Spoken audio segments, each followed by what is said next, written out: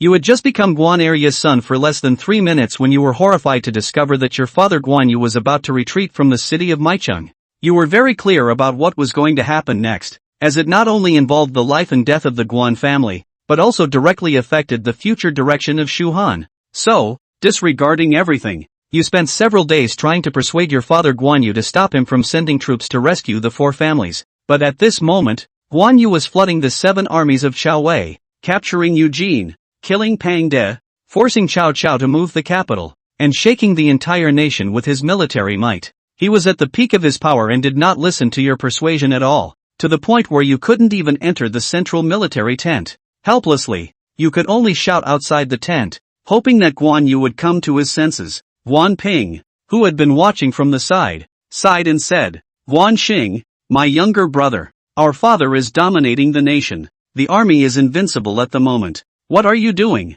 You shook your head with a bitter smile. After all, according to the current logic, everyone believed that Guan Yu could easily defeat Su Huang. According to historical records, Guan Yu went to rescue the 4 families. Su Huang sent troops to make Guan Yu retreat, and due to the lack of distance, Guan Yu entered the encirclement of the tenfold deer horn formation. As a result, the encirclement of Fancheng was broken. Guan Yu withdrew and tried to retreat to Shenyang, but the route was blocked, leading to being caught in a pincer attack and ultimately retreating from Maicheng, where Guan Yu and Guan Ping were killed. After a moment of thought, Yu said, Big brother, as the main general, father cannot personally go out, let alone Su Huang's attack on the 4 families is deceitful. Big brother, think about it, why did Su Huang openly threaten to attack Wei too, but secretly attack the 4 families, and even let our army know? Guan Ping is gentle and reasonable. With a slight frown, he said softly, Brother, you have a point, but military orders are like a mountain. We must obey them. You saw Guan Ping's eyes light up with some interest. Since you couldn't persuade Guan Yu, then solve the crisis together with your big brother. If you launch a surprise attack on Su Huang today, destroy the trap to delay Su Huang. As long as you can hold out until Guan Yu leads the troops to defeat the Chao army in one fell swoop, you might be able to take down Fancheng and march north directly. Thinking of this, you grabbed Guan Ping's big hand excitedly and said, Big brother, do you want to defeat Su Huang and take down Fancheng? Of course I do.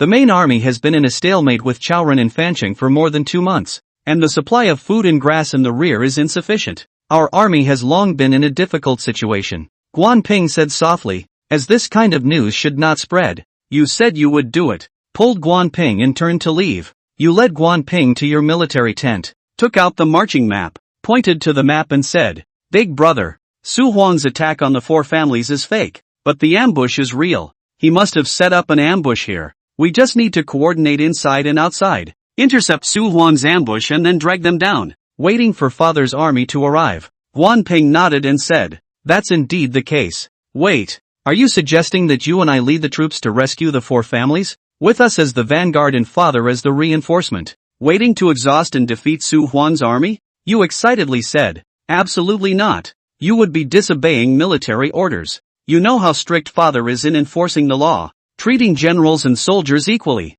Guan Ping quickly shook his head. After thinking for a moment, you continued, Big brother, if father leads the troops and falls into Su Huang's ambush without any room for maneuver, once the army retreats, it will lead to a complete defeat. At that time, the entire army will be finished. So what? We can just retreat to Jingzhou, Guan Ping said indifferently. You felt helpless, knowing that Guan Ping wouldn't believe you without some revelation. Then you earnestly said, Before setting out, I noticed unusual activities in Jiangdong, with more merchant ships. If Jiangdong soldiers mix in with the merchants and cross the river to attack Jiangling, the garrison at Jiangling is too small and easily breached. Once Jiangdong attacks Jiangling, we will be surrounded and have nowhere to escape. Guan Ping looked surprised and shook his head. Impossible. Jiangdong is our ally now. They wouldn't attack Jiangling. You felt anxious and a bit frustrated. Big brother, you forgot one fact. We seized Jingzhou back then, and now father's power is dominant.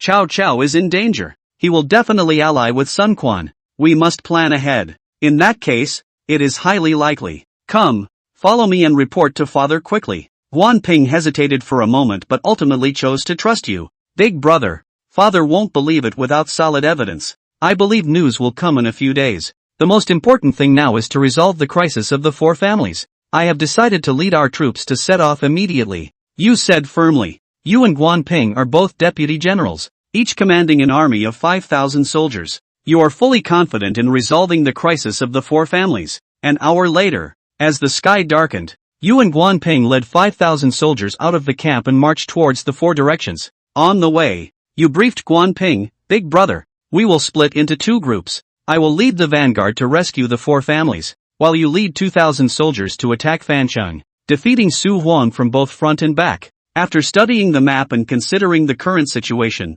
you suddenly realized the reason why Guan Yu was defeated by Su Huang in the past. If your speculation is correct, Su Huang must have captured Fancheng by now and is heading towards the four families. Guan Yu will rescue the families, while Chaoren will attack from both front and back. It will be difficult for Guan Yu to win. Second brother, it's not advisable. Su Huang is a renowned general of Chao Wei. You are not his match. I will lead the vanguard. You attack Fancheng. Guan Ping quickly intervened. You knew that you were not a match for Su Huang, but that was exactly what you wanted. Patting Guan Ping on the shoulder, you said, "It's precisely because I'm not his match that I can deceive Su Huang. As long as father is not with you, Su Huang won't use his full strength, and Chaoren won't send out his troops." After laughing twice, you shouted and spurred your horse to charge out. Guan Ping, who was not good at words, couldn't respond and hurriedly followed you as you ran out. When the army was less than 5 miles away from the four families, Guan Ping led half of the troops to detour straight to Fancheng,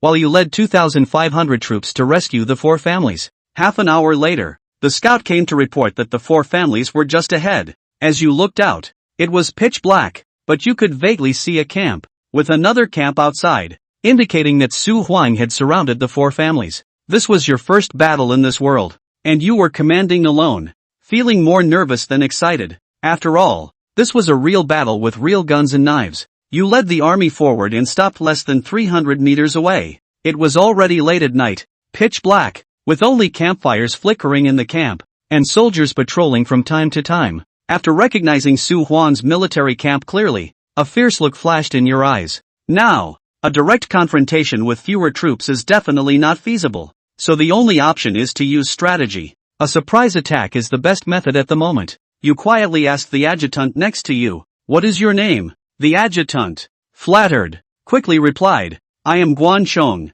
a family general of the Guan family army." You smiled and said, "Guan Chong, arrange for archers to deliver the message to the four families. Launch the attack in a quarter of an hour. In addition, led 1,500 archers to the high ground on the side, while I lead the remaining troops for a night raid. Once Su Huang's army chases after us, release the arrows immediately." At this moment, you are not sure if the four families have been occupied by Su Huang, so you need to make preparations on both sides to leave yourself a way out. Guan Chong quietly agreed and went to make arrangements. You looked ahead with determination, checked the time, and as the quarter of an hour quickly passed, you shouted, "Charge!" Leading 1,500 troops, you charged towards Su Huang's military camp. In the blink of an eye, you rushed into the enemy camp, slashing and killing. The enemy camp was instantly thrown into chaos, with soldiers who had not yet put on their armor running out of the tents in all directions. Your goal is to gain the upper hand in momentum. Soon, 1,000 infantrymen caught up,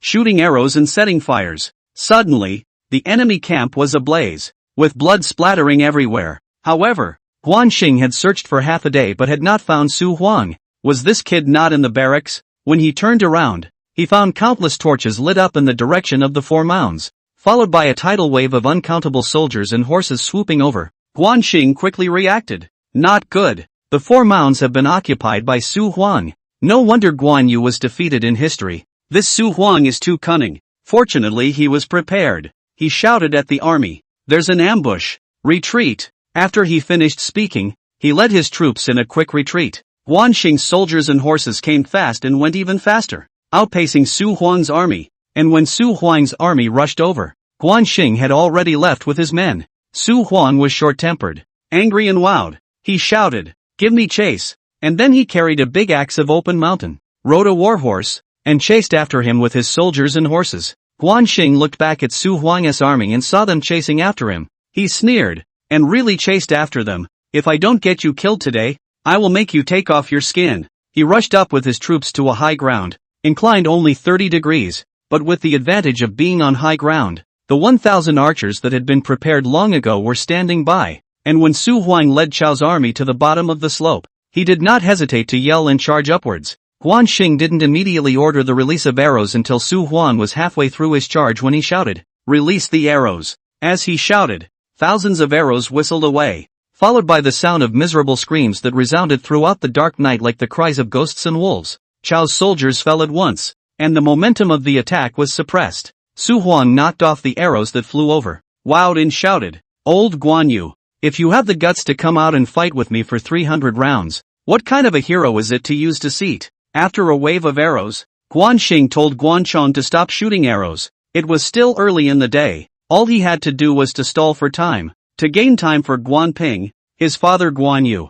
Looking down the slope through the darkness of the night, I saw a red-haired, armor-clad general with a mountain-opening axe in his hand, a man so mighty that the average person would shiver a few times at the sight of him, a famous general of Chao Wei, Su Huang. When he first saw this man, Xing marveled at him, worthy of being one of Cao Cao's 5 good generals. But right now is not the time to praise. 2 armies against each other cannot allow a little negligence. He cleared his throat, shouted, "The opposite of the thieves will be Su Huang. Thanks to you are still Cao Cao's 5 sons of good generals. Actually engage in a sneak attack. The most shameless should be you. Kid, cut the crap. Quickly call Guan Yu to come out and fight with me for 300 rounds." Su Huang shouted. The purpose of his trip was to defeat Guan Yu. As long as he defeated Guan Yu, the siege of Fancheng would naturally be lifted. Xing laughed a few times. He said loudly, "I am sufficient to clean up your Su Huang, if you have the guts to charge up." After he finished, he rushed at Guan and whispered,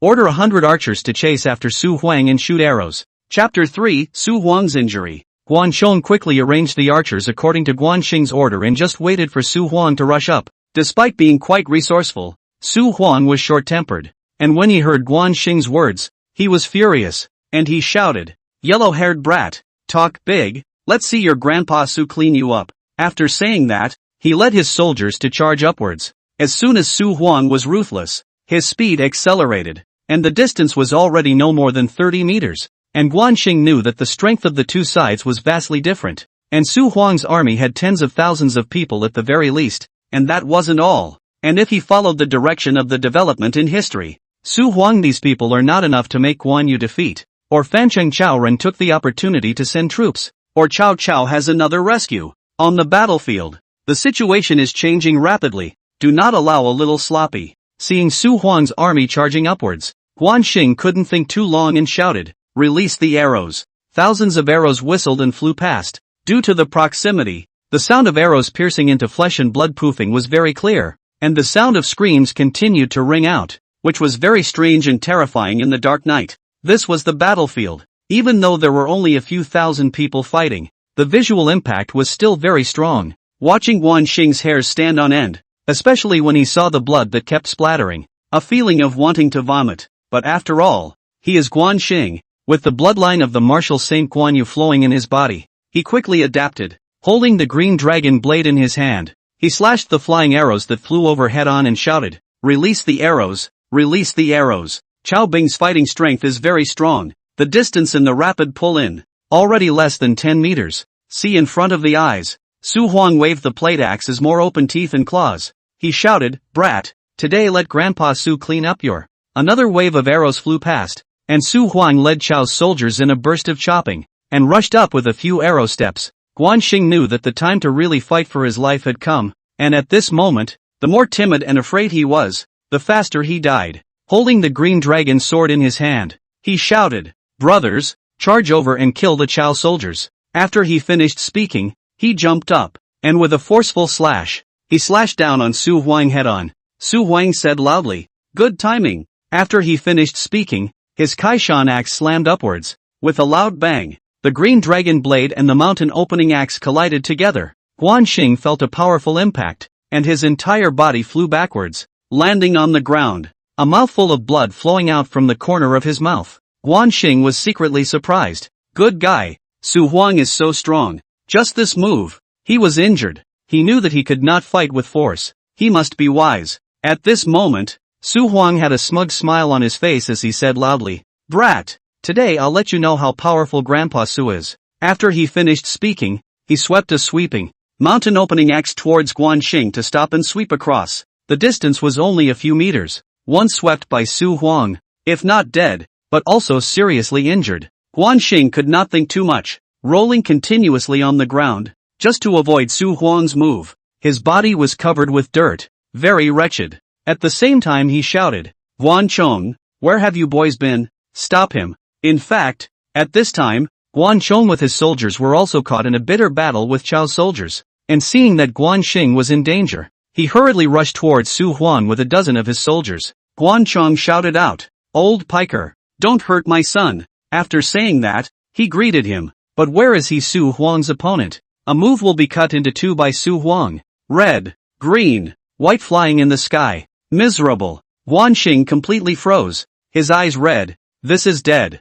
Just now was good. The other dozen or so soldiers surrounded Su Huang in a deadly battle. But where is his opponent? Su Huang autumn wind sweeps down the leaves, general hacking. Eyes are about to put down all. Guan Xing was really in a hurry. He couldn't hesitate in time. He took his bow and shot arrows, whooshing continuous arrows that flew towards Su Huang. The sound of poof poof poof arrows drilling into the flesh rang out. Su Huang was hit by 3 arrows in a row, and even though they were not vital, they were painful and affected his fighting ability. Su Huang shouted strangely in a row, shouting, "Kid doesn't talk about martial virtues, let's see me clean you up." After saying that, he swung his mountain opening axe to charge over. Guan Xing did not give him a chance to catch his breath, waving his green dragon sword and rushed over, performing the Guan family blade technique. One blade is as fast as the other. Continuous. At this moment, Su Huang's combat strength is greatly reduced. The combat strength is this and that, and Guan Xing is in the heat of the moment. Su Huang actually only had the ability to fight.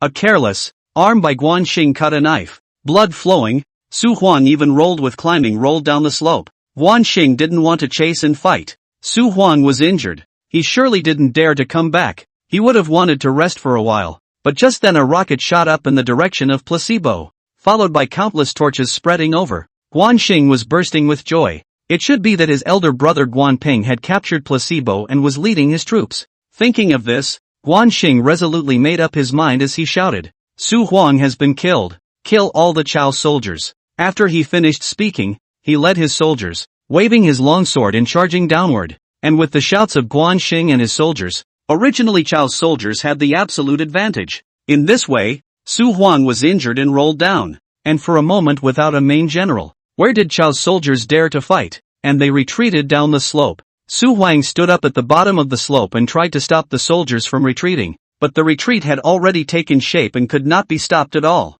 And at that moment the scouts ran over and shouted, "General, it's bad. Placebo has been taken by Guan Ping. He's leading a large army. We're surrounded." Su Huang was astonished for a moment. He couldn't think about it and shouted, "Quick! Retreat! Retreat!" After saying that, he mounted his warhorse and turned his head to run wildly. Chao's soldiers retreated. Guan Xing chased after them with his soldiers. Guan Ping's army behind Chao's soldiers killed them and attacked them from the front and back. And Su Huang was killed and defeated, losing his soldiers and generals. Guan Xing recaptured the 4 mounds and rejoined Guan Ping, who was supposed to pursue Su Huang and defeat him completely. But after chasing for a few miles, suddenly Su Huang turned his horse around and set up a position. Guan Xing hastily strangled his warhorse and looked at Su Huang. He frowned slightly and said loudly, "Why doesn't the old pimp run away? Is this wanting to surrender? Get off your horse and cut out 10 times. I can think about it." Although he said so on his mouth, but in his heart, he did not think so. Originally Su Huang lost his troops. How did he suddenly come back? There is a problem here. Su Huang was hit by several arrow wounds and was also cut by Guan Xing. He was furious and must avenge this. He glared at Guan Xing and said, "Kid, today you're dead." Just as he finished his words, 2 generals arrived with 2 lines of troops and stood shoulder to shoulder with Su Huang. And one of the generals came up to Su Huang and whispered in front of him. Guan Xing looked at them and suddenly realized that this is help coming. Not to mention that historically Cao really sent help to Su Huang, but he still felt that something was not right. Looking at these 2 people as simply no name, cannot play a role. So how exactly did Guan Yu lose in history? This made Guan Xing wonder. He had to be cautious. Thinking of this, he whispered to Guan Ping, "Big brother, Su Huang's injuries are not enough to worry about. You are in charge of the rear army." He is worried that Su Huang still has a conspiracy. At this moment they only have less than 5,000 people. If Su Huang makes a fraud to come to a counter-envelopment, then it will be dead. Sure enough, His fears happened. Guan Ping went and returned, rushed to Guan Xing and said anxiously, "Second brother. It's not good."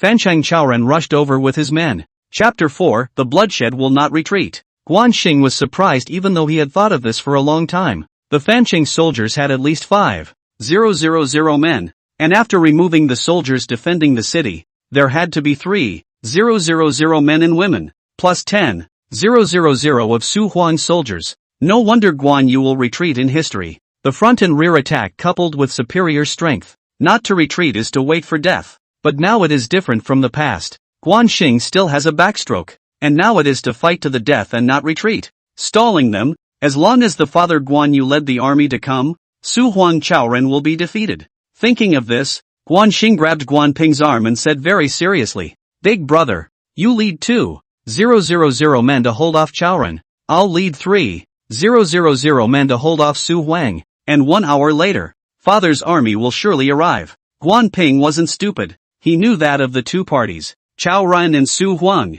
it was definitely Su Huang who was very difficult to deal with. He shook his head and said, "Second brother, leave Su Huang to me. Big brother, don't worry. Su Huang is seriously injured and is not enough to worry about. If this credit is not left to me, and father rushes over, I will be unable to escape my guilt." Guan Xing said with a light laugh, "You brat, forget it, I can't talk to you. Be safe." Guan Ping shook his head and said. Guan Xing nodded, and seeing Guan Ping about to leave, he suddenly remembered something and quickly said, "Remember, fighting generals, don't mix it up, and arrange archers within the 4 mounds, as a backstop." He knew that Chaoren had many soldiers and horses, but in terms of kung fu, Guan Ping was on par with Chaoren, or even stronger than him, and only a fighting general could delay the process. But of course, it also depended on whether Chaoren was willing or not. He watched Guan Ping leave and whispered to Zhao Tong, the lieutenant beside him, "Set up a formation and arrange for 1,000 archers on the left and right sides."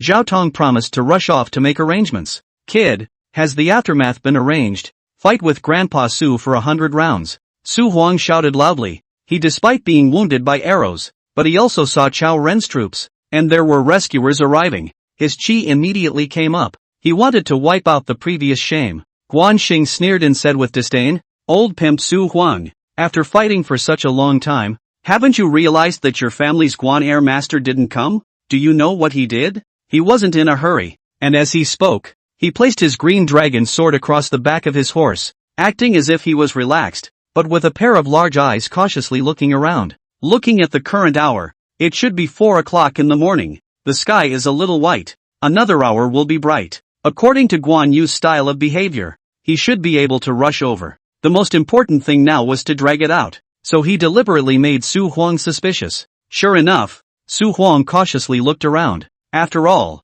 Guan Yu's reputation is there. The force value is unrivaled. Even if Su Huang is not injured, he cannot beat Guan Yu. How can he not be careful? But Su Huang was a veteran general after all. He stabilized his mind, pointed his open axe at Guan Xing, and said loudly, "Kid, don't bluff. A single charge from my army will disperse you." Guan Xing's face showed calmness. He looked back at the direction of the 4 mounds. At the moment that side has been shouting and killing the sky, it is obvious that they have fought together. There are 4 mounds of garrison defense in. Guan Ping will not be fine for a while. Now it's up to Guan Xing how to stall on. He coughed lightly and said, "Old piker, the 2 people around you, they are your rescuers, right? Look at their cowardly appearance. They look like trash. Even I can't catch a knife. How could Chao Wei Hidden send them to save you? Isn't it a way to send them to their deaths?" Pissed off, "Old Su, who is this kid? Watch me chop him up." Chao Wei General Su Shang shouted. When had he ever been so belittled?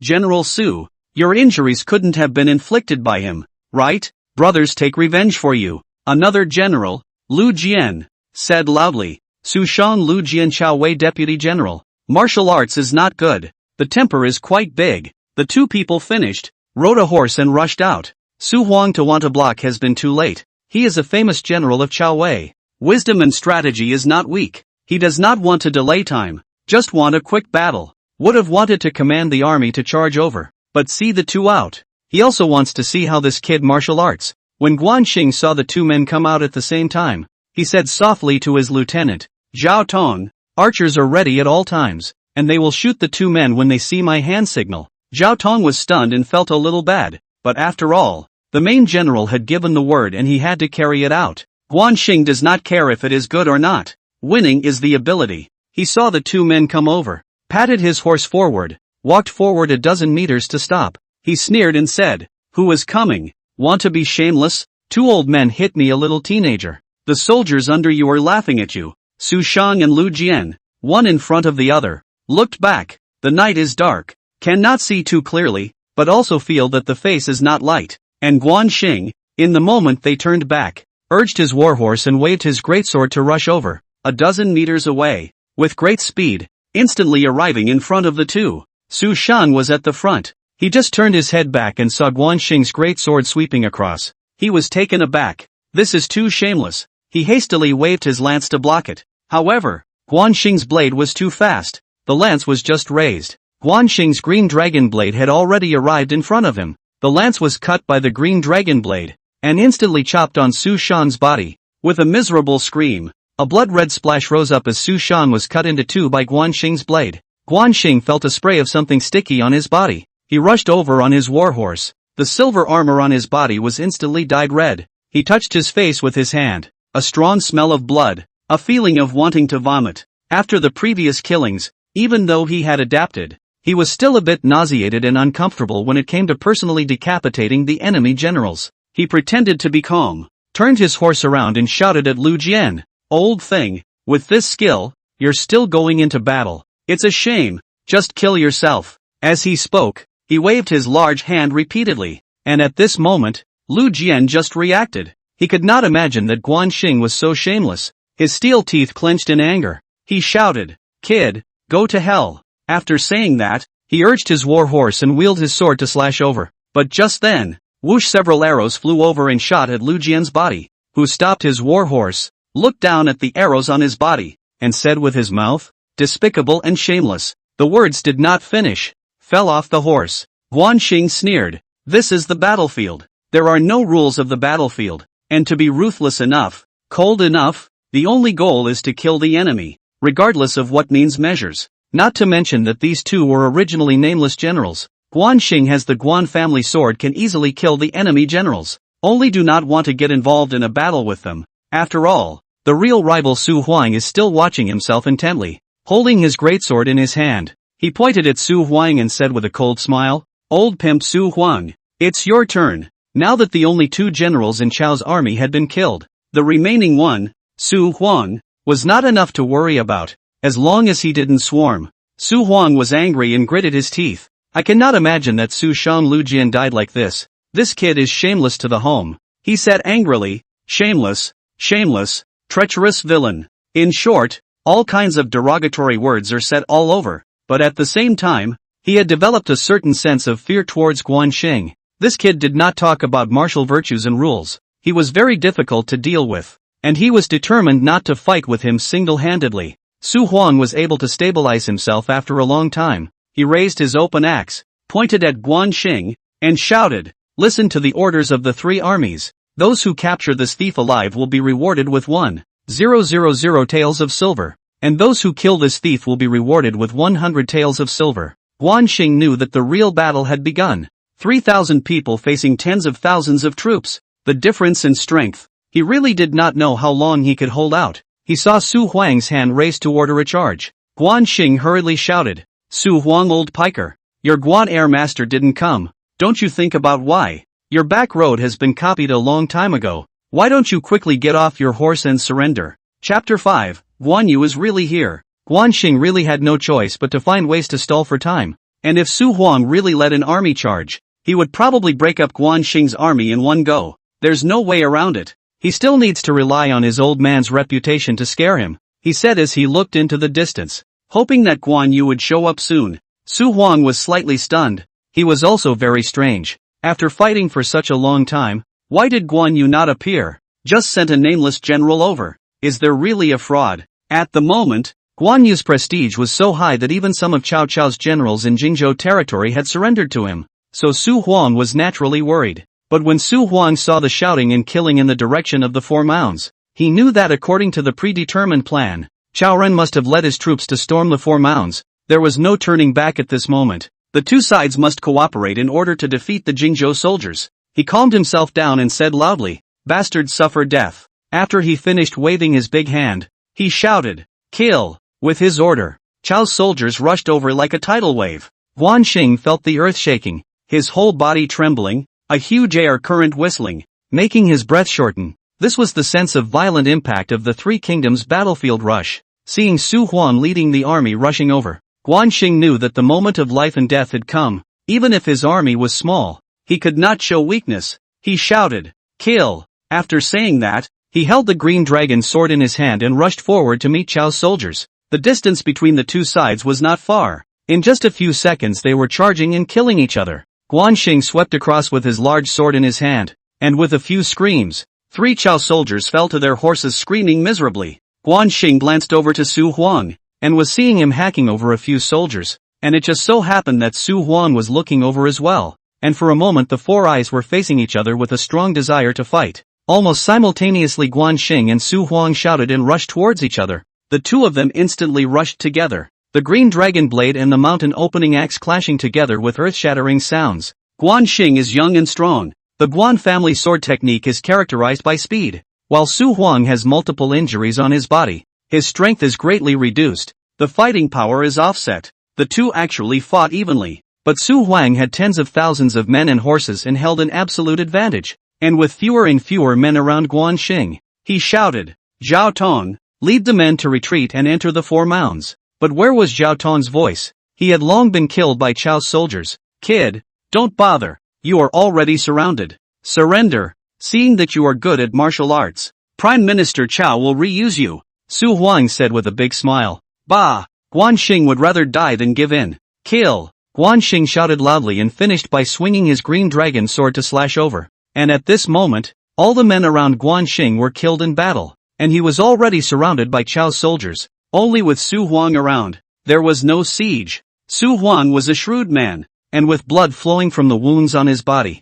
even an Iron Man couldn't support him. He was exhausted. He saw that the big picture had been decided. He hurriedly backed up a few meters and said loudly, "Kill him." After saying that, he pointed at Guan Xing with his large mountain opening axe. Guan Xing then realized the seriousness of the matter. He looked back and couldn't help but curse. All around are Chao soldiers, 3 layers inside and 3 layers outside. Even if they were gods, they couldn't kill them. Even the warhorses felt the oppression and let out a mournful cry as they backed up. Is it so dead? Just came to this world only a few days ago. Has not yet enjoyed the 3 wives and 4 concubines of this world. Has not yet grabbed the land, sealed the king and worshipped the king. So he is really not willing to die. Is it possible to come to this world, just to save Guan Yu's life? A thought of cheap father Guan Yu. Guan Xing cannot help but sigh. This day is bright. How to not come? This speed is also too slow. As a member of the Guan family, with unyielding blood flowing in his bones, he held the green dragon sword in his hand, looked around, and shouted, "Su Huang, you coward, have the guts to fight with Little Master for 300 rounds. Just as he was talking, he looked up in the distance and suddenly saw that on the high ground in the distance, a man was riding a white warhorse and standing on it, with a jujube-red face, a flowery white beard, and a black-faced man beside him carrying a green dragon crescent sword. Guan Xing thought it was a hallucination. He rubbed his eyes with his hands. It was really his father Guan Yu coming. Since he came, what are you waiting for? Do you want to see how you die? Su Huang sneered and said, "Guan Xing, Guan Yu won't be coming. Since you want to die, I'll fulfill you." He already knew that this kid's name was Guan Xing from the exchange of insults just now, and he should be the son of Guan Yu. "Wait, Su Huang old thief, you die to the end, but also hard mouth, you see who is over there," Guan Xing said loudly. Life and death critical time. He cannot care so much. Since Guan Yu does not kill over, then let Su Huang know. With a disdainful look on his face, Su Huang shook his head and said, "Kid," making a pretense, but when he looked over in the direction Guan Xing was pointing, he was completely stunned. About 500 meters away, on a high ground, Guan Yu stood tall and imposing, with his soldiers and generals gathered behind him, looking intently at the place. He was so scared that he almost didn't fall off his horse, stabilized himself, and muttered to himself, "It's coming, it's really coming." Soon he thought of something and hurriedly shouted, "Retreat, retreat." Just as he finished his words, the soldiers behind him ran over and said loudly, "Report General, Guan Yu's soldiers and horses have appeared behind us. We are surrounded. Su Huang's worst fear finally happened. The moment he saw Guan Yu, he knew that the tide had turned. He lost all will to fight and shouted, "What are you still waiting for? Withdraw! Hurry up and withdraw!" Of course Guan Xing wouldn't let Su Huang run away. Now was the time to beat up on a fallen dog. He held the green dragon sword in his hand and rushed over to Su Huang. While rushing, he shouted, "Old pimp Su Huang, suffer death." At this moment, Guan Yu's army has only taken the position of encircling, and has not launched an attack, with the obvious intention of forcing Su Huang to surrender. Guan Xing didn't care about this. He had already rushed in front of Su Huang, and a force split Huashan chopped over, and with a dangang sound, it collided with Su Huang's open mountain great axe. At the moment of collision together, Guan Xing's green dragon blade quickly flipped and swept across. Su Huang was in a panic at the moment. He couldn't hold it. His shoulder was swept by the green dragon blade, and he was instantly bleeding, and almost fell off his horse. Guan Xing saw the opportunity, jumped forward and kicked over. With a scream, Su Huang was kicked off his horse. Guan Xing landed on his horse, stabilized his body, and saw several Chao soldiers go to rescue Su Huang, urged his horse to rush over, and his hand raised his sword. A few Chao soldiers were dispersed, so they didn't care about Su Huang's death, and went to run for their own lives. Su Huang was rolling and crawling on the ground in a very sorry state, and Guan Xing's eyes flashed with a fierce color as he shouted, "Go to hell!" Holding the green dragon sword in his hand, he slashed at Su Huang. If there was no problem, this was the first famous general he had come to the Three Kingdoms to behead, which made him extremely excited, and as he watched the great sword fall, Su Huang was so scared that he closed his eyes and waited for death. But right at this moment, a white shadow came whistling. A dozen Chao soldiers were knocked out, and then with a dangang sound, the green dragon sword was held up, and then a low voice said, "Leave him alive for now." Chapter 6. Guan Xing was stunned and looked up to see that it was his father, Guan Yu, who said with a surprised face, "Father, this man is Su Huang, a famous general of Chao Wei, and will never surrender to us, so we might as well kill him. In fact, he has a small mind." Killed Chao Wei famous general Su Huang. That is a very shocking thing. Definitely will shake the whole three countries. In addition to not think of other. Guan Yu rushed behind him and waved his hand. A few soldiers came forward and tied Su Huang to press him down. Guan Yu found out yesterday that Guan Xing Guan Ping had left with his soldiers and horses, and despite the seriousness on the surface, the heart of protecting the calf and his bones was stronger than anyone else. He was with a military camp of more than 10,000 people, poured out, against Su Huang's routed division. A piece of cake, just a charge. Chao soldiers dead, wounded, surrendered. Just now saw Guan Xing want to kill Su Huang, hastened to block. This Su Huang is also considered a famous general, so it is too much of a shame to die like this, and he had some regrets before because he killed Pound. He glared at Guan Xing and said coldly, "Military orders are like mountains. Where is your big brother?" He looked around and realized that there was no Guan Ping, so he asked with some concern. Guan Xing then remembered that Guan Ping should be fighting with Chaoren, life and death unknown. He was very worried and said, "Father, Chaoren led his troops to attack the 4 mounds, inside and outside, front and back. We divided our troops into 2, split up to block Chao's soldiers. Luckily you came in time, otherwise we would have been completely wiped out. At this moment, Big Brother must be in a big battle with Chaoren." Guan Xing continued after a pause, "Get out of the way. Watch me decapitate the old thief Chaoren," Guan Yu said loudly, finishing with his handheld green dragon crescent moon blade, shouting and charging out on his warhorse. Guan Xing cannot help but admire. Do not say. At this time the old man Guan Yu, really quite handsome, danfang eyes, crouching eyebrows, long beard flying, gold helmet and silver armor, coupled with the red rabbit horse, still as if it is moving like a rabbit, just like a gust of wind rushed past, simply handsome. There is such a forceful old man. How Guan Xing is not happy, but soon he thought, Guan Yu out of the horse, to wait for labor, Chaoren will be defeated, but killed Chaoren. Fancheng how to do, as usual, cannot be broken. No, Chaoren cannot die now, to die, but also wait to take Fancheng. Thinking of this, Guan Xing rode his warhorse and chased after him, and soon arrived at the 4 mounds, where Guan Yu was fighting with Chaoren, and Guan Ping was skimming the battlefield on one side, and the army had already formed a 3-sided encirclement of Chaoren's soldiers and horses. As long as Guan Yu decapitates Chaoren, and the army charges for a while, Chao's soldiers will surely be routed. At this moment, Guan Ping was already carrying wounds on his body. It was obvious that he had just had a very bad fight. Guan Xing was very concerned and said, "Big brother, are you alright? Second brother, if you guys don't come, I'll really be finished. This Chao Ren is really powerful," Guan Ping said with a sigh. Guan Xing patted Guan Ping and said, "It's good that you're fine. Chao Ren won't be able to run away," he said while staring at Guan Yu's battle with Chao Ren. Guan Yu, despite being in his 60s, is a strong martial artist, with a powerful sword.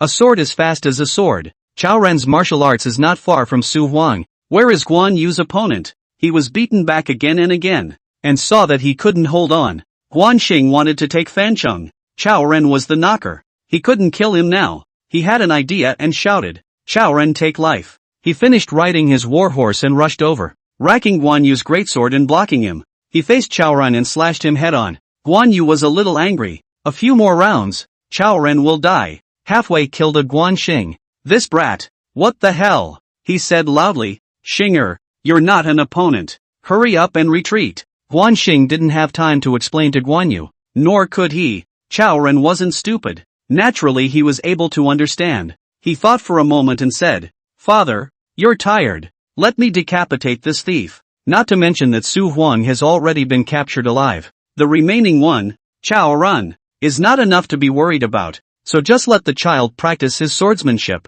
After he finished, a burst of Guan family blade technique frantically outputted, beating Chao Ren back. Chao Ren is not really retreating, even if he is weak in martial arts. It is more than enough to deal with Guan Xing, but he can't fight any longer. The soldiers and horses, the generals don't have the advantage. Not to mention that Guan Xing's words just now make him even more worried. Su Huang being captured alive means that Cao Cao's rescuers are all finished. So what the hell? He fights and retreats, preparing how to escape. Guan Xing wants this effect. Played a dozen rounds. The speed slowed down a bit, to give Chao Ren the opportunity to escape, and he has long been arranged. The generals under his command, ready to chase Chao Ren army. As long as the dead bite Chao Ren, Guan Xing can charge into Fancheng. By then, Fancheng is bound to break through. Breaking through Fancheng, occupying Xiangyang, and owning a county. Even if Jiangdong Sun Quan takes Jiangling public security, and takes the whole Jingzhou, and breaks the back road. So what? This is where Guan Xing is really considering. Suddenly Chao Ren shouted, rushed at Guan Xing and slashed several times in succession, and violently turned his horse's head towards Fancheng and rushed over. With Chao Ren's retreat, the Chao soldiers instantly routed and turned to run. Guan Xing sneered and said loudly, "Just in time, kill." After he finished speaking, he carried the green dragon sword in his hand and rode his warhorse after him. Only a few meters away from Chao Ren, Guan Yu and Guan Ping were watching the battle from the back, and were startled by the suddenness of the situation. Guan Yu quickly shouted, "Don't chase after the poor enemy." He was worried about Guan Xing. Once he went after them and got ambushed, there would be no return. Guan Ping was also anxious and clasped his fists and said, "My son would like to lead the troops and support second brother. Go quickly," Guan Yu said decisively without thinking. And at this moment, Guan Xing is tightly biting Chao Ren, and the front and back is only a few meters away, and he is looking at the bottom of Fancheng city, and at this moment, the drawbridge has been lowered. Chao Ren didn't make any stops and rushed straight into the city gates with his routed soldiers, and the soldiers at the entrance shouted, "Raise the drawbridge and close the gates." Guan Xing took the lead, rushed at the front to cross the drawbridge and rushed into the city gate. His green dragon sword swept across. The Chao soldiers who closed the gate were cut down. Then more than 200 cavalrymen followed. At this time, the drawbridge was raised, and those who didn't rush over, whether they were Chao's soldiers or Jingzhou's soldiers, were all blocked from the outside. Guan Ping rushed under the drawbridge and was greeted by the bows and arrows from the Chao soldiers' citadel, so he hurriedly led his soldiers backward and out of the range of the Chao soldiers' bows and arrows. He pounded his chest and shouted, "Second brother, you are too reckless." Guan Xing only had over 200 cavalry to charge in, so how was he a match for Chao Ren? At this moment, Guan Yu rushed over with his troops, looked at the raised drawbridge, looked at the fierce battle at the entrance of Fancheng, and, with a burst of heartache, shouted, "Pass the order to the three armies to attack the city." With his shout, the army began to attack the city from all sides. At this moment, Guan Xing led 200 cavalry to rush into Fancheng, and went straight to Chao Ren. He knew that at this moment, as long as he killed Chao Ren, Chao's army will be defeated, and Fancheng will definitely be broken. Suddenly Chao Ren turned his horse around, holding his greatsword in his hand, glaring at Guan Xing, laughing twice and saying, "Guan Xing, today you will not be able to escape with your wings." With his words, a large number of Chao soldiers appeared around him, quickly surrounding Guan Xing and his 200 cavalry. Chapter 7, Killing Chaoren. Guan Xing frowned slightly as he saw a large number of Chao soldiers appear, a sea of people, completely encircling the area. He looked back at his own soldiers and realized that the situation was serious. Only 200 cavalry rushed in with Guan Xing, and despite capturing the gates of Fancheng, the drawbridge had already been raised, and the Jingzhou soldiers still couldn't rush in. It could be said that Guan Xing only had 200 cavalry now, and it was a very bad situation to face the entire Chao army in Fancheng, but he had to stabilize. He laughed twice, pretending to be calm and said, "Chaoren, old thief, you have lost the momentum. The attack on Fancheng is sooner or later. Why look for death? My father Guan Yu led the army has already begun to attack the city." Chaoren followed with two loud laughs and said, "Kid, how dare you talk tough when you are dying? I will kill you before the city breaks down." Guan Xing secretly had a headache. He was too risky. Chaoren was fully capable of killing himself. The idea was good, but when it was actually practiced,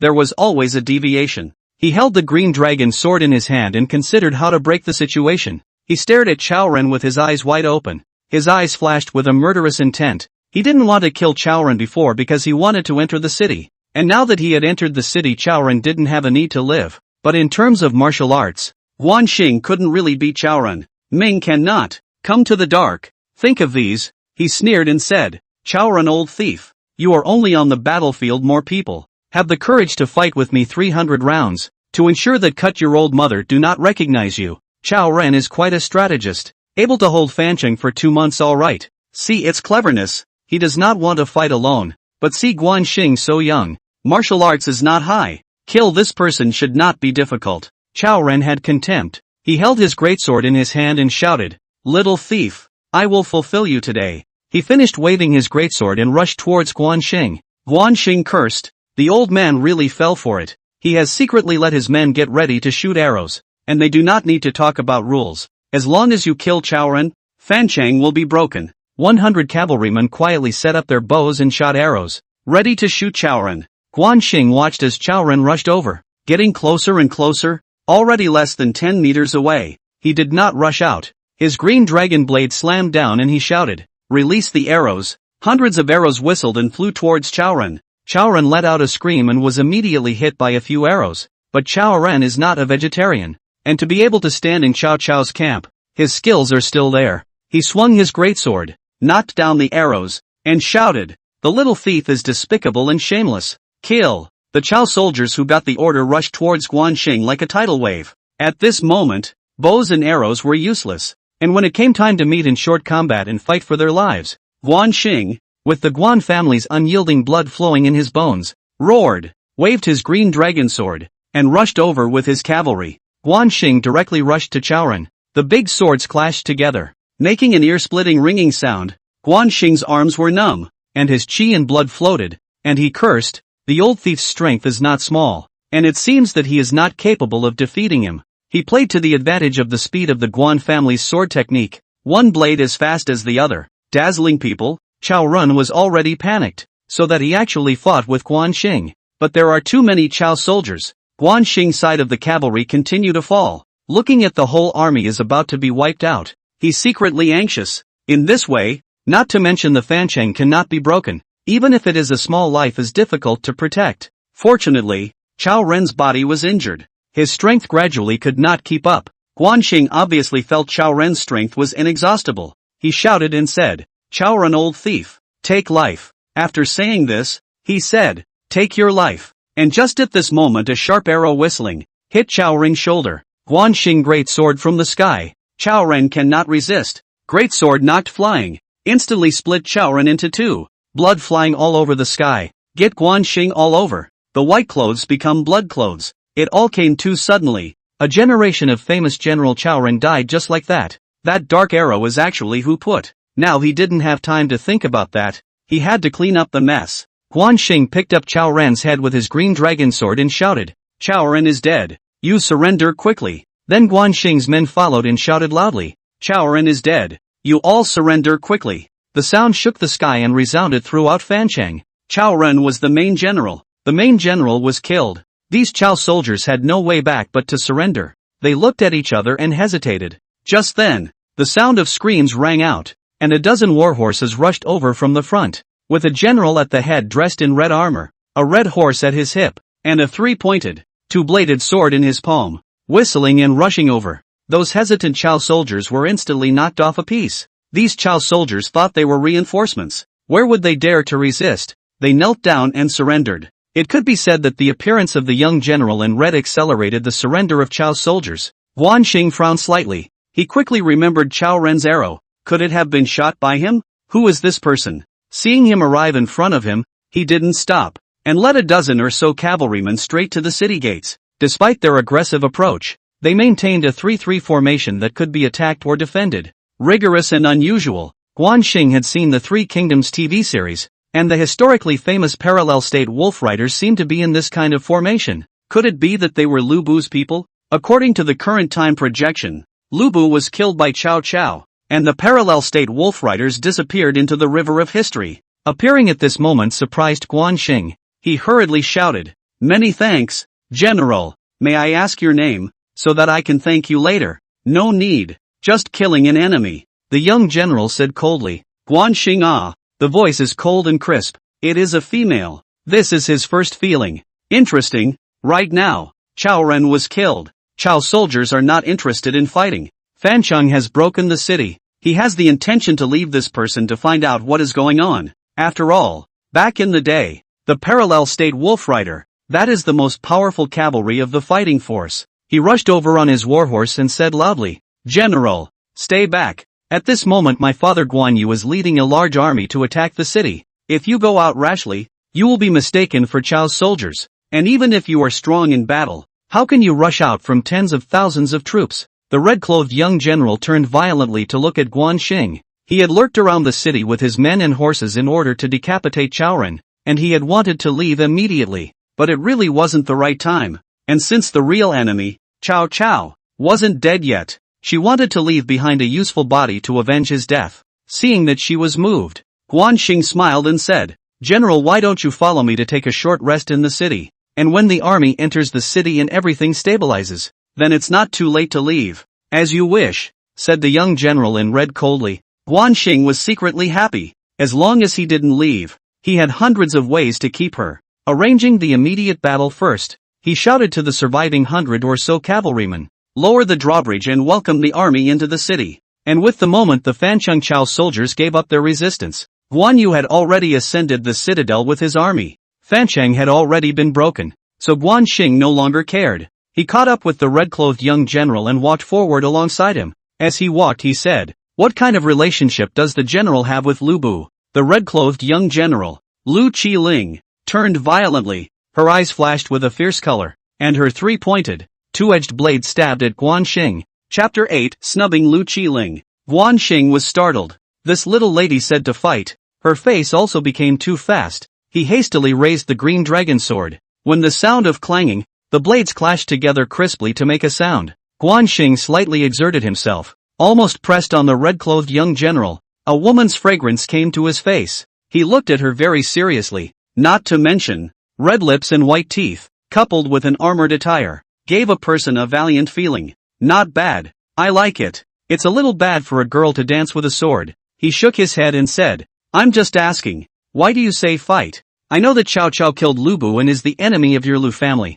but Cao Cao is also our enemy. We have a common enemy. We should be united." The red-clothed young general glared at Guanxing. She was a quick-witted person with little heart. She was only afraid that he was one of Cao Cao's men, and now it seemed that she was overly concerned. She drew back her blades and said coldly, "I am the daughter of Lu Bu, Lu Qiling." She finished removing her helmet, revealing her long, black and beautiful hair. Although Guanxing had once thought that she was related to Lu Bu, he couldn't imagine that it was actually Lu Qiling. History records that after Lu Bu was killed in Xuzhou, Lu Qiling should have been captured by Cao Cao, and he couldn't have imagined that he would meet here. Could it be the butterfly effect caused by crossing over? "General, I hope you're going to keep my identity a secret. Otherwise I don't mind killing you," Lu Qiling said coldly as she put her helmet back on. "Keep it secret. Keep it secret. Keep it secret for sure. Let's go." First go to the Fancheng prefectural office and have a good rest. Guan Xing reacted and said in a hurry. Historically, Qiling was also known as a great beauty, but she grew up dancing with swords and guns, and her persona was not very pleasing to the eye. Guan Xing does not care. Think about the previous life. Has been a single dog, not even a girlfriend. It is not easy to come to the Three Kingdoms, and is still the second son of Guan Wu Shang. Must use this identity, the delicate wives and beautiful concubines it cannot let go.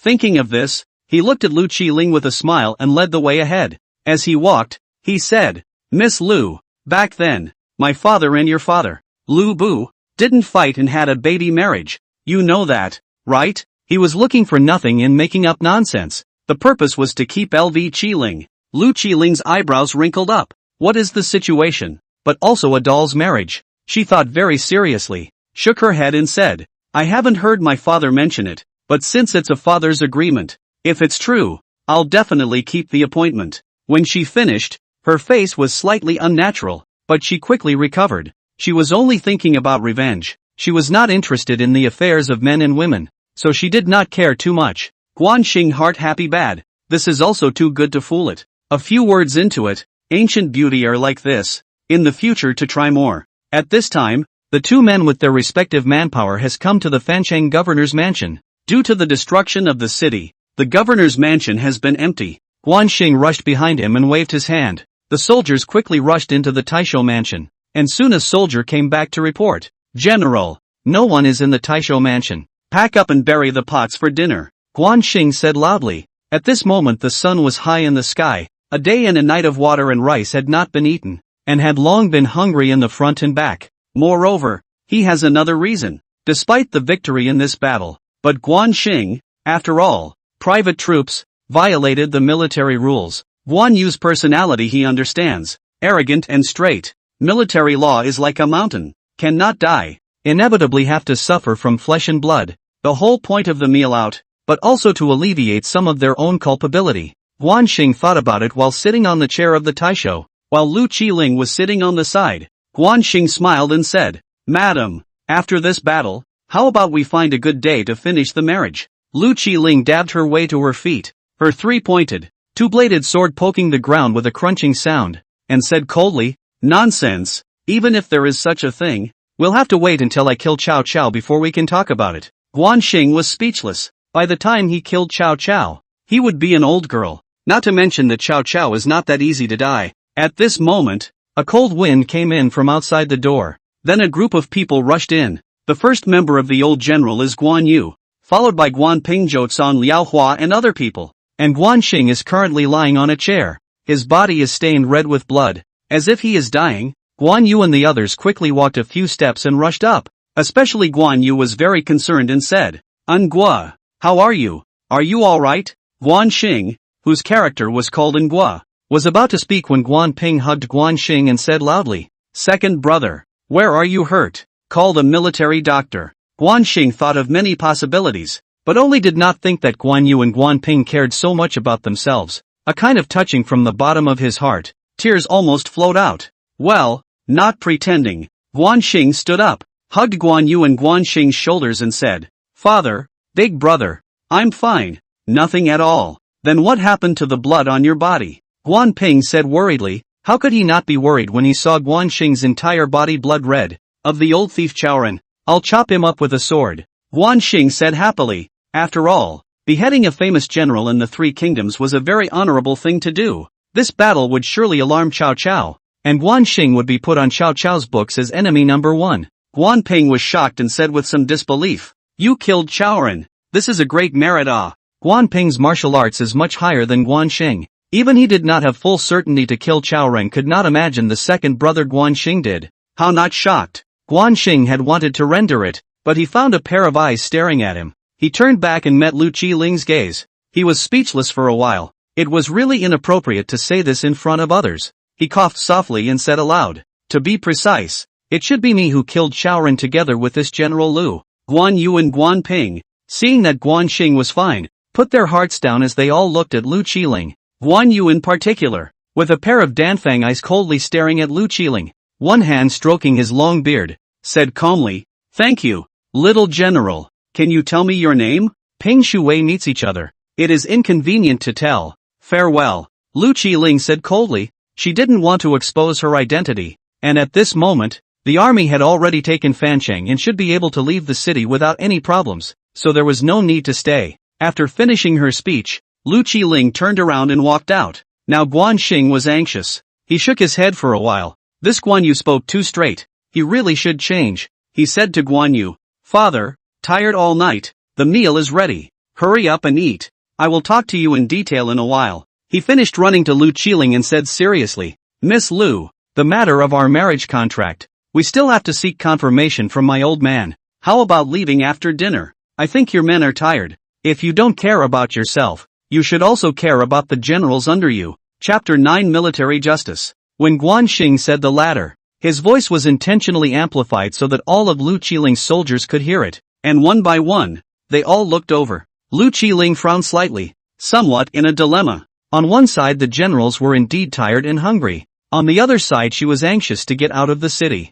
Guan Xing struck the iron while it was hot and continued. "To be a man, you must be honest. Otherwise how can you recruit and how can you take revenge?" After saying that, he smiled at Lu Qiling. Lu Qiling is straightforward. Think about it, so just stay for the time being. She nodded and said, "Then stay for now, but not for long. I want to leave the city before dark. Who doesn't like beautiful women?" Guan Xing is not exempt, not to mention that Lu Qiling masters the training methods of the parallel state wolf riders, which is what he wants the most. Guan Xing smiled and said, "Miss Lu, please take your seat." He finished pointing at the short table. She turned around and returned to her seat. Guan Xing, on the other hand, returned to his father, Guan Yu, and looking at the puzzled Guan Yu, he said softly, "Father, she is Lu Qiling, daughter of Lu Bu." Guan Yu was surprised for a moment and couldn't help but say, "This is true. Seriously, in order to keep her, please father and I put on a show." Guan Xing said with a mysterious face.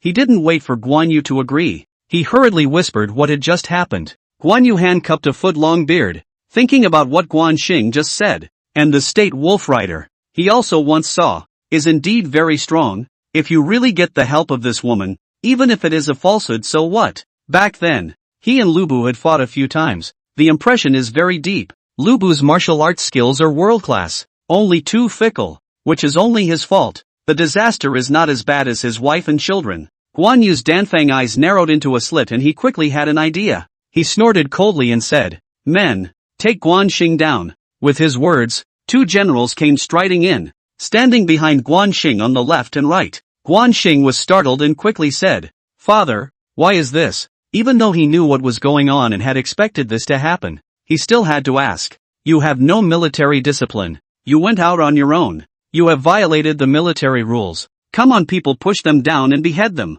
Guan Yu stroked his long beard with his hand and said coldly. The two generals froze, not knowing what to do. Guan Xing was the second son. Guan Xing didn't want to die just like that, regardless of whether Guan Yu was acting or for real. He hurriedly said, "Father, have you thought about how to solve the crisis if you personally lead the army and encounter a two-sided attack by Su Huang and Chao Ren, as well as Cao Cao's reinforcements? The end should be to retreat. And once the retreat, Su Huang Chao Ren's army chased into the encirclement. The 10 heavy antler encirclement was destroyed. The siege of Fancheng will be broken. My army will be a disastrous defeat, and the results of a year of war will be ruined." Guan Xing continued. He had been holding it in for a long time and had long wanted to say it, and he believed that news should come from the direction of Jingzhou soon, and by then Guan Yu was probably more upset than anyone else. "Father, second brother disregarded life and death and single-handedly killed his way into Fancheng and decapitated Chao Ren. His merit outweighs his faults. Please father spare second brother."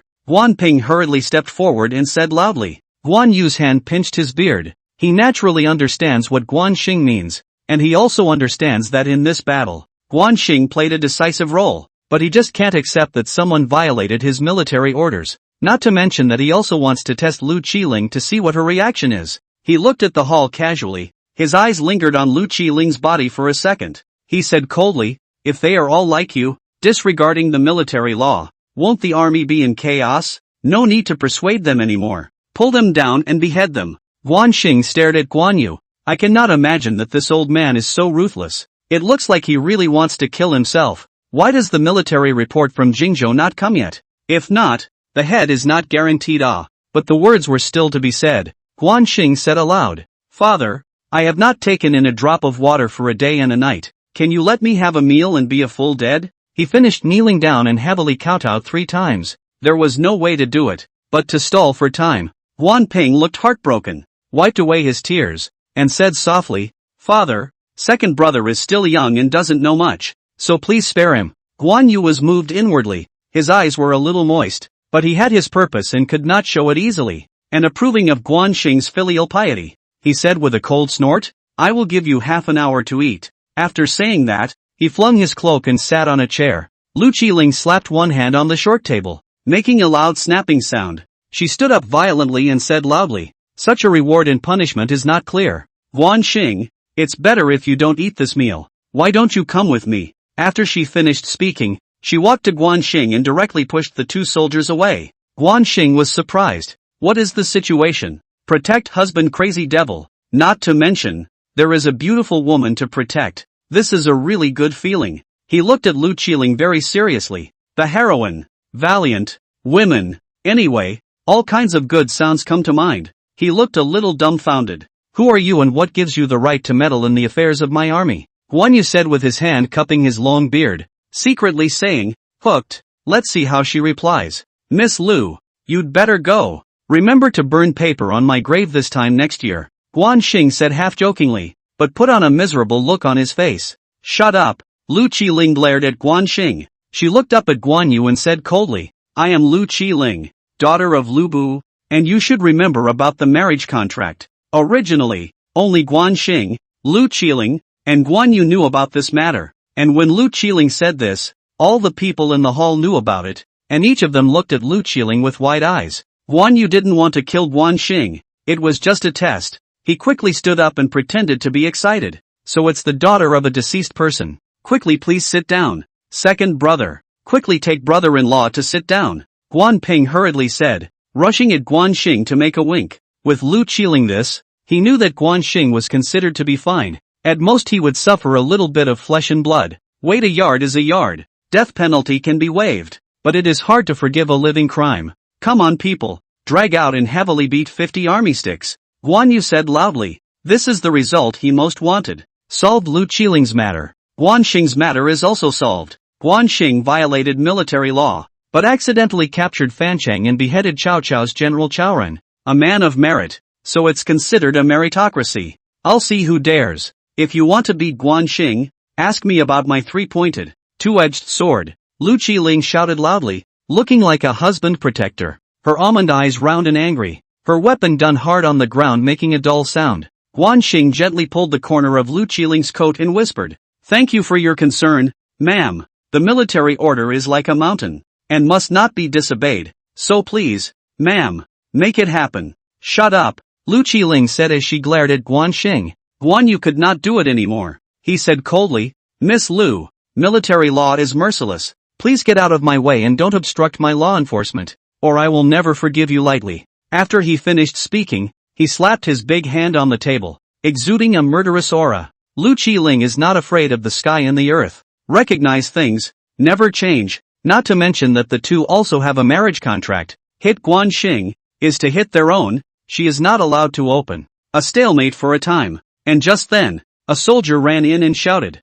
"Jingzhou military report." Guan Xing's eyes lit up. Here it comes, here it really comes. It seems that the pain of skin and flesh is also spared. Chapter 10, Accident in Jingzhou. Guan Xing didn't wait for the soldiers to run over. He directly rushed over and said loudly, "Quickly say, what's going on?" It made it seem like he wanted something to happen to Jiangling. The soldier knew Guan Xing and said anxiously, "General, something bad has happened. Jiangling public security has lost its defense." As expected, Jingzhou was gone, and he knew the details of it, but that still needed to be said by the soldier. He dragged the soldier right up to Guan Yu and shouted, "Quick, tell us in detail what's going on." Everyone was looking at the soldier at the moment, and Guan Yu looked at him with wide eyes, habitually stroking his long beard with his hand, but his hand was visibly shaking. The soldier said loudly, "Report to the military commander. Jiangdong Meng crossed the river in white. The beacon could not be detected.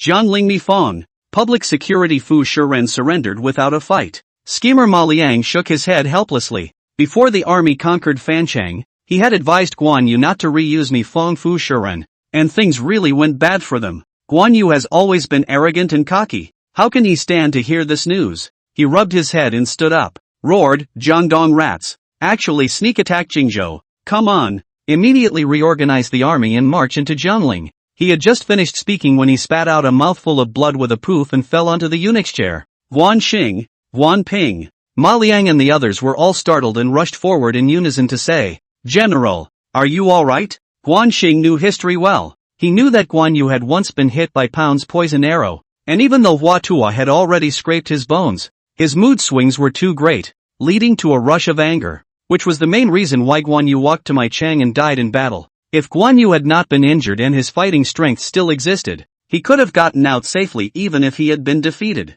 It seems that Guan Yu was unable to fight and must recuperate in order to live. Guan Xing rushed forward and said with great concern, Father, Lu Meng little thief, why do you need your father's personal presence? Give me 10,000 elite soldiers is enough. I am bound to recapture Jingzhou, eliminate the judgment and capture Lu Meng. Guan Yu struggled to sit up. He looked at Guan Xing and shook his head, turned to Ma Liang and said softly, Ma Liang, what do you think? Even though he knew that the loss of Jingzhou was caused by not listening to Ma Liang's advice, he was too arrogant to ever admit defeat. Ma Liang, who is low-key and generous and does not care about the previous gains and losses, nodded his head and said, Military Marquis, although the current situation is unfavorable to us, we are fortunate to have occupied the two major towns of Shenyang and Fancheng, and we still have a chance to turn the tide. But with Cao Cao's new defeat and the loss of two great generals, Cao Ren and Su Huang, he's sure to make a frantic counterattack, and it's not advisable for us to act rashly now.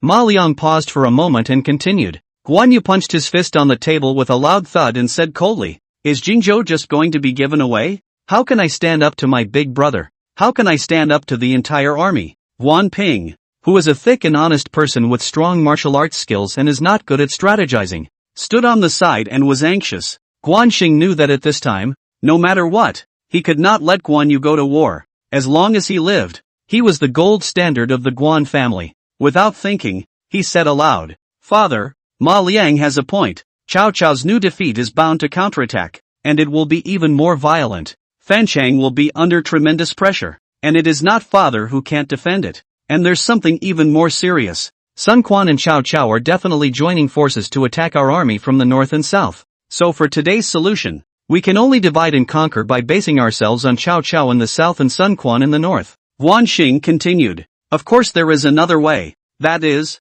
west into Sichuan and Shu, and Liu Bei will meet, but then the Guan family will have no half-face. Guan Yu will not do that. So it is not said. And the history of Guan Yu several times to move to Shenyang to save the troops. Shenyang Lu Feng Mengda to find all kinds of reasons not to go out to the army. The reason for this is certainly the Sichuan Shu Liu Bei authorization, deliberately weakening the strength of the Jingzhou Legion. Struggles are everywhere, even in the peach orchard. Ma Liang agreed with Guan Xing's analysis. He couldn't imagine a teenager having such insights. Nodding his head, he said, Military Marquis, the second prince has a point. Please make a quick decision. Guan Xing was still worried that Guan Yu would retreat back to Jingzhou. He didn't wait for Guan Yu to speak. He grabbed the opportunity to say, Father, my son would like to lead 10,000 elite troops to retake Jingzhou. Guan Yu hesitated again and again. He knew that at the moment his physical condition was worrisome. He was only holding on to it superficially, and that Fancheng Shenyang was more important.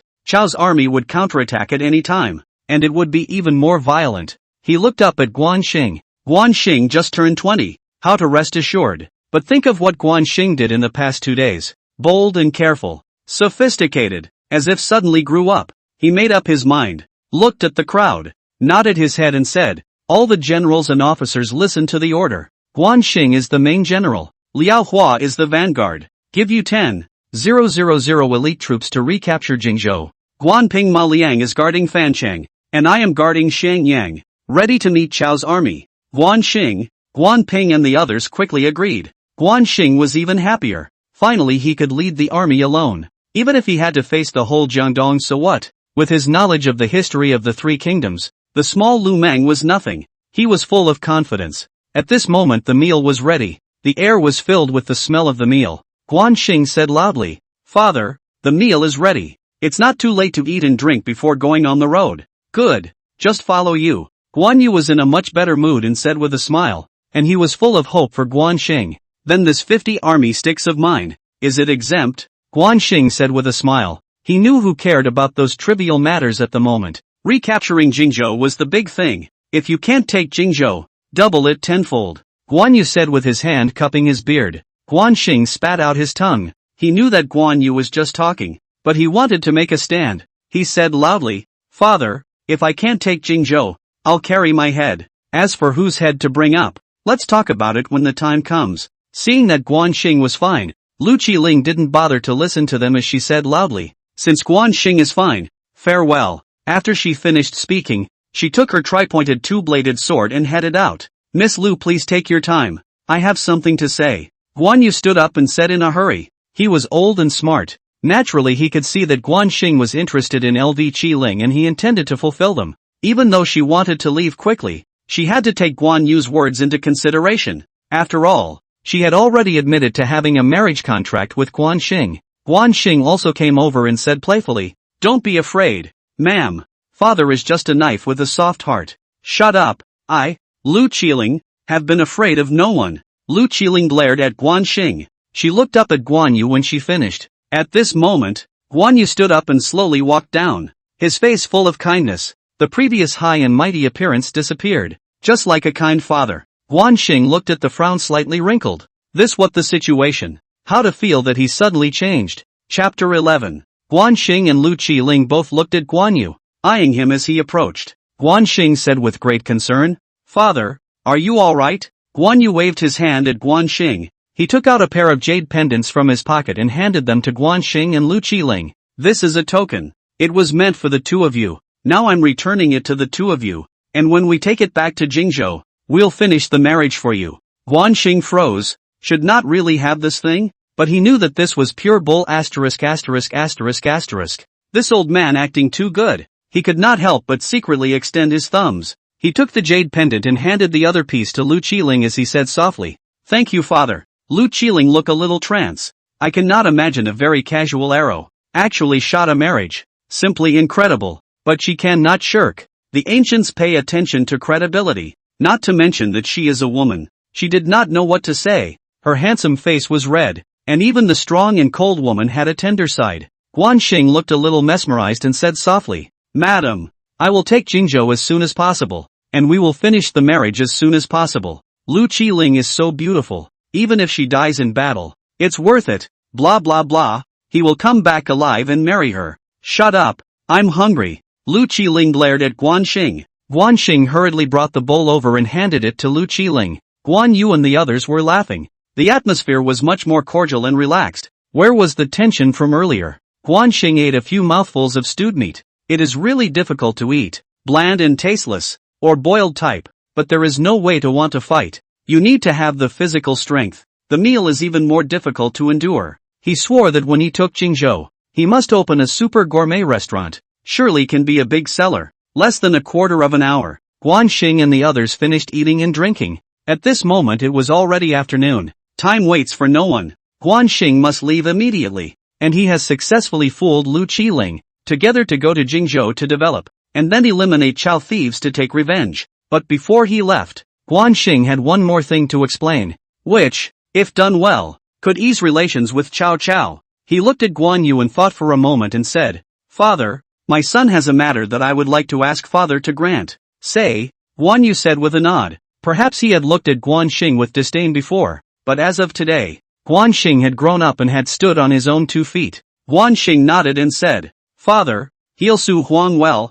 then let Su Huang take Chao Ren's body back and bring Cao Cao's descended soldiers along with him, and send a letter of repudiation to Cao Cao, saying that he has fallen for Sun Quan's plan of attacking from the north and south, and that when he takes Jingzhou, he will surely return to Fancheng Shangyang, and as a sign of sincerity return Su Huang and his descended soldiers. Since Sun Quan was able to join forces with Cao Cao and pin down Guan Yu, he could likewise create the illusion that Guan Yu and Sun Quan had joined forces to attack Cao Cao, and when the time came to dump the pot on Sun Quan, no one would bother to ask for proof of the truth anyway. On the one hand, Cao Cao has an old relationship with Guan Yu, whom Cao Cao admires, and on the other hand, he sends back Su Huang with the surrendered soldiers, who is Cao Cao's favorite general. and Cao Cao would be grateful for that alone. Guan Yu, except for his softness in dealing with his sons and daughters, was still high and arrogant in front of the others, and with a cold snort he said, "Let me bow down with Cao Cao. Don't even think about it. Father, this is an offensive plan." At this moment, Cao Cao must be furious, is mobilizing his army, ready to go out, and will even move the capital to avoid the front. If we follow the plan just now, to paralyze Cao Cao, to buy time until we take Jingzhou, with a way to retreat. Still afraid of Cao Cao? Xing quickly said. Sun Quan's alliance with Cao Cao is a serious situation, and coupled with Liu Bei's failure to send troops to support him, he can only save himself, and as long as he dismantles Sun Quan's alliance with Cao Cao, Jingzhou will be taken back sooner or later. Military Marquis. This is a wonderful plan of the second prince. The second prince is a great talent of the world, Ma Liang hurriedly said. He could not imagine that Xing actually came up with such a wonderful plan. Xing's status in his mind rose a few notches, and was even able to compete with Zhuge Kongming. Guan Yu frowned and looked at Ma Liang before looking at Xing. To be able to receive praise from Ma Liang, that was no ordinary person. He was impressed with Xing, and he was happy too. After all, he was his own son. How could he not be happy to be praised like that? Xing didn't care about the compliments as he continued. Father, please make a quick decision. Once Cao Cao sends his troops, great things will go wrong. Cao Cao's men are as fierce as the clouds. His strategists are like rain, and he has a lot of armor. So once he brings his troops, it's not as simple as releasing a few people and writing a letter. Guan Yu experienced carelessness and suffered a blow. On the surface he was still arrogant, but inwardly he had already admitted his mistake. He said coldly, "All right, Ma Liang, act according to the plan. Be careful on the road in Ingua." Xing secretly happy. Guan Yu as long as act according to the plan. Fancheng Xiangyang temporarily no matter. The next will look at the Jingzhou. He quickly agreed. Yes, father. He turned around and headed out after he finished speaking. Soon came to the outside of Fancheng city. 3,000 cavalry, 7,000 infantry have been assembled. The vanguard Liao Hua standing in front of the team with a big sword in his hand. Qiling stood at the city gate with a dozen of his men, and when they saw Xing's arrival, they hurriedly rolled onto their horses. Riding on his high horse, Xing looked back at his wife-to-be, Qiling, especially with the jade pendant hanging around her neck, rigid and valiant, his favorite type. He whispered, "Ma'am, you're so pretty. Shut up and call me Miss Liu," Qiling said as she glared at him, moving the three-pointed, two-bladed blade in her hand. "Yes, ma'am," Xing said playfully. The ancient beauty was pretty, trustworthy, and fun. "You, not talking to you," Qiling said with a pout, then looked to the side. Xing was just teasing her. After all, there were real things to do. He couldn't leave the army out to dry. He smiled at Qiling before urging his warhorse to come in front of the army. He looked to the army, spreading across the mountains, unable to see the end of it. This was the first time he had ever rightfully commanded an army in battle, and it was filled with a sense of pride. He finally rested his eyes on Liao Hua, a living fossil of the Three Kingdoms period who lived until the fall of Shu Han and was a rare loyalist. He had studied the map before he came and had long ago made a marching plan. He said loudly, "Liao Hua, listen to the order. Lead 2,000 cavalry and 3,000 infantry as the vanguard, and set up camp at Xing Mountain." Liao Hua gave a loud promise and left with his men. After Liao Hua led his troops away, Xing looked back at Qiling and said with a smile, "Miss LV, let's compare and see who can run faster." After he finished speaking, he urged his warhorse to rush out. "Compare," said Louis, irresistible to the juvenile mind.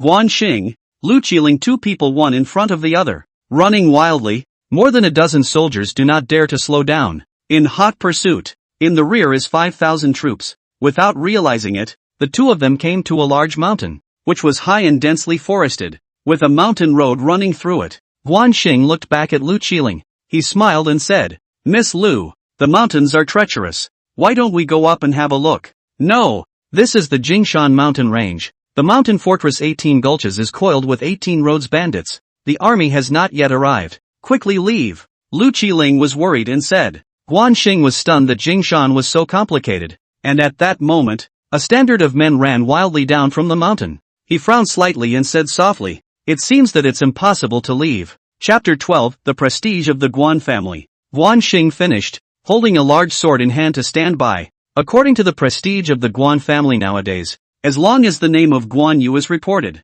These bandits should not be difficult, not to mention that there are still 5,000 troops behind them, and I believe that they will be able to arrive within half an hour. Qiling was a bit nervous as she said softly, "It is said that a young man has recently come to the mountains, seized the mountain fortress and has become the chief ally of the 18 mountain bandits. His martial arts skills are very powerful. We have to be careful." Guan Xing frowned slightly. History does not seem to have this character.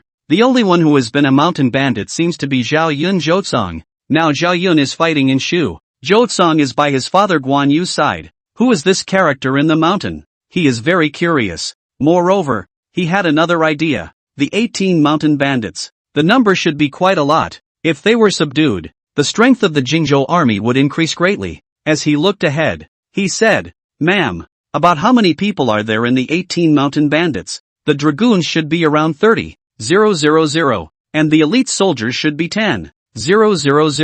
Qiling said with a puzzled expression. She had already acquiesced to the name given by Guan Xing and was too lazy to correct it. Guan Xing's eyes light up. Really, what is missing? Can get 10,000 elite soldiers. Jingzhou will be within reach. To know Jiangdong soldiers and horses is not much. Even if the soldiers and horses across the river should also be 2 or 3 million. With these soldiers and horses, can be equal, can be frontal combat. Besides, Guan Xing grasped the direction of history and was confident in taking Jingzhou. And at this time, the mountain bandits quickly arrived close. Stopped a few dozens of meters ahead. Guan Xing looked at these people. The number of people in the 1,000 or so, and these people seem to have been strictly trained. Quite a team formation, which makes him wonder. When this mountain bandits are also so powerful, the leader of the mountain bandits said loudly, "This road is opened by me. If you want to pass through here, leave the money to buy the road. Leave the money with the woman." After he finished speaking, he looked at Qiling in a colorful manner. Qiling had a fiery temper and was about to charge up with her tri-pointed two-bladed sword in hand. Guan Xing hurriedly said, "Hold on, ma'am." After he finished, he took a few steps forward and said loudly, "Listen to the people on the other side. I am Guan Yu's second son, Great General Guan Xing of the Western Conquest. My tens of thousands of troops will be here soon. If you know what to do, let your king come down to fetch me to the mountain, and serve me with good wine and meat." After he finished, he continued with a cold snort, "Otherwise, I will lead my army to step on the 18 ditches and destroy you." The leader of the bandits was stunned. Guan Yu's name is too loud, and the current king, the alliance leader of the 18 road bandits, is also surnamed Guan. It is said that this alliance leader has long been echoed with Guan Yu. Could they be the pawns? The leader of the bandits was named Zhang Yong. Even if he was given 100 guts, he wouldn't dare offend Guan Yu's army. He quickly smiled and said, "General Guan, I have eyes but I don't recognize Tai. I'm offended. Please go ahead." After he finished speaking, he turned his horse around and was about to leave. Guan Xing had already made up his mind to integrate the 18 mountain bandits, and would not let him leave easily. He said loudly, "Slow down. This wants to leave. If your king does not come down to meet you today, I will lead my army to step on you." The mountain bandit leader Zhang Yong was startled. These mountain bandits are all rabble. How to compare with the regular army? If the matter becomes big, it may bring the 18 road bandits to extinction. Then he will become the sinner of all. This matter must be reported to the king, he said in a hurry. "I will report to the king immediately." "No need. I'll follow you up the mountain," Guan Xing said loudly. He decided to go up the mountain alone to meet the mountain king. Qiling quickly stopped it. "No, it's too dangerous. How could she let Guan Xing go to his death? This was someone else's territory. God knows what would happen." "Madam, don't worry. On the ground of Jingzhou, whoever doesn't give face to Guan family is looking for death. They can't wait to flatter. Don't worry. You wait for the army here. If I don't come out in half an hour, I'll lead the troops to attack the mountain fortress," Guan Xing said with great confidence. In fact, his heart is also worried. He is gambling, betting that these bandits are bent on joining Guan Yu camp. According to historical records, Guan Yu shocked China, Jingzhou and even Chao Wei territory. All the bandits and their various forces are all to Guan Yu as a number. Only Guan Yu was so arrogant that he didn't take these people seriously at all. If he had collected these people at that time, even if they had gone to the wheat city, so what? Besides, if he, Guan Xing, does not even have this courage to go deep into the tiger's den, how can he convince the three armies? Seeing that Guan Xing was so determined, Qiling stopped stopping her. She nodded her head and said, "If you die, I'll keep a vigil for you for 3 years. Guan Xing couldn't help but let out an ah, looked at Lu Qiling, shook his head and said, how about this? Let's make a bet. If I'm fine, how about we finish the marriage on the mountain? Bah! Ignore you, Lu Qiling said as she glared at Guan Xing, her face suddenly as red as an apple. Guan Xing couldn't help but laugh out loud twice. He knew that Lu Qiling had a stiff upper lip, but in her heart she must have been willing long ago. The more Guan Xing thought about it, the happier he became. He even thought about finding an opportunity to make the relationship go further in the mountains. Guan Xing smiled at Lu Qiling and, with his greatsword in hand, he urged his warhorse to rush to Zhang Yong, the leader of the mountain bandits. As he said loudly, let's go, take me up the mountain. Zhang Yong also has no other way. This Guan Ergonzi words are too desperate. There is no room for maneuver. Can only be handed over to the boss to deal with? He quickly smiled and said, General Guan, please follow me. Guan Xing nodded and followed Zhang Yong along the mountain road to the mountain. And in a short time, he came to the middle of the mountain. A mountain gate was built near the mountain, and on both sides of the gate was a watchtower, on which stood the mountain bandits on sentry duty. Zhang Yong being the second leader, the sentry naturally recognized him. The mountain gate opened directly. Guan Xing did not go in, but stood at the door on his warhorse. He said loudly, quickly go and call your bosses to greet me. Guan Xing, Zhang Yong is very angry. A single person riding up the mountain, but also so rampant, if it were someone else, would have long been cut, but they are the second son of Guan Yu. This gas still have to endure. What's more, Guan Xing has already gone up the mountain, in his own territory, even if it's a dragon, he has to coil it. Now it depends on the attitude of the boss. If the boss flips out, he doesn't mind letting the mountain bandits go up together and chop him up. He clasped his fists and smiled and said, wait a moment, I'll go in and inform. He finished speaking and rushed in on his warhorse. Guan Xing, on the other hand, surveyed the surroundings of the mountain fortress, which was built on the mountain, with only one mountain road into the fortress, and it was a bit treacherous, counting it as easy to defend and difficult to attack. Then look at the cottage inside. Sight leveling, a group of bandits are training, neat formation, shouting quite momentum, which makes Guan Xing quite surprised. This bandit boss should have some means. And just then, a voice came from the cottage. Where is the person? Quickly take me. Guan Xing frowned slightly. This voice was so familiar, as if he had heard it somewhere. Could it be an acquaintance? Chapter 13, The Hammer Brothers. Guan Xing thought while following the voice to look over. This look. He completely froze, only to see that the person who came out with Zhang Yong was no one else but his own fourth brother Guan Suo. Guan Yu had 4 sons and daughters, the eldest Guan Ping, the second Guan Xing, the third Guan Yinping, and the fourth Guan Suo, and the 4 were very close, even though they were not from the same mother. Seeing his blood and bone relatives, Guan Xing rushed up and hugged Guan Suo's arm, saying with great concern, fourth brother, is it really you? Second brother, it's really you. It's a bit of a dream. Guan Suo also said happily. He was tall and strong despite being only 15 years old. When Guan Xing saw Guan Suo, memories of him appeared. Guan Ping Guan Xing, Guan Yinping used the green dragon sword, but Guan Suo disliked the lightness of the green dragon sword, and directly used the 300 pounds of sledgehammer. To say it is definitely shocking enough. Just this kung fu, definitely counted as the first fierce man of the 3 kingdoms. Only few historical records. It should be killed in the Battle of Jingzhou. I can't imagine to encounter it here. It should be the butterfly effect brought by crossing over. The feeling of blood being thicker than water in his bones made Guan Xing unable to help himself. Hugging Guan Suo tightly, his eyes a little moist, he said excitedly, brat, quickly say what's going on. This kid actually came to be a bandit, which if his old man Guan Yu knew, he would definitely clean him up. Guan Suo pulled Guan Xing inside while saying, it's a long story. Let's go inside and talk. Guan Xing was very happy about this windfall for Guan Suo. These mountain bandits admired Guan Yu, and as long as Guan Suo raised his arm, he would definitely respond to it. Soon the two came to the gathering hall of the mountain fortress.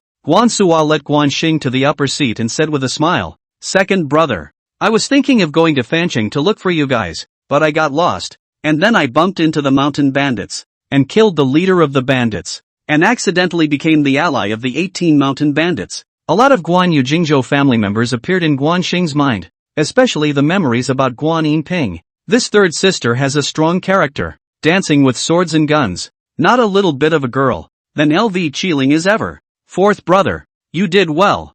Third sister, how is it with the others? Are they all in the mountains? Guan Xing said with great concern. After he finished looking around, he didn't see any familiar faces. Guan Suo shook his head with a sad face. His fist hit the table with a loud bang. The table was instantly shattered. He said fiercely, "It's all my fault. I had gone out of the city to play. When I went back, Jingzhou City was actually captured by the Jiangdong soldiers. I only had to come to look for my father, and I ended up going up to the mountain in a confused manner. The situation of the third sister and her family is unknown. Second brother, let's go find father and go to Jingzhou to save people." Guan Suo was after all still a 13-year-old child. His mind was still immature and he could only turn to his father and brother for help. Guan Xing said loudly, "Don't worry, fourth brother. Father has already taken Fancheng and Shangyang. This time I have brought my troops here to take back Jingzhou." "Great. Let's go now," Guan Suo said happily. After he finished speaking, he pulled Guan Xing's hand and headed out. Guan Xing hurriedly said, "No rush. Let second brother have a drink of water first. He's dying of thirst." Why would he not want to bring troops to save people as soon as possible? But he also has difficulties. He is now facing the whole Jiangdong, and he only has 10,000 soldiers and horses in his hands now. Jiangdong has 50,000 people even if they are not good enough. The gap is too wide. If not properly planned, it is tantamount to hitting a stone with an egg. But this thing with a 15-year-old child cannot yet say, can only slowly think of ways. Guan Suo hastily patted his head with his hand and said with a smile, "See how happy I am. Come on people, make tea and pour water." Zhang Yong, the leader of the mountain bandits, hurriedly had tea served, and Guan Xing took the tea and drank several large bowls of it. As he drank and pondered what to do next, Guan Suo, on the other hand, was eyeing Guan Xing, who had long ago carried over 2 300-pound sledgehammers, ready to go at a moment's notice. Guan Xing put the tea bowl down and coughed softly. "Fourth brother, quickly tell me how many people you have in your hands and how many people are in the 18 strongholds." Guan Suo was childish in nature. Where did he care about this? He turned back to Zhang Yong.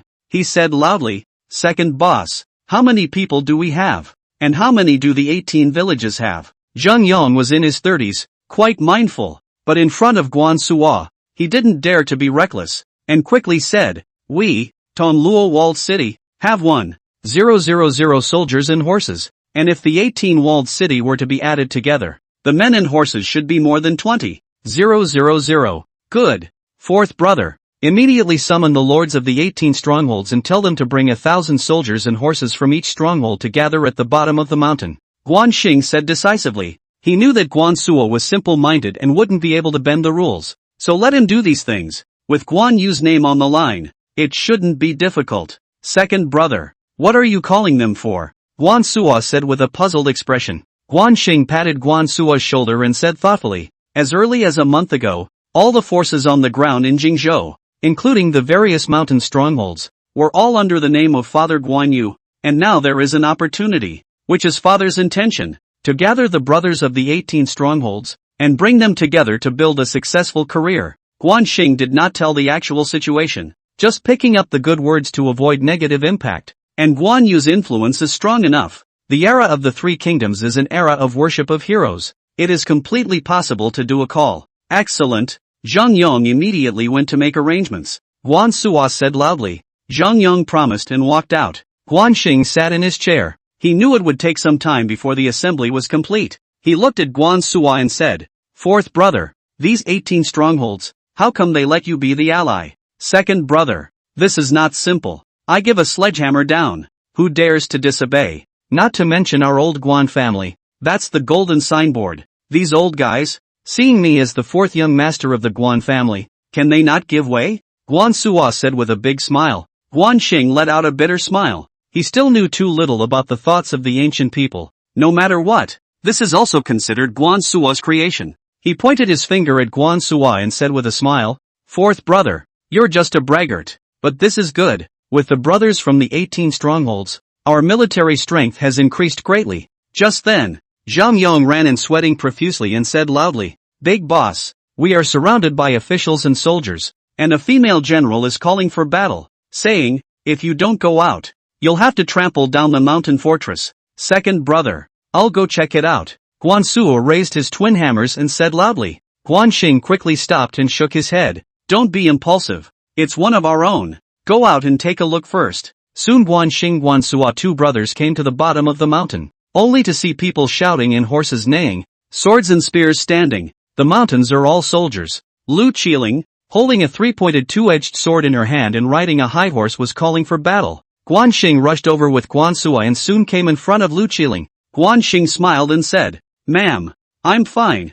"I'm not fine? Shut up," Qiling said as she glared at Guan Xing. How could she not be angry calling herself ma'am in front of so many people? Guan Suo, with a puzzled look on his face, came over and whispered, "Second brother, is this second sister-in-law? When did you marry? How come I didn't know?" Chapter 14 Fancheng's Generals. Guan Xing patted Guan Suo's shoulder and nodded his head. "Just call. Why talk too much?" To be honest, he quite liked Qiling's character. If that kind of soft, weak and submissive, he couldn't see it. Guan Suo hurriedly stepped forward, clasped his fists and said, "Good day, sister-in-law. Don't be polite when you're in my territory. Whoever dares to bully sister-in-law, I, Guan Suo, will be the first to refuse." Qiling glared at Guan Suo and said, "Don't talk nonsense. Well, none of them are outsiders. This is my fourth brother Guan Suo's territory. The army is retreating and camping on the ground to rest. Ma'am, please follow me up the mountain.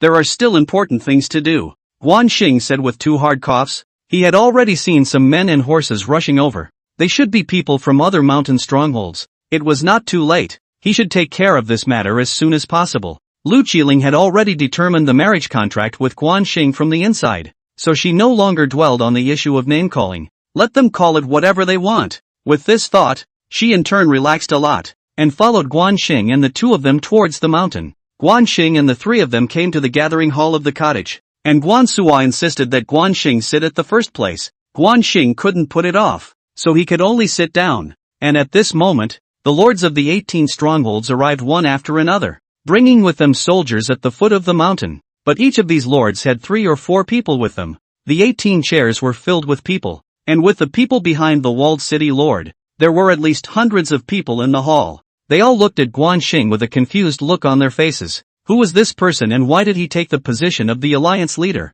One was filled with questions. Guan Xing sat on the throne of the alliance. Guan Suo, Qiling stood on the left and right. At the bottom stood Zhang Yong, and further down were the 18 chairs. Guan Suo said loudly, "Lords of the walled city, the person sitting in the position of the alliance leader is my second brother Guan Xing, and my second brother has something to say." The 18 walled city lords began to talk, with different expressions, saying whatever they wanted. Guan Xing coughed twice with force and said loudly, "Gentlemen, my father, Guan Yu, swept through Cao Cao's soldiers, captured Shangyang and Fancheng, killed Chaoran in a mighty battle that shook China, and frightened Cao Cao into relocating his capital." He continued after a slight pause, "I believe you all don't want to be bandits for the rest of your lives. Even if you don't think for yourself, you should think for your children. This time, I came here to bring you all to build a career and unify the world. By then all of you here will be founding ministers." Guan Xing's ability to fool people had risen dramatically,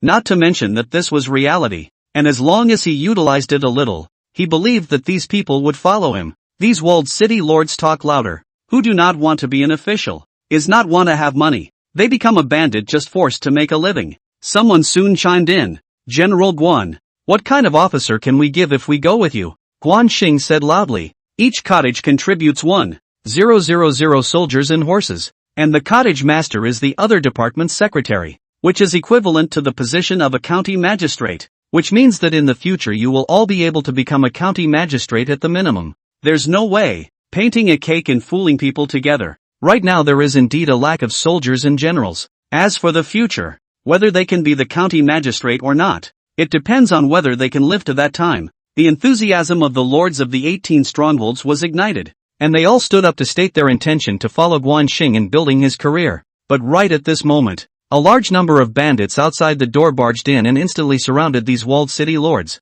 and the walled city lords froze one by one. Guan Xing frowned slightly. "What is this?" He dabbed his feet and rushed at Guan Suo. "Fourth brother, what's going on? Whose people are they and what do they want?" Originally, the 18 cottage people have already made a decision, just short of the final ceremony, but could not imagine to come to this. He naturally will not believe that it is Guan Suo did it. Is there another person? Guan Suo was also dumbfounded as he shouted at Zhang Yong. "Zhang Yong, what's going on? They're your people? What do you want? Zhang Yang laughed a few times. Then he took a few steps forward and stood in the center of the hall. He turned around violently to look at Guan Xing. Guan Suo. He said loudly, surname Guan. You guys think we are little cuties. Jiangdong Sun Quan has already occupied the entire Jingzhou. You guys only brought 10,000 soldiers and horses. You want to take the entire Jingzhou? Is it possible? Now you want to collect the people of the 18 strongholds and send them to their deaths with you. Don't dream about it. Guan Xing and Guan Suo then realized that it was Zhang Yang who did it. I never thought that this kid had such a thing. But Guan Xing knew that a single Zhang Yang did not have this ability. There must be someone behind him. He frowned slightly and looked at all the people present. And sure enough, he saw that among the 18 strongholds, there was a person sitting very calmly, not caring at all about the bandits holding swords and guns. It seems that some people in the 18 villages have secretly contacted Jiangdong. And Jiangdong also wants to integrate the people of the 18 villages. At this time, Guan Suo directly picked up a pair of sledgehammers and said loudly, Zhang Yang, you kid is looking for death. Let's see me smash you to death. After he finished speaking, he was about to rush up. Guan Xing hurriedly said, Fourth brother, the play is not yet over. Don't be in a hurry to make a move. He knew that with Guan Suo's pair of sledgehammers, all the people present were no match for him. After he finished, he looked at Zhang Yang and said with a cold smile, Zhang Yang, it seems that you have long been liaising with Sun Quan of Jiangdong. A bright person does not do anything in the dark. If you have the guts to say it. Zhang Yang laughed loudly and said, Guan Xing, anyway, you guys don't want to walk out of this gate today. Anyone who dares to disobey me will have to die. Since you want to know, I'll tell you. The owner of the Iron Mountain walled city, Wang Hao, is the clan brother of the General Pan Zhang's General Wang Zhong under the command of Sun Quan in Jiangdong. He finished coughing hard twice and continued, how about it? Guan Xing, this relationship is fine, right, all of you. As long as you surrender to General Pan Zhang, you will be guaranteed a high official position, honor and wealth for each of you. Guan Xing was slightly stunned. Pan Zhang's General Wang Zhong, not to mention, there really is such a person in history. And this person is the person who killed Guan Yu when he was walking through the city. I can't imagine that it will appear here. That is, I don't know if this Wang Zhong has come or not. At the moment, Guan Xing didn't care about Zhang Yang and these bandits. He could charge out any time. But the more than 10,000 soldiers and horses of the 18 strongholds were very tempting. He had to find a way to incorporate them. It seems that we can only come to the hard way. Guan Xing snorted coldly. He said with great disdain, Zhang Yang, just by your mouth, have the guts to call out Pan Zhang's general, the one called Wang Zhong. Zhang Yang laughed twice and said, what's so difficult about it? Today I'll let you all die with understanding. After he finished speaking, he clapped his hands a few times with force. Then a young general in armor with a long sword across his waist walked in, a man of medium stature with 2 mustaches on his mouth, appearing somewhat obscene. When Guan Xing saw this man, he felt that he was not a good person. Zhang Yang, on the other hand, said loudly, gentlemen, this man is General Wang Zhong, the general of Pan Zhang, the general under Sun Quan in Jiangdong. Wang Zhong said with a cold snort, today is not a discussion with you and others, but a forced integration. And those who do not follow will be killed without amnesty. The people of the 18 walled villages were in an uproar, and some even stood up to fight for their lives. Guan Xing could see that the people of the 18 walled villages didn't have much goodwill towards Wang Zhong. He snorted coldly, and was about to cast a thunderbolt at this time. He stood up, steel sword in hand, and strutted down, saying as he walked forward, Wang Zhong, I am Guan Xing, the second son of Guan Yu. Do you want my head? Chapter 15, Guan Suo's Double Hammers. Wang Zhong was stunned. The second son of Guan Yu. This is an important person. Kill this person to offer to Pan Zhang, is definitely a great merit. He laughed twice and said, Guan Xing, just in time, this general wants your head. After he finished speaking, he drew his long sword and walked over to meet Guan Xing. Guan Xing was going to kill Wang Zhong, but Guan Suo was in front of Guan Xing, and he shouted, second brother, let brother go first. Guan Suo finished his speech, carrying his twin hammers and striding over. One hammer set up Wang Zhong's steel sword. One hammer hit from the bottom to the top. A scream. Wang Zhong's entire body was sent flying out. People in the air, constantly spitting blood. It landed with a thud on the outside of the hall, twitched twice, and ran out of breath. Guan Xing, despite knowing that Guan Suo has infinite strength, but I could not imagine that it is so powerful. A move to kill Wang Zhong. is simply the existence of the antithesis of heaven? It seems that Guan Suo in the 18 villages of the alliance. No one is not convinced.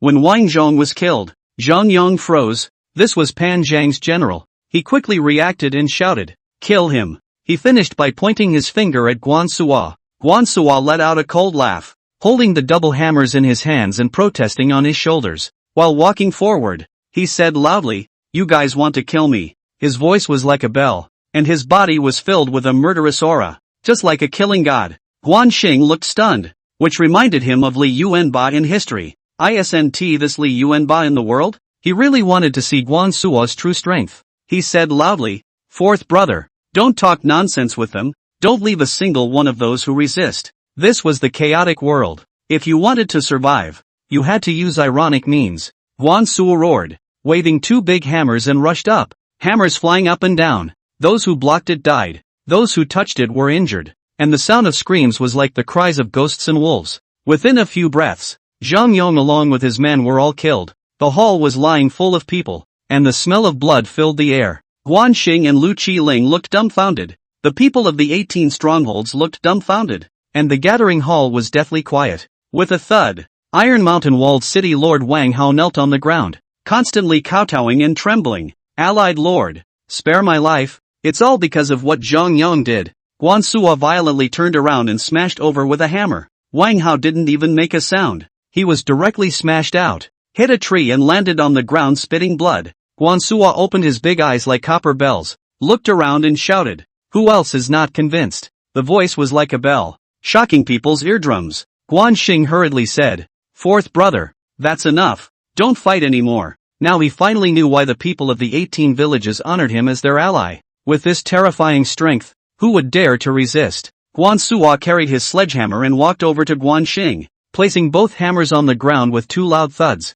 Xing felt the ground tremble. Xing never dreamed that his fourth brother, Guan Suo, would actually have such heaven-defying skills, so it should be easy to take Jingzhou. He smiled at Guan Suo, then turned to look at the people of the 18 strongholds. He said loudly, "All the stronghold masters, from today onwards, you are the soldiers of my Jingzhou army. 1 hour later, all of you will lead the men of this department to set off with the army, and if any of you defy them, they will be beheaded without mercy." Regarding Guan Suo, this heaven-defying existence, Xing was not polite and directly gave orders. Who dared to object to the people of the 18 walled villages and said in unison, "Yes, General. Alright, go get ready." Xing said loudly after a pause and finished waving his hand at the people of the 18 walled villages. The people of the 18 strongholds had long been scared out of their wits, and left cleanly in the twinkling of an eye. Xing turned around and looked at Guan Suo. He really didn't know what this kid ate to grow up. His strength was actually so great.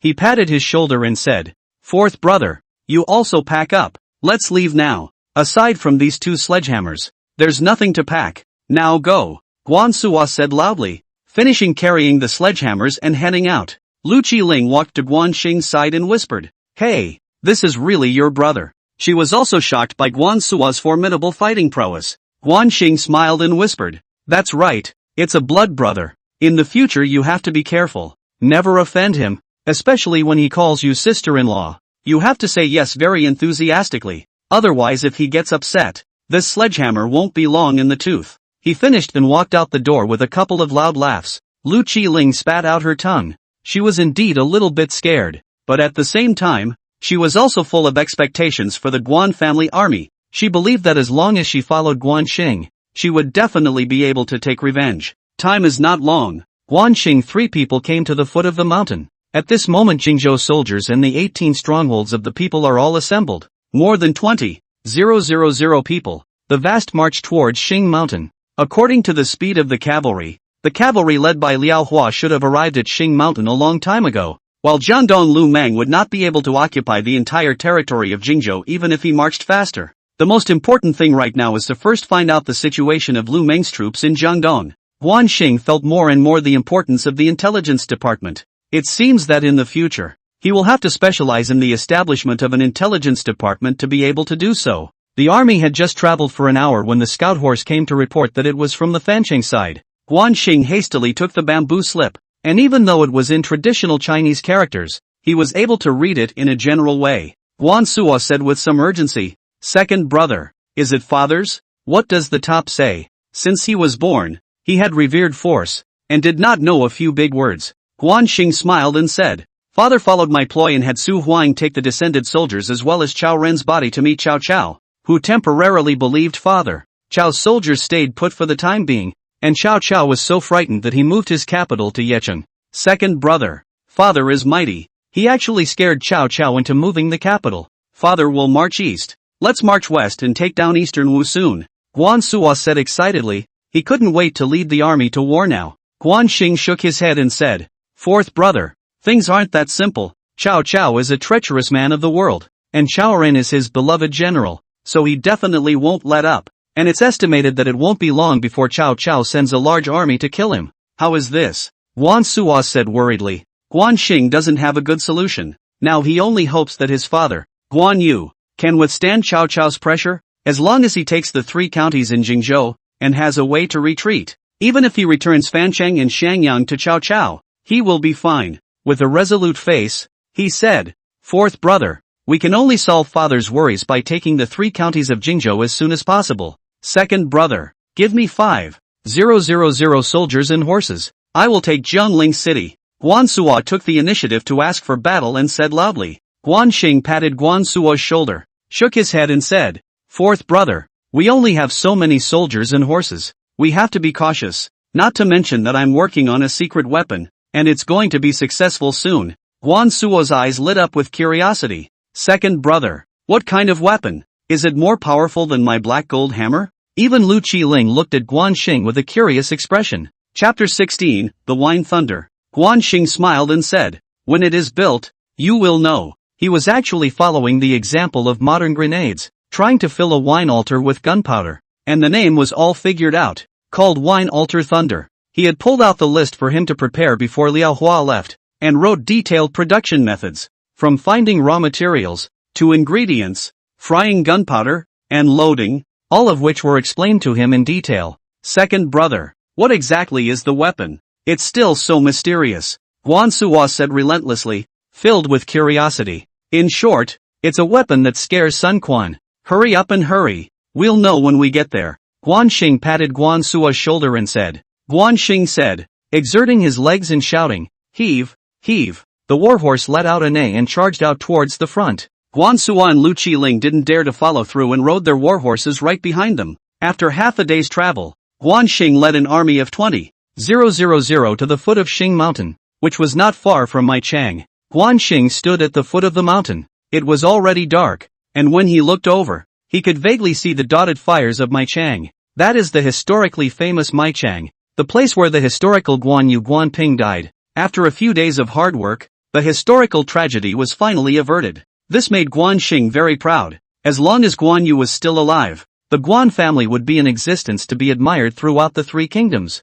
Second brother, what are you thinking about that? Hurry up to the mountain and let me see your secret weapon. Guan Suo rode over and said with a smile. Xing came back to his senses. He looked up at Xing Mountain. Liao Hua had set up camp on the mountain long ago, just waiting for Xing to move in. At this moment, several people rushed down on their warhorses, the leader of which was Liao Hua, who rushed in front of Xing and said loudly, Second Prince, the tent is ready. Please go up the mountain. Xing nodded at him and looked back at the army. Before it was 10,000 elite soldiers. Now there were 18,000 more recruits. The camp tents were definitely not enough. These recruits must be treated equally or resentment will be born. He thought for a moment and said, General Liao, now that we have 18,000 more recruits, find a way to settle them down. Remember, new recruits and veterans should be treated equally, and look for me in the center tent when you've made the arrangements. Yes, Second Prince, Liao Hua said dryly. Xing still had a lot of trust in Liao Hua. This person, although his martial arts were not very high, but he was considered a veteran in handling some military affairs and could definitely handle it. Xing brought Guan Suo and Qiling to the center army tent, which at the moment had meals set out on the low table. Guan Suo was a rough and tumble man. He had been hungry for a long time, and striding over to him, he put his twin hammers on the ground and exclaimed, Second brother, General Liao is really attentive. I don't care. He finished eating with a big mouthful. Xing, although also hungry, but not much appetite, mainly because the food of the three countries, especially in the barracks, mainly wheat rice millet rice. Of course, some of the big clans of high-ranking officials can eat white bread and so on. Guan Xing looked at the food. 3 bowls of wheat rice and a bowl of stewed meat in plain water should be the best meal. He ate a small amount. The rest was eaten by Guan Suo and Qiling. After the meal, the tent was lit with dim oil lamps. Liao Hua walked into the tent in stride, cupped his fists and said, reporting to the second prince, the new recruits have been arranged. Good. All sit down. Now we have a total of 28,000 soldiers and horses. Like this, Guan Suo, Qiling, you two lead 5,000 soldiers and horses respectively. General Liao Hua leads 10,000 soldiers and horses, and I will lead the rest. Guan Xing said with a serious face, with so many people, it is important to be as detailed as possible, so that the command can be more flexible. After he finished, he continued with a little thought. The veterans and new recruits should be disrupted and reorganized, to serve the purpose of veterans leading new recruits. He did this with the added benefit of avoiding factional fighting in the army. Qiling and Liao Hua hurriedly agreed. Guan Suo he was more concerned about the secret weapon. He said loudly, second brother, don't worry, with my black gold hammer in place, 100,000 soldiers and horses can be managed. Hurry up and let me see your secret weapon. He finished rubbing his hands together. It was obvious that he was impatient. Guan Xing smiled mysteriously as he turned to look at Liao Hua and said with a serious face, General Liao, how's the experiment going? Liao Hua was admiring too. Second prince, the wine altar thunder is too powerful. As long as the detonation, within a radius of 50 paces, all are affected. Guan Xing's heart was overjoyed. Unexpectedly Liao Hua also has the talent of military manufacturing. Wine altar thunder, although it is not a high-tech, but in the backward 3 countries, to be able to build this, will definitely make the whole 3 countries shake. Good. Let's try the power tonight. Fourth brother, take your headquarters cavalry and let's take Maicheng. Maicheng is the necessary road to Jiangling, is the main throat. Jiangdong must have arranged a heavy guard. Tonight let them see the wine altar raise power. Guan Suo picked up the 2 black and gold hammers and said with a big smile, second brother, let's have a match with your what wine altar thunder today. Guan Xing smiled and took a big step outside. Maicheng was more than 40 miles away from Xingshan, and Guan Xing arrived in half an hour with 2,000 cavalrymen, riding fast all the way. Guan Xing raised his head to look at the wall of Maicheng, which was just over 3 meters high and less than 100 meters long, with large mountain barriers on both sides, so it was really a major transportation route to Jiangling. He turned back and smiled at Liao Hua and Guan Suo and said, General Liao, try your wine altar lay. Liao Hua promised. He rushed behind him and waved his hand. A dozen or so cavalrymen rode out. They stood in a line, each holding several small wine jars, while each held a torch in their hands, and at this moment, the walls of Maicheng were filled with Jiangdong soldiers, and countless torches rose up, lighting up half the sky. One of the generals at the head of the city wall shouted, Who is coming? Report your name. I, Pan Zhang, don't kill nameless people. Guan Xing eyes light up,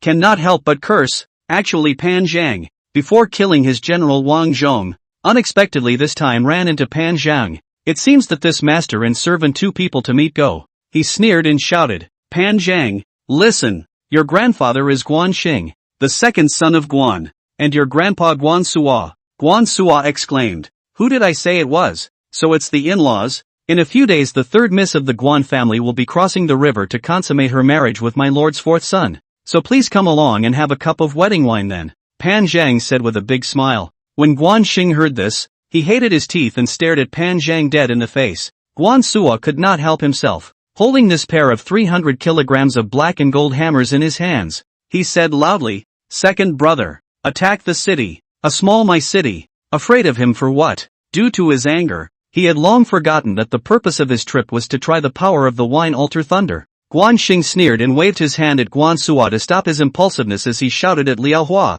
General Liao, get started. Let them enjoy the power of the wine altar thunder. Chapter 17 Bombing Pan Zhang to death. Liao Hua gave a loud promise and rode his warhorse to stand in a line with the soldiers as he shouted, everyone get ready. What Guan Xing is operating now seems to be no different from the usual fire attack equipment used in sieges. Guan Suo and Qiling were not optimistic and felt that Guan Xing was making a big deal out of it.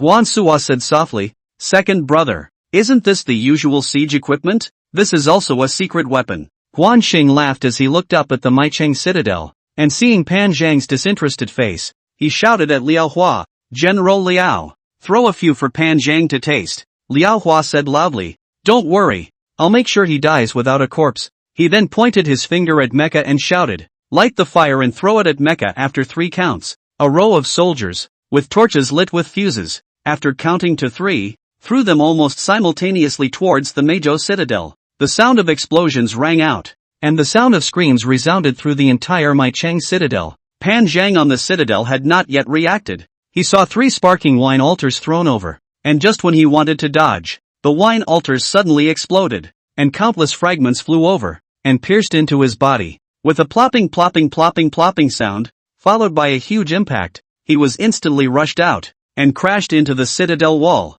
and without uttering a single sound, he went to the ground to look for his general, Wang Zhong. Just a dozen wine altar mines, the My City Tower was blown to pieces, and the soldiers defending the city, more than half of them died. Guan Suo, Qiling looked dumbfounded, Liao Hua looked dumbfounded, and Guan Xing was dumbfounded. Just this power was enough to shake the entire 3 kingdoms world. With 1 round of bombardment, there were almost no living soldiers left on the My City towers, and if there was another round, it was estimated that the walls of my city would be destroyed. He couldn't help but clap his hands and say, "Good, great." With the wine altar thunder, "What Jiangdong soldiers are you afraid of? Second brother, let me try. It's simply too much," Guan Suo exclaimed, running directly to Liao Hua after saying that, requesting to try the wine altar thunder. Liao Hua is a little difficult. After all, it is Guan Yu's 4th son. Wine altar thunder, if not accidentally detonated, will certainly die. Mine thrower is also a high-risk occupation.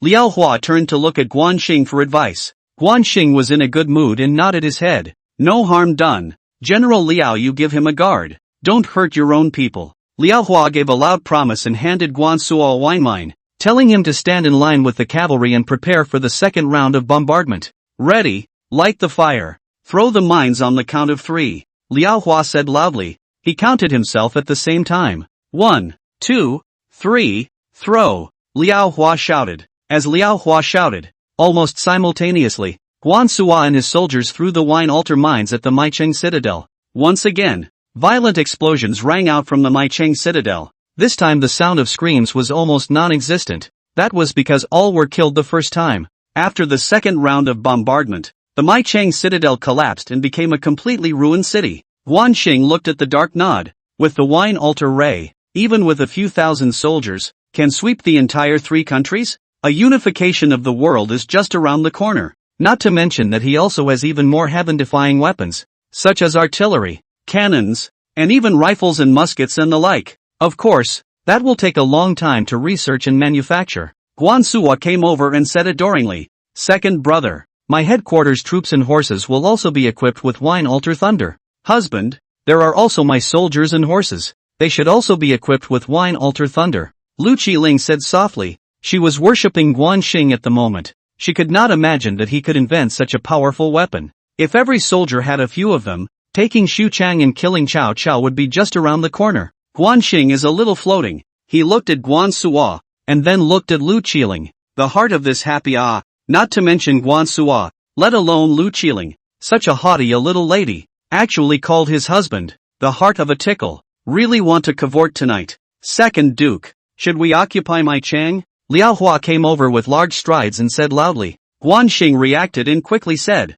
"General Liao, take the men over to Maicheng to see if there are any survivors. Maicheng has been destroyed and there is no need to occupy it." Liao Hua promised and led his soldiers into Maicheng. Only then did Guan Xing look at Guan Suo and Qiling. He withdrew his mind, shook his head and said, "Fourth brother, ma'am, this is a top-secret weapon. It cannot be freely given to the soldiers to equip, and this weapon is extremely dangerous. Once it explodes, it will spread to others." He continued after a slight pause. "Therefore, I've asked Liao Hua to organize a special thunder-throwing army, and at the time of every major battle, a certain number of thunder soldiers will be assigned to you to ensure that you attack the city. Madam, what do you think?" After Guan Xing finished speaking, he walked over to Qiling and patted her shoulder and said, deliberately making some intimate gestures. Qiling glared at Guan Xing, but her heart was warm as she said softly, "Your call." After saying that, she moved towards one side. Guan Suo was only thinking of getting addicted to taking the wine altar lay. He said loudly, "Second brother. I can't wait. Why don't we attack Jiangling in the night? I would like to be the vanguard." Guan Xing wanted to have an in-depth exchange with Qiling, but Guan Suo, this kid didn't know what to do and kept acting as a light bulb, which made him a bit unhappy. He glared at Guan Suo and said, "No, the third sister is still in Mi Fang's hands. Once they use this as blackmail, how are we going to be okay?" Guan Suo slapped his head with his hand and came to a realization. "Second brother, I almost forgot. Damn it, how is this? Why don't we sneak into Jiangling City tomorrow to save the people?" Guan Xing shook his head. Jiangdong Lu Meng, that is the top talent of Jiangdong. It is estimated that at this time, they have long known that the Jingzhou soldiers have already arrived at Qingshan, and even the matter of my city, entering Jiangling City is to send death. He shook his head and said, "Fourth brother, we need to think long and hard about this matter." Just then Liao Hua came out from Maicheng with his soldiers. Liao Hua said loudly, "General, most of the Maicheng defenders were blown up, a few escaped, and the defending General Pan Zhang was blown up on the spot." Guan Xing was in a good mood. From today onwards the wine altar thunder would become a nightmare for Sun Quan in Jiangdong. He laughed twice and said, "Good, great, General Liao, mark your first merit. You have to step up the manufacture of wine altar thunder. Seize the time to train the thunder-throwing army. By you personally." "Yes, General. There is one more thing for the general to decide. A sneaky man has been captured." When he finished, he waved his hand behind him, and two soldiers, pressed against one, approached. The soldier flung himself to his knees and said loudly, "General, spare my life. I am Guan Shan, the son of the housekeeper of General Guan's residence." Guan Xing frowned slightly as he took a closer look at this person, and it was really Guan Shan. Guan Suo reacted a bit strongly, pulling Guan Shan with one hand and said loudly, "Guan Shan, it's really you. Quickly say, my third sister, the old madam and their situation." Chapter 18, The Villain Mi Fang. Guan Shan was tugged by Guan Suo's neck collar and coughed violently. Guan Xing rushed forward and said, "Let go of fourth brother. How can he talk when you're like this?" Guan Suo then realized that he had exerted too much force and Guan Shan's entire body was picked up. He hurriedly put him down, patted his shoulder and said, "Guan Shan, speak quickly." Guan Shan was breathing heavily, and just now, with those two blows, he almost fainted. Guan Xing took the water bladder, let him take a few sips of water, and said softly, "Guan Shan, tell me, what's happening to the Guan family now?" Since the Guan family moved into Jingzhou, they have developed rapidly and have become a large family in Jingzhou. Guan Shan sighed and said, "Second prince, fourth prince, Mi Fang, the traitor, not only surrendered to Jiangdong, but also plagiarized the Guan family. Everyone was arrested. Luckily I was smart enough to run away." Guan Xing and Guan Suo gritted their teeth. Especially Guan Suo picked up his double hammers and was about to get on his horse. Guan Xing quickly stopped him and shook his head and said, "Fourth brother, listen to him finish his words. Let's think long and hard." After he finished, he looked at Guan Shan and said, "Where is the third sister Guan Yinping now?" Although Guan Yinping's martial arts skills can't catch up with Guan Ping and Guan Suo, she is still considered a second-rate general, so she should have no problem defending herself. AI. Mi Fang threatened the third miss with the main mother. The third miss was captured. Mi Fang actually gave the third miss to Sun Quan, the fifth son of Sun Quan in Jiangdong, as a concubine, and will cross the river in the next few days. The two gentlemen saved the third miss. Guan Shan said with tears in his voice and wailing, "Second brother, I'm going to attack Jiangling and rescue third sister." Guan Suo shouted. It was obvious that he was angry. How can Guan Xing not be angry? Mi Fang, this old thing, not only surrendered, but also copied the Guan family. This old thing deserved to die, but now is not the time. Once Mi Fang uses the Guan family hostages to blackmail, Guan Xing will be in a dilemma left and right. He hurriedly stopped Guan Suo and shook his head. "Fourth brother, let Guan Shan go down to rest first. Let's think about it in the long run." After he finished speaking, he turned to look at Liao Hua and said loudly, "General Liao, send out scouts to closely monitor all the movements from Jiangling to the river, and once you find any suspicious carriages or horses, report them immediately." After he finished speaking, he waved at Guan Suo and Qiling and rode his warhorse back. Soon the group returned to the Xing mountain army tent. At this moment no one wants to rest, so Guan Xing called Guan Suo, Qiling, Liao Hua, three people to discuss the army. Guan Suo had a fiery temper and said through gritted teeth, "Second brother, I would like to be the vanguard and smash Mi Fang's doghead. Fourth brother, hold your horses. Listen to what your second brother has to say. Qiling hurriedly stopped it. Without realizing it, she had already subscribed to the Guan family's marriage. Even her name had changed. Guan Suo didn't feel anything until he shook his head and said, "Second sister-in-law, I'm in a hurry." Guan Xing is a careful person. Listening to the conversation between the two, looked at the two, wanted to make a joke, but how can not say? After all, the Guan family was plagiarized. Guan Yinping whereabouts are unknown. He thought for a moment and said, according to Guan Shan, Mi Fong should send Guan Yinping to Jiangdong soon. We only need to set up an ambush halfway. Fourth brother, madam, seize the opportunity to practice in these few days. General Liao, speed up the manufacture of wine altar mines and speed up the training of the mine soldiers. As soon as we rescue the third sister, we will immediately launch an attack on Jiangling. He is now worried that the amount of wine altar thunder is not enough, and it is difficult to attack the city. Plus Guan Yinping is still in the hands of Mi Fong. As long as he rescues Guan Yinping, there is no worry, and the wine altar thunder is stopped. It is only a matter of time to take down Jiangling. Qiling and Liao Hua were nothing, promised and walked out. Guan Suo, who had a fiery temper, sighed heavily and walked out. Guan Xing watched the three people leave. He shook his head helplessly. He was not anxious. He could not wait to take Jiangling and kill Mi Fong immediately, but he knew that Jiangdong capable people are also quite a lot. LV Meng, Han Dang, Chang Pu, Gan Ning are all famous generals in history. Then look at Guan Xing's camp. Liao Hua, Qiling is barely a second-rate general. Guan Suo's martial arts is okay, but the battle experience is too little, and Guan Xing's own martial arts is only slightly better than Liao Hua and Qiling. In the current situation, you can't fight hard with Jiangdong Lu Meng. You can only wait for the right time. For a few days Guan Xing had Qiling, Liao Hua practicing and making wine altar mines, and on the morning of the fifth day Guan Suo walked into the central army camp with a scouting horse. He said loudly, "There is a military message from Jiangling." After he finished speaking, he hastened to let the scout speak. The soldier knelt on one knee and said loudly, "Reporting to General Guan, a carriage came out of Jiangling city, protected by more than 2,000 soldiers and horses, targeting the river. It should be an important person. Second brother. It should be third sister. Ordering the troops." Guan Suo said anxiously. Guan Xing frowned slightly, thought a little, and said loudly, "Call General Liao, General Lu over to deliberate." The soldier promised to turn around and leave. Not long after, Liao Hua, Qiling came to the middle army tent. Guan Xing gestured for a few people to sit down. He briefly introduced the military situation, then said with a firm face, "Now should be the best time to take down Jiangling city. No matter who the people in the car are, they are definitely important people, and I've decided to use them to take down Jiangling. Second brother, just don't sell it short, just tell us how to fight." Guan Suo was straight, and didn't understand what Guan Xing was saying at all.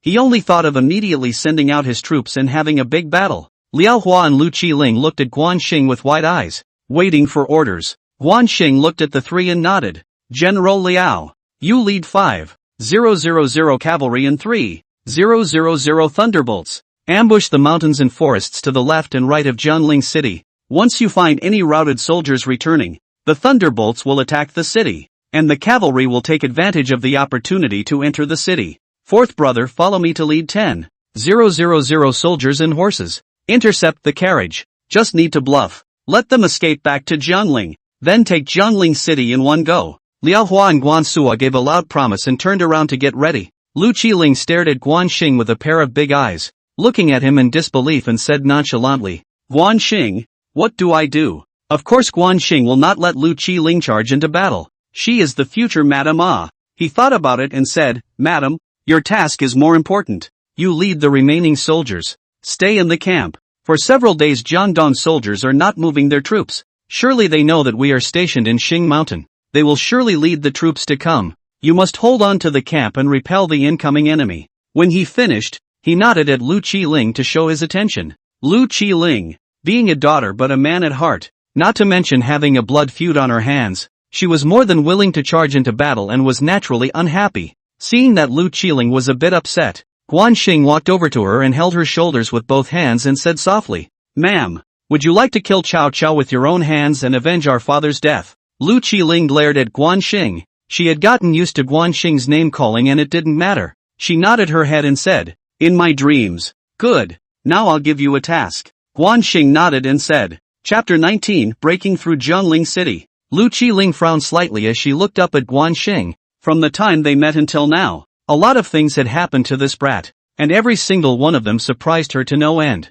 Besides, Xing was born tall and powerful, quite like Guan Yu. A woman is a woman after all, and it's still the Three Kingdoms. So Qiling looked at her twice more before she became shy, and she said softly, just say whatever you want. Xing wanted to tease Qiling more, but thinking that he would be marching out soon and time was running out, he coughed softly and said, Ma'am, back in the day, the parallel state wolf riders reigned supreme on one side, and were considered the strongest cavalry in the Central Plains. I want you to train one of the strongest Jingzhou wolf riders, numbering 5000, and you will personally lead it. Qiling's eyes lit up. This was her ideal for many years. In order to have a battle-hardened wolf rider, one had to invest time, energy, money, and select strong soldiers. Unexpectedly, hearing Xing, she was actually able to realize her long-cherished wish of many years and make the might of the parallel state wolf riders come back, even if the name was changed. So what? She nodded her head vigorously and said, Husband, please rest assured, I will definitely train a most powerful Jingzhou wolf rider. Hearing Qiling's sweet voice, Xing was a little drunk. He couldn't help but reach out his hand, hold Qiling's hand, and said softly, when we take Jingzhou, I will marry you. No, kill Cao Cao and marry me after. Qiling drew back her hand and said firmly. After saying that, she walked out with a red face. Xing couldn't help but kill Cao Cao. Monkey years go by. He didn't want to marry an old girl. He had to speed up the process. If he couldn't, he'd use force. There was a marriage contract in place anyway. Second brother, the army is about to depart. Outside the army tent, Guan Suo waited impatiently and said loudly. Xing loudly promised, picking up the green dragon sword and striding out. At this moment the army had already assembled. One by one the helmets were bright and shining. Guan Suo rode at the forefront of the team. Xing leapt onto his horse and shouted,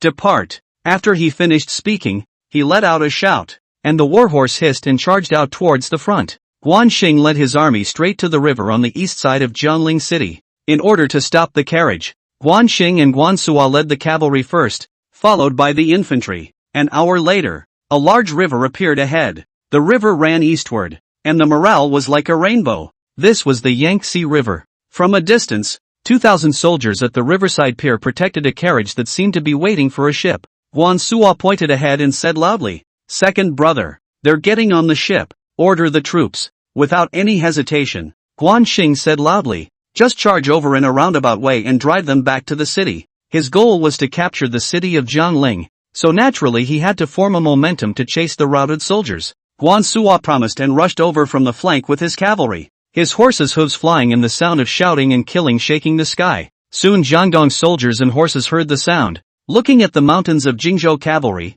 Jiangdong soldiers in the obvious numerical disadvantage, where do not dare to fight. A general commanded the soldiers and horses. A few hundred riders, escorting the carriage, fled to Jiangling. He took the remaining 2,000 soldiers and horses to set up a position. Xing ordered his generals to wave their flags and bluff. The army quickly chased after them. He looked up to the front. A member of the other side of the veteran general holding a large sword in his hand. His eyes were stern. His aura was extraordinary. Xing frowned slightly. This person was not afraid of the danger. He commanded with a sense of propriety. He was quite a general. He rode forward a few paces and shouted, Who is on the other side? I am Han Dang under the account of the great capital governor Lu Meng. The old general exclaimed, holding his beard in his hand. Xing was stunned. Could not imagine that it was the veteran general Han Dang. Could not help but look at it a few more times. It is really extraordinary, but it is just too old and already at the end of its strength. Guan Suo was impatient and said loudly,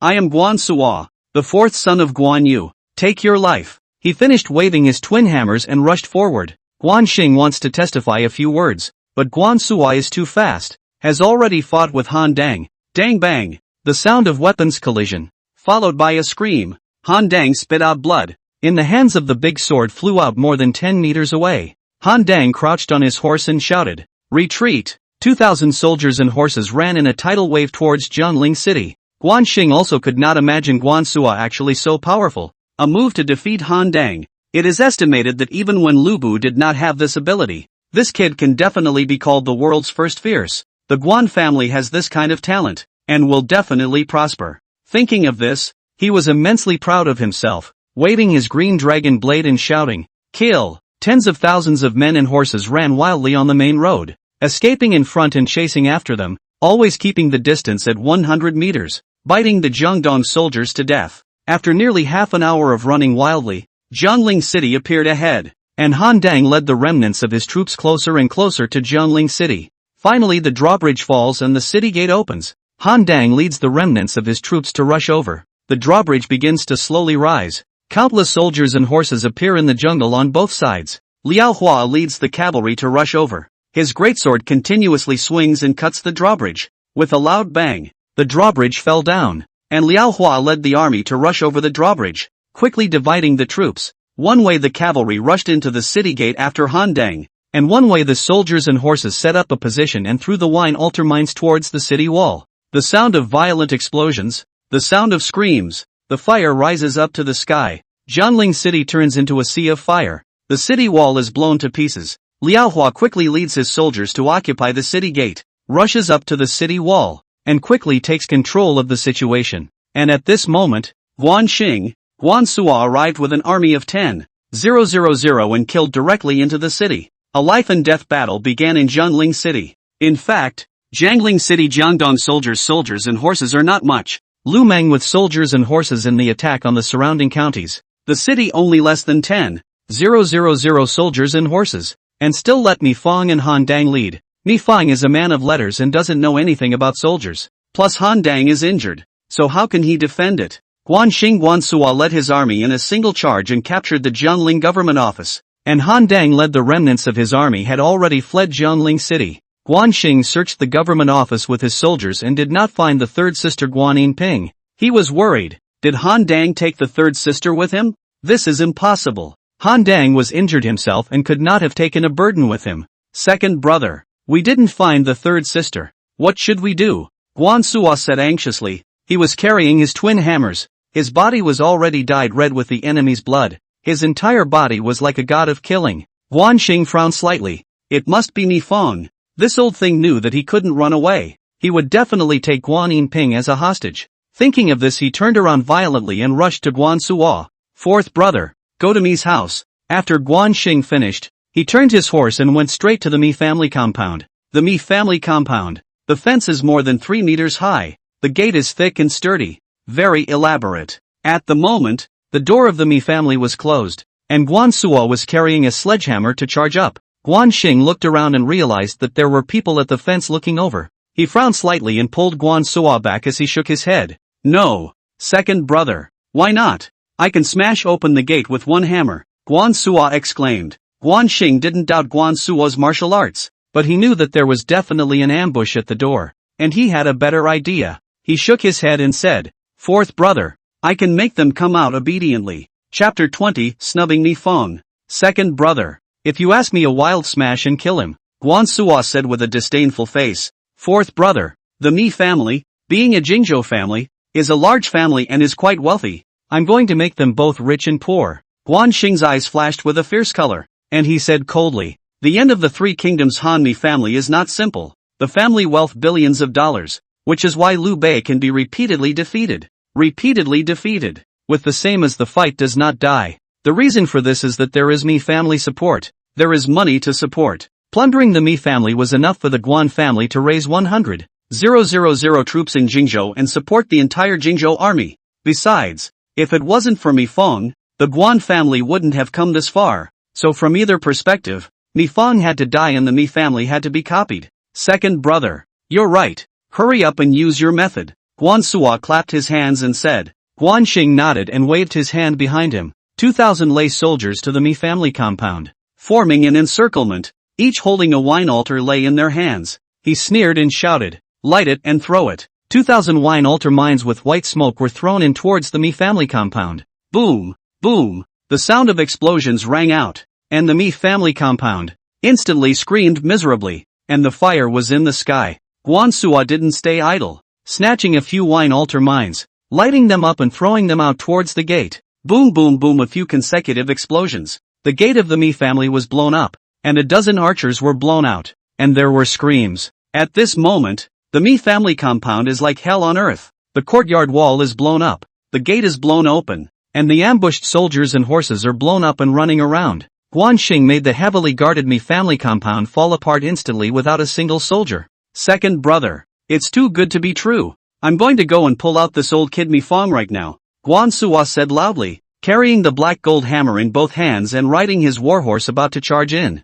Xing quickly said, Fourth brother, no need. They will come out on their own. 2,000 wine altar mines. That was no joke. Even the strongest Suzhou city in the world couldn't stand such a bombardment. How can a small Mi family compound stand it? Xing concluded that Mi Fong will definitely come out and surrender as long as he does not die. Sure enough, it wasn't long before Mi Fong came out of the gate with a bunch of private soldiers. But these private soldiers pushed a few people out. Guan Suo wailed and shouted, Old thief Mi Fong, let them go and I'll give you a whole body. Stand back 10 meters or I'll kill them, Mi Fong shouted, and after that, he waved his hand at the family soldiers, and a few of them pushed Guan Yinping forward. Pissed me off, I'm going to kill you, Guan Suo shouted. Carrying a sledgehammer he was about to rush over. He had the best relationship with Guan Yinping, how could he watch her suffer? Xing pulled Guan Suo and said softly, Fourth brother, don't be impulsive. Third sister is still in their hands. I'll deal with them. After he finished, he waved his hand behind him and said loudly, Everyone listen back 10 meters. The army heard the order and immediately retreated 10 meters. Xing said loudly, My father and Hanzhong King Liu Bei are sworn brothers. You are my uncle. We have a good word with our own family. Am I going to kill you, uncle? As long as you release Guan's family members, I'll let you leave. He continued after a slight pause. We are all ministers under the Hanzhong King's tent, so how could we kill an imperial relative? Second brother, are you crazy? Guan Suo, a straight man, was a bit anxious when he heard Xing say that. Xing said softly, Fourth brother, leave everything to me. He finished looking at Mi Fong. Mi Fong froze for a moment. He didn't know what to do. After all, he made a big mistake. Surrendering to Jiangdong and betraying Guan Yu was tantamount to betraying Liu Bei, the king of Hanzhong. But as he listened to Xing, it made sense. After all, he was Liu Bei's brother-in-law. Would Liu Bei still kill him? Thinking of this, he hardened up and straightened his back as he said loudly, Nephew Xing, I am also forced to do this. The military marquis is going to take me to task, and I have to think of my family as well. As long as you don't kill us, we will leave Jingzhou. Alright, it's a deal. Let the Guan family members go first. Xing said loudly. No, wait until we get out of the city. Then release them. Mi Fong rejected Xing directly and said loudly. Xing's eyes flickered with a fierce color. He had already made up his mind to copy and exterminate the Mi clan. Even if they were to let them leave Jiangling city, Xing would be able to catch up with them in the blink of an eye. Guan Suo, with his fiery temper, exclaimed, Second brother, you can't let go. I'll snatch the man. Xing hurriedly stopped him and shook his head. Fourth brother, no. Third sister is in their hands in case they jump over the wall. Trust me. He finished patting Guan Suo's shoulder. Guan Suo stomped his foot hard, very reluctant. Xing took a few steps forward on his warhorse and said loudly, I promise your conditions. I can also promise you that with all the family assets of the Mi family, I will guarantee your safety. He finished waving his hand at his back. The army immediately rallied to one side, flashing a large road. Really? Forgive me, you wouldn't dare to do anything to me, Mi Fong said with a big smile. After he finished, he also waved his hand behind him. A large number of family soldiers rushed out. Then countless carriages came out one after another, each of them filled with money and food. Xing looked at these carriages. There were thousands of them. So much money and food. It can be described as rich. I can't imagine that the Mi family is so rich, and he believes that these are only what he sees. Jiangling city has a large population, and there are many businessmen, all kinds of money banks, stores.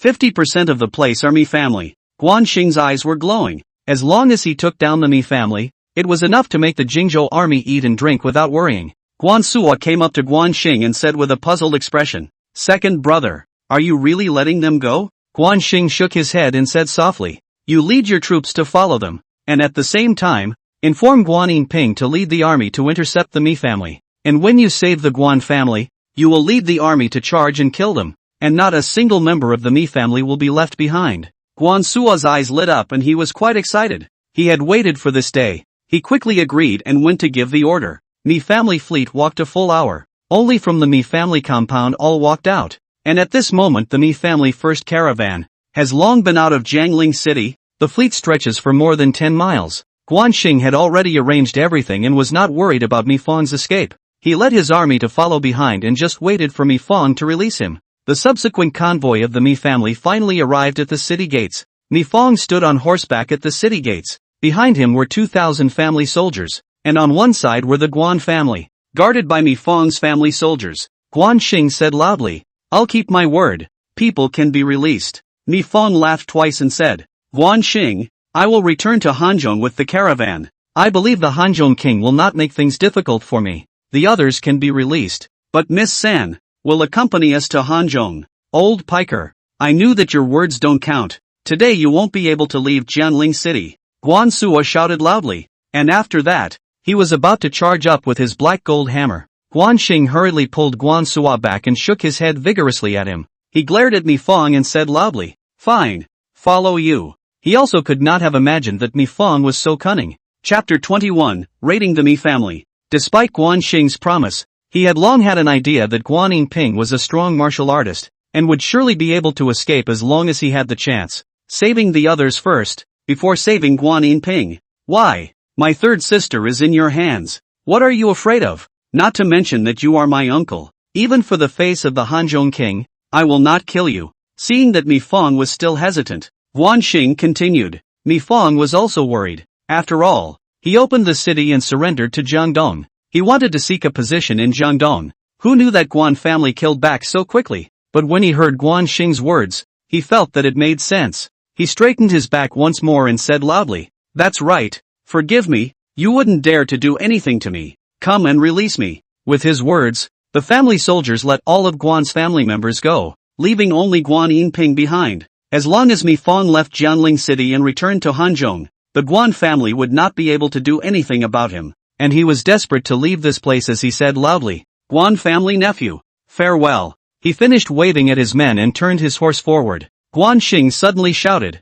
"Wait, look who that is." As he finished speaking, he pointed his finger into the distance. Mi Fang was stunned. He and his family soldiers almost simultaneously looked in the direction Guan Xing was pointing to, but they could only see unending carriages. Where were there any people? Mi Fang said somewhat angrily, "Nephew Guan Xing, could it be that his eyes are blurred?" His words had just finished, when Guan Xing instantly rushed over on his warhorse. The green dragon blade flashed across, leaving a deep bloodstain on Mi Fang's body. Mi Fang pointed his finger at Guan Xing and said, "You said you wouldn't kill me." After he finished his words, his entire body fell off his horse, spitting blood from his mouth and died. At the same time, Guan Suo rushed over with his black and gold hammer, and gave a wild smashing. The Mi family soldiers screamed and fell down. Where did they care about Guan Yinping? Guan Suo took the opportunity to save Guan Yinping and untie him. At the moment, Guan Xing, Guan Suo, and Guan Yinping were riding their warhorses and standing in a line.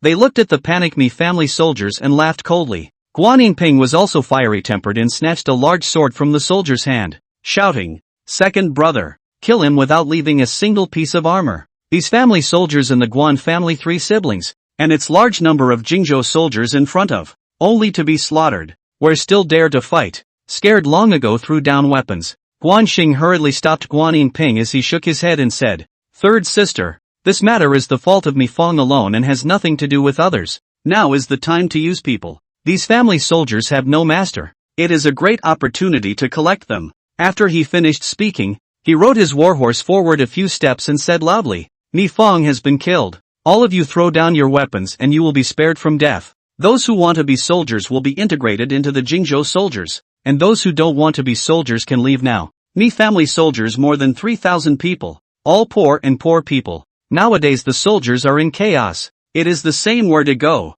Not to mention that the Guan family has a good reputation in Jingzhou. The 3,000 family soldiers all threw down their weapons and were willing to be integrated into the Jingzhou soldiers. Guan Xing was very happy. At this moment Liao Hua led his army over. Guan Xing said loudly, "General Liao, collect the Mi family soldiers, drive all the carriages back, commandeer the Mi family compound, and use it as a granary." Liao Hua gave a loud promise and led the soldiers to drive the carriage. And at this time, the shouting and killing sound should come from the distance. Guan Xing secretly said a bad sound. It should be Lu Qiling leading the troops to rush here. He hurriedly rushed at Guan Suo and shouted, "Fourth brother, quickly go greet your sister-in-law and tell him about the situation here." Guan Suo promised and charged out on his warhorse. Guan Xing turned around to look at Guan Yinping as he leapt off his horse and walked over, saying with great concern, "Third sister, are you all right?" Guan Yinping looked at Guan Xing, her eyes moist as she nodded her head and said, "I'm fine, but my mother passed away due to illness."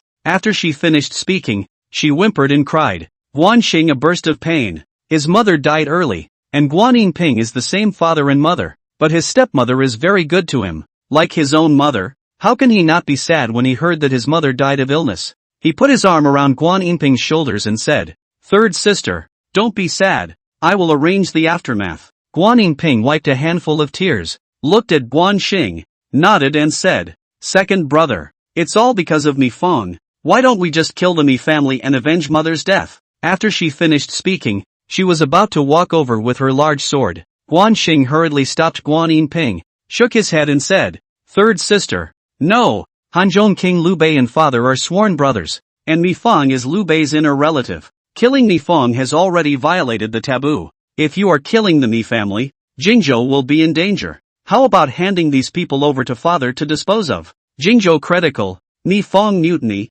there may be Liu Bei in the back of the instruction. History, Guan Yu after the defeat, had sent several times to Liu Bei and Shu. At the same time, Shangyang Lu Feng to ask for help, but none of them sent troops, which led to Guan Yu go to the city of Wheat. The defeat was killed. According to historical comments, it was Liu Bei's intention to weaken the strength of the Jingzhou group, who knew that at the end of the day could not be controlled, which led to the killing of Guan Yu. But of course these cannot be verified. But it's not time to turn the tables on Liu Bei. After all, the Guan family hasn't even fully occupied Jingzhou. Second brother, I will follow you. Although Guan Yinping had a fiery temper, she was a reasonable person, especially to Guan Xing, who did everything she was told. Guan Xing patted Guan Yinping's shoulder and said with a serious face, "Third sister, I'll give you 5,000 soldiers and horses to take over all of the Mi family's properties, stores, and registers. The wealth of the Mi family can be calculated in hundreds of millions of dollars to bring down the Mi family and enrich the Guan family,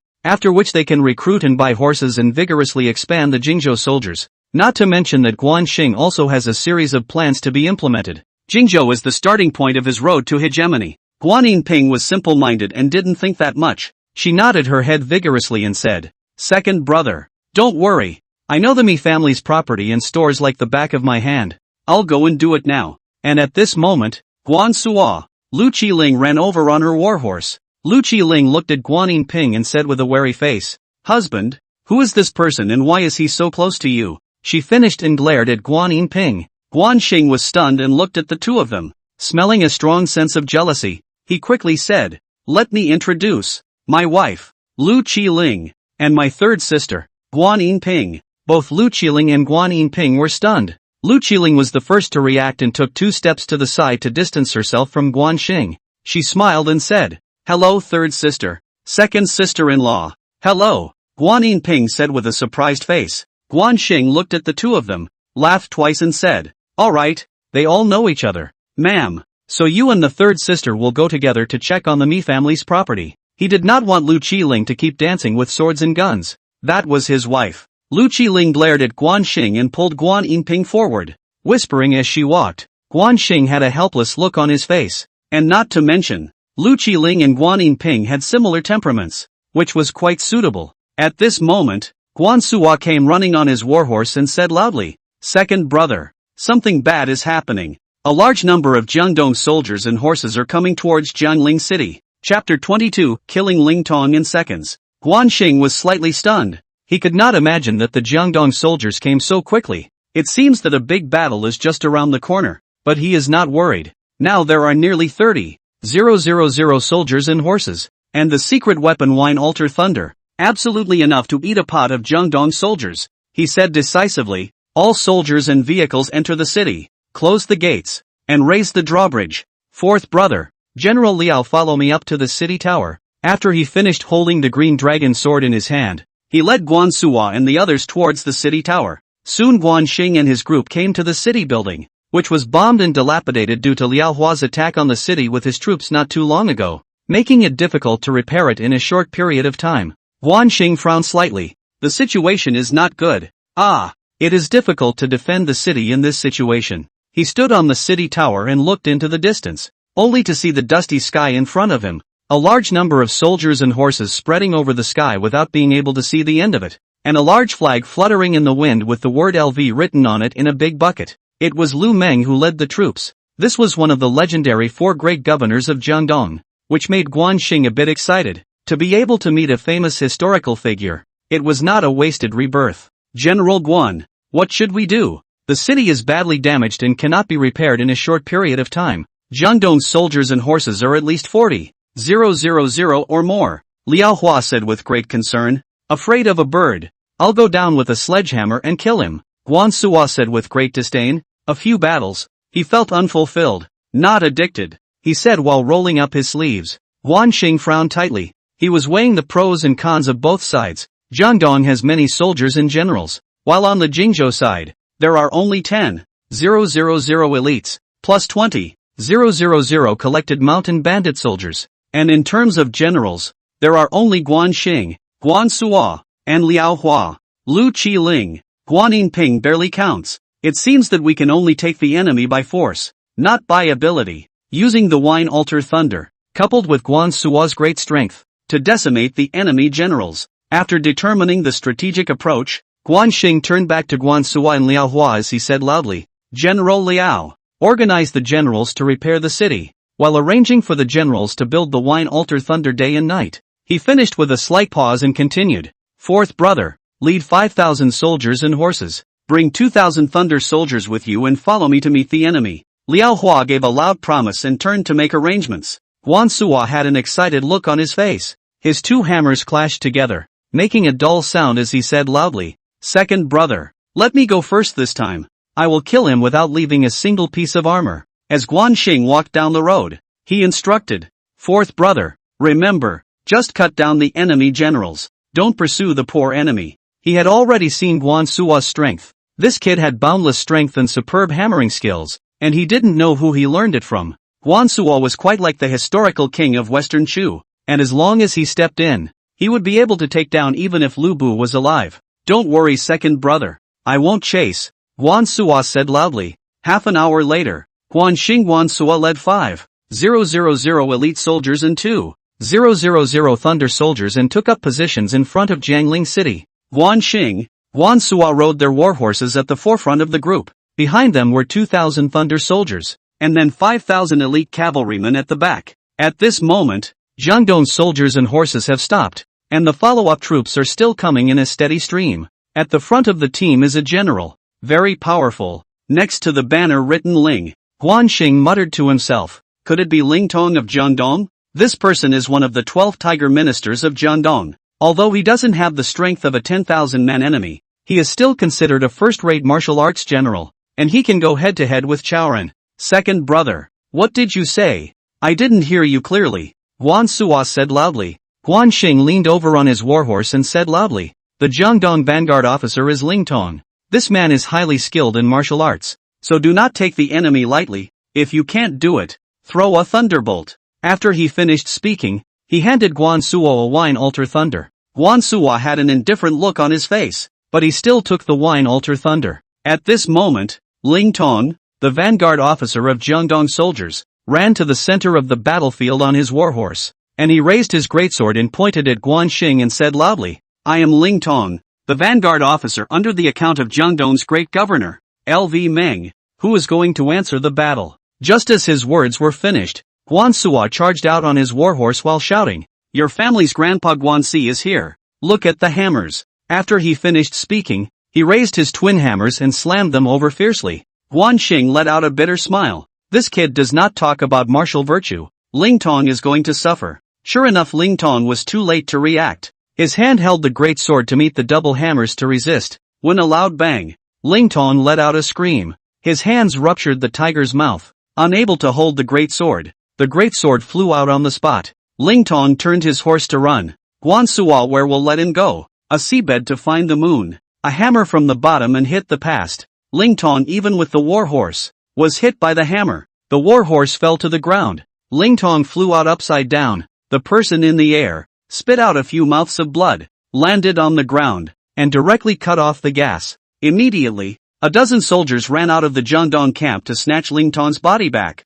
and the Jingzhou soldiers let out a roar of fury, cheering for Guan Suo and beating their drums to the heavens. Guan Xing was surprised. It was too perverted. Guan Suo was simply the reincarnation of the overlord, killing Ling Tong with one move. Even Lu Bu did not have such strength. Guan Suo rode his warhorse and kept shouting and cursing in front of the formation. But the Jiangdong soldiers' camp, no one came out again. But the soldiers and horses didn't retreat either. Guan Xing knew that the Jiangdong soldiers' troops were assembling, and the heavyweights were soon to make their appearance. And sure enough, in a short time, a major general appeared, followed by a dozen or so generals, with the word LV on the flag in a big bucket. Guan Xing rode his warhorse to Guan Suo's side. He pointed ahead and said, "Fourth brother, see that man? He is Jiangdong Grand Capital Governor Lu Meng. Second brother, watch me kill this person." Guan Suo said loudly, and after saying that, he was about to urge his horse forward. Guan Xing hastened to say, "Fourth brother,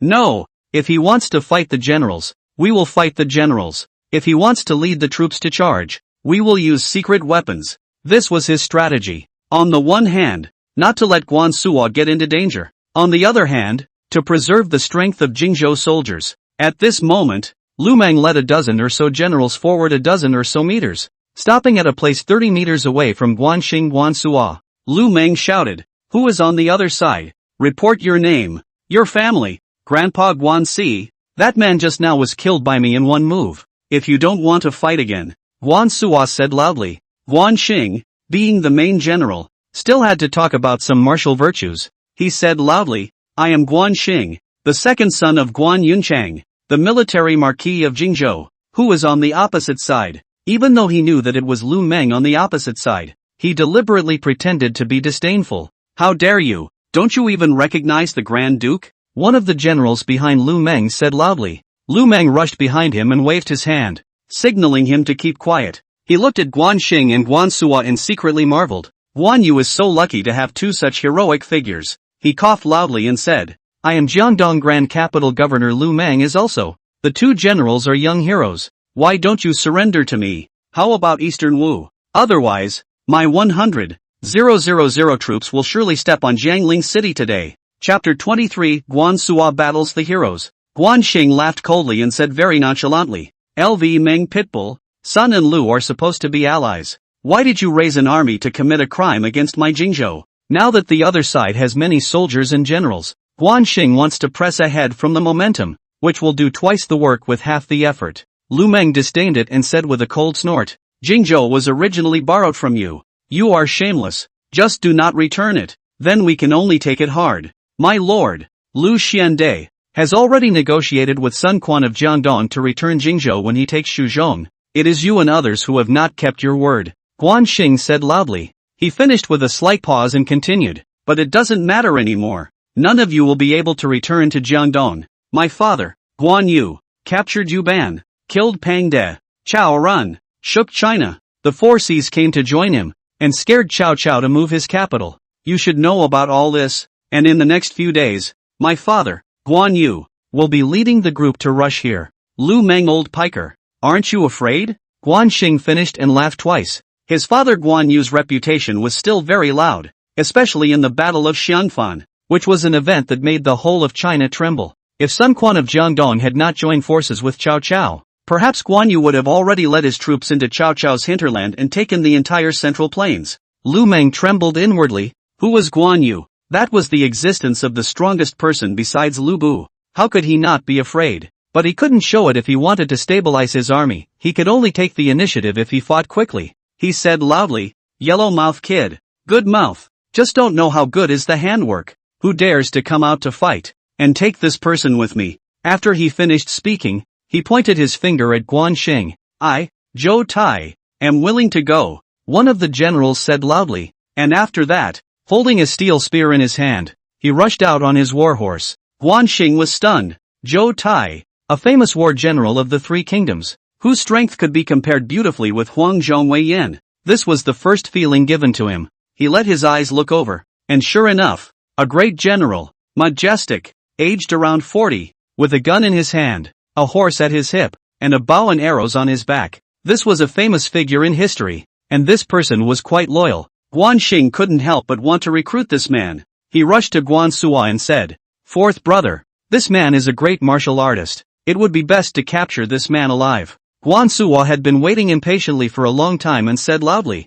"Don't worry, one hammer won't kill him." After he finished speaking, he swung his twin hammers and charged out. Guan Suo and Zhou Tai fought together. From the strength alone, Zhou Tai was a few notches higher than Ling Tong, and the two killed each other. This made Guan Xing very eager to recruit this person. Even though Guan Suo was very powerful and able to sweep thousands of troops, he could only serve as a general in front of the battlefield, and did not have the ability to lead troops alone. Handsome talents, generals, that's what you need most on the battlefield. Guan Suo, Zhou Tai, two people you come and go, played more than 10 rounds of victory or defeat. Lu Meng, some anxious, afraid of Zhou Tai have any failure, rushed behind waving his hand and said, "Zhu Ran, Zhu Heng, Ding Feng, Jiang Qin." All the generals listened to the order to kill Guan Suo together. After Lu Meng finished speaking, a dozen or so generals simultaneously charged out on their war horses, surrounding Guan Suo alone in turn. Guan Xing shouted, "Lu Meng is despicable and shameless.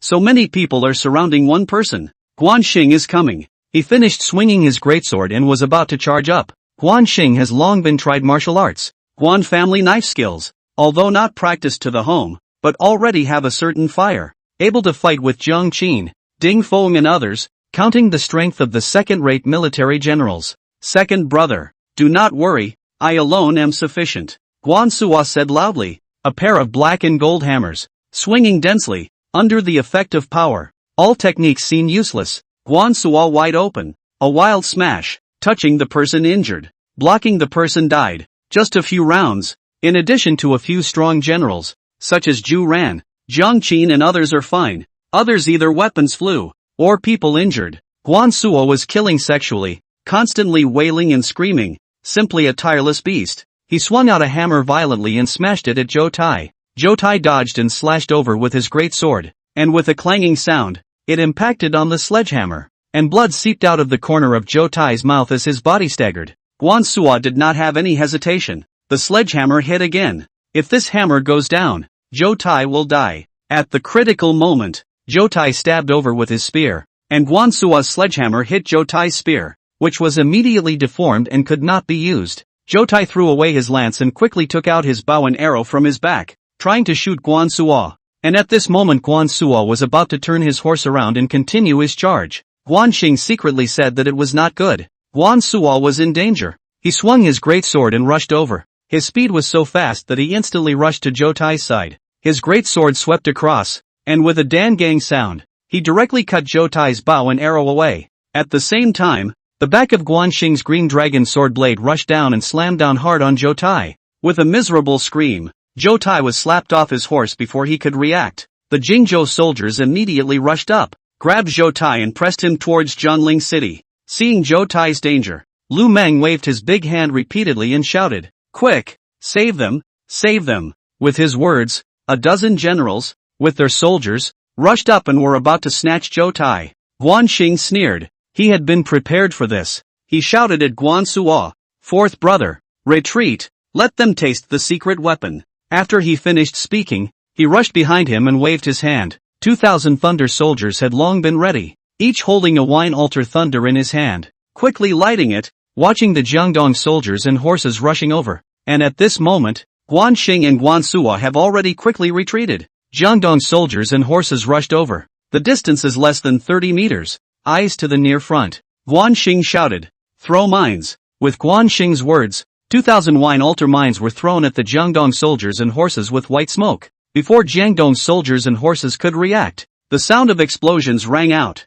People shouted and horses neighing, and the sound of screams rose and fell. Jiangdong soldiers and horses were suddenly in chaos. When Lu Meng saw this, he was startled, and he said aloud, "What's going on? What is this thing? And why is it so powerful?" "Great capital governor, I don't know. Such a dangerous thing. We should temporarily withdraw our troops and wait to figure it out before fighting again," a senator said loudly. Lu Meng hurriedly said out loud, "Collect the troops." Even though there were only a few thousand people charging and the casualties weren't great, But how could one attack a city without figuring out such a powerful thing? The Jiangdong soldiers quickly retreated, leaving a mess on the battlefield. In the first encounter, Xing won a great victory, but he could not be careless. After all, the war had just begun. He looked over and realized that the Jiangdong soldiers had withdrawn and Meng had not left. He was still standing there with a dozen or so of his generals. Xing was a bit surprised as he shouted, "Old Meng, still want to fight again?"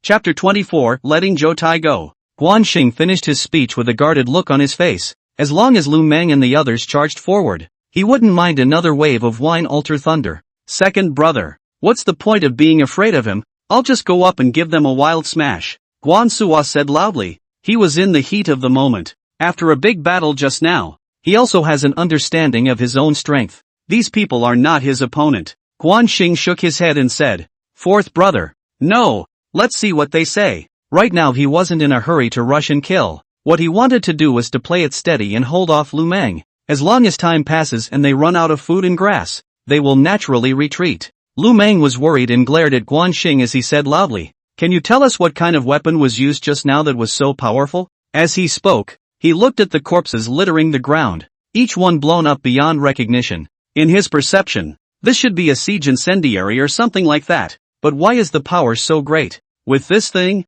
even if Cao Cao's millions of warriors come, what is there to fear? He even forgot about the captured Zhou Tai, wanting to know this mysterious weapon single-mindedly. Xing sneered again and again. This moment is a good time to make a name for himself. As long as the wine altar thunder spread throughout the Middle Kingdom, no matter whether it is Sun Quan or Cao Cao, still dare to come to steal the territory, but also to rush up to the alliance. Whether it's ancient times or modern times, a strong military is the most important thing. Thinking of these, he laughed twice and said, "Meng old man, to tell you the truth, this is my Guan family original secret weapon, called the Wine Altar Thunder. As long as the detonation of this thing, within a radius of 30 paces no one survives." He coughed twice with force and continued, "How about, try again? You charge the formation, I will throw the thunder." He finished waving his hand forcefully. 2,000 thunder soldiers behind him raised the Wine Altar Thunder slowly, just almost fire-throwing thunder. Meng quickly waved his hand and said, "Slow down. I'm tired from today's labor. We'll fight another day." After he finished speaking, he turned his horse around and galloped away furiously. "Second brother, why don't we take advantage of the victory and drive them back to Jiangdong?" Guan Suo said loudly, his twin hammers clashing together with a heaven-shaking sound. Xing shook his head and said, "Fourth brother, no, there is a huge difference in troop strength. We need to play to our strengths and utilize the power of our secret weapons. Alright, close the army." The fact that we were able to win today was due to Guan Suo on one hand, and Wine Altar Thunder on the other. But once Meng led his army to attack the city, the power of Guan Suo and Wine Altar Thunder would be greatly reduced, and as long as Meng's army fought for their lives, the city of Jiangling would surely not be able to be defended. Xing didn't dare to have any slack. He had to take the initiative, and as he walked back, he pondered on a way to retreat from the enemy. Xing returned to the Taisho mansion and saw Zhou Tai tied to a big tree. At the moment the weather turned cool, permeated with a gust of coldness. Zhou Tai was cloaked in hair and looked very wretched. Seeing this person, Xing's eyes lit up. He thought of a wonderful plan. Perhaps this method can be accepted. Zhou Tai? Even if it can't defeat Meng's army, it is still enough to strike the morale of Jiangdong soldiers. Thinking of this, he rushed to the soldiers and said loudly, "Bring in the enemy general." After he finished speaking he walked into the hall with Guan Suo. Xing was sitting on the head seat and Guan Suo was standing on the side. On both sides stood a dozen guards, giving a sense of forceful oppression. Soon Zhou Tai was brought in and two soldiers shouted, "Kneel down," said Zhou Tai with several consecutive kicks. But Zhou Tai just didn't kneel and acted very tough. "Second brother, simply kill it. This person will not surrender," Guan Suo said loudly. Xing shook his head. Zhou Tai's martial arts are strong, his loyalty and courage are commendable, and he is quite resourceful. He is a rare general who is able to stand on his own. He looked at Zhou Tai and said loudly, "Zhou Tai, are you willing to surrender?" "I'd rather die than surrender," Zhou Tai exclaimed with his head held high. Xing really appreciated such a person and secretly said, "This person is very righteous. Not bad, but it's not that simple to subdue this person." Jiangdong's son Quan turned his back on his allies and attacked Jiangdong without authorization, causing the people's lives to be devastated. "My father Guan Yu captured Yuban, killed Pang de Chaoran, and shocked China to save the Han dynasty. Don't you and other Jiangdong soldiers and generals feel guilty? Guan Xing said loudly. He wants to stand on the moral high ground first, forming a psychological burden for Zhou Tai, and then use the stratagem. By then Zhou Tai will only die if he doesn't surrender. Zhou Tai said loudly. You are talking nonsense. Jingzhou was originally my lord's territory. It is you and the others who did not keep your word and delayed in returning it. Even if it is not returned, there are reasons for it. Yet what about Sun Quan and Cao Cao plotting an east-west attack on Jingzhou? Guan Xing exclaimed. Nonsense. This is coincidence. Zhou Tai defended. Guan Xing laughed twice coldly and said loudly. What you and others are plotting is known to the whole world, so there is no need for me to argue with you. Well, since you won't surrender, do your duty for your master. Come on, push out and chop it up. After Guan Xing finished waving his hand at the bottom, several soldiers pushed Zhou Tai outside. Guan Suo was astonished and quickly said, Second brother, do we really have to kill him? Guan Xing shook his head and said, Fourth brother, hurry up and create an opportunity for Zhou Tai to escape from the city. I have my own way to make Zhou Tai surrender. Guan Suo hesitated for a moment, but still rushed to make arrangements. And if he went late, Zhou Tai's head would fall to the ground, and there would be no more fun. After Guan Suo left, Guan Xing immediately wrote a letter and gave it to his personal soldier, telling him to shoot the letter into the Jiangdong military camp after Zhou Tai returned to Jiangdong. The personal soldier led the order and left, while Guan Xing sat on the main seat and waited for the news. About half an hour later, someone outside the hall shouted, It's bad, Zhou Tai has run away. Then the soldier came in and reported, General, Zhou Tai has run away.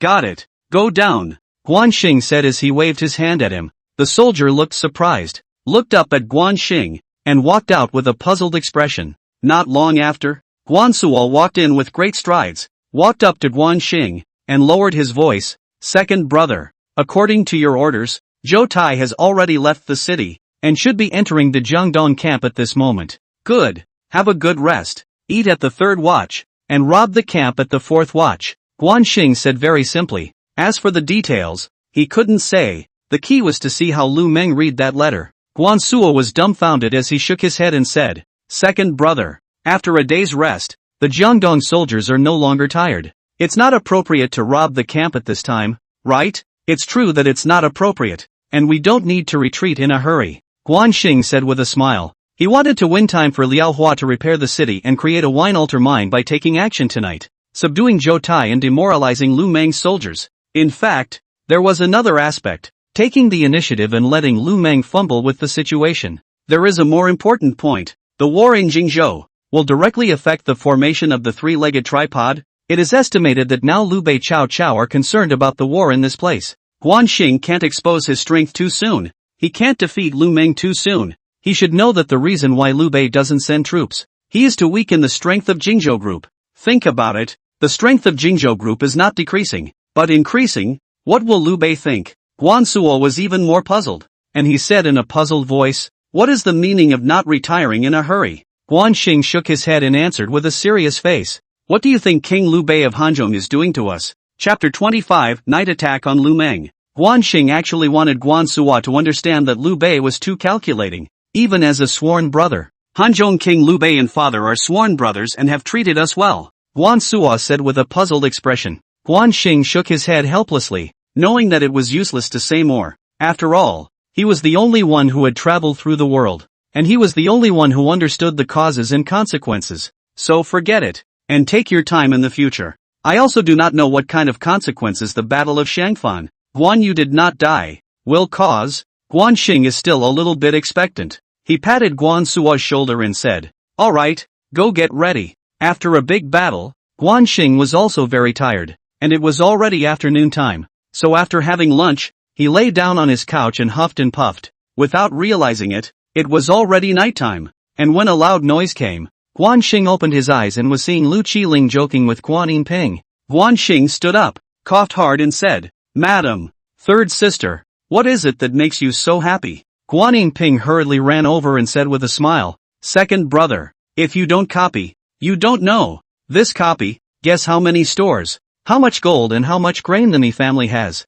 This Mi family is simply rich. Lu Qiling echoed. Guan Xing looked at the two of them. He was very happy. Beautiful women and beautiful people. Their relatives are all right. This is the most important thing. As for how much family property the Mi family has, he did not have much interest, but in order to cater to the two of them, he thought about it and said, over 100 stores, $10 million in gold, and 1,000,000 quintals of grain, less, Jingzhou South County, Wuling County, Zuling County, a total of 42 counties. The Mi family has monopolized the county's money shops and grain stores, more than 200 stores, more than 100 million gold, and 10 million quintals of grain, Guan Yinping said. And the Mi family industry is still developing into the other 3 counties in Jingzhou. It's too scary, Lu Qiling said. At this moment, Guanxing was stunned. No wonder Liu Bei relies so much on the Mi family. This is simply a super thigh. The biggest family in Shuhan is not the Mi family. But now,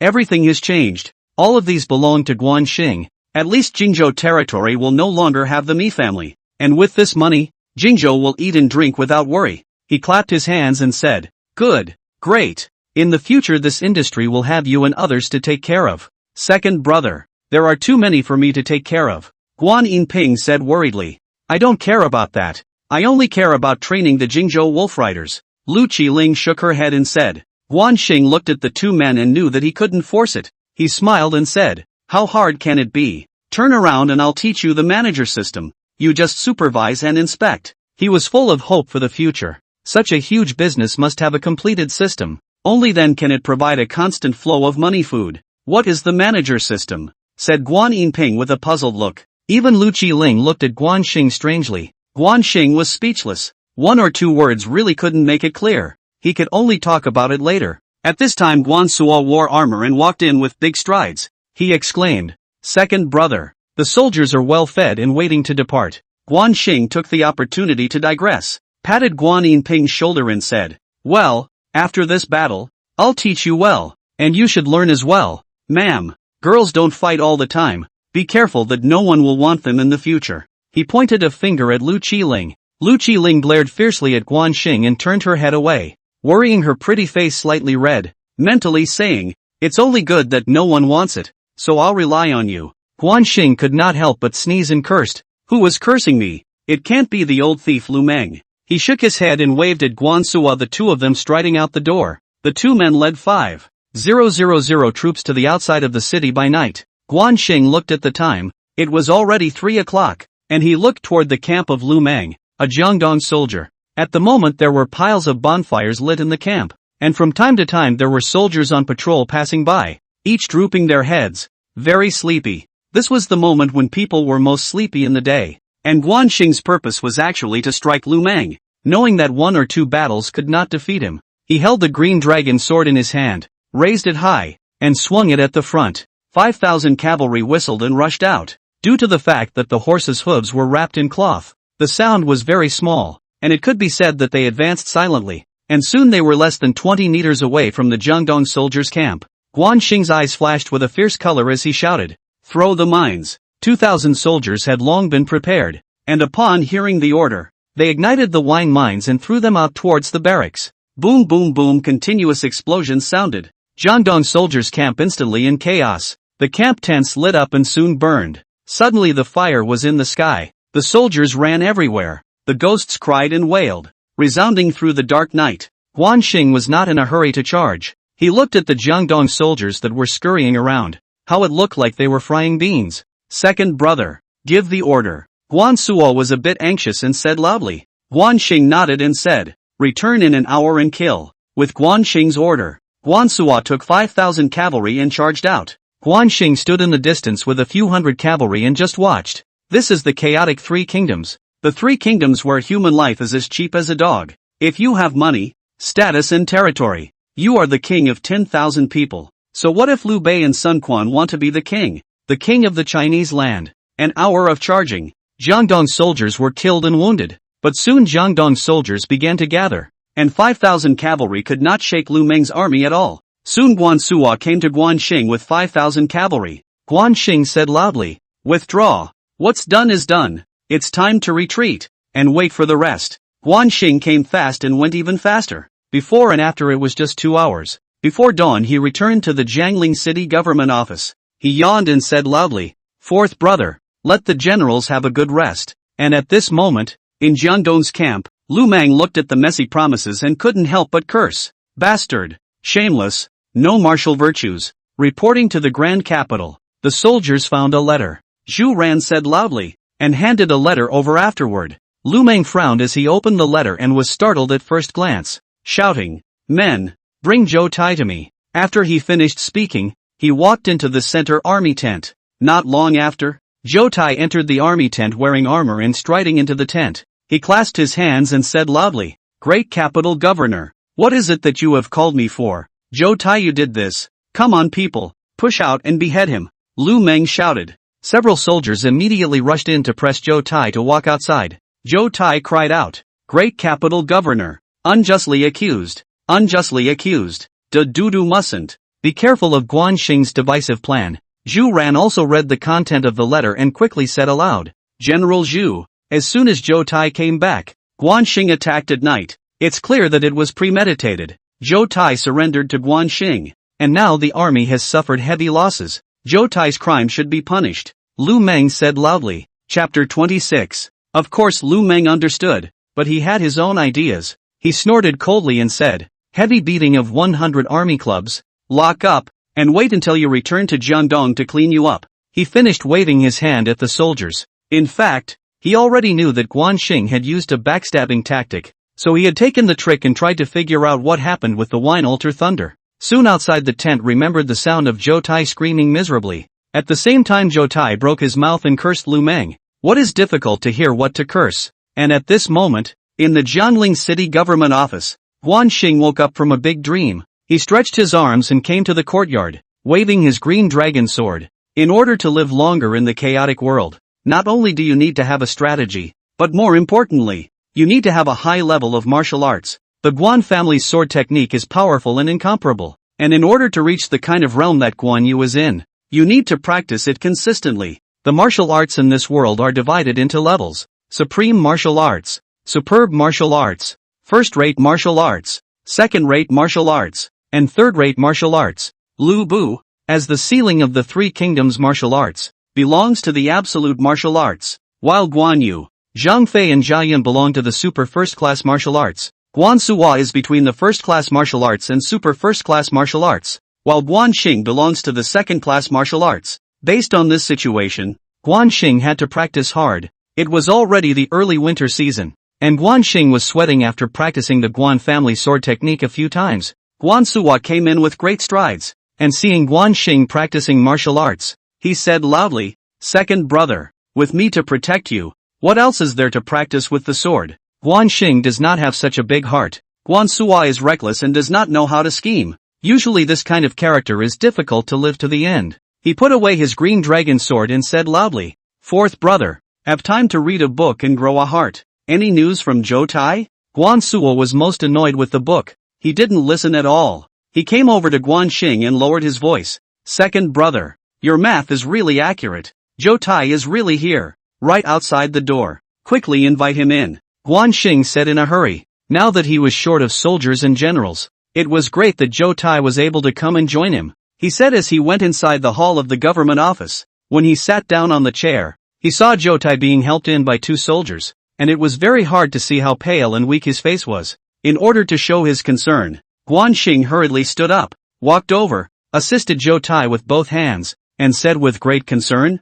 "Brother Yu Ping, what's wrong?" Zhou Tai was over 40 years old. He looked old and shy, pounded his chest and said, "General Guan, Lu Meng actually beat me with 100 army clubs and humiliated me. I was furious, so I ran to join the general. Please take him in." After he finished speaking, he was about to kneel down. Guan Xing hastened to hold him up and said with a happy face, "If the general comes to join us, I will certainly take him in. Please sit down quickly." Zhou Tai received 100 army sticks. Of course he couldn't sit down. He shook his head vigorously. Guan Xing slapped his head with his hand and came to a realization. Smiling, "Look at my brain. Take General Zhou to the guest room to rest and have the military doctor treat him immediately." Several soldiers helped Zhou Tai to rest. At this moment, Liao Hua, Lu Qiling, Guan Yinping, and Guan Suo walked in. Liao Hua cupped his fists and said, "Second Duke, Zhou Tai is a fraud. Please act carefully. Second brother, Zhou Tai is one of Sun Quan's 12 tiger vassals,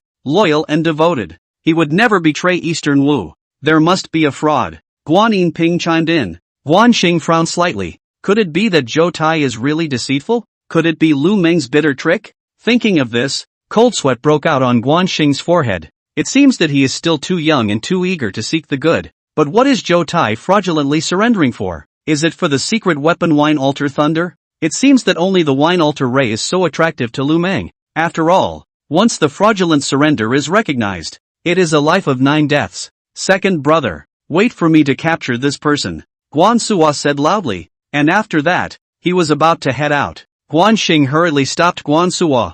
A fierce color flashed at the corner of his mouth as he nodded his head and said, Zhou Tai has come well. Defeating Lu Meng is just around the corner. Liao Hua, Guan Suo and the others were all stunned. Unable to understand what Guan Xing meant, Liao Hua, who was an old man, asked aloud, General, what do you mean by this? In order to prevent the leakage of the military opportunity, which could not be divulged for the time being, he smiled at Liao Hua and returned to the table. He looked at the table blank brocade silk. 3 countries when there is no paper. All are using bamboo or brocade silk. Time-consuming and laborious. In the future there is time must be made paper. He thought about it and picked up his brush to write on the brocade. He made changes to the method of making the wine altar lay. As long as he gave this method to Zhou Tai, Lu Meng's army would be defeated. He picked up the brocade and looked at it and couldn't help but laugh. Liao Hua and Guan Suo and the others were stunned, confused as to why Guan Xing was laughing. Guan Xing looked up at Liao Hua and the others and said loudly,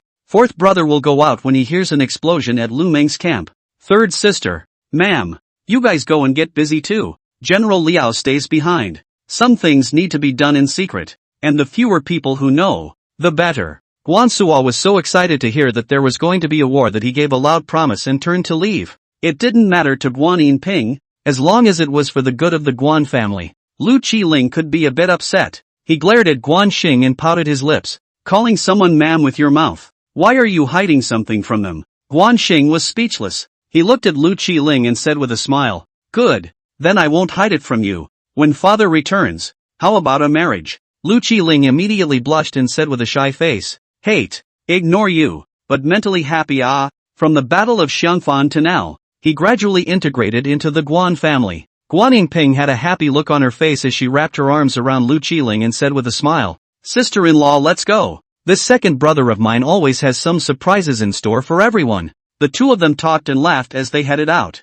Guan Xing watched the two walk out and shook his head helplessly. There was no way. You really can't tell the truth to women sometimes. Congratulations, second prince. What do you need me to do? Liao Hua said with a cupped fist. Guan Xing turned to look at Liao Hua. He understood what he meant. But at the moment Guan Xing didn't have time to think about the marriage with Lu Qiling. He was merely comforting her. He shook his head and said, General Liao, I'm looking for you because of something else. Second prince, please command. Liao Hua, who was quite a tactful person and had a fine mind in his roughness, had long seen it. Guan Xing handed him the secret recipe for the wine altar thunder that he had just written and said, this is the secret recipe for the wine altar thunder. Hand it over to Zhou Tai before dark today. And keep it quiet. Do you understand? Zhou Tai was astonished, looked at the secret formula, and said anxiously, second prince, 10,000 times impossible. The secret formula is too important. Once Zhou Tai fraudulently surrendered.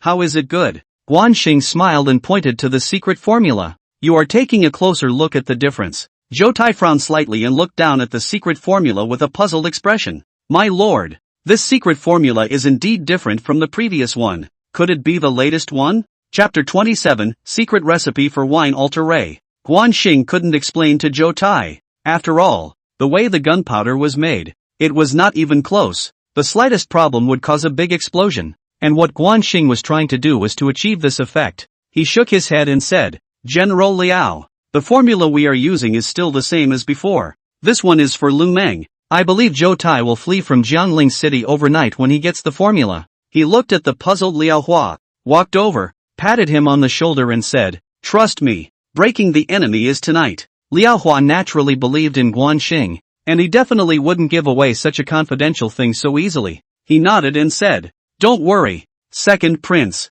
Good, now follow me to see Zhou Tai. Guan Xing said with a smile as he finished striding out. Zhou Tai was resting in the guest room in the backyard of the government office. The two men arrived quickly. Guan Xing saw Zhou Tai lying on the bed and hurriedly walked over, smiling and said, "General, how is it?" "Better, General Guan. Much better. Thank you, General Guan."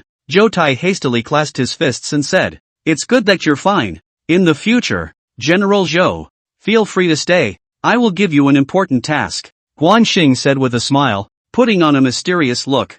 Zhou Tai's eyes lit up and he exclaimed, "Thank you for your trust, General. I will die with my liver and brain. I don't know what the mission is." Guan Xing pointed to Liao Hua and introduced, "Liao Hua, General Liao, is specifically responsible for the production of wine altar mines and the training of mine soldiers." General Zhou cooperated with General Liao to step up the production of wine altar mines. Zhou Tai, this psychological happiness. Simply want what, is not sure how to get the recipe, cannot imagine that this is someone to the door. Unable to restrain himself, he struggled to sit up and exclaimed, "Thank you, General. I shall work hard." "Alright, General Liao. Introduce the making of the wine altar thunder to General Zhou. I won't be accompanying you," Guan Xing said as he looked at Liao Hua and winked at him. Liao Hua hurriedly agreed. "Yes, second prince." Guan Xing nodded, stood up and headed out. He knew that the next thing should go well. If the expectation was not wrong, this Zhou Tai would definitely leave Jiangling City after dark.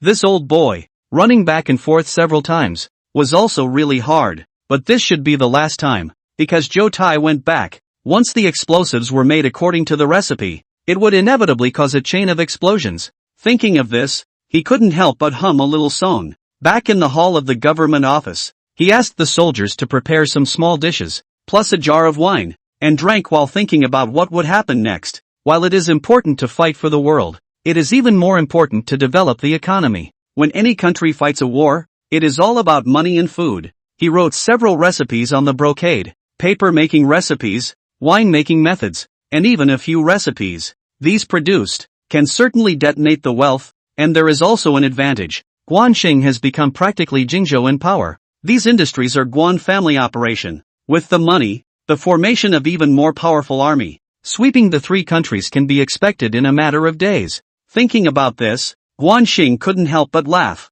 At this moment Guan Suo strides in and sees Guan Xing so happy, and says loudly, "Second brother, it's dark. When will the troops leave?" Guan Xing looked out the window this time, and sure enough, it was already dark. He shook his head and said, "Fourth brother is in no hurry. Call the third sister and madam to come." He decided to give the written secret recipe to the third sister with Qiling. What's a woman like? Fighting and killing? Isn't it good to do research and earn money for yourself? Guan Suo promised and turned to leave. And in no time, Qiling, Guan Yinping, and Guan Suo arrived one after another. Guan Xing handed them these secret recipes and said with a smile, "Third sister, ma'am, follow what I've written. Build a large winery, a paper mill, and build a large restaurant in the middle of the building, focusing on these dishes." "Husband, what is this? You want to go into business?" Qiling said with a surprised face. "Yes, second brother. The Mi family's estate is already enough,"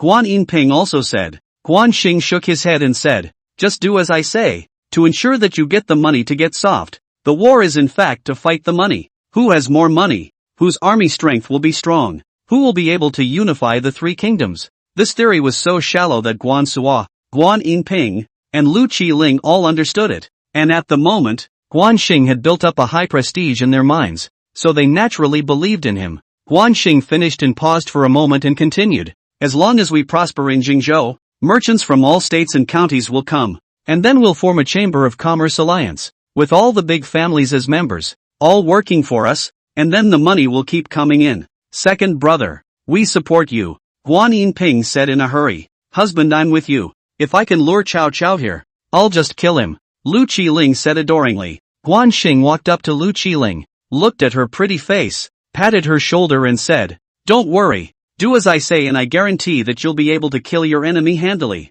Even though Qiling was a boy at heart, she also had a girl's heart, and being looked at like this by Rui Jun, her pretty face slightly reddened, and she couldn't help but bow her head. Guan Yinping coughed hard to break the silence, pulling Qiling's arm and rushing at Guan Xing. "We know, just wait to be your groom. Sister-in-law, go." She finished tugging Qiling out the door. Only Guan Xing and Guan Suo were left in the hall. Guan Suo wasn't interested in making money. He only wanted to fight. He looked out the window and said aloud, Second brother, when exactly will we be able to send out troops? Just after his words were finished, Liao Hua walked in with great strides, walked over to Guan Xing, and said in a lowered voice, Second Duke, the secret formula has been given to Zhou Tai, and I've asked the soldiers to keep a close watch on his whereabouts, and at this very moment, he should have already gone out of the government office. Good. Follow me up to the city hall, Guan Xing exclaimed, finishing his sentence and striding out. Half a quarter of an hour.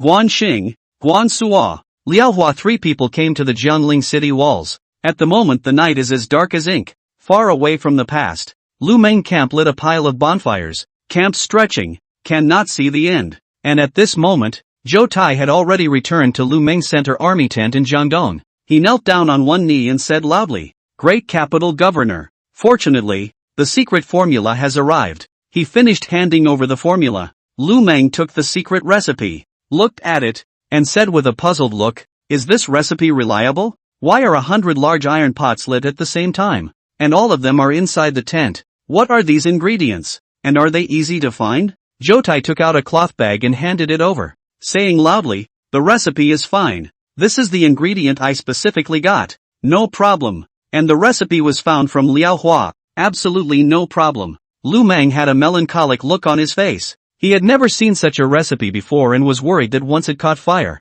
something would happen to the entire barracks. When Zhou Tai saw Lu Meng hesitating, he said loudly, Great governor, don't hesitate any longer. As long as we build the wine altar Thunder, we can take Jiangling city. Chapter 28, Burning the company's camp. Lu Meng stared closely at Zhou Tai and said cautiously, General Zhou, are you sure that this secret formula is real? The two difficult points in front of Lu Meng. One is the big killing Guan Suo, as long as the army rushed through, not enough to worry about, and the other wine altar Thunder. This thing is too powerful. Zhou Tai took 2 steps forward and said loudly, Do. It's true. Take me if something goes wrong. He finished patting his chest. Good. Make the wine altar lay overnight. Lu Meng said loudly with determination.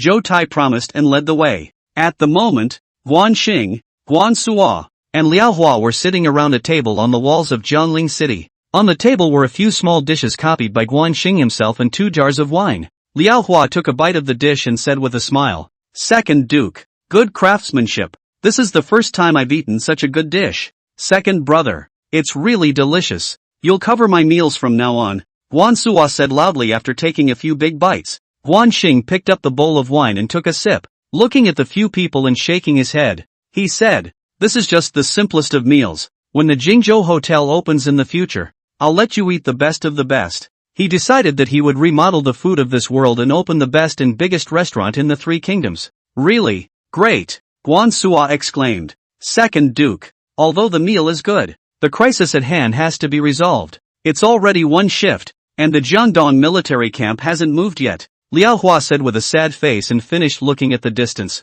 Guan Xing had a calm face as he looked towards the Jiangdong military camp. He knew that as long as Zhou Tai gave the recipe to Lu Meng, who desperately needed to take all of Jingzhou, he would surely make the wine altar lay overnight. Just thinking about that fake recipe made him want to laugh. Lu Meng would be stupid if he really fell for it. Suddenly the sound of explosions rang out. Then a line of fire appeared in the Jiangdong soldiers' barracks. Guan Xing dabbed up and pointed to the distance. Look! Guan Suo. Liao Hua followed suit and stood up, looking into the distance. Second eunuch. It's truly divine. The Jiangdong soldiers' barracks are burning. Liao Hua said happily. Second brother. Give the order. Kill him this time. Guan Suo said excitedly. Guan Xing looked into the distance and shook his head. Be at ease. This is just the beginning. The good part is still to come. The sound of explosions continued. Countless barracks burned. The fire grew bigger and bigger. The barracks, which stretched for more than 10 miles, became a sea of fire,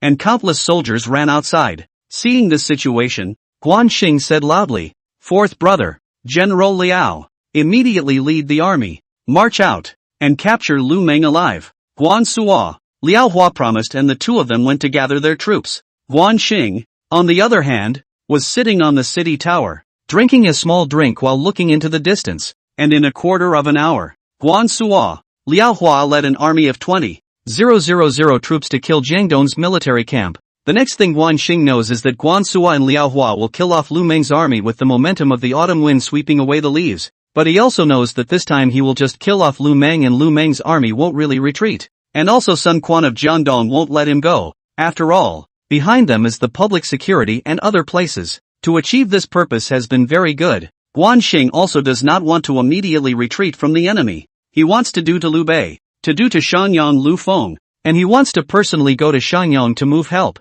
Second brother. How boring to drink alone, said Guan Yinping with a smile as Lu Qiling and Guan Yinping went up to the city tower at some point. The two of them walked over while talking and sat beside Guanxing.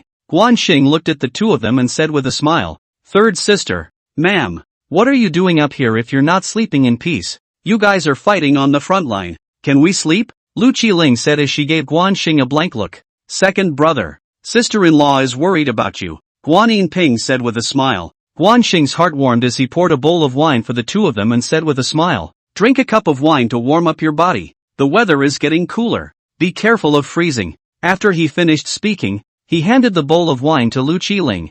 Lu Qiling's pretty face slightly reddened as she gave Guanxing a deep look and took the wine bowl. Guan Yinping pouted and said, "Second brother, take care of sister-in-law. I'll do it myself." After she finished speaking, she picked up the wine bowl and took a big gulp.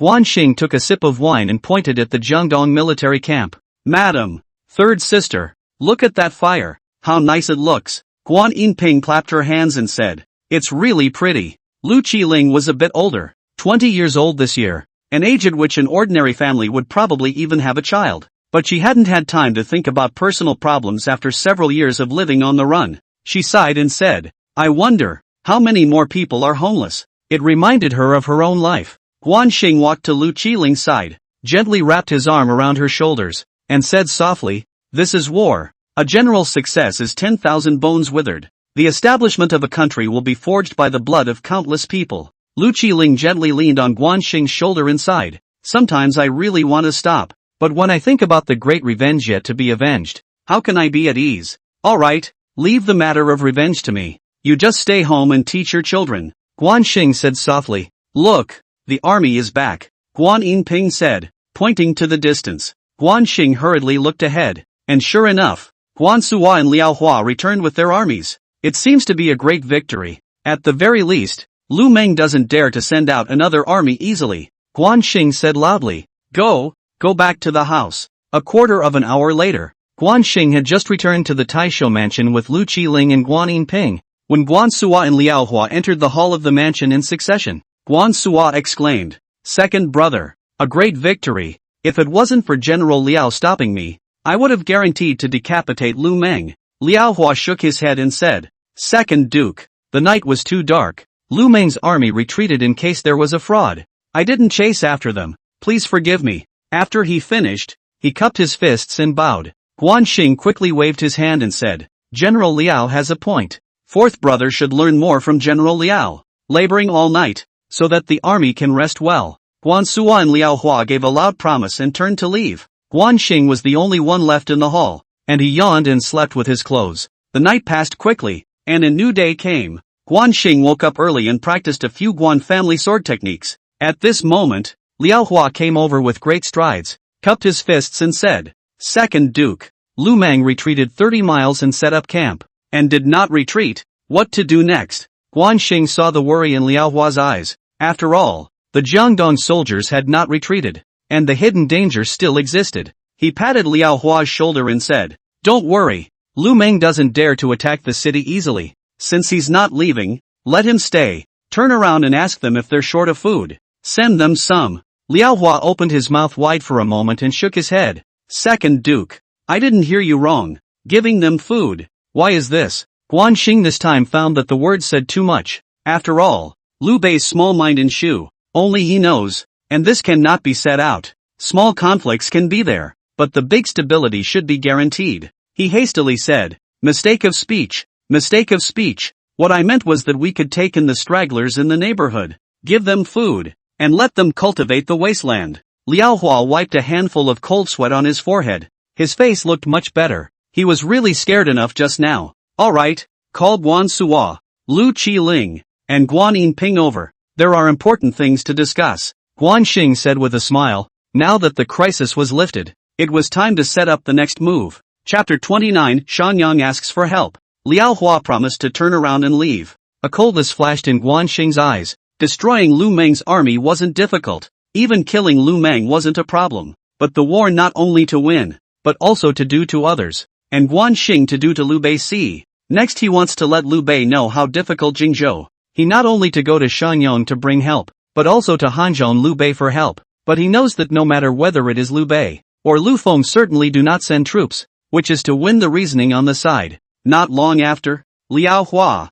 Guan Suo, Lu Qiling, and Guan Yinping arrived successively. Guan Xing pointed to the seats for the people to sit down, and he said with a serious face, General Liao arranged for 2 letters to be sent, one to Lu Feng in Shanyang, and one to Liu Bei in Hanzhong. He remembered that in history, when he moved to Shanyang to get help, it was Liao Hua who went there personally and returned without any success. Guan Xing would not let him go there personally. He was just expressing the meaning of asking for help. Liao Hua's martial arts is not very high, but his ability is very strong, and it is inevitable that he will be detained by Liu Bei, so he only arranges for his soldiers to go there. Yes, why don't I go myself? Liao Hua said seriously. No, this is a letter to move help. Just let them know. Guan Xing said in a hurry. Liao Hua promised and took the sealed secret letter. Guan Xing looked at a few people and continued. All of you seize the opportunity to practice, and 4th brother will follow me later to observe the enemy. 2nd brother, I've been holding back for a long time, so why don't I just lead 5,000 soldiers and fight? Guan Suo said loudly. This Guan Suo was a warmonger. His hands itched when he didn't fight for a day. Guan Xing shook his head as he turned to look at Lu Qiling and Guan Yinping. He said very seriously, 3rd sister, Madam, choose 100 people from the Guan family army for full training. Find a teacher and let them learn these things. He finished pointing to the bamboo slips on the tabletop. He traveled to the 3 kingdoms. Suddenly found a strange phenomenon. That is, in the modern era read the book, all able to recall, and word for word. Could this be the golden finger? Too good. Simply like a tiger to add wings. Nowadays, the Jingzhou group is seriously lacking in talents, so he copied some contents, mainly military training, ideological loyalty, cantonment to develop commerce, giving this knowledge to the loyal Guan family army elite for simple training, and then go to each county as a magistrate, so that a solid foundation can be laid for Jingzhou. 2nd brother, don't worry, my sister-in-law and I promise to complete the mission. Guan Yinping said with a smile. Ma'am, will it work? Guan Xing looked at Lu Qiling and said with a smile. Lu Qiling glared at Guan Xing and said, of course, good. In 7 days there will be an examination for them, and the top 30 will be promoted to be the county magistrates of each county. Guan Xing said loudly. Jingzhou 3 counties total more than 40 counties. Need too much talent. And these counties are now all in the hands of Jiangdong soldiers. To be able to all down, need too much time. He had one more thing to do. He looked at Liao Hua and said loudly, General Liao, tell all the generals in the army that the Marshal Saint Guan Yu will be returning with his army in 3 days. Send this news to all the counties, and those who surrender within 2 days in each county will not be held accountable. It would have saved a lot of things if a portion of the county had opened up and surrendered. Liao Hua promised and didn't ask any more questions. Guan Suo burst with joy and exclaimed, 2nd brother,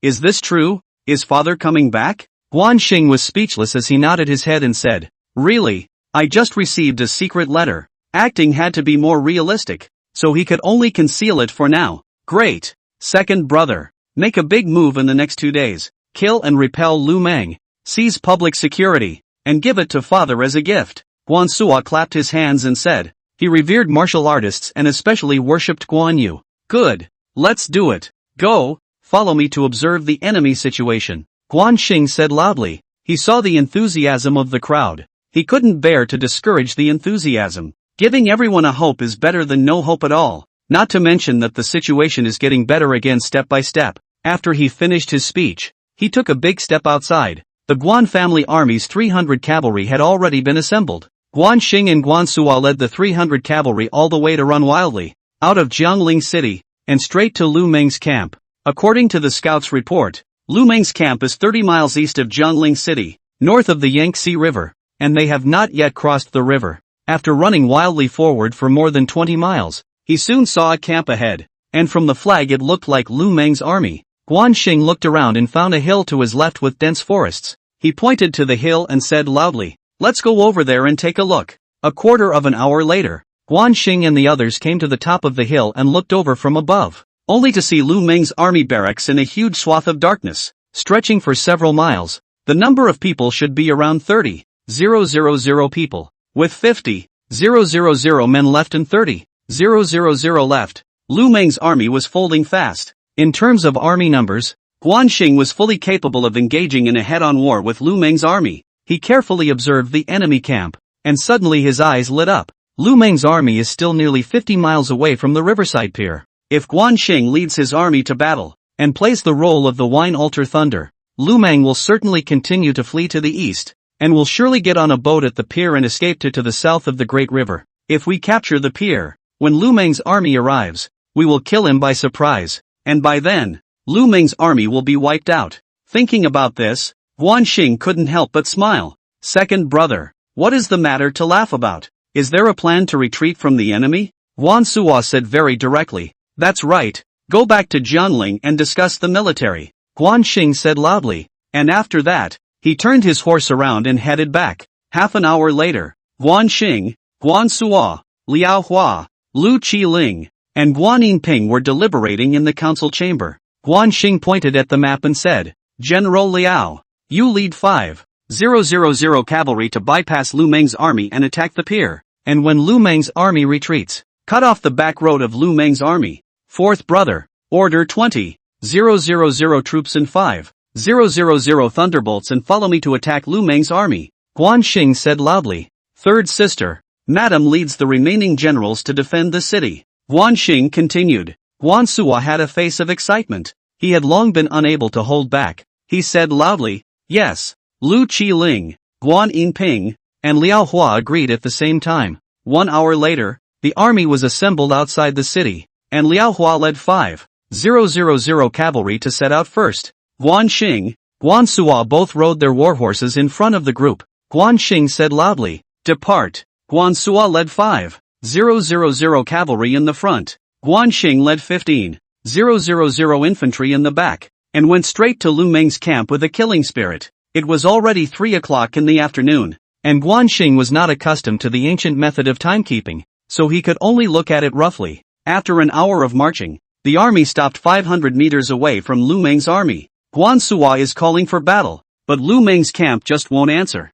Guan Xing looked at Lu Meng's camp and said with a smile, Fourth brother, why bother? Arrange for 3,000 thunder soldiers to throw mines. If people can't do it, use machinery. Chapter 30, Lu Meng's Great Defeat. After Guan Xing finished speaking, he waved his hand at his personal soldiers behind him, who quickly conveyed the military orders. Soon the 3,000 thunderbolts were assembled and stood at the front of the line, and had pushed the mine thrower over. A mine-throwing vehicle is just an ordinary siege machine, but it's different when it's replaced with a wine mine, and it's bound to be immensely powerful. Guan Suo just couldn't stay still and took it personally, directly grabbing the flag in the lieutenant's hand and waving it continuously. Hundreds of mine-throwing vehicles were activated at the same time, and uncountable wine altar mines flew towards Lu Meng's military camp. The sound of continuous explosions rang out, and the camp was suddenly ablaze with fire, with people shouting and horses neighing, and in chaos. Guan Xing rode his warhorse and looked at Lu Meng's military camp from afar. Under the rounds of wine altar thunder bombardment, the camp was destroyed and the soldiers suffered heavy casualties. The group quickly lit up the camp tents, and uncountable soldiers fled in all directions. Suddenly a group of soldiers escorted a general onto a horse and ran towards the back fortress of the barracks. Guan Xing's eyes flashed with a fierce color. It's Lu Meng. This old boy is going to run. After the bombardment just now, Lu Meng's army is in complete disarray. The deaths and injuries should be more than a few thousand. The rest of the other soldiers are scattered in all directions, and it will take a long time to gather the soldiers. The ones who followed Lu Meng to escape were only a few thousand, and with that many, Guan Xing was confident enough to eat them. Thinking of this, Guan Xing said loudly, Halt, fourth brother, charge with me. Don't run away from Lu Meng. After he finished rushing behind him and waving his hand, 5,000 cavalry, 10,000 troops let out a whistling cry and rushed towards Lu Meng's military camp in a tidal wave. At this moment, Lu Meng's military camp was on fire. The camp was destroyed. There was no resistance. It was easy to attack the camp, and the smell of burning was everywhere. Looking at the Jiangdong soldiers running in all directions, Guan Xing shouted, Surrender without killing. Surrender without killing. The Jingzhou army soldiers followed and shouted, their voices shaking the sky and resonating through the clouds. As long as they can live. No one wants to die. Jiangdong soldiers, one by one, all threw down their weapons, kneeling on the ground and raising their hands. The living forces of Lu Meng's army were rapidly disintegrating, and there should be less than 2,000 people able to fight. Guan Xing's target was Lu Meng, arranging for his lieutenant to clean up the mess, and leading Guan Suo with 5,000 cavalry to chase him all the way. Second brother. Look, the remnants of Lu Meng's army. Guan Suo pointed ahead and said loudly. Guan Xing looked over, and sure enough, in front of him there was a black mass of people running wildly forward, numbering around 2,000, with the word Lu Meng written on the banner. The direction of their escape is exactly the pier, and at this moment Liao Hua should occupy the pier. Today Lu Meng is unable to escape with his wings. Guan Xing said loudly, capture LV Meng alive. LV Meng is one of the 4 great governors of Jiangdong. His wisdom is unrivaled, and he is definitely considered a marshal. If he surrenders to Jingzhou, Jiangdong will surely die, but he knows that it is basically impossible. The distance was rapidly closing, and it looked like they were about to catch up with Lu Meng's army, when suddenly Lu Meng's army separated a portion of his cavalry to straddle the front, and the rest of the cavalry continued to run forward. Before Guan Xing could say anything, Guan Suo swung his black gold hammer and rushed up. The black gold hammer flew up and down, instantly smashing the 2 men. Guan Xing shouted, kill! The army rushed forward like a tidal wave, 1,000 people blocking the road. It was like a mantis, just a charge. They were all decimated. It was only a few seconds before and after, leaving a field of bodies on the ground. Guan Xing led his army to continue to chase. There were a few hundred more people in front of him blocking the way. Guan Xing sneered and did not stop for anything. He wielded his green dragon sword and charged furiously all the way. A few hundred of Lu Meng's people were killed. Lu Meng led a few hundred men in a fast approach to the pier, which was less than 200 meters away. He violently strangled his warhorse and turned to look at Guan Xing's army. Guan Xing sneered, death to the end. Lu Meng, this old boy, and what do you want to do? He rushed behind him, waved his hand, signaling the army to stop. After all, Lu Meng identity is not ordinary, due respect or to have. He shouted, Lu Meng, surrender, there is no way back for you. Lu Meng laughed twice. His eyes flashed wireless sorrow. He sighed and said, I can't imagine that I will lose in the hands of you, this milky boy. When I reorganize my army and horses to kill and come back in the next day, I will definitely take your dog's life. Guan Xing laughed twice and said, you still want to go back? Don't dream. Today is the day of your death. Guan Xing, you have been teasing me for many days. Today I will kill you. Zhou Tai said loudly as he rode out from behind Lu Meng. And after that, he ignored the soldiers and rushed over, waving his long sword. Without waiting for Guan Xing to speak, Guan Suo had long since swung his black and gold hammer and charged out with a charge. And with a scream, Zhou Tai was smashed off his horse and died. Guan Suo shouted, anyone else who doesn't want to submit, come at Master Guan Si. Lu Meng was at the end of his rope at the moment. He didn't even have the strength to collect Zhou Tai's corpse. He rushed to the rest of them and said, follow me to the boat. Great capital governor. You go first, we will stop them. Zhu Ran and Jiang Qin shouted in unison. Guan Xing laughed twice, clapped his hands and said, Lu Meng, none of you can run away. Look back. At this moment, the remaining people around Lu Meng are all elites. Take Zhu Ran. Jiang Qin, 2 people. Absolutely is the general talent. Guan Xing also cannot bear to just kill. As long as they surrender, he is willing to leave them. Lu Meng and the others were astonished and looked back, only to see countless cavalrymen appearing on the pier, and one of the leaders was Liao Hua, the general of Jingzhou. Seeing this scene, Lu Meng's people were completely dumbfounded. How could he not imagine that Guan Xing would sneak attack the pier, which was equal to breaking their back? Jiangdong could not go back. What to do? What to do? Only to die fighting. Never surrender. Thinking of these, Lu Meng drew out his battle sword and said loudly, generals, we are surrounded. Only to die fighting. Never surrender. The only way is to fight to the death and never surrender. Zhu Ran, Jiang Qin and the others shouted. Hundreds of people shouted at the same time, their voices shaking the sky, quite imposing. This was not what Guan Xing wanted to see. He directly threw a wine altar thunder towards Lu Meng. The wine altar thunder threw over with white smoke. Lu Meng's men hurriedly dodged with their warhorses, and with a loud boom, several cavalrymen were blown up, and Lu Meng was also blown up with a cloak of disheveled hair, in a state of disarray. Guan Xing laughed out loud and said, Lu Meng, Don't you want to die? Why are you hiding? It turns out you are still afraid of death. Since you are so afraid of death, why don't you just surrender and become a county magistrate under my command? Wouldn't that be great? He was even humiliated with sarcasm, just to provoke this guy. Think about the history of Guan Yu. Guan Ping father and son were captured alive. Not even a chance to surrender. How miserable. What is this? Thinking about this, Guan Xing did not have any compassion. Guan Xing, a soldier can be killed but not humiliated. I will fight you, Lu Meng shouted loudly. And after that, he waved his battle sword and rushed towards Guan Xing. If it came down to fighting alone, Guan Xing might not be able to defeat Lu Meng, but he didn't want to waste his efforts and waved his hand behind him and said, "Throw mines." Today, letting Lu Meng die under modern weapons would be worthy of him. Chapter 31, Kill Lu Meng. With Guan Xing's words, dozens of soldiers behind him simultaneously ignited the wine altar mines and threw them out towards Lu Meng and the others. The sound of explosions rang out, and there was smoke and dust, and the sound of screams rang out in the sky. Lu Meng and his hundreds of cavalry were all blown over and fell off their horses. Most of them were blown up and killed, and only a dozen or so were left on the ground screaming in agony. Guan Xing's eyes flashed a fierce color. He saw Lu Meng lying on the ground. His body was stained red with blood. His mouth was constantly spitting blood out, only out of breath, not in. Lu Meng was too injured to be healed under the current conditions of the three kingdoms. Guan Xing urged his warhorse to come in front of Lu Meng. He jumped down from his horse, crouched down his body, and looked at Lu Meng. He was also considered a generation of lords, and it was a bit of a pity for him to fall in this way. This is war. Brutal, bloody and merciless. At that moment, Liao Hua rushed over with his soldiers and surrounded the scene. Guan Xing waved his hand at him and said, "Kill it and send the head to Sun Quan of the Eastern Wu." Liao Hua loudly promised, holding a large sword. Hand up, knife down.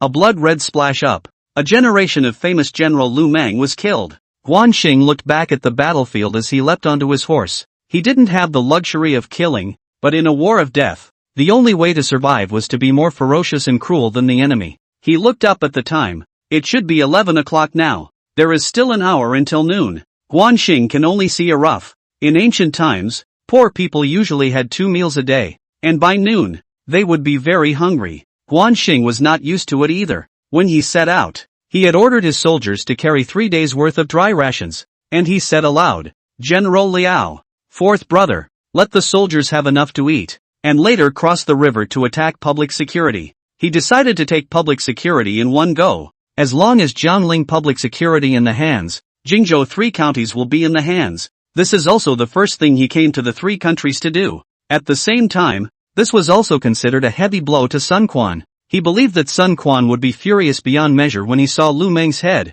and as long as he arrived, Guan Xing didn't mind letting him taste the wine altar thunder. Liao Hua gave a loud promise and went to convey the military order. Guan Suo was all excited and said as he ate a wheat cake, "Second brother, it's too good to be true. I'll take the lead." "Good. I'll give you this chance," Guan Xing said with a smile, as he finished taking out the wheat cake and looked at it, taking a hard bite, even though it wasn't delicious. And at this moment Hanzhong King Liu Bei has received Guan Xing's distress letter and immediately summoned Zhuge Liang to discuss. Liu Bei, who by now was over 60 and had gray hair, pointed to the distress letter and said, "Kong Ming, Guan Xing, the son of the second brother, is asking for help, whether or not to send troops." Zhuge Liang cupped his beard with his hand and looked deeply at Liu Bei. He knew Liu Bei's thoughts. If he wanted to send troops, as early as when Lu Meng invaded Jingzhou, he would have sent troops, and would not have waited until now. He shook his head and said, "My lord, Hanzhong is not yet stabilized. We must not send out troops. The military candidate's martial arts skills are world-class and his wisdom is unparalleled, so he will be able to cope with it." "That's right, my second brother will be able to handle it," Liu Bei said with a smile. This is why he appreciates Zhuge Liang, being able to cater to his own ideas. "Report, flying pigeon letter," shouted a soldier as he came striding in, finishing by handing Zhuge Liang a brocade tied with red string. Zhuge Liang opened the secret letter, looked at it, was shocked, handed the brocade to Liu Bei, and said with a surprised face, "My lord, half an hour ago Lu Meng was beheaded by Guan Xing." "What? Lu Meng was killed by Guan Xing? How can this be? Sun Quan will be furious and will definitely send troops," Liu Bei said worriedly. "My lord, there is no need to worry. Just wait and see what happens. Once Sun Quan sends his troops, just say that it was Guan Xing's personal act, and then let the White Killer kill Guanxing, and Sun Quan will surely withdraw his troops. Zhuge Liang shook his feather fan and said, "This is very good, as long as nothing happens in Shu," Liu Bei said with a long breath. And at this moment, Guanxing was leading his army across the river. He stood on the board of the boat and couldn't help but sneeze. He frowned slightly and looked around. He always felt that someone was staring at him. "General Liao, tell us what are the most powerful intelligence organizations in the world," Guanxing said as he looked into the distance. The end of the Three Kingdoms Han transportation was backward and information was closed. The development of intelligence organizations was imperative. Liao Hua shook his head and said, "What is an intelligence organization?" "It's the department that collects intelligence from all over the world." Guanxing shook his head and said. He couldn't blame Liao Hua, the term was too modern. "Your Excellency is talking about scouts. I think I've heard that the Hanzhong King has an escorting personal army, supervised by Zhuge Liang, which is responsible for collecting intelligence from all over the world, and it's very efficient, with as many as thousands of carrier pigeons alone." Liao Hua thought about it and said. Guanxing frowned slightly, and quickly recalled that history had recorded that Liu Bei did have an escorting personal army, and that the general of the personal army, who was a superb expert, seemed to be called Qin Ji. Could it be that this pro-army also had an intelligence function? Thinking of this, he couldn't help but raise his head to look at the sky. Countless birds were flying above the river as if countless pairs of eyes were staring at him. It seems that Zhuge Liang Liu Bei already knows the situation here, and I don't know what they think. At this moment he really wants to meet the famous Zhuge Liang. Second Duke. That city ahead is public security. Liao Hua pointed to a city in the distance and said loudly. Guanxing looked over. The public security city, tall and majestic, covers a large area. On this city, if you hold on, at least 1 or 2 months, or even half a year will not be broken. I do not know why Fu Shiren opened the city to surrender. At this moment, Guan Suo has already led his army to appear under the city of public security. The army set up a position. Guanxing is worried about Guan Suo's brutality. He said loudly, "General Liao, today, my lord is going to drink wine in the city of public security. Can you have confidence to take public security? Please don't worry, Your Excellency," Liao Hua said loudly, and after finishing, commanded the ship to speed up and move forward. After half an incense burner's effort, the ship docked. Guanxing rode his warhorse off the ship, and after the army disembarked and assembled, Guanxing led the army to rush out. Guanxing had just rushed halfway to the city when he saw the city of public security let out an explosive rumble, with flames blazing from the top of the city and the sounds of screams ringing through the air. Looking at this situation, Guanxing couldn't help but laugh as he clapped his hands and said, "Good boy, you're a quick learner." It turned out that Guan Suo did not rush to attack the city, but let the 3,000 thunder soldiers lined up and set up the thunderbolt. Due to the distance, the archers of the Jiangdong soldiers in the city of public security could not shoot at all, and the thunderbolt could be played at a long distance. Guan Suo personally commanded and played with a loud shout. Countless wine altar mines flew towards the city tower, which was immediately on fire and smoked in all directions. Guanxing looked back at Liao Hua and blurted out, "General Liao, who is the public security guard?" The public security guardian is Ding Feng, a great general under Lu Meng, and his vice-general is Fu Shiren, Liao Hua said loudly. Chapter 32.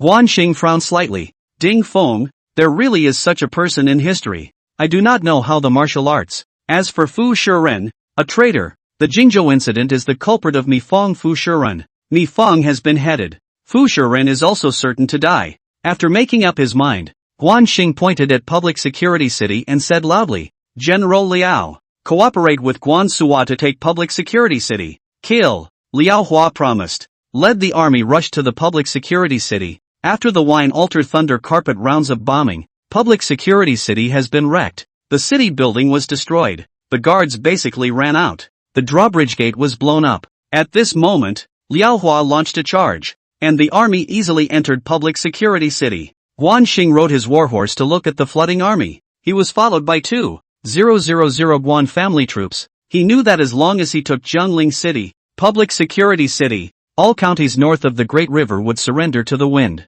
Next he was going to fix these local officials so that they would become the true king of Jingzhou's men. At this moment, the army had all entered public security city. The shouting and killing sounds gradually became smaller, and the entire city had been occupied. Guanxing waved his hand at the front and charged out on his warhorse, walking across the drawbridge, through the city gates, and into the city of public security. where at the moment the streets of the city were littered with corpses and rivers of blood, and surrendered soldiers knelt on both sides of the main road with their hands in the air. At this moment, Guan Xing was the king of this city, and everyone had to submit to him. He rode his warhorse with his head held high, leading 2,000 Guan family troops into the Taisho mansion, where Liao Hua walked in with great strides, followed by a few soldiers, pressing down on 2 captured generals. Liao Hua said loudly, "Second Duke, Ding Feng, Fu Shiren is here." Guan Xing looked over, only to see 2 people with bloodstains on their bodies, cloaked hair, very messy. He recognized Fu Shiren. The short and fat man is. This person has a treacherous face. Fu Shiren flopped to his knees and said loudly, "Second Duke, spare my life. It's all because of Jiangdong Lu Meng, who sent someone to blackmail me. Bah, the generation that is greedy and afraid of death." Ding Feng spat at Fu Shiren and said loudly. Guan Xing smiled at the corner of his mouth as he walked up to the 2 men, scaring Fu Shiren into kowtowing and begging for mercy. Ding Feng, on the other hand, straightened his back and looked unconcerned. Guan Xing said loudly, "Men, drag Fu Shiren out and behead him, and confiscate the family property." Liao Hua promised and waved his hand behind him. 2 soldiers stepped forward and dragged Fu Shiren outside. Fu Shiren shouted, "Spare my life, until a scream came from outside. Ding Feng, want to die, or want to live? Guan Xing said loudly. Ding Feng said with a cold smile, "Kill if you want to." "Good, a man of honor. You go," Guan Xing said. As he finished taking out a short knife to cut the rope on Ding Feng's body, he pointed out the main door. Ding Feng thought he heard wrong, but the rope fell off his body. It was true. He looked at Guan Xing and said loudly, "Don't try to move me. I will never surrender." He finished his sentence and took a big step outside. Liao Hua hurriedly stepped forward and said loudly, "My lord, Ding Feng is a great general under Lu Meng's command, so he cannot be released." Guan Xing snapped back and said loudly, "Ding Feng, slow down. If you're backtracking, just go ahead and do it." Ding Feng said loudly, without the slightest fear. Guan Xing laughed loudly and said, "I am Guan Xing, the second son of the Guan family, and I am a man of my word. So please send a message to Sun Quan, and I, Jingzhou Wine Alter Thunder, will surely blow up his dog's head." He is reminding Ding Feng, "Think about the power of the Wine Alter Thunder. Jiangdong Wei their own, still dare not dare to invade Jingzhou, and at the same time want to preserve Jiangdong. You Sun Quan will have to pay the price." Ding Feng was stunned, recalling the tragic battle. Something powerful. Could it be the Wine Alter Thunder? Terrible. Too terrible. Ding Feng trembled inwardly. Jingzhou has such a weapon. Can Jiangdong not be afraid? Ding Feng sensed that Jiangdong was facing a huge crisis, and he wanted to be impatient to remind Sun Quan of Jiangdong, and he turned around and accelerated his pace to go outside. Guan Xing looked at Liao Hua, who had a puzzled look on his face, walked over, patted him on the shoulder and said, "General Liao, if you can make the whole of Jiangdong feel scared, wouldn't it be worth it to let Ding Feng go?" Liao Hua couldn't turn this corner for a moment, but seeing how confident Guan Xing was, he nodded his head, and with the victories over the past few days, he had already worshipped Guan Xing to the core. At this time Guan Suo also came striding in. His body was dyed red with blood, all the blood of the enemy. He said loudly, "Second brother, it hurts. The city of public security has been taken in its entirety. Why don't we go down the river in a single stroke and take the county of Qiling?" Guan Xing looked at Guan Suo and shook his head. "Fourth brother, you're not tired. The soldiers are tired. Not to mention the fact that the food and grass can't keep up. It'll be a mess without a fight. Don't worry, there's plenty of battles to fight." Guan Suo was also really tired after continuously charging into battle. He smiled at Guan Xing and simply lay down on the edge of the table, snoring in the blink of an eye. Guan Xing and Liao Hua looked at each other and both laughed. Guan Xing said, "General Liao, arrange the army, and you go rest as well." Liao Hua promised and turned to leave. Guan Xing had wanted to plan what to do next, and while leaning back in his chair, he fell asleep without realizing it. I don't know how long it took, but the hall was lit with oil lamps, and Qiling, the general of the Guan family army, came in with a meal, which he gently placed on the tabletop as he saw Guan Xing asleep. Guan Xing's ears were bright. Despite the slight sound, he heard it and opened his eyes. Seeing Qiling about to leave, he quickly said, "Qiling, wait, what are your orders?" "Your Excellency," Qiling said in a hurry. The Guan family army were all Guan family dead soldiers. General Qiling was even more loyal to the Guan family. Select 100 of the strongest warriors from the Guan family army to form the Guan family special warfare team. with you personally leading it. This is the training program. Train according to this arrangement. Guan Xing took out the written training program and handed it over. Without any hesitation, Qin Long directly agreed and turned to leave. Ever since Guan Xing heard Liao Hua talk about the Baijie soldiers, he had been thinking of forming the strongest army that would be responsible for escort work on the one hand and assassination work on the other. He thought about his future plans while eating the wheat cake. After a few bites, he shook his head. It was really hard to swallow. It seemed that he would have to train a chef in the future, specializing in cooking. Just then Liao Hua strides in. Looking very anxious, Guan Xing frowned slightly and said loudly, "Liao will be in such a hurry. What's the matter?"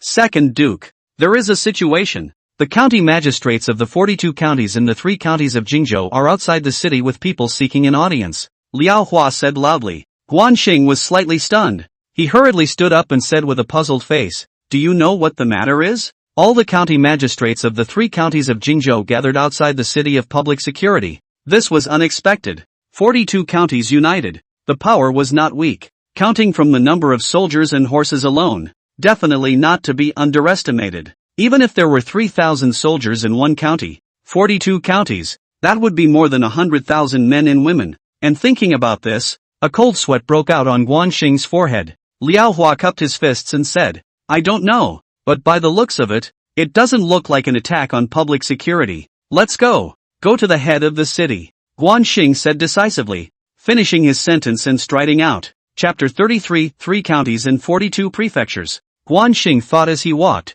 From ancient times to the present, the county level is the foundation of the country. If the county level is stable, the country will be stable. If the county level is chaotic, the country will be chaotic. In order to enforce the order and achieve true unity, the rule at the county level must be strengthened. But unfortunately now is not the time, and we must find a way to do so later. Guan Xing and Liao Hua walked out of the governor's mansion, mounted their horses, and headed straight for the city. Standing on top of the city, looking over from afar, only to see that the open space in front of the city of public security, forming a square formation. A square formation is a small camp. The camp stretches for dozens of miles, and you cannot see the end of the camp. Campfires were lit in the camp, and through the night sky, with the bright light from the torches, one could see the words on the large flags, which were supposed to be the symbols of the various counties. And at this moment, a group of people at the very front of the camp were riding war horses, neatly arranged, torches illuminating their faces,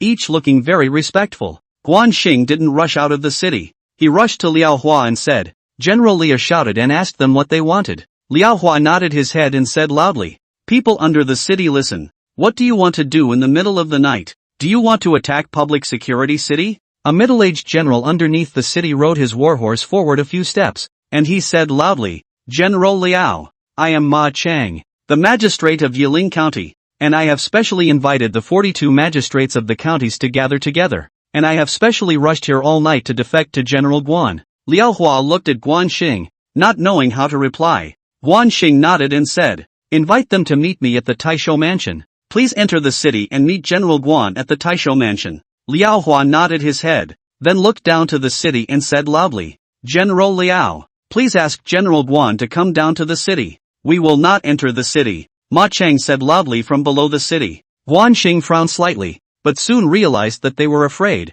After all, they had previously surrendered to Lu Meng of the Eastern Wu, and now that they saw Lu Meng killed and surrendered to Guan Xing, these people were scared. Guan Xing laughed twice, walked to the edge of the city wall, looked down at the city, and said loudly, "I am Guan Xing. You and the others claim to have surrendered to me. Have you brought a meet and greet gift?" There was no need for him to be polite to these people, and he was worrying about the supply of soldiers and provisions, and the arrival of these people gave him an idea that it would be better not to have them at the moment. General Guan was able to capture Jiangling City and Public Security City. Did he not have the courage to meet down in the city? Maicheng, the magistrate of Qiling City, said loudly, "Maicheng, looking for death?" At an unknown time, Guan Suo also went up to the top of the city, carrying the huge black and gold hammer on his shoulder, and said loudly. Guan Xing hurriedly waved his hand at Guan Suo, who gave a cold snort and rushed down the city. "Inviting me out of the city comes at a price,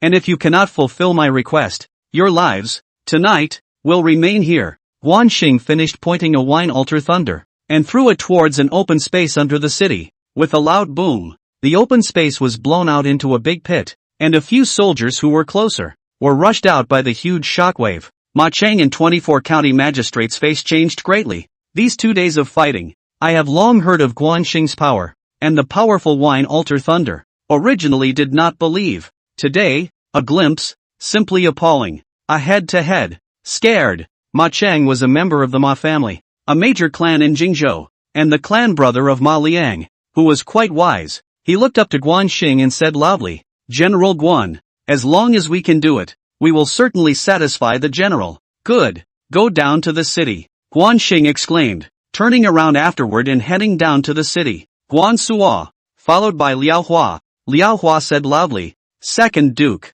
I will immediately mobilize all the troops out of the city in case there is any fraud." Guan Xing laughed twice and said, "No need. You guard the city. Fourth brother will just mobilize 2,000 Thunder soldiers and 3,000 Guan family Black Armor Army." Guan Xing finished his speech and led his men and horses out of the city, and soon came to the outside of the city, and set up a formation. Guan Xing and Guan Suo were at the forefront of the group, with 2,000 Thunder soldiers at the back, and at the back of that was the Guan family Black Armor Army. Guan Xing looked at Maicheng and the others and said loudly, "Speak, what do you and the others have in mind when you see me?" Maicheng and the others hurriedly dismounted and stood in several rows. Suddenly kneeling on one knee, Maicheng said loudly, "General Guan, we have come here to surrender. Please spare the general's life." The huge Jiangling city and public security city were all attacked, not to mention the tiny county town, which could not hold back Guan Xing's army. Guan Xing sneered and said,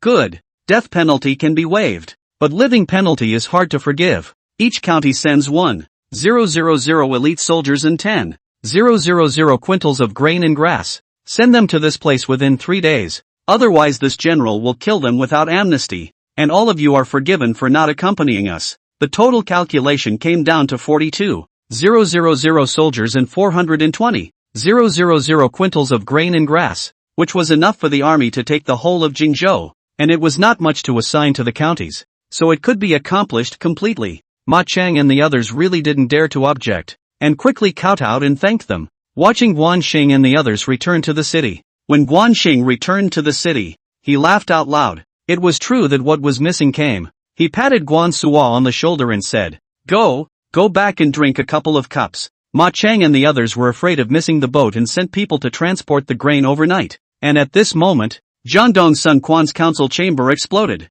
with Lu Meng's head on the table, and Ding Feng under the stage standing with his hand hanging down after delivering a message to Guan Xing, while a group of veteran ministers were in a chaotic state of disarray. Sun Quan stood on the stage, condescending, and said loudly, "Don't you and the others have anything you want to say? Did Lu Meng die in vain?" He finished by slapping his big hand on the table top with a loud bang. "Ding Feng, what exactly do you think the Wine Altar Thunder is? And is it really so powerful?" Sun Quan paused for a moment and continued, "Reporting to the Lord, Grand Governor Lu Meng was the one who was blown up by the Wine Altar Thunderbolt, and public security city instantly fell apart under a round of Wine Altar Thunderbolt bombardment, directly breaking down the city." Ding Feng said loudly. Zhuge Jin quickly said, "My lord, Jingzhou has such weapons. Jiangdong is in danger. I suggest negotiating peace." "No, I shall not. I am the lord of the battle, and the revenge of Lu Meng will be avenged," Lu Sun said loudly. What followed was a great deal of talk, all discussing whether to make peace or to go to war. Half an hour later, Sun Quan slapped his big hand on the table to stop the discussion. He said loudly, "Zhuge Jin, go to Jingzhou to negotiate peace. If the negotiation fails, Lu Sun will be the Grand Governor, and he will canton troops to prepare for war in Jiangxia." At this moment, Guan Xing Guan Suo and the two of them were drinking to each other in the public security governor's mansion, and did not go to sleep until late in the night. As a new day dawned, Guan Xing woke up early and danced the green dragon sword around the compound, practicing the Guan family sword technique. After a few trips, sweating profusely, he returned to the council chambers, where Guan Suo had a dozen or so wheat crackers in front of him, and was feasting on them. Guan Xing couldn't help but marvel. No wonder he was so powerful. With this amount of food, 10 people wouldn't be able to eat it. He walked over to Guan Suo, patted his shoulder and said, "Eat slowly." Having just finished breakfast, Guan Xing was thinking of walking around when Liao Hua, wearing armor, came striding in, and he said loudly, "Second Duke, Maicheng is outside the city with the magistrates of the 42 counties escorting grain and grass. Xing was stunned. He could not imagine that it was so swift. It seems that when the military is strong, talking just works. He waved his hand and said, "Go, follow me out of the city." Chapter 34 Emissary of Jiangdong. In the time it took to burn incense, Xing and Liao Hua led 5,000 cavalry to the outside of the city, and when they saw the endless grain wagons and the endless army, Xing couldn't help but marvel. He turned back to Liao Hua and said loudly, "General Liao receives the men and horses, provisions, and especially the new recruits, who will first be stationed outside of the city and trained rigorously." Liao Hua gave a loud promise and began to command the army. At this moment, Maicheng rode over with a group of county magistrates, and when they saw Xing, they hurriedly rolled over and dismounted,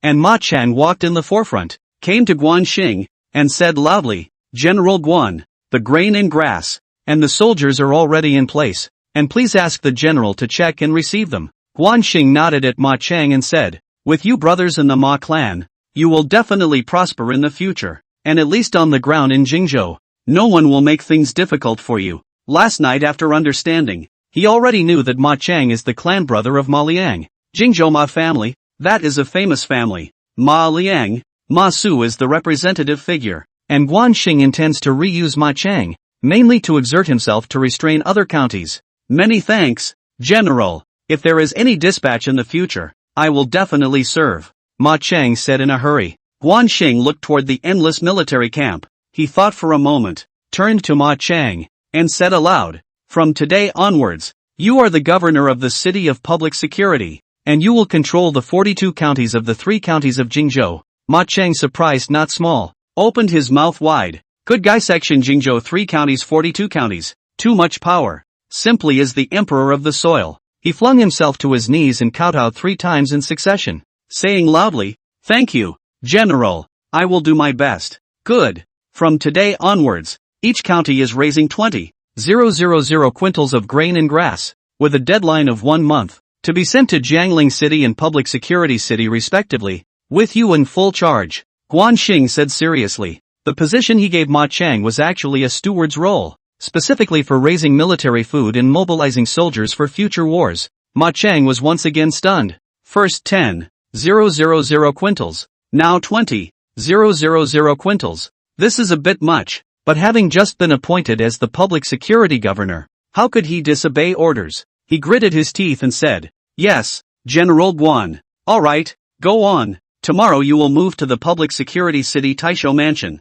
Xing waved his hand at Maicheng and said, "Maicheng." Despite the pressure of raising grain and grass, the position of Taiguan made him excited. It was like a pie in the sky. He quickly agreed and left with the crowd. 42 counties were rapidly leaving the city of public security, and only 42,000 recruits remained outside the city, along with the vehicles of grain and grass that continued to arrive in the city. Xing had wanted to go back to the city, when a scout horse came to report, "General Guan, Zhuge Jin, the messenger from Eastern Wu, has arrived." Xing was stunned. An emissary from the Eastern Wu. He smiled at the corner of his mouth. It seems that Sun Quan is afraid. This is to negotiate peace, but can he agree to it? Unless the Eastern Wu cedes the 3 counties of Jingzhou, and this is just the beginning of the vengeance. His eyes flashed with a smile as he looked at the boundless barracks and the vast caravan of provisions. He rushed to the soldiers and said, "Ask the messenger of Eastern Wu to come and see me." The soldier promised and turned to leave, and in a short time, 2 soldiers drove a carriage over and stopped a dozen meters ahead of Xing. Xing rode on a warhorse, and behind him stood several hundred black armored troops of the Guan family, imposing and emanating a murderous aura. Xing saw an old man in his 50s coming down from the carriage, with a look similar to Zhuge Liang's, and this person should be Zhuge Jin. Zhuge Jin walked over on foot and stopped a few meters in front of Xing. He clasped his hands and said loudly, "Zhuge Jin, messenger of Eastern Wu, pays his respects to General Guan." Xing looked down at Zhuge Jin and said with a smile, "Mr. Zhuge, I'm sorry, but military affairs make it inconvenient to dismount." Zhuge Jin wasn't in a hurry. Pinching his beard with one hand and putting one hand behind his back, he smiled and said, "The general is transporting grain and grass." "Yes, just mobilized 1 million quintals of grain and grass from all counties, and a new army of 100,000. Do you know why this is?" Xing did not even look at Zhuge Jin and said coldly, Zhuge Jin's heart trembled slightly. Secretly a bad. So many people. So much grain and grass. Needless to say, must be to send troops. As for where to send troops, it is not good to say. He hastily put away his smile and said with a serious face, please ask the general for clarification. Even if he knew, he couldn't say it. After all, this topic was too sensitive. Xing fiercely looked at Zhuge Jin and coldly said, Dongwu sneak attacked my 3 counties of Jingzhou. This revenge will not be reported. Now I have a secret weapon Wine Altar Thunder. Go back and tell Sun Quan. Within a month I want to take the 3 counties of Jingzhou, and the peak of the army is pointing directly to Jiangdong. He finished rushing behind him and waved his hand. A few soldiers took out Wine Altar mines, lit the fuse, and threw it out towards the open space. The sound of explosions rang out. The ground shook. The winds and clouds changed color, and a few large pits appeared on the ground. Zhuge Jin was so shocked by the loud sound that he hastily covered his ears, and even his hat flew out. He saw such a powerful object for the first time and trembled in fear. If this thing exploded on him, he would not be blown to pieces. How about it? The Wine Altar Thunder is still powerful. I wonder how Dongwu can crack it. Xing shouted at Zhuge Jin. Zhuge Jin gulped and didn't know how to answer. His voice trembled as he said, General Guan, the Eastern Wu can't be cracked. In that case, tell Sun Quan of the Eastern Wu to lead the 100 officials to surrender within 3 days, or else blow up his dog's head. Xing said loudly, his voice resounding like a bell. It was 9 o'clock in the morning at the moment, and the early winter sun shone on Xing, radiating a million rays of light that made people not dare to look up. Zhuge Jin was stunned looking at Xing, like seeing a godman. Guan Yu is already very powerful. Folk have called him Guan Wushang. I cannot imagine his second son, actually so heroic. It seems that Jingzhou will certainly become Guan Yu. Look at Xing's appearance. It seems to occupy the Jiangdong territory. Under such circumstances, Zhuge Jin, even if he was afraid, had to speak out the idea of peace talks, or else the Eastern Wu would be in danger. He coughed forcefully and said, General Guan, words I will certainly bring, but I have traveled a long distance to come, thirsty to the extreme. Can we go into the city to ask for a cup of water to drink? In the continue to talk down. Xing did not want to talk much with Zhuge Jin. This kind of literati spoke in a set way and would surely bring up the goodness of Liu Bei's alliance with Sun Quan. He would not give him that chance. Xing waved his hand behind him, and the Guan family's black-armored soldiers immediately understood the meaning and leapt off their horses, handing the water sack to Zhuge Jin. Zhuge Jin, remember to bring water with you when you go out in the future. Begging for water on enemy ground in the midst of military chaos. Luckily I'm a good talker. If it were anyone else, I would have killed you long ago. Xing said with a sneer. Chapter 35 Rejection of Peace. Want to negotiate peace? Not so cheap things. If not Xing crossing over. At this moment Xing has been killed in action. Where there is Jingzhou today, cannot win the fight to negotiate peace? Not so good things. Xing on the one hand to get out of this bad gas. On the one hand is also to increase the chips, not to mention Xing behind the Guan Yu Liu Bei. How to say is also considered a camp. No matter how Xing how to toss, Sun Quan are bound to have some scruples. Zhuge Jin was an old man. Naturally he could see that Xing was doing this to him, to the Eastern Wu. He laughed twice and said, Zhuge Liang and I are blood brothers. You should call me uncle. Is this how Guan Yu teaches his children? Xing was disdainful and said loudly, LV Meng raided Jingzhou. Where was this uncle of yours? You ventured out after losing the fight. Is this how your fathers taught you? There's no need to be polite to this kind of person, no matter who he's a brother to. You simply pissed me off. Not talking to you anymore. I'll go find Lu Xiande. Zhuge Jin was so angry that he almost vomited blood. He was close to cursing, but he didn't dare to, in case Xing didn't care about his face and made a direct move. Then it would be miserable. Hurry up and go. To tell you the truth, Lu Xiande can control my father, but not me. Xing waved his hand at Zhuge Jin and said loudly. Zhuge Jin stomped his feet in anger and turned around to return to the carriage. Xing watched the carriage leave, still really heading towards Shuzhong. He let out a cold smile. Even if Lu Xiande came personally, he would not withdraw his troops. Jingzhou is now his territory. Jingzhou is his call. Sending Zhuge Jin away, Xing returned to the imperial household with the Guan family's black armor army. Just as he saw Maicheng checking into the imperial house with his family. When Maicheng saw Xing, he hurriedly came over to salute and said with a respectful face, General Guan, how about Fu Shiren's mansion has been vacated as the general's residence? Guan Xing was stunned. This old boy. This is to let himself move out of the Taisho mansion. He will not eat this. He coldly grunted and said, the Taisho mansion has been changed to the general's mansion. Fu Shiren's mansion has been changed to the Taisho mansion. Go ahead. Maicheng hurriedly agreed and left with his family members carrying their things. Guan Xing returned to the hall and was seeing Qiling and Guan Yinping. The two girls hurriedly surrounded Guan Xing when they saw him. Guan Yinping was now in charge of all the Guan family's properties in the 3 counties of Jingzhou, while Qiling was in charge of the training of the Jingzhou Wolf Cavalry, the all-around training of the 100 Black Armor Army. Guan Yinping smiled and said, second brother, how about this big restaurant? 3 floors, meals, lodging, songs and dances. Husband, this is the list of training subjects with the 100 Black Armor Army. Qiling said with a serious face. Good. You guys just watch over it. There is another thing that you guys need to do. Guan Xing thought about it and said, despite letting Qin Long go and train 100 Black Armor Army, that would just be used as assassins, and to set up an intelligence agency, he would still need a specialized person to arrange it. Second brother, if there's something you need, just say it. Now that we have plenty of money, there's no problem doing anything. Guan Yinping said with a smile. Qiling blinked her big eyes and looked deeply at Guan Xing. Guan Xing coughed softly and said with a serious face, setting up the Qingyun Pavilion organization. Third sister, madam, you are the left and right protectors. I will take the position of pavilion master. 1 3-tier Qingyun Pavilion in each county, and 2-tier Qingyun Pavilion in each county under the county. First set up in the 3 counties of Jingzhou, then the 6 counties of Jingzhou, in then Shuzhong, Dongwu,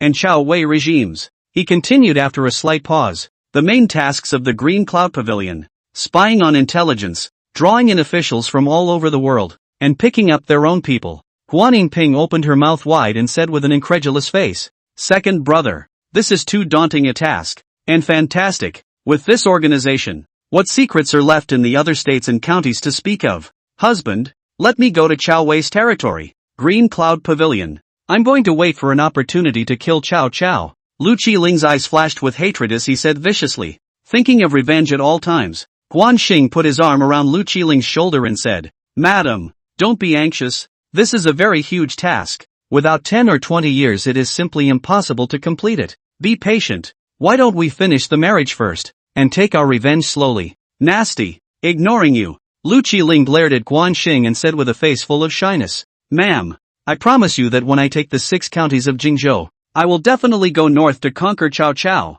But there is one thing, when I take the 6 counties of Jingzhou, I will first finish my marriage. Guan Xing said with a serious face, it's a deal. Qiling was not pretentious. She said bluntly, alright, my stomach is all hungry. Let's eat first. A gurgling sound came from Guan Xing's stomach as he rubbed his stomach and said, and at that moment, the Black Armored Army in charge of Guan Xing's diligence came in with food, so the 3 of them sat down to eat. Guan Xing envisioned a bright future, making Qiling giggle. Soon after the wine and rice was served, Guan Xing put his arm around Qiling's shoulder and said, madam, why don't you accompany me for a lunch break? I'm really too tired. Despite being a brash person, Qiling still had a woman's reserve and directly pushed Guan Xing away, glaring at him and saying, nasty, you sleep by yourself. After she finished speaking, she pulled Guan Yinping and headed out. Watching the two walk out, Guan Xing smiled helplessly. Love rivers and mountains more love beautiful people. Since he came to the era of the 3 kingdoms,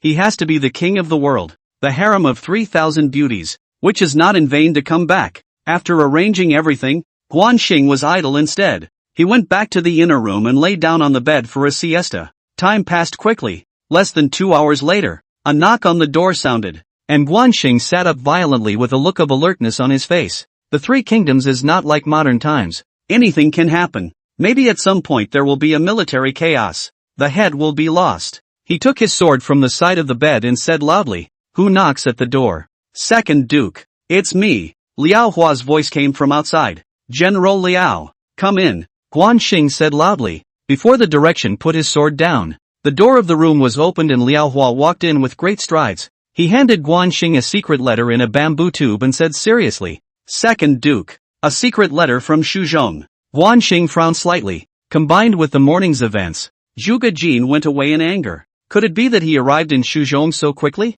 This is impossible. Could it be that Liu Bei took the initiative to send a letter? He opened the secret letter while thinking, When he saw the secret letter, he really wanted to curse. Liu Bei actually asked him to negotiate peace with Dongwu, and his tone was very strong, completely ordering him. Guan Xing directly threw the secret letter to Liao Hua and said with great anger, "Shameless, too shameless, simply brazen." When he asked for help, he had no news, but when he won the battle, he all came out and pointed his finger. "I don't want to negotiate peace, Second Duke. In fact, this matter is not difficult. We can take a compromise approach," Liao Hua said after some thought. Guan Xing frowned slightly and said with interest, "Tell me about it." At this moment, he felt that despite having traveled across the world and knowing the direction of history, in order to truly gain a foothold in the chaotic world, civil servants and fierce generals were essential, especially strategists, and it was necessary to have a whole few top strategists to do so. Chapter 36, Inviting the King of Jingzhou.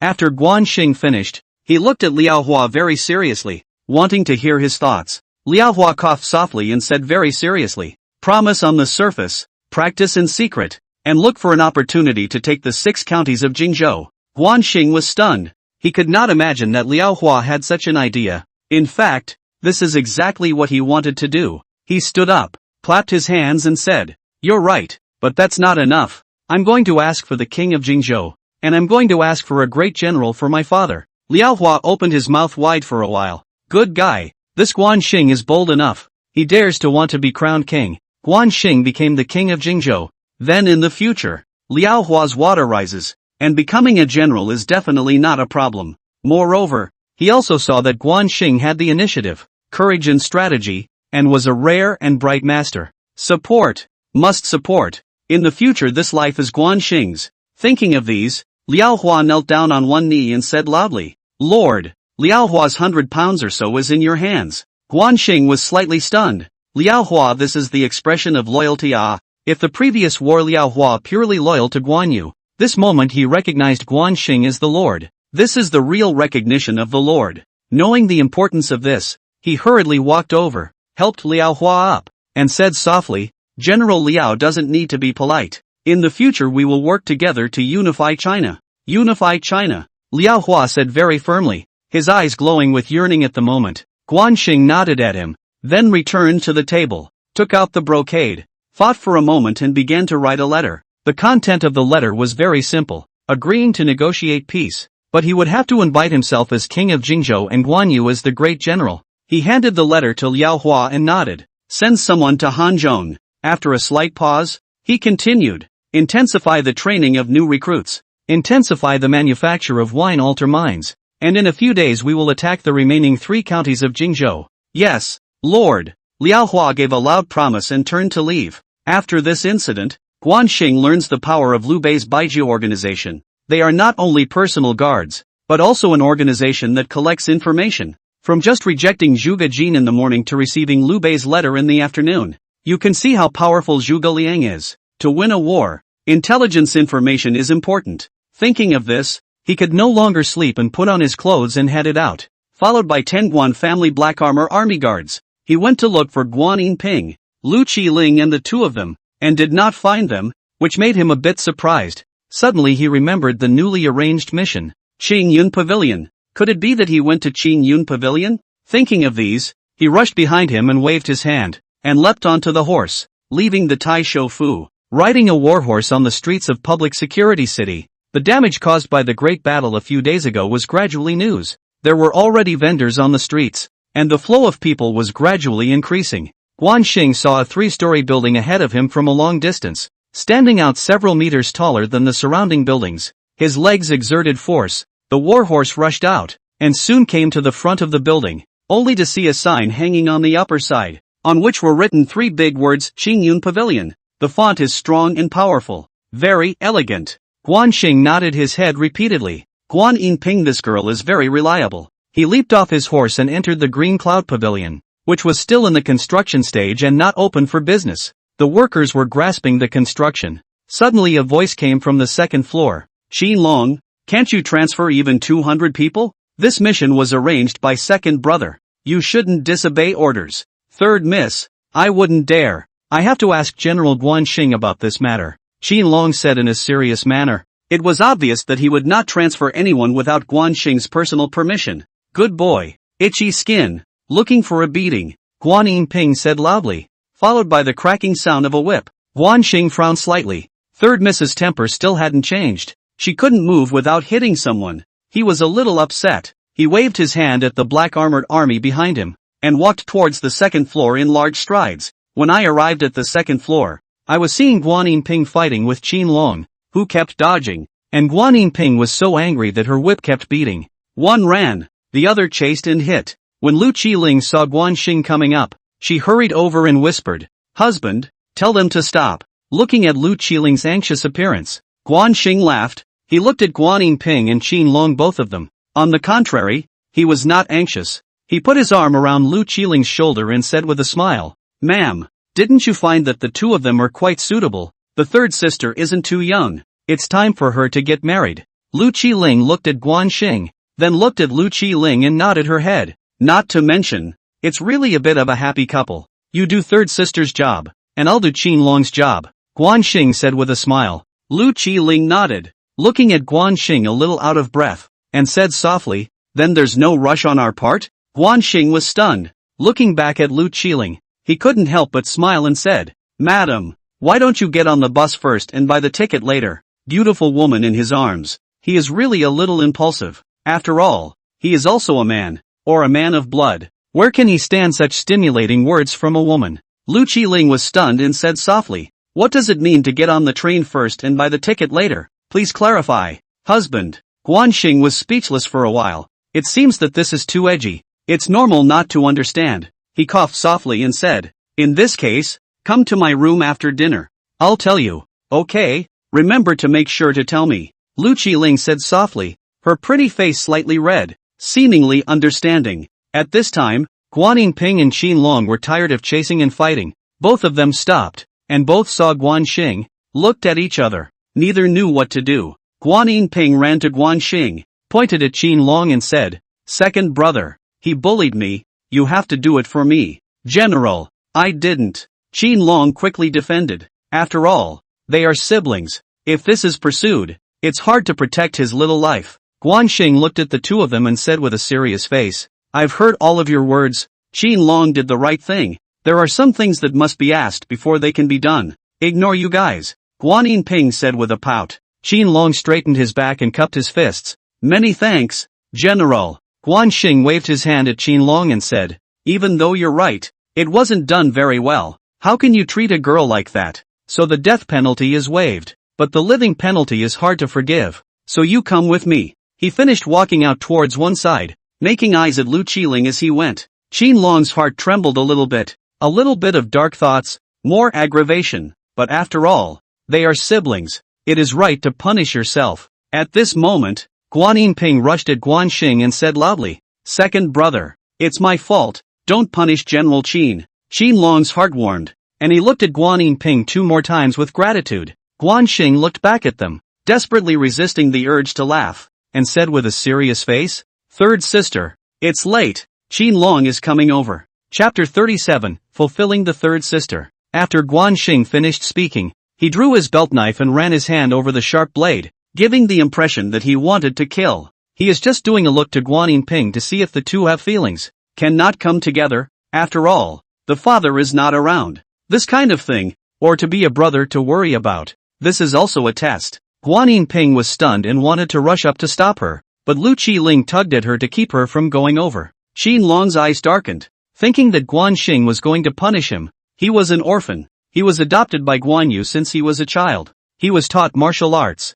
and he also became the captain of the Guan family's black armored guards. He was loyal to the Guan family. Did he just die like this? He had no fear of life or death. So be it, his life was given by the Guan family. It was normal to take it back now. He walked to Guan Xing, flopped down on his knees, and said in a low voice, "Please punish the general. You're not wrong. Why should you be punished?" Guan Xing still stroked his hand over his belt sword. Qiling was stunned, confused as to what was going on, much less how to answer. Guan Xing paused for a moment, leaned over and whispered, "Qiling, do you like my third sister?" "Like," said Qiling from the heart, when set out, only to realize the problem.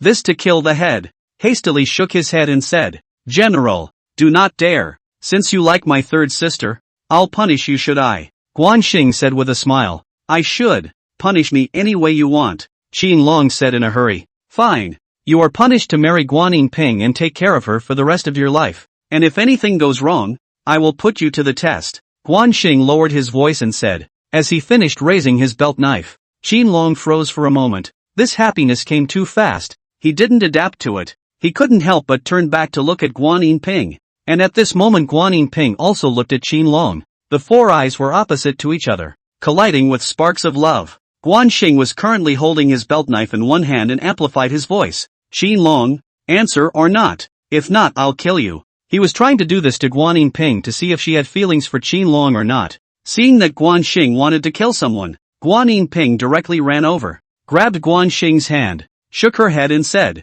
Second brother, it's my fault, don't kill him. I know it's your fault. As long as he agrees to marry you, I won't kill him, Guan Xing said with his sword still raised. Guan Yinping didn't think much about it, and, bent on saving Qiling, shouted at him, quickly agree. Qiling could not imagine that Guan Yinping would rush over to save him. Even if he died it would be worth it. Not to mention that this is not a condition. It is clearly a benefit. He quickly nodded his head and said, I promise to be good to Ms. Guan for the rest of my life. Guan Xing put down his waist sword, helped Qiling up and placed his big hand on Guan Yinping's hand, nodded his head and said, blessings to you all. In a month's time when Qingyun Pavilion opens, the first joyous event will be a wedding for you. Also, from today onwards, Qiling doesn't need to follow me anymore. Let Vice Captain Qin Mang be in charge of my safety, and appoint you as the chief protector of Qingyun Pavilion. Run Qingyun Pavilion with all your might, and just mobilize people directly if you need them,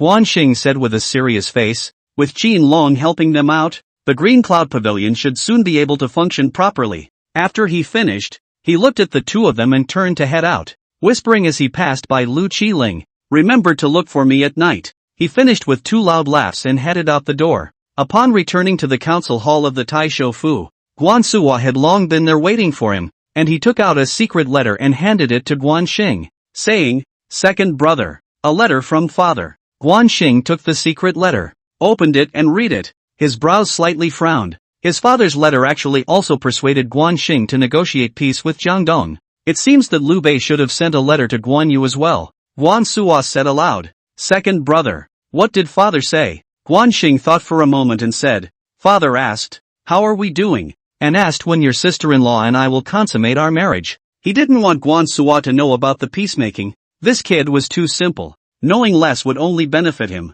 Second brother, you too, if I had finished the marriage long ago. Guan Suo, still expecting something big and a little disappointed, exclaimed, Alright, hurry up and go train the new recruits. You will be attacking Jiangxia, Changsha, and Guiyang counties in a few days, Guan Xing said loudly. Guan Suo was happy to hear about the war and quickly said, Great, take the 3 counties and we'll have the whole of Jingzhou, he said as he headed out. It was already early winter. The sun was setting fast, and it was dark without realizing it. Guan Xing had the soldiers hand over Lu Qiling, then personally cooked 3 dishes and set out a jar of wine. Even the third sister has a home. Guan Xing should also think about himself and end the life of a boy tonight. As he thought about it, he poured 2 bowls of wine, took a bite of the food and said with a smile, Madam, eat the food and drink the wine. He finished drinking the wine down in one gulp. Lu Qiling age and Guan Xing equivalent, has long been heart to heart. She drank a mouthful of wine, ate a mouthful of food and said, Husband, you that first on the train and then buy a ticket in the end, what is the meaning of awe? Guan Xing drank to the mouth of the wine, almost spit out. This little lady digging up the roots, forget it or tell her. If she is not willing, cannot force. He coughed forcefully twice and said in a serious manner, Okay, I'll tell you what. It's to room together first and perform the ceremony later. So why don't we get in the car first tonight? He finished looking deeply at Lu Qiling. Lu Qiling dabbed her head and stood up, shaking her head and said, No, do not get on the car after the ceremony, or I will die for you. After she finished speaking, she took out a dagger. Guan Xing was speechless, and quickly put on, Just kidding, why take it seriously? According to you, come and drink. I heard that you have a good capacity for alcohol. Get drunk today. No way to change the topic. Right. Lu Qiling's heart had been loaded with hatred. Where could she drink? Shaking her head, she said, Forgive me. After she finished speaking, she turned around and walked out. Guan Xing helplessly shook his head. She were all good. Is that this temper is too stinky? Say flip-flop. When Lubu also do not know how to spoil her. Forget it. Eat, drink, and sleep on your own. At this time, Liu Bei and Zhuge Liang have received Guan Xing's secret letter. Liu Bei slapped his big hand on the table and roared angrily. This Guan Xing is too arrogant. Actually asked for the king of Jingzhou. And also asked for the sealing of Guan Yu as the great general. It's too unbridled. Zhuge Liang looked at the secret letter. With a hand pinching his beard. A face of puzzlement. He knew Guan Xing. Also met him. When this kid is so bold. So smart. And can take the 3 counties of Jingzhou. It seems that Guan Yu lineage must be prosperous. He examined the situation. Thought for a moment and said, Lord, now Jingzhou 3 counties, Shanyang Fancheng in the hands of Guan Yu Guan Xing, the troops and horses are as many as 100. 000. Must be restrained. Kong Ming, what's the best way? Just say it. Liu Bei also sensed that the Jingzhou group was too powerful and would be impossible to restrain in the future. He said anxiously. Chapter 38 Liu Bei marries his daughter. After Liu Bei finished speaking, he stared closely at Zhuge Liang, but he was also thinking in his heart about calling Guan Yu back. Zhuge Liang looked at Liu Bei, walked back and forth a few steps, and said softly, My lord, I watch the sky at night. In the direction of Jingzhou, there is a dragon phase, and it seems that it should be Guan Xing at the moment. Guan Xing, what does he intend to do? Liu Bei said with a surprised look on his face. I am afraid that there is a 4-legged situation, said Zhuge Liang with a nod. How is this? Liu Bei said anxiously. Originally Jingzhou was his. Liu Bei fought down. Now Jingzhou group became Guan Yu's. And he is also very jealous of Guan Yu. Harmony, protégé, Zhuge Liang said, shaking his feathered fan. Liu Bei said anxiously. Kong Ming, just don't play dumb. Just say the way. Zhuge Liang thought for a moment and said, The lord has a daughter fiancée. Married to Guan Xing. Sealed Guan Yu as a general. Please return to Hanzhong. Sealed Guan Xing as king of Jingzhou. Section of Jingzhou 6 counties. So that the remaining Guan Xing 1 person. A lone tree is difficult to support. The Jingzhou group power naturally weakened. Liu Bei frowned slightly. And marriage. Not a problem. This is the sworn brothers. No say. Please Guan Yu back. Also not a problem. Think through these. He said aloud. Kong Ming. Immediately write a letter. Flying Pigeon Legend tomorrow will send the daughter Lu Qian to Jingzhou. Zhuge Liang promised and turned to make arrangements. And at this moment in the public security city Taisho mansion, Guan Xing had wanted to go to sleep. And at this moment Liao Hua walked in with great strides and said loudly, Lord, Hanzhong's secret letter. Guan Xing was stunned. Could it be a reply letter? This is ridiculously fast. It must be with a carrier pigeon. He thought while opening the letter. At the moment he was a little excited, but also really want to see how Liu Bei replied to the letter. When see the content of the time, Guan Xing completely froze. I rely on this Liu Bei so generous. Not only agreed to Guan Xing's self-proclaimed king of Jingzhou's request, but also promised to seal Guan Yu as a general. And there are even more outrageous. Liu Bei wants to marry his youngest daughter Lu Qian. This is simply happy from heaven. Later with the title, Jingzhou 6 counties can be justified, regardless of what Shu Han, East Wu, Chao Wei. They are also considered a side of the vassals. He couldn't help but laugh at the thought. Liao Hua looked a little puzzled and said with a surprised face, Lord, is there a happy event? Guan Xing handed him the secret letter and said with a smile, From today onward I am the true king of Jingzhou. Congratulations Lord. But despite the fact that the military candidate has been made a great general, he is going to be transferred back to Hanzhong, which seems to have the meaning of a hostage. Liao Hua started to be very happy, and when he saw the back, he said with a puzzled face. Guan Xing frowned slightly. Judging from the content, it was indeed the case. It must be Zhuge Liang's plot. No wonder it would be so easy to agree. But he doesn't have to worry. Guan Yu has gone to Hanzhong. Guan Xing can just let go of his hands and do a big job. Maybe accidentally unify the world. When the time comes to listen to the tone, not listen to the declaration. Make him anxious. Even Liu Bei together destroyed. General Liao no harm. But Liu Bei's daughter Lu Qian how to deal with. Guan Xing said with some headaches. After all, there has been Lu Qiling. The two can be said to be true love. This is good. The two have not yet married. Kama Lu Qian. How to deal with this? The main thing is that you cannot explain to Lu Qiling. Liao Hua shook his head and said, My lord, the daughter of the Hanzhong king should be here to spy on you. But it wouldn't do to not want it. Guan Xing does not care about Lu Qian's real purpose. He is mainly worried about Lu Qiling's thoughts. Lu Qiling is a strong, manly character. Can he tolerate Lu Qian? No. We have to find Lu Qiling to make it clear, and we have to say it overnight. According to Zhuge Liang's speed, it might be on the way by now. Thinking of these, he waved his hand at Liao Hua and said, General Liao's sealing ceremony will be pressed first. When I take the whole territory of Jingzhou in the opening of the king's ceremony, this break in time, intensify the training of troops, speed up the production of the wine altar lay. As for Liu Bei's daughter Lu Qian, I'll take care of it. He finished waving his hand at Liao Hua, signaling him to leave. After Liao Hua left, Guanxing tossed and turned and couldn't sleep. No, must find Lu Qiling to talk. After all, there is a first come first served. Lu Qian, even if the identity in the noble, but also can't be ranked in front of Lu Qiling. Thinking of this, he walked out of his room and came to the outside of Lu Qiling's room door. At this moment, Lu Qiling's room was lit with an oil lamp, and she actually had not rested yet. Also, there are some things that must be made clear in advance. He knocked on the door to, Ma'am, there is something to discuss with you. Guanxing still had modern thinking in his head. If it were anyone else, there would be no need to confer with her people on something as simple as taking a concubine. Come in. Lu Qiling's voice came from the room. Guanxing pushed open the door of the room and entered. Glancing over, he saw Lu Qiling sitting on the bed. At the moment she was wearing a woman's dress. Her long hair was parted and very feminine. At the moment she was looking deeply at herself. This made Guanxing's mood flutter. A feeling of a heartbeat. He walked over to the bed and sat down next to Lu Qiling. She didn't object, but instead inkily watched Guanxing walk over and sit down. Husband, what is it? Lu Qiling said softly. At this moment she was no longer a valiant female general. She was clearly a soft and moving woman. This, King Liu Bei of Hanzhong granted the marriage, and in a few days Liu Bei's daughter Lu Qian will come to Jingzhou to marry me. Guanxing thought about it and said directly.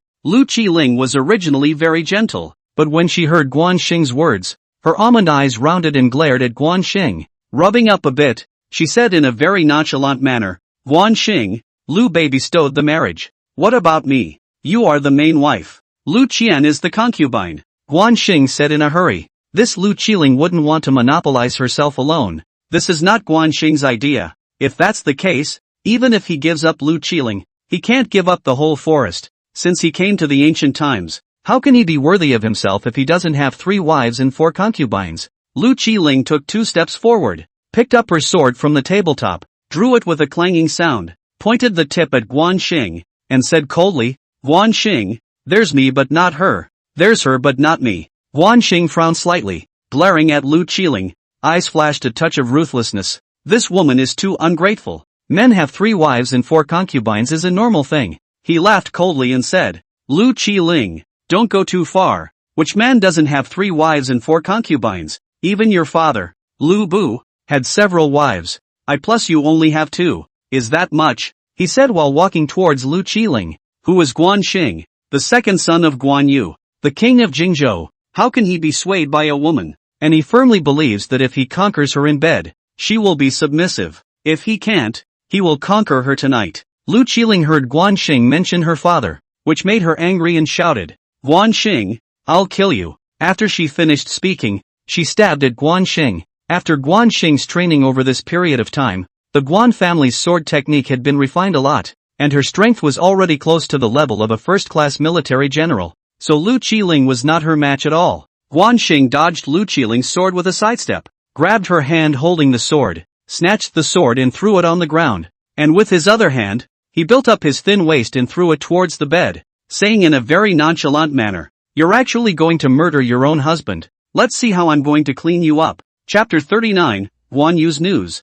Guanxing thought as he walked towards Lu Qiling, his eyes shining with the most primitive light of a man. Lu Qiling was taken aback. She had always thought that Guanxing was refined and wouldn't be like that, but what was going on today? What exactly did he want to do? A horrible thought appeared. When she saw Guanxing walking over, she subconsciously covered her hands in front of her body and said with a trembling voice, Guanxing, don't come over. What do you want? Guanxing coldly grunted, directly pounced over. A burst of tearing. At first Lu Qiling also resisted, hands pounding, but in the back, the sound gradually stopped. A great battle that lasted for an hour. Both of them were exhausted and fell asleep in each other's arms. The dark night quickly passed. Wanting a new day to come, Guanxing has been accustomed to waking up early. When the day just dawned, Guan Xing snapped open his eyes, is to see Lu Qiling lying in his arms. At this moment her face was covered with a happy and satisfied smile. Guan Xing vaguely remembered the events of last night, suppressed for too long, labored for too long, and finally got a release. He couldn't help but reach out and caress Lu Qiling's delicate and detailed face. From now on, in this era, he had his own woman. Guan Xing gently got up and dressed, leaving Lu Qiling's room as he returned to the courtyard and continued practicing the Guan family sword technique until he was sweating profusely. When he stopped and turned around, he found Lu Qiling standing not far away. At this time, she was wearing a skirt, without the iron armor. She was more womanly, especially after last night's events. Her face was covered with red light, and the whole person was full of vitality. Guan Xing walked over and said softly, "Wake up." Lu Qiling looked up at Guan Xing for several seconds before she nodded and said, "Breakfast has been prepared." She finished walking towards her room. Guan Xing frowned slightly. He had thought that Lu Qiling would be looking for death today, but it seems that the situation is not that serious. Hey, a woman's heart under the sea needle. Can't feel it. He let out a bitter laugh and followed Lu Qiling to her room, where breakfast was set out on the low table, and there was actually a stewed chicken. When Guan Xing sat down, Lu Qiling handed over her chopsticks and said softly, "Eat more meat." The meaning was obvious. "So tired last night? You need to make up for it today." "Madam, I am now the king of Jingzhou. You will be the king's consort from now on, and Lu Qian is the concubine." Guan Xing took a bite of chicken, and said with a smile, "If you say so, but I have one condition. Help me kill Cao Cao and everything will be according to you." Lu Qiling said with a resolute face. Last night she had a relationship with Guan Xing and her mind had changed tremendously. Since it had become a fact and there was nothing she could do to change it, she could only follow Guan Xing, and she also knew that with her own abilities, she could not defeat Cao Cao. Perhaps Guan Xing could, and that was the only condition she had. Guan Xing was stunned. He couldn't imagine that in one night, Lu Qiling had changed her mind, and it wasn't a problem that once the world was unified, Cao Cao would inevitably have to be destroyed. And according to the direction of history, Cao Cao was going to fall ill and die soon. He smiled and said, "Madam, Cao Cao will die. Don't worry." He looked at Lu Qiling as he spoke, tasting a man's pleasure for the first time. The more he looked, the more he liked it, and after he had eaten his fill, he stood up, looked at Lu Qiling, and said, "Ma'am, I'll come back in the evening." He finished talking and walked out. After hearing this, Lu Qiling thought back to last night's events, and her pretty face was slightly red, and her heart was all set on Guan Xing. Guan Xing has taken care of Lu Qiling. People are happy and happy. The arrangement of things is also very smooth. Everything is preparing for the Eastern expedition. For 3 days in a row, Guan Xing went to Lu Qiling's room. The two people live a sweet little life of two people. Early in the morning of the 4th day, after Guan Xing had his breakfast, Liao Hua came in hurriedly, and he said loudly, "My lord, the caravan of Lu Qian, daughter of Lu Bei, the king of Hanzhong, has already arrived at Jiangling city, and Lu Qian has sent word for you to go to Jiangling city to meet her." Guan Xing frowned slightly. This Lu Qian is so big, actually letting him, the king of Jingzhou, to run 100 miles to meet her. Outrageous, he said with a cold snort. "Tell Lu Qian to come to public security city, or else go back to Hanzhong yourself." To this marriage, Guan Xing was already resistant. What Hanzhong King Lu Bei's daughter, in front of him, king of Jingzhou, is nothing. "Yes, lord," Liao Hua said loudly, turning to leave after that. It was only a woman. Not enough to affect Guan Xing's mood. He finished some official business and took Lu Qiling to Qingyun Pavilion. After days of intensive construction, the Green Cloud Pavilion will open in a few more days. Standing at the entrance of the Green Cloud Pavilion, Guan Xing dismounted, put his arm around Lu Qiling's shoulder and said, "Madam, the day the Green Cloud Pavilion opens will be the day you and I get married, and at that time, I will organize a great competition and invite the great and powerful in the world." Lu Qiling looked like a birdie. She let out a delicate smile and said, "If husband says what to do, then what to do. Please husband marry Lu Qian as soon as possible. I just can't resist anymore." After days of fighting, Lu Qiling was deeply impressed by Guan Xing's bravery.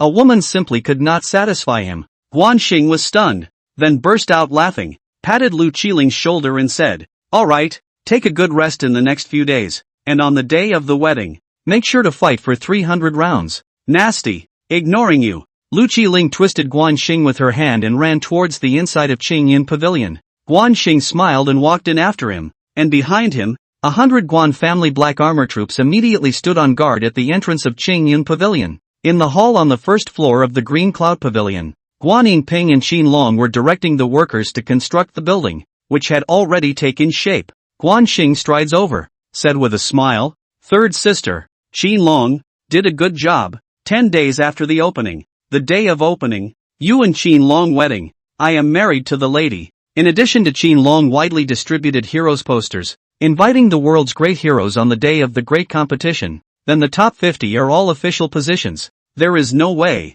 Jingzhou soldiers and horses have been resolved, but the generals who can lead the army to fight are too few. Maybe this approach works, even if it can net one or two able to use the big generals or not. Qiling loudly agreed, and Guan Yinping's pretty face slightly reddened as she softly said, "Second brother, this matter should be reported to father. He must attend. Don't worry, I've already sent someone to deliver the letter, so prepare yourselves well." Guan Xing said with a smile. He not only wants to tell his father Guan Yu, but also informs Zhang Fei, son Quan of Jiangdong, and Cao Cao. Such a happy event. He wants everyone in the world to know about it, and by the way, he wants to show off his strong military power, especially his secret weapons. Thinking about this, Guan Xing couldn't help but laugh twice. At this moment, Liao Hua rushed over in a hurry, came to Guan Xing's side, and said softly, "My lord, the scouts report that the military lord is on his way." Guan Xing was stunned. How did father suddenly rush over? Could it be that Liu Bei informed him? To realize that his letter had not yet been delivered. How did father come? There must be a problem here. Chapter 40, Greeting Great General Guan Yu. Guan Xing said while thinking, the military candidate has arrived at Heji. If it was really Liu Bei informing his father, it was most likely to persuade him to make peace. This Liu Bei is really despicable. Unable to persuade himself, he actually invited his father out. According to the report from the scouts, they came with the daughter of Hanzhong King Liu Bei and should have crossed the river by now. Liao Hua lowered his voice and said, Guan Xing could not help but I cannot imagine that the speed is fast enough. But also with Lu Qian, he could not help but secretly cursed, Liu Bei despicable and shameless. To see how I clean up your girl Lu Qian. Husband, what is it that is so unpleasant? Lu Qiling came over with a serious face and said. Guan Xing patted her shoulder, then called out at the two Guan Yinping Qiling. Third sister, Qiling both come over here. Guan Yinping, Qiling promised to stride over, and looked at Guan Xing with a surprised face. Guan Xing looked at the crowd and said loudly, Father Guan Yu has already crossed the river and will be able to enter the city before nightfall. I have decided that I will receive father at the Green Cloud Pavilion. Second brother, you mean father is coming? Great. It's been almost a year since I've seen father. I miss him.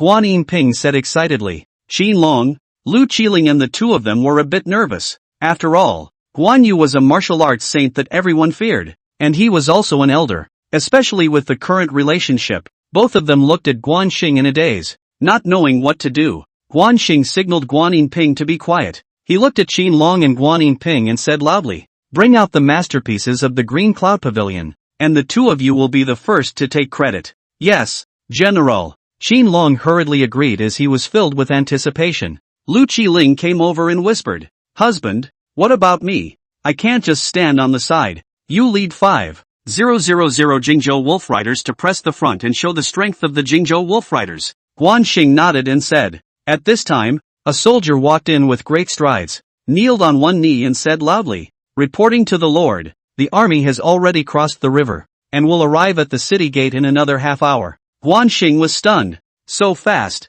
really worthy of being Guan Yu. He made an immediate decision and said loudly, Madam, General Liao, form up to meet the military candidate. Qiling, the third sister arrange this place, call up the fourth brother, go together. The crowd agreed and split up. Guan Xing walked out of the Green Cloud Pavilion and mounted his horse. At this time, he was wearing a long shirt, and his angular face had a hint of a literati atmosphere. At this moment, the public security Taisho Maicheng rode over and said loudly, General, I heard that the military candidate is coming. That's right, the military candidates will be arriving outside the city soon. Guan Xing nodded and said, General, can I go out of the city together to greet the military candidate? Maicheng said with a pious face. Guan Xing was stunned. It seems that this old boy is also a fan of Guan Yu. Seeing as Maicheng is a piece of loyalty, Guan Xing did not refuse. He nodded his head and said, Follow me out of the city. He finished waving his hand behind him, shouted and rushed out on his warhorse. Behind Guan Xing, 100 Guan family black armor troopers followed after him and chased after him. With an excited face, Maicheng couldn't think too much and rode his warhorse closely after him. Not long after, Guan Xing led the black armor army out of the gates of public security city. And at this moment, Liao Hua and Lu Qiling were leading 5,000 cavalrymen respectively to line up outside the city. Guan Xing looked towards the two. He could tell that both of them had the appearance of performing extremely well, which was good, especially Lu Qiling. Having trained the Jingzhou Wolf Riders for only a month, he really wanted to see the strength of the Jingzhou Wolf Riders. Guan Xing rode his warhorse forward for more than 1,000 meters, and from afar, he saw a group of cavalry appearing in front of him, several thousand meters away. The sound of hoofbeats coming from afar, and the ground began to tremble as the distance drew closer. Guan Xing is full of tension and anticipation. This is the second time after crossing over to see his father, Guan Yu. Now he has a different identity,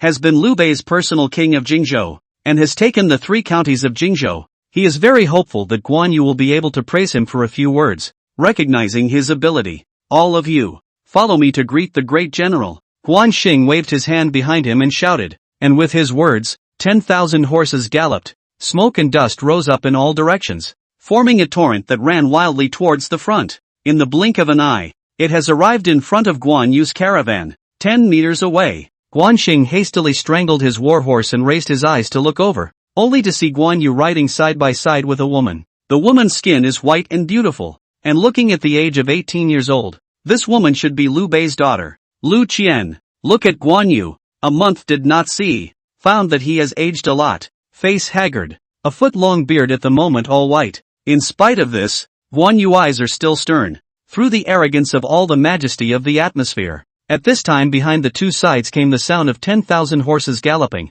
Guan Xing turned around to look over. The left side of Liao Hua led 5,000 cavalry rushed over. Fast speed, neat formation, through a stern murderous atmosphere. On the right side was Lu Qiling leading 5,000 Jingzhou Wolf Riders, 10 in a group and 100 in a line, attacking and retreating in front, maintaining a battle formation and running wildly, and when rushing close to the front, they quickly separated and formed a neat formation. Guan Xing watched and secretly praised. He pointed to both sides and said loudly, "Father, on the left side is General Liao leading the cavalry, and on the right side is the Jingzhou Wolf cavalry trained by Lu Qiling. How does it feel?" Guan Yu stroked his 1-foot beard with one hand and nodded his head. "Not bad, very imposing, worthy of being my Guan Yu's son." Guan Xing wanted these words, and with a happy face, he smiled and said, "Father has traveled all the way. Please enter the city." After he finished, he made a gesture of invitation. Guan Yu was not polite and rode forward on his warhorse. Guan Xing rushed forward and walked alongside him, introducing what had happened over this period of time as he went along, making a presentation from beginning to end. Since it was still early in the day, Guan Xing led Guan Yu to the Taisho mansion, where Guan Yu sat in the main seat, with Guan Xing, Guan Suo, Lu Qiling, Liao Hua, Maicheng and others standing at the bottom. These are basically old men, and Guan Xing didn't need to be introduced. He looked up to Guan Yu and cupped his fists and said, "Father, the journey has been tiring. Please go to the guest room to rest first, and arrange a dinner to receive father in the evening." Since his father does not talk about the matter of war, then he will not talk about it, and he has his own ideas, hoping that Guan Yu can go to Shuzhong to retire, and then with Jiangdong's son Quan, is to fight, is to make peace, is not at all up to him. Guan Xing finished looking up at Guan Yu and realized that his face was slowly changing. Just now he was happy, now his face was gloomy. Guan Xing said a dark sound. The old man is going to be powerful. Sure enough, Guan Yu slapped his big hand on the table with a crisp clang as he said loudly, "Guan Xing, do you know your crime?" Guan Suo, Guan Yinping, including Lu Qiling, Liao Hua and the others' bodies trembled. They did not dare to look directly at Guan Yu. They all looked at Guan Xing, worried for him. Guan Xing's brain is spinning fast. He knows why Guan Yu is angry. It must be Liu Bei's ghost. This is the ancient righteousness, even beyond kinship. But he wasn't worried. He had a way to deal with the stubborn and arrogant Guan Yu. He thought for a moment and said aloud, "Father, my son doesn't know. Please clarify." Chapter 41, Father and Son Together. Guan Xing finished, clasped his fists and saluted, then looked up at Guan Yu with a fearless look. After days of fighting, Guan Xing had developed a murderous, decisive, an awe-inspiring killing aura on his body. Guan Yu also looked at Guan Xing at this moment. The two of them looked at each other with four eyes. Cold arrogance, hot-bloodedness, killing aura, all sorts of aura intertwined together. The whole hall seemed like the air was condensing, as if it was a severe cold winter, which made people feel chilled all over. Why don't you negotiate peace with Jiangdong Sun Quan? Why don't you follow Hanzhong King Liu Bei's general order? Guan Yu said coldly, but in his heart, he praised Guan Xing, worthy of being his own son, opinionated, in danger. This is the Guan family iron-blooded man. In Guan Yu's mind there has long been a judgment. Guan Ping is old and mature. Guarding the city can be. Guan Suo is strong and powerful, does not use the brain, only know how to fight. As for Guan Yinping will not comment on it. And Guan Xing is resourceful and flexible, does not adhere to the rules and regulations. Heroic and fearless, quite the same as when he was his own style. Guan Xing is fearless. He has long felt his way through Guan Yu's temperament, and he knows that Guan Yu is not convinced by Sun Quan either, but is only in the way of Liu Bei's face. Since this is the case, then let him, Guan Xing, break this face. He coughed twice and said, Father, Sun Quan of Jiangdong allied with Cao Cao and took advantage of our backward emptiness to seize 3 counties in Jingzhou. Fortunately we took Shenyang Fancheng, otherwise we would have faced a situation of siege, and would have died without a burial place.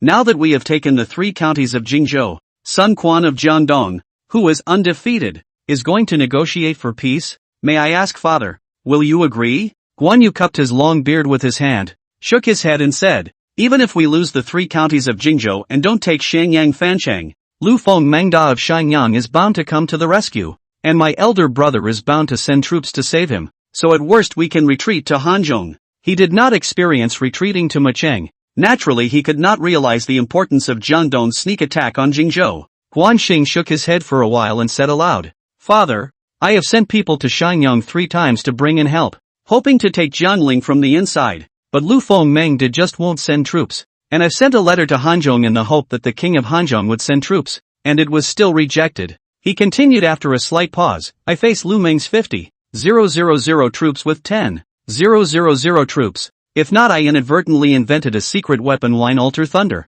It is estimated that at this moment has been killed by Lu Meng's army. Father, I die alright. The key is that the 3 counties of Jingzhou will be finished. Shenyang Fancheng and Cao Cao and Jiangdong surrounded by the city, but also become 2 empty cities. How long can you hold? Guan Yu's hand pinching his beard stopped. He said with a surprised face, this is true. Lu Feng Mengde, and my big brother really do not send troops. 1,000 times true. Guan Xing said with a nod. He had perceived anger in Guan Yu's expression. Anger towards Sun Quan, Lu Feng Mengde, and even Liu Bei. Guan Yu slapped the low table with a loud bang, and because of the force, the table was instantly shattered. So you can imagine how angry he was. He rubbed his head and stood up, saying loudly, Rat Sun Quan, bully me too much. Guan Xing, my son, you did the right thing. I will get up now and go to Hanzhong and ask why we don't send troops. After he finished speaking, he was about to head out. Guan Xing hurriedly stopped Guan Yu and shook his head. Father, of course I have to go to Hanzhong, but not now, because in 10 days, I will have a big wedding, and the 3rd sister will have a big wedding, so please sit down with your father, and how about going to Hanzhong when things are done? After all, Guan Yu is the eldest son of the wedding. No elders in the call what happened, and Guan Yu in Jingzhou, but also the Jingzhou soldiers to inspire. Guan Yu is now the spiritual leader of Jingzhou. Guan Yu was stunned. Then he slapped his head with his hand and said lightly, look at this brain of mine. My elder brother's daughter is going to marry my son Guan Xing. How did I forget all about this? As he spoke, he looked at Lu Qian, who at the moment was bowing her head, her pretty face slightly red, obviously shy. Guan Xing frowned slightly. It seemed that Guan Yu was still very emotionally attached to Liu Bei. Just now he was furious beyond belief. Now he was showing a smile. He had to make things clear. Otherwise Lu Qiling would be very passive. Guan Xing thought for a moment and said, Father, I will marry 2 women at the same time, LV Qiling and Lu Qian, with LV Qiling as the main wife and Lu Qian as the concubine. Guan Yu was stunned for a moment. He was a little confused. Guan Xing, this is why. And he also remembered Lu Qiling and Guan Xing that marriage contract. I cannot imagine to make a fake into a real. He did not know what to say for a moment. Lu Qiling had a smile on her face, a very frank look. She was absolutely sincere to Guan Xing. Lu Qian can be not dry, from childhood pampered, or Hanzhong King's daughter, Proper princess, she said loudly. Lu Qiling is who? Its father is the three surnames of family slaves Lu Bu. No name, no virtue, no status. I am the Han family clan. Hanzhong King's daughter. The status of noble. You actually let me be a concubine. Where is the justice of heaven? Lu Qiling was not an oil-saving light. He held a short sword in his hand and coldly stared at Lu Qian as he walked towards her. When Guan Xing saw it, it was a big deal. Even if he didn't want Lu Qian,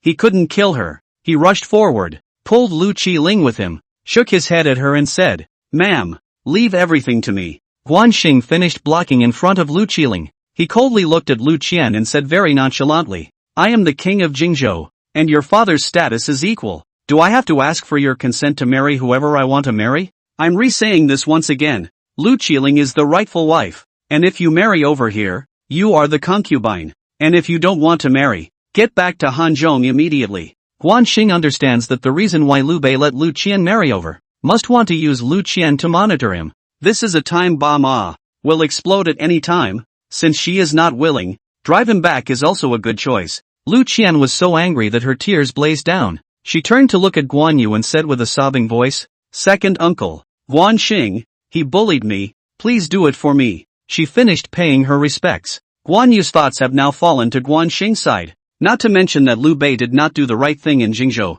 If not for the fact that Guan Xing has a secret weapon, it is estimated that he would have really been killed by Lu Meng. Thinking of this, he said coldly, "My son Guan Xing is right. I will explain to Big Brother if I stay with you or not." He absolutely supported Guan Xing. Lu Qian could not imagine that things would come to this. As a woman, especially a woman of the royal family, basically become a bargaining chip for political alliances. She did not want to become a laughingstock, and could only bear her anger. Guan Yu continued after a slight pause. "Guan Xing, is the meal ready?" He deliberately changed the topic. Guan Xing was very happy. It seems that Guan Yu was still on his side. He quickly smiled and said, "Madam, take Lu Qian down to rest, teach him to be a good man, and do not allow him to take a step out of the government office. Father, please follow me to the Qingyun Pavilion to dine." He finished waving his hand at the crowd, who hastily dodged out of the way. Guan Yu strides down. Zhou Cang carries the green dragon crescent sword and follows behind him. He walks to Guan Xing, always serious face, reveals a long-lost smile. He looks at Guan Xing. Guan Suo, Guan Yinping, smiles and says, "You have all grown up, and I can rest. My son, Guan Xing, what is the location of this Qingyun Pavilion?" Chapter 42, The Strange Green Cloud Pavilion. Guan Yu has been sitting in Jingzhou for many years and has never heard of the Green Cloud Pavilion, so he has this question. Guan Xing smiled and said, "Father, after the Fu Shiren family was confiscated, all the family property was confiscated, resulting in stores being idle, and now there is a serious shortage of military food. In order to raise military food, all the stores are reopened as Guan family property, and the Qingyun Pavilion is one of them. Restaurants, lodgings, and entertainment in one of the large hotels. As for the other function of the Qingyun Pavilion, the function of intelligence gathering and assassination, he did not say. This is Guan Xing's personal absolute confidentiality. He took into account that Guan Yu will return to Hanzhong in the future, and may at some point say out. That's why not telling him is the best protection." Guan Yu was astonished. This Guan Xing is getting more and more surprised. So raising military food is also okay, so that there will be a constant flow of funds for military food. And after the Battle of Xiangfan, he was touched a lot, especially after that recurrence of the poisonous wound. Recuperating for more than a month, feeling really old and should be left to the young people to break through. Moreover, Lu Bei was summoning him to Hanzhong to enjoy the happiness together. Now that Guan Xing is the king of Jingzhou, he should be allowed to take care of everything. Having figured this out, Guan Yu said with a calm face, "In the future, you will have to rely on yourself, and consult with General Liao more often on matters. It's father, please get on the horse." Guan Xing and Guan Yu had already walked to the entrance of the Taisho mansion. He saw Zhou San leading the red rabbit horse over. Guan Xing nodded and said. Guan Yu nodded and leapt onto his horse. Guan Xing and the others also mounted their horses. The group rode through the streets of Public Security City. The city had already resumed its daily routine at its fastest speed, with many pedestrians and vendors. It was very prosperous. Guan Yu nodded his head secretly as he watched. Half a column of incense arrived at the entrance of the Green Cloud Pavilion, where Qiling led a dozen or so Guan family black armor troops waiting at the entrance. When they saw Guan Yu, Guan Xing and the others arrive, The black-armored army hurriedly knelt down on one knee and said loudly, "Greetings, great general." Guan Yu was stunned. He was enjoying this feeling, and leapt off his horse. Looking at a few people nodding vigorously, Xing came over and pointed at Qiling. "Father, this man is the captain of the Black Armor Army Guard. He works seriously and responsibly, and he will be in charge of the matter of the Qingyun Pavilion's raising of military rations. As for the matter between Qiling and Guan Yinping, Xing did not say anything about it. He knew that Guan Yu's concept of hierarchy was very heavy, and he had to find a suitable opportunity to do so. Good. Qiling, I remember you. You are highly skilled in martial arts and the first person in the Black Armor Army. I am relieved to have you in charge." Guan Yu nodded and said, "Qiling leads the way in front," Xing said in a hurry. Qiling agreed and made a gesture of invitation. Leading the way at the head, Guan Yu, Xing and the others entered the Green Cloud Pavilion. Xing had been here before and was familiar with the place, but Guan Yu and the others came for the first time and were surprised when they entered the Green Cloud Pavilion. It was the strangest place he had ever seen. A hall on the front, a stage in front, and two women standing, uniformly and appropriately attired. A pleasure to look at. The hall was surrounded by small rooms partitioned one from the other, but no doors were fitted, so that sitting inside they could see everything outside, and the interior was unusually furnished, with a circular table surrounded by seats made of wood. In the inner part of the hall, there was a round stage, on which several women in long dresses were dancing to ancient music at the moment. Xing watched the change in Guan Yu and knew that he did not resent any of this. He smiled and said, "Father, please go upstairs." Guan Yu agreed and went to the third floor, which was a circle, and near the railing were all one room after another, with low windows, so that if he sat in a chair he could see the dance performances on the first floor. Guan Yu sat on the chair, said with a smile, "This method is very good. This place is also very good. You kid ideas quite a lot of it?" Xing smiled and said, "Father is too kind." He finished waving his hand at Qiling. Qiling promised, and a young woman wearing a uniform came in with plates, and in the blink of an eye, the table was filled with meals, cold dishes and hot dishes, stir-fried dishes and stewed meat. The aroma of the dishes wafted out, making the appetites of all present. Strange tables, strange seats, strange meals, everything was strange, yet everything was intriguing. Guan Yu couldn't help but take a bite of his meal and loudly exclaimed, "Delicious, delicious, simply delicious on earth." Xing smiled and said, "A table like this is sold for 100 gold. What? 100 gold? It's simply extravagant." Guan Yu directly put down his chopsticks and said with great surprise. Even Guan Suo, Guan Yinping, Liao Hua and the others were shocked. "Is it so expensive for anyone to eat it?" Xing continued. "Father, gentlemen, was the meal good? Delicious, simply the best in the world," Guan Suo said in a hurry. He was tongue-tied and said whatever he had to say. "Indeed delicious. So expensive does anyone eat it? 100 gold. Enough to buy a mansion. Ordinary people can eat for 10 years. Guan Yu said with a puzzled face. Xing knows that it is time to say the idea. And this idea is enough to shake the entire end of Han. As long as it is used properly, the world is known. Those big families, one by one. It is estimated that they will not come from thousands of miles to come here to taste some. When the time comes to have a green cloud pavilion blossoming all over the country, do you still need to worry about military food? Of course you can't go into detail on these. Just point them out," he said with a confident look on his face. "Father, there are definitely not many people in Public Security City who eat this kind of meal, but in the entire Great Han Dynasty, there are too many rich people, so it's still not a problem to have this kind of meal once in a while. The entire Han Dynasty, what is this saying?" Guan Yu said with a surprised face. He is still that kind of old thought. There is no modern kind of chain, branch of the idea. Guan Yu looked at the crowd and shook his head. "Let's eat first. I'll talk to you alone afterward. The fewer people who know about this matter, the better, and some of them don't need to know, as long as it can be carried out." Guan Yu naturally understood as he nodded his head and said, "Eat, eat." He finished eating with a big mouthful, and even though the meal was delicious and tasty, he still ate quickly because he was eager to know what Xing really thought. "By the way, don't be polite everyone. This meal is free. Next time you'll have to pay for it," Xing said jokingly. After burning incense, Guan Yu and the others ate and drank their fill. All the meals were swept away. Especially Guan Suo patted his stomach and said with a smile, "Second brother, eating such a delicious meal. This life is enough. Alright, all of you go down. I want to talk to Xing alone." Guan Yu said impatiently when he saw that the people had eaten and drank enough. He wanted to know as soon as possible what exactly Care was planning to do. If he could really attract the rich people from all over the country to come and eat, then Jingzhou was expected to become the richest state and county. Chapter 43, Widely Distributed Heroic Invitations. After Guan Yu finished speaking, he stroked his long beard with one hand and waved his hand at the others, signaling them to go out first. Guan Suo, Guan Yinping, Liao Hua, and Qin Long turned and walked out, leaving Guan Xing alone. Guan Xing sat across from Guan Yu. He sat upright and looked up at Guan Yu. This was the first time he had ever measured Guan Yu up close. At this time, Guan Yu's head was full of white hair, and his eyebrows were tired, but his eyes were shining, seemingly interpreting the unwillingness of a generation of martial arts saints.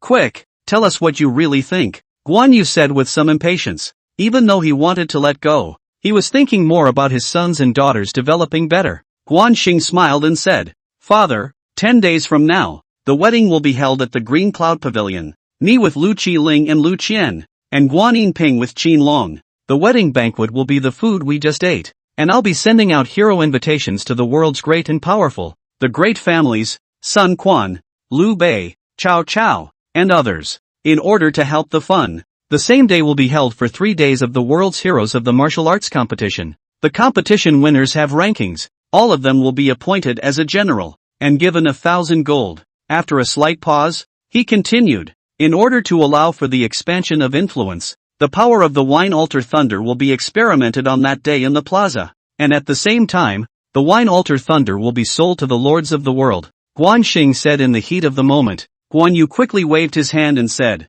Ungua, cannot, this method will leak the strength of Jingzhou, especially the Wine Altar Thunder. How can such a secret weapon be sold? Once Sun Quan, Cao Cao bought back, researched the production method, Jingzhou will not be protected. Guan Xing shook his head and said, Father, even if we don't sell it, can we guarantee that the wine altar lay won't be gotten by Sun Quan? Cao Cao. What's more, to make Wine Altar Thunder, without my secret recipe, even if they get the Wine Altar Thunder, they can't make it. They have to buy it if they want to increase the fighting power of the army, and I will sell it at a sky-high price. Why don't they do it for such a lucrative business? Guan Xing continued after a slight pause. Guan Yu thought about it, not to mention, it is so true. It seems that he is really old, he said with a bitter smile. Ungua, you have really grown up. Think things through. In the future you decide on your own about Jingzhou. You don't need to ask for instructions from me. Call Qin Long to come over. After the Battle of Xianfan,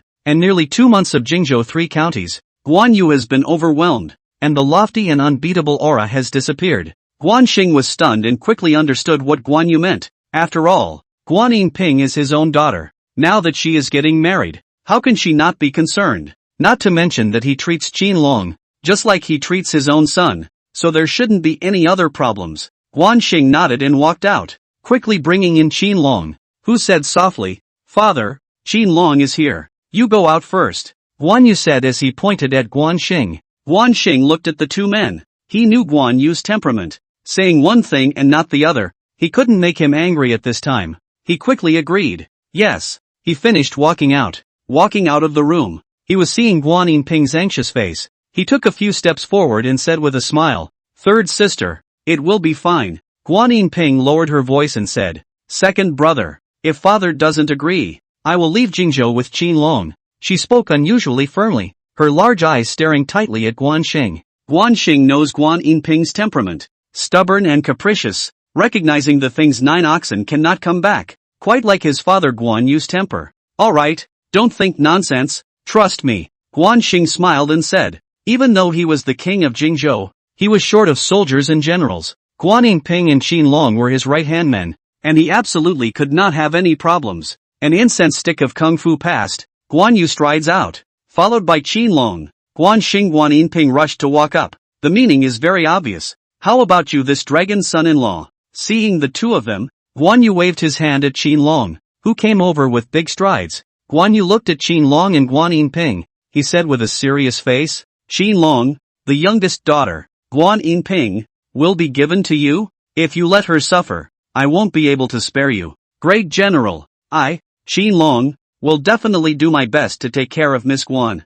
Qin Long said in a hurry. Guan Yu nodded at Qin Long, then looked at Guan Yinping, patted her on the shoulder and said, "Child, grow up. Father is not around. Take care of yourself." When he finished speaking, there was actually some moisture in his cold and arrogant eyes. Guan Yinping felt the deep fatherly love. Her eyes moistened and her voice trembled as she said, "Father, I will take care of myself." Guan Xing wiped his eyes with his hand. Despite being a traveler, that emotion of blood being thicker than water was still there. He coughed twice with force and said loudly, "Father, it's getting late. It's better to go back to the house and rest." Guan Yu was indeed tired. After days of traveling and sleeping in the wind, in addition to his age, he nodded his head and said, "Good. I'll wait for the wedding in 10 days and go back to my house to rest." He finished with 2 consecutive loud laughs. Not long after, Guan Yu, Guan Xing and the others returned to the Taisho mansion. When the night was as dark as ink, Guan Yu went to rest. Guan Xing still had work to do.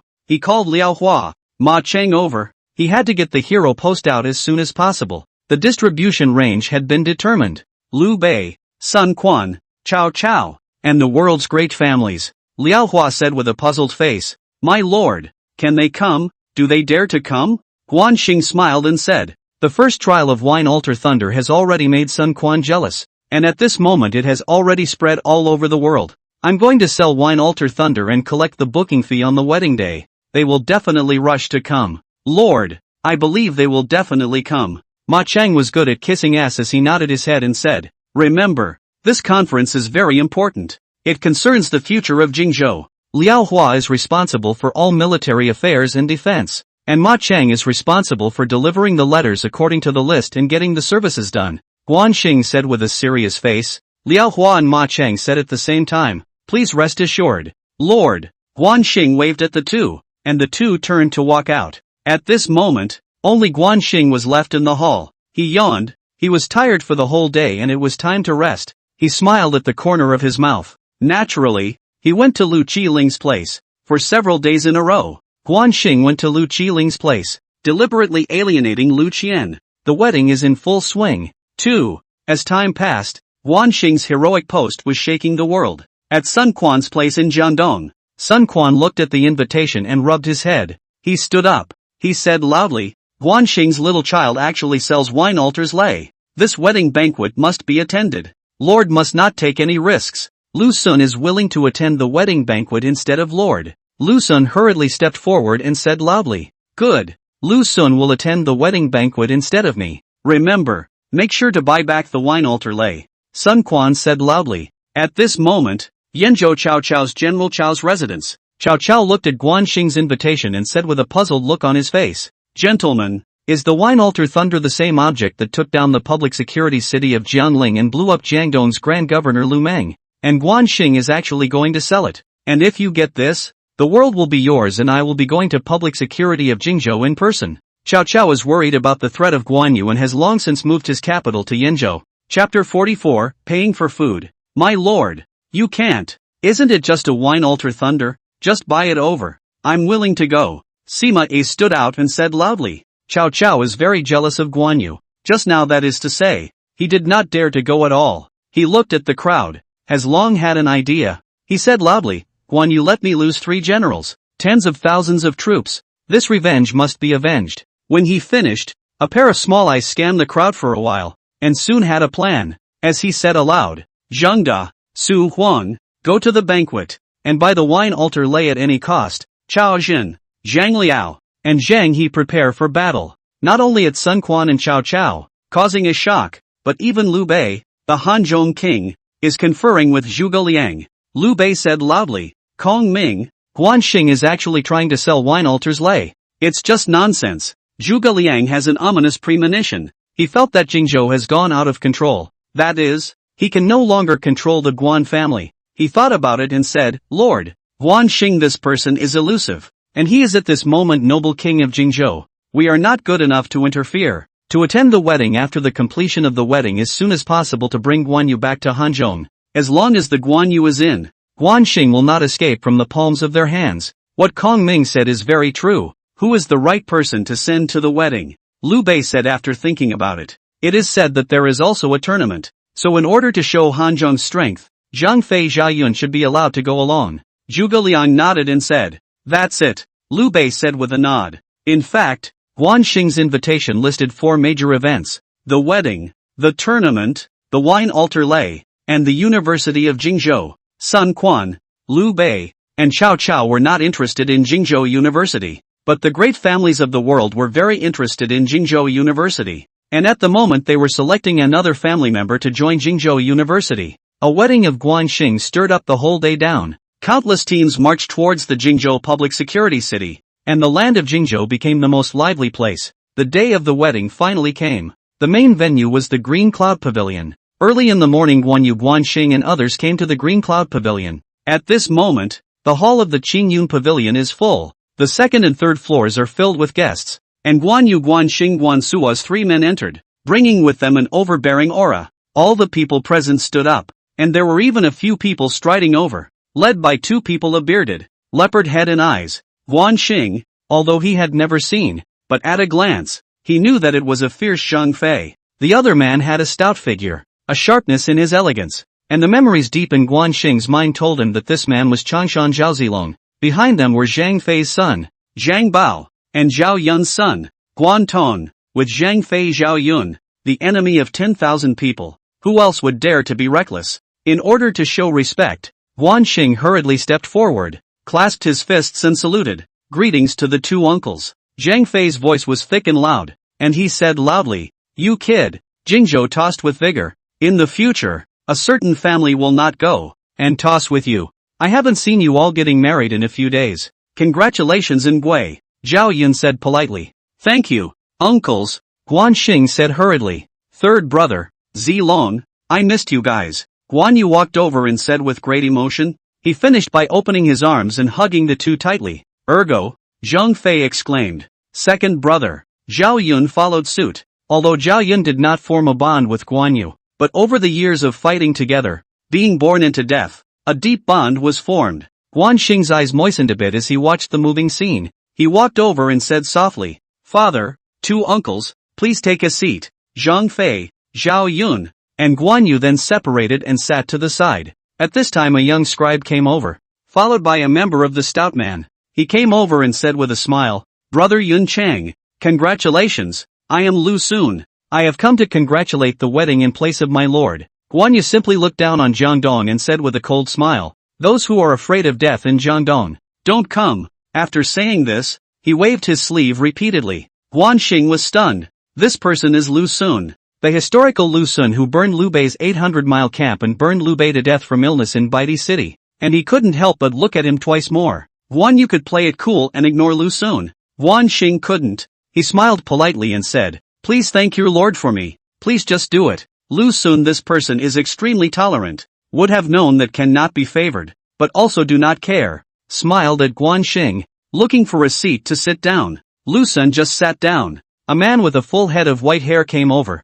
He was followed by Su Huang. This person Guanxing recognized. That was a defeated general. But who is this old man with white hair? The white-haired old man walked towards Guan Yu and paid his respects, saying loudly, "Sima Yi congratulates my lord on his great joy." Guanxing almost didn't curse out. Holy, this person is Sima Yi. Sima Yi who survived 3 generations of Cao Cao, Cao Pai, and Cao Rui. It's unbelievable. Guan Yu was not familiar with Sima Yi, but Cao Cao's emissary could not be neglected. After all, Cao Cao had done him a favor in the first place, and he smiled and said, "Thank your lord on my behalf." Guanxing also hurriedly said, "Please sit down, sir." Hanzhong, Jiangdong, Cao army representatives have come. Guanxing knows, their purpose should be wine altar thunder. As for the other do not care, but Guanxing is ready to hang the appetite first. Wine altar thunder is the finale. At this moment, Liao Hua came over and said softly, "Great general,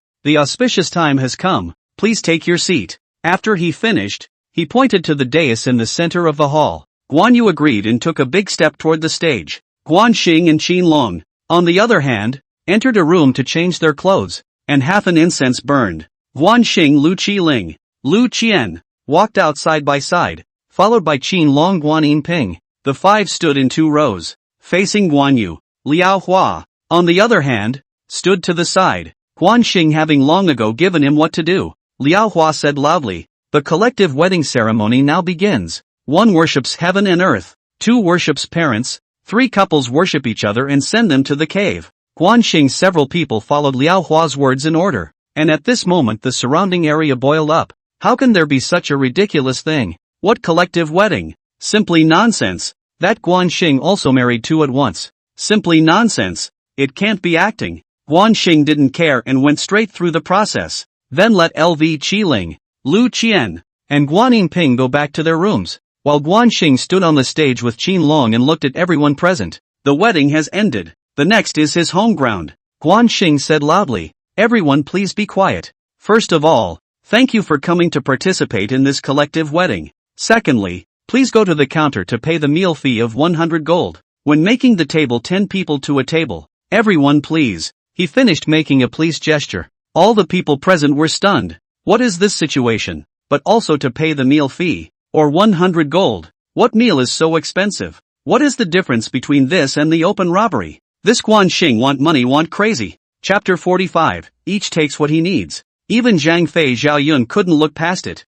The two looked at each other. Zhang Fei, who was a straight man with a straight heart, said loudly, Nephew Guan Xing, what kind of meal? So expensive. Take it out and look at it first. Yeah, let's see it first. The others chimed in. Guan Xing smiled as he waved his hand behind him. A row of young and beautiful young girls lined up and walked out, each carrying a plate in their hands. As they appeared, the heavy aroma of the meal spread throughout the hall, instantly attracting everyone's eyes. The young girls came to the table where Zhang Fei was in turn and put down the 10 dishes, and the young girl at the head said with a smile, This is the soy sauce pork trotters, braised spare ribs, the successive reporting of each dish name, the flavorful, chic and original names of the dishes. These alone are enough to attract people. Zhang Fei couldn't hold back, reached out his big hand and took a pig's trotter, took a bite and couldn't help but close his eyes and enjoy it slowly. After a long time he opened his big copper bell eyes and slapped the table. Yummy, too yummy. Guan Xing smiled at the corner of his mouth. All the food in the three countries is mainly steamed and boiled without any seasoning, bland and tasteless. The chef of the Qingyun Pavilion only needs to be simply tuned up, and then he can make a meal that will make everyone in the three countries drool. He looked at the crowd and said with a smile, Uncles, this table is free of charge. Please enjoy. Next he arranged Lu Sun and Sima Yi Su Huang to this table as well. The three powers of the three countries at a table. It is estimated that the people of later generations would never have thought of. And there is an advantage to doing so. These people are high-level figures, especially Sima Yi. Lu Sun. Go back to the publicity will certainly make a big fuss. And then in the case of a branch, absolutely able to be fiery. And more importantly to the Qingyun Pavilion of the intelligence organization to provide a strong cover. Zhang Fei, Zhao Yun, and the others ate while shouting, delicious. The big clans were all drooling as they watched. Finally someone couldn't help it and paid 100 gold. The next was the third, the fourth, and as table after table of meals were served. Soon the Green Cloud Pavilion cuisine detonated everyone's appetite. At this moment, the 3 floors of the Qingyun Pavilion are all filled with guests. At least 100 tables. Collecting money is not the purpose. Guan Xing's main purpose is to let them know that the delicious meal, the world's only one, and the price is expensive. And in the future, the meals at the Green Cloud Pavilion will not be charged at an end table. They will be priced according to the individual dishes. And at that time, the price will be even more expensive. At this time, Guan Yu has already sat with Zhang Fei Zhao Yun, who has not seen him for many years, and naturally wants to drink more. Guan Xing, on the other hand, began to toast from table to table, followed by Qin Long. On the one hand, to get to know all the great families in the world, and on the other hand, to see if there were any civil officials and military generals that could be recruited. During this time Guan Xing also has a preliminary understanding of the world's major clans. Qingsha Zhong Clan, Yingchuan Chen Clan, Fanyang Lu Clan, Hedong Wei Clan, Nanyang Deng Clan, Jingshan Kuai Clan and so on. Now that the 3 parts of the world had become finalized and the famous generals had their masters, Guan Xing could only look for talents from the famous generals of the later generations. So the ones he was most concerned about now were the Zhong clan of Changsha and the Deng clan of Nanyang. As for the other clans, they were directly ignored. Soon Qin Long pointed ahead and said, My lord, the 2 tables ahead are the Zhong clan of Changsha and the Deng clan of Nanyang, but there doesn't seem to be any of the 2 people you're looking for. Guan Xing smiled. 2 famous generals would emerge from these 2 families. Deng Ai, Zhong Hui, those were the main famous generals of the late 3 kingdoms. At this moment Deng Ai should be less than 20 years old. Similar to his own age, while Zhonghui was afraid that he was not yet born. No harm done. Go over and toast. Guan Xing nodded and said. Guan Xing first came to the table of the Zhong clan of Changsha. He held a bowl of wine and said with a smile,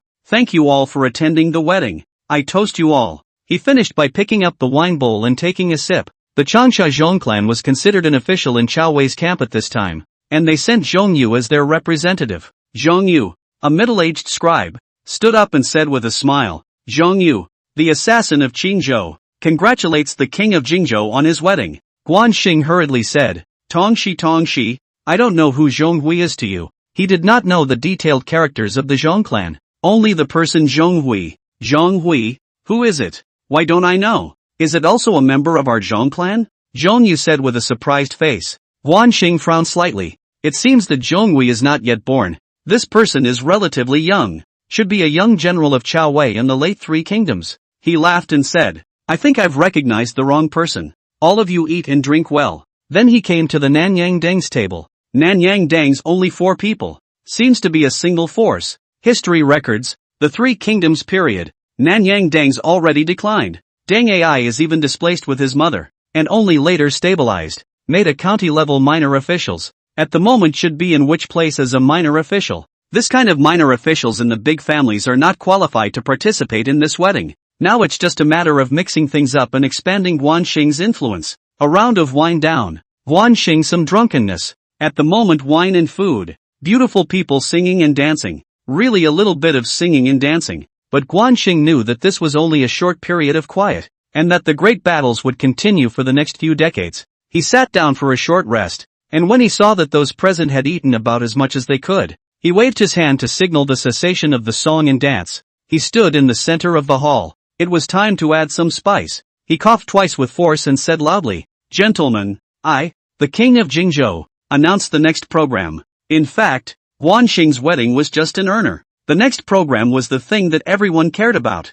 When the big families in Lucen Sima Yi and others heard this, each of them pricked up their ears for fear of missing a word. Guan Xing looked at the crowd and couldn't help but smile as he said loudly, "Jingzhou University is just across the street and is open to everyone. The courses set up are culture and politics, martial arts, military, of which the martial arts include swordplay, gunplay, and swordsmanship, with the martial arts teachers being the 10,000-man enemies Guan Yu, Zhang Fei, and Zhao Yun themselves, and the military being the famous military man Zhuge Kongming." Guan Xing's words just finished, immediately detonated the enthusiasm of the great families. To know that Guan Zhangzhao that is the world's most famous generals, 10,000 enemies, Zhuge Kongming is the Three Kingdoms famous militarists, can do their disciples, I would like to do. And Guan Zhangzhao was happy to do so, a job Guan Xing had done well beforehand. He looked at the restless lineage and said loudly, "Those who wish to enroll immediately go to the Jingzhou University across the street."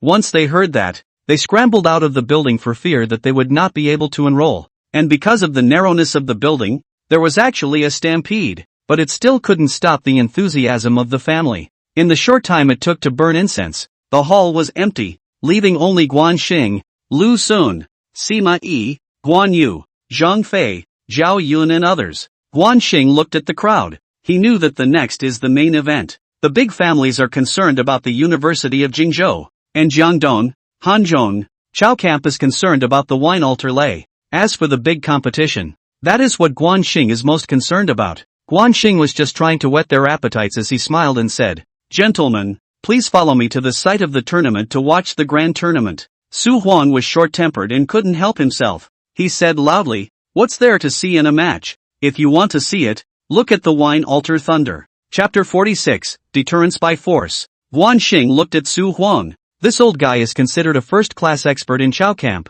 but just has a hot temper and was captured alive not too long ago. Facing this person, he did not have politeness and said with a cold smile, "Since you have come to Jingzhou, you have to obey my arrangement, otherwise you can leave early." Hearing this, Su Huang became even more angry and took 2 steps forward, saying loudly, "So what if Jingzhou, my prime minister can take it at any time?" "Really? Then why did your prime minister move the capital?" Guan Xing said with a cold smile. "Kid, looking for death?" Su Huang shouted, holding his sword in his hand and already drawing it. "Su Huang, if you don't want to be convinced, fight with old Zhang." Zhang Fei said loudly, his voice sounding like a bell. shaking people's ears. As Zhang Fei spoke, Zhang Bao and Zhao Tong stepped forward one after another. Guan Xing laughed twice and said, "Since you all want to fight, why don't you come up to the stage and compete? The martial arts ring is right outside. The first place, you get a free wine altar thunder." "Good. A deal is a deal," Su Huang said loudly. Sima Yi smiled at Guan Xing and said, "King of Jingzhou, I've made you laugh. There's no harm. The visitor is a guest. I won't count it," Guan Xing said with a wave of his hand, making a gesture of invitation after he finished. Guan Xing and his group quickly arrived at the site of the grand tournament. Finding a store on the street, all of them went up to the second floor to watch the tournament. At this moment, there was a sea of people gathered around the martial arts arena, and the enthusiasm was unprecedentedly high. Guan Xing, Zhang Fei, Zhao Yun, Sima Yi, Lu Sun and other people sitting around. At this time the match has begun. Qin Long as the host, announced the rules of the match. The first place in the competition, the great general of Jingzhou. The first 3 places in the competition, the right and left generals of Jingzhou. The first 10 partial generals of Jingzhou in the competition. The first 30 places in Jingzhou. The ministers of other departments of Jingzhou. The first 50 places in Jingzhou. And the lieutenants of the counties of Jingzhou.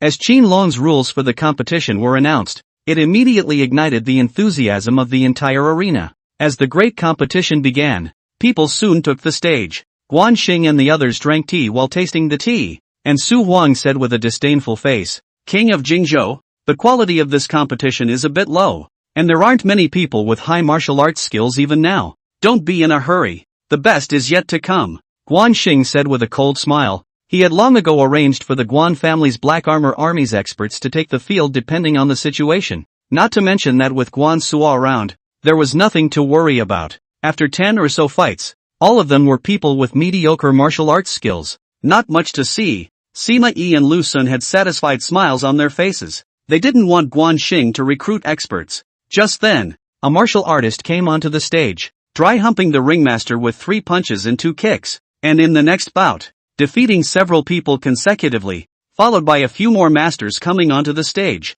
Looking at Su Huang, Zhang Fei and the others, their blood boiled. Guan Xing smiled and said, "General Su, it's not bad. I don't know how you compare to them." Su Huang sneered and said, "They are untouchable." Su Huang, big talk, have the guts to try on stage, Zhang Fei said as he glared at Su Huang. "Just try it, who's afraid?" Su Huang said loudly, taking off his jacket after saying that. He was about to head out. Sima Yi quickly said, "General Su, you must not. What's not to like? Look at me." Su Huang was so hot-headed that he didn't care about Sima Yi's dissuasion. He finished and took a big step outside. Guan Xing smiled and said, "In my territory, no need to worry. The big deal is just being defeated." He was deliberately provoking Su Huang so that he could prepare for leaving Sima Yi behind. And at this time Zhang Fei rushed behind him and waved his hand. "Zhang Bao, Zhao Tong, a great man, should be mindful of the world. There is such a good opportunity. You and others should also try." Zhang Bao, Zhao Tong has long been unable to hold back. Hearing Zhang Fei's words, he hastily agreed, holding his lance in his hand and striding out. Guan Xing stifled a laugh. Zhang Fei, this guy, always at the critical time. Add some material. Zhang Fei Zhao Yun too will certainly return to Hanzhong, leaving Zhang Pod. Zhao Tong is also okay. These 2 people have high martial arts, barely counted as a first-class expert. At this time, a roar on the martial arts field. Su Huang jumped onto the ring, without saying a word, started to fight. Not to mention, this old man, martial arts, 3 punches and 2 kicks, to defeat a martial artist. Guan Xing was not worried. The corner of his mouth still hung a smile. He looked at Sima Yi, the old man with a smile in his eyes, obviously looking down on the Jingzhou heroes. Sima Yi took a sip of tea and shook his head. It seems that the quality of the people who came to participate in the tournament this time is not very high. Old General Su Huang has already won 5 games in a row. There's no rush. Guan Xing shook his head and said. Suddenly there was a scream in the ring as Su Huang put down a biker with 1 punch, and the biker died on the spot. Su Huang was arrogant and stood on the stage and shouted, "Who else? Who is not afraid of death? Just come up." This kid was so fierce that he subdued all those who were weak in martial arts for a while.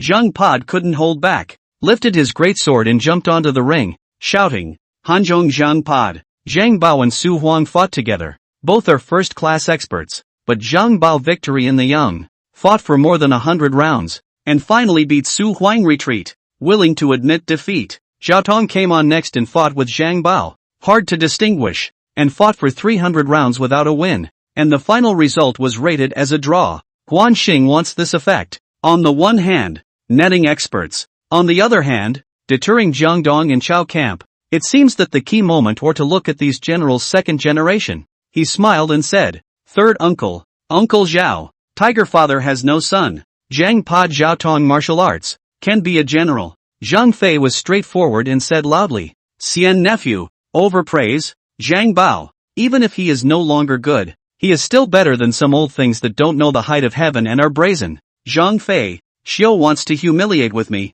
have the guts to fight for 300 rounds. Su Huang naturally heard Zhang Fei's insinuation and was ashamed, saying angrily, if you want to fight me, first defeat my son. Zhang Fei said very arrogantly. He had a high and mighty look on his face. Guan Xing successfully ignited the two powder kegs of Su Huang and Zhang Fei, and also achieved the purpose of deterrence. He looked at Sima Yi, Lu Sun. These two people have a grave look. They must be worried that if Jingzhou continues to develop in such a way, they will not be able to control it. What he wanted was this effect. He coughed loudly and said, it's just a competition. Why take it seriously? The real show is still behind. Look, the martial arts general with the double hammer is my third brother Guan Suo. This person has infinite strength. Known as the world's first. All of you please watch the battle. Guan Suo on the field is the most important part. Guan Xing, to let Hanzhong, Jiangdong, Chao camp, see Jingzhou real master. Su Huang, Sima Yi, and Lu Sun are a bit disdainful. After all, Guan Suo is too young. Even Zhang Fei Zhaoyun feels it is impossible. But the next thing the crowd watched was dumbfounded. Guan Suo had a pair of black and gold hammers and was victorious in a series of battles. Even Zhang Zhao and Zhao Tong were defeated by a single move. It was simply too horrible. Zhang Fei Zhaoyun looked at each other, and both of them stood up almost at the same time. And Zhang Fei said, I'll go and try this kid's martial arts. I'm going to try too. Zhao Yun said right after him. Guan Xing nodded and said, two uncles, my third brother Guan Suo is arrogant and domineering. If he can't beat them, the two of you can go together. Chapter 47, Threeing Battle Guan Suo. Zhang Fei and Zhao Yun stopped and looked back at Guan Xing at the same time. The meaning was obvious. It is not that Guan Suo is arrogant. It is that your kid is too arrogant. Zhang Fei, Zhao Yun that is the reigning king of the three kingdoms. A veritable enemy of 10,000 people. Famous for many years. In addition to the Lu Bu of the year,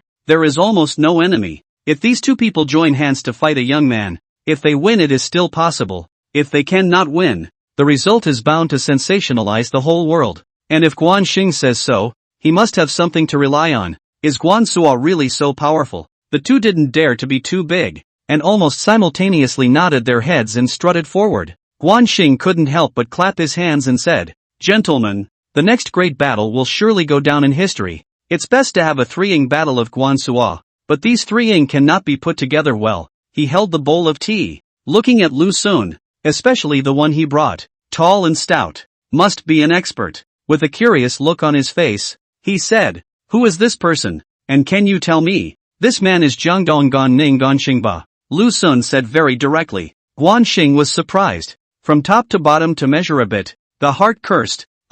This person is Gan Ning. That is a famous general of Jiangdong. Martial arts is strong, and quite a strategy. He clasped his fists and said, I've heard a lot about you, and I don't know if general can battle Guan Suo. Being able to snub Gan Ning onto the stage, he might be able to put together a threeing battle against Guan Suo. Able to fight, but not fighting. Gan Ning replied directly, but kept his eyes on the ring. From his eyes, Guan Xing was able to see that this person was eager to try. He took a sip of tea and said with a calm face, it seems that Jiangdong is incapable of fighting. So be it, just watch the battle. Gan Ning was also hot-tempered, the kind of person who would do it if he wasn't convinced, and run away if he couldn't fight. He dabbed his head and stood up, saying loudly, what's the harm in fighting? After saying that, he turned around and left. Guan Xing secretly rejoiced in his heart. Finally it is done. If only there was a camera, how good it would be, to film the heroic moment of the threeing battle of Guan Suo. Sima Yi had a deep look on his face. He didn't care about the tournament. He only cared about the wine altar lay. But right now he was more worried about Guan Xing as a person. He coughed softly and said, Jingzhou is a place of 4 battles, surrounded by fierce tigers prying at it. pulling one hair and affecting the whole body. Why don't you make an alliance with my lord? Lu Sun didn't show any weakness as he said loudly. Uncle Lu has already allied himself with Jiangdong. How could he ally himself with Cao Cao? Guan Xing knows the meaning of the two men. They see that Jingzhou is developing well, and there is also a secret weapon, Wine Alter Thunder, which is the meaning of stabilizing and pulling together, with the purpose of developing and growing and quietly devouring the territory. He smiled and said, alliance is good, as long as the conditions are suitable, whether you cede land or pay compensation. I accept. Well, not to talk about these hurtful things, watch the battle to watch the battle. And at this moment, Zhang Fei, Zhao Yun, and Gan Ning were all defeated by Guan Suo in single combat, and they were not convinced. And Guan Suo stood on the stage and said loudly, come together if you are not convinced, and beat the out of you. Guan Suo mouthed off, saying whatever was over the top, completely igniting the anger of Zhang Fei, Zhao Yun, and Gan Ning, and the three of them didn't need to discuss, jumping into the ring at the same time. Guan Xing couldn't help but clap his hands and said, the three-ing battle of Guan Suo has begun. Sima Yi, Lu Sun also could not have imagined that Guan Suo is so powerful, under the sky can defeat Zhang Fei. Zhao Yun's people are almost no. Guan Suo actually did it. Jingzhou actually have such a great general. The two have their own needs, and the more they think about it, the more alarmed they are. Jingzhou hides crouching tigers and dragons. Dare not be underestimated. Guan brothers are really fierce tigers also. Three-ing battle Guan Suo, fighting in the dark, the sun and the moon. The ring was beaten to pieces. The surrounding people were forced to retreat, afraid of a careless, get a broken bone. Guan Xing looked secretly shocked. Guan Suo's strength is infinite. A pair of black and gold hammer, dancing impermeable. Zhang Fei three people simply cannot get close. At this moment, it is completely a duel of strength and power. This battle lasted for a full hour. Even the spectators were tired. But Guan Suo's men kept fighting. Guan Xing took a sip of tea. The purpose has been achieved. The three Jingzhouing battle Guan Suo will be spread throughout the world. Successfully deterred Sima Yi and Lu Sun. This is the biggest gain. He stood up and said loudly, gentlemen, follow me to the ring. After he finished his speech, he took a big step forward. Sima Yi Lu Sun followed behind him. The two of them had their own thoughts. Soon Guan Xing and the others arrived in front of the ring. At this moment Guan Suo and the others were tired and their speed was obviously slowed down, but several of them were unconvinced and bent on defeating each other. Guan Xing laughed as he shouted, third brother, stop quickly. Guan Suo was too tired from the fight and was waiting for this sentence from Guan Xing. He had a pair of black and gold hammers and did a sweeping attack, forcing back the attacks of Zhang Fei's trio and rushing in front of Guan Xing. He panted, second brother, if we don't stop, we'll die of exhaustion. These three goods are endless. Zhang Fei's trio stopped, still looking unconvinced, and Zhang Fei shouted, Guan Suo, fight again. At this moment, Guan Yu walked over, grimaced, and said loudly, you three old guys bullying a kid, want to be shameless. For his own son's match, he had to take a stand. Guan Yu have spoken. Zhang Fei, Zhao Yun naturally no longer say anything, and the two old faces are red, which is indeed a bit embarrassing. Zhang Fei was straightforward and said loudly, second brother, I've lost. I'll go back to Hanzhong now. Zhao Yun also had to have an attitude, and he hastily clasped his fists and said, second brother, I've also lost, so I'm not in a position to stay long. How can they still have the face to stay after losing all their old faces? They all think of going back. Guan Yu said with a cold face, you guys, all of you have fallen for this Guan Xing kid's trick. Okay, let's not even talk about it. Let's see how Guan Xing arranges it first. Guan Xing can only heave a smile. This battle is very effective. Guan Suo became famous in one battle. Jingzhou became famous in one battle. Who still dared to underestimate Jingzhou? He walked up to a few people and said with a smile,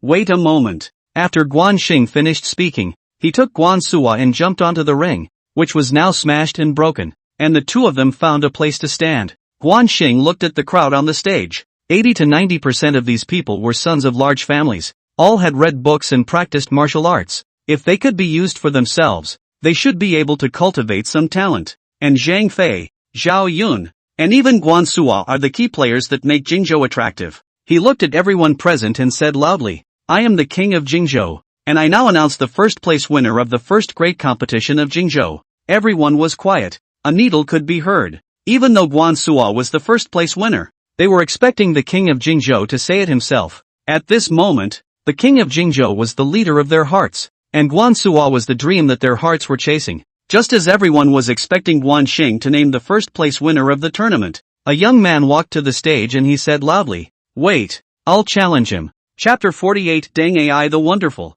Guan Xing frowned slightly and looked at this person, aged around 20, wearing rough clothes, medium build, without any weapon, holding a feather fan in his hand, dressed as a man of letters. This made Guan Xing curious as he smiled and said, "Dare I ask your name? Are you sure you want to challenge Guan Suo?" "Deng Ai, you must not be rude." Deng Baifa, the head of the Deng family, walked over and said in a hurry. Guan Xing was completely stunned. Could this person be Deng Ai? Really stepping through the iron shoes without looking for a place. Unexpectedly he really appeared. The head of the Deng family came to Guan Xing and said with his hands clasped in front of him, "Your Majesty, please forgive me. This man is a petty official in Nanyang. His hands are powerless. I will take him away now." He finished pulling Deng Ai to leave. Deng Ai was very reluctant. He was high-minded and proud, and he was determined to make a name for himself. He said loudly, "King of Jingzhou, is it true that if you defeat this man, you will be granted an official title?"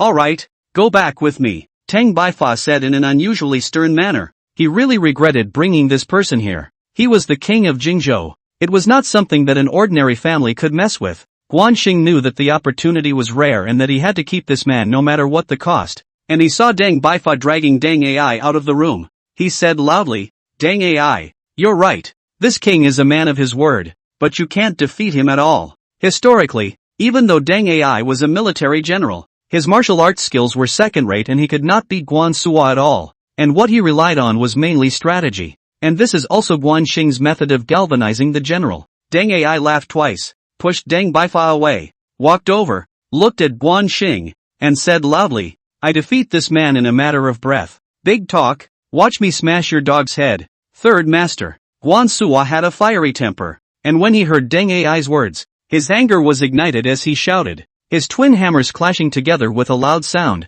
Guan Xing is also curious. Deng Ai is so confident.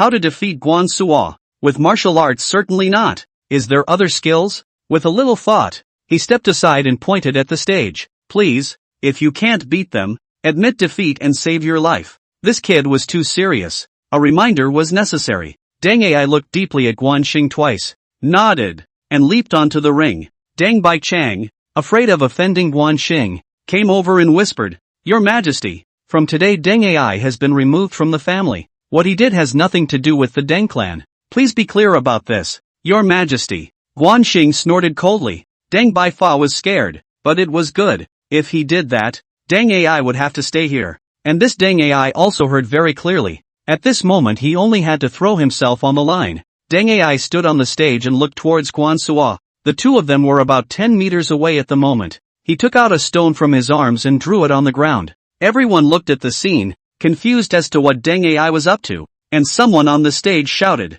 "If you want to fight, then fight. What's the point of drawing all this?" Guan Suo waited impatiently. He said loudly, "Kid, fight or not? If not, fight, roll down. Don't delay the third master's time." Deng Ai was calm. He looked up at Guan Suo and said with a smile, "General, wait a moment." He sped up and quickly finished the painting. He said loudly, "As long as you can walk over, it will be counted as a win for you. But there is one thing, you can't step over the line. Step over the line, you lose. How hard can it be? Your third master is here." Guan Suo shouted, carrying his twin hammers forward, but as he walked, his head began to sweat. No matter how he walked he couldn't get in front of Deng Ai. Guan Xing looked secretly surprised. Deng Ai is not simple actually will be Qi Men transported armor. It seems that the art of war strategy, Qi Men formation, quite a study. Must be recruited this person. Wow. Pissed me off. No matter, where is this thunder? Guan Suo was furious. Wow. Shouted loudly. After he finished, he danced his double hammers and rushed over. Where did he care about the rules of stepping on the line? Guan Xing naturally wouldn't let anything happen to Deng Ai. He shouted, "Third brother must not. Since the rules have been set, they must be followed." Guan Suo was so angry that he slammed his double hammers on the floor. The ring immediately shook and 2 holes appeared in the floor. "Deng Ai, according to the rules of the two of you, if you can walk to Guan Suo, you will be considered the winner," Guan Xing said loudly. At this moment, He had to speak and end this battle as soon as possible, and also make Deng Ai available to him. Deng Ai smiled. He took a big step forward, and in a few breaths, he walked to Guan Suo. He looked back to Guan Xing and said, "Your Majesty, does this count as my win?" Guan Xing nodded at him and jumped onto the ring with a long leap. He looked down at the stage and said loudly, "The ring competition is about martial arts, but the bet between Deng Ai and I is not restricted. I declare Deng Ai the winner." After he finished looking at the stage, he continued in a loud voice, "According to the rules of the competition, Deng Ai will be appointed as the chief historian of the king's house. Guan Suo will be the general of Pingdong, and the others will be rewarded when the great competition is finally over, and the competition will continue." After he finished, he pulled Guan Suo with one hand and Deng Ai with the other, and jumped off the stage. When they passed in front of Deng Baifa was completely dumbfounded. What's the situation here? Deng Ai actually won, and he was also appointed as the chief historian. The official position of the chief historian is not low, on the ground in Jingzhou, is second only to the existence of Guan Xing, can be said to be the military chief of staff of Jingzhou. Deng Baifa quickly said, "Deng Ai, the family will take care of your mother." Guan Xing didn't wait for Deng Ai to speak. He sneered and said, "You only need to send Deng Ai's mother over safely." Guan Xing finished, no longer pay attention to Deng Baifa, pulling the two came to Guan Yu Zhangfei in front of him. He was very happy to introduce Deng Ai, Guan Yu Zhangfei, and even Sima Yi. Lu Sun disdained.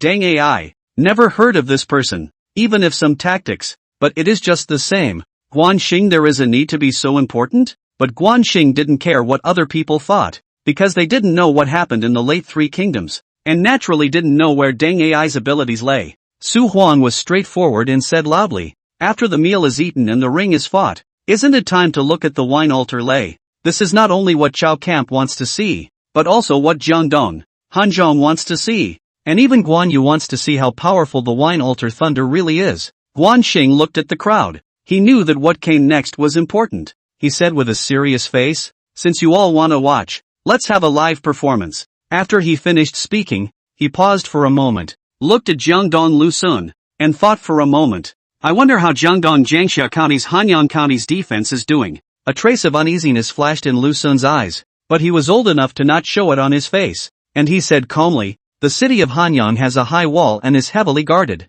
Alright, let's take Hanyang as an example. I'll take Hanyang city within an hour." Guan Xing said confidently. Lu Sun and Sima Yi and the others were stunned, and Lu Sun said anxiously, "You want to attack Jiangxia County?" Chapter 49, The Hanyang Mine Trial. At this moment, Lu Sun was really anxious, even though he hadn't seen the power of the wine altar thunder with his own eyes. From the speed of the siege of Jiangling City and Public Security City, as well as the extent of the damage, it was completely conceivable that the power of the wine altar thunder was so great. Guan Xing smiled and said, "So what if it is? Jiangdong can attack my Jingzhou. Can't my Jingzhou attack Jiangdong? Besides, you guys are sneak attacking. I am explicitly telling you to attack the city. I, the king of Jingzhou, am already interesting enough." Guan Xing said loudly, "King of Jingzhou? 10,000 times impossible. Hanzhong King Lu Huangshu has already made an alliance with Jiangdong. You can't renege on the alliance." Lu Sun said anxiously. Originally he has always been old and steady, but now where he's still calmed down. Originally, he wanted to see the power of the wine altar thunder, but as a result, he attracted the Jingzhou army. How to explain to Sun Quan of Jiangdong? At this moment, he had an impulse to kneel down. Guan Xing said with a cold snort, "Hanzhong King is Hanzhong King. I am the king of Jingzhou. I have the final say in matters big and small in Jingzhou. Fourth brother, gather 5,000 cavalry, 3,000 lay troopers and head straight to Hanyang City. Liao Hua will lead 50,000 troops to follow up." Guan Suo and Liao Hua gave a loud promise and turned to leave. Lu Sun was completely anxious. Seeing that he could not talk to Guan Xing, he turned to Guan Yu, Zhang Fei and the others. He said anxiously, "Great General, General Zhang, General Zhao, you must not attack Hanyang. I still ask you generals to take the big picture into consideration." Guan Yu coughed loudly twice. One hand behind his back, one hand pinched his beard, slightly squinted his eyes, shook his head and said, "The child is too big to control. Let them go and break in on their own. When they break in, come back and I'll clean up this kid properly." He simply did not put Jiangdong in his eyes, not to mention that this time things Jiangdong did too unethical. actually allied with Cao Cao to attack Jingzhou. Fortunately Guan Xing disposed of properly, otherwise the consequences are unimaginable. He not only did not stop Guan Xing, but also acquiesced in agreement. He turned around and waved at Zhang Fei Zhaoyun. Third brother, Zilong, let's go back to Hanzhong and let the kids toss and turn. Zhang Fei said in a thick voice. Yes, go back to Hanzhong and let the children toss about. And this, Zhang Zhao, you stay in Jingzhou and listen to the king of Jingzhou. Zhao Yun was also disgusted with Jiangdong and rushed to Zhao Tong. Tonger, you also stay and follow the king of Jingzhou's command. Zhang Fei Zhaoyun finished and walked forward with Guan Yu. Guan Xing heart this happy he has long expected Guan Yu will not manage. I cannot imagine still so supportive of their own. But also Zhang Zhao Tong stay, these two are considered to be first-class generals. There are two of them to join, to take the whole territory of Jingzhou. Absolutely no problem. Guan Xing stepped forward, opened his arms around Zhang Bao Zhao Tong's shoulders, and said loudly, the two wise brothers, in the future you will eat from the same pot. Zhang Bao Zhao Tong quickly clasped his fists and said, big brother, in the future, please take care of me. Good. Today I will appoint you two as the left and right vanguard generals of the North Sweeper, Zhang Pod as the governor of Jiangxia, and Zhao Tong as the governor of Changsha. Guan Xing laughed twice and said happily. Zhang Bao Zhao Tong and the two of them were overjoyed and hurriedly clasped their fists and said, many thanks to big brother. This time can be Lu Sun scared enough. Lu Sun hastily waved his hand and said, King of Jingzhou, the wine altar lay we do not see, but also please the king to take back the king's order. Obviously Guan Xing this is to take the whole territory of Jingzhou, and Guan Yu Zhang Fei and others actually do not care. Acquiescence to condone Guan Xing, but Lu Sun is also speechless. After all, Jiangdong is at fault first. This is simply moving a stone and stoned their own feet. Guan Xing turned fiercely to glare at Lu Sun, his eyes flashing with a fierce gaze as he said coldly, this king's order is like a mountain. How can I take it back? Unless Jiangdong surrenders without a fight and cedes the 3 counties of Jingzhou, I, the king of Jingzhou, will never withdraw my troops. Lu Sun was so scared that he took a few steps backward and sat on his butt on the ground. Gan Ning rushed forward to help Lu Sun. He was also very angry, but he didn't dare to move his sword in someone else's territory. Guan Xing looked at the crowd and said loudly, depart, someone come and protect Lu Sun, Sima Yi and the others, in case they are wounded by stray arrows. Outsiders will say that I beheaded the emissaries. With his words, hundreds of Guan clan's black-armored soldiers stepped forward.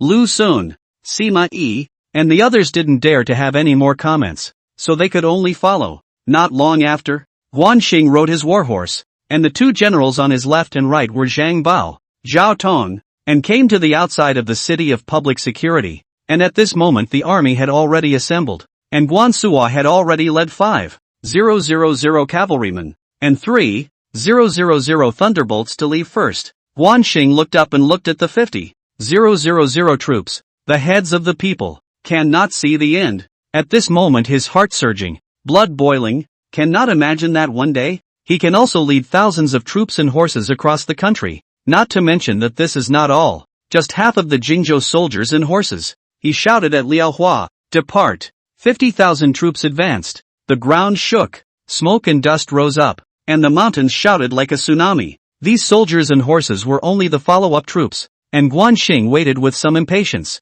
He shouted at Zhang Bao Zhao Tong and the others, speed up, or else when my 4th brother takes Hanyang City, we won't see the power of the wine altar thunder. As he finished shouting, his warhorse let out a neigh and charged out towards the front. After half an hour of running wildly, a city appeared in front of them. That is Hanyang City. At this moment, Guan Suo led his army has already set up a position. 3,000 thunder soldiers are a few hundred meters away from the city. In addition to the siege thunder wagon has already completed the layout. Guan Xing stopped his horse and looked back at Lu Sun and Sima Yi, who was quite excited. While Lu Sun looked downcast, Guan Xing couldn't help but laugh as he looked at the 2 men. He pointed ahead and said, gentlemen, the siege vehicles are ready, so keep your eyes open. Lu Sun looked up at Hanyang City, especially at Jiangdong's flag. His heart was dripping blood. No, even if he died, he had to stop Guan Xing. He glared at Gan Ning. The 2 of them understood. Almost simultaneously the 2 of them looked up at Guan Xing.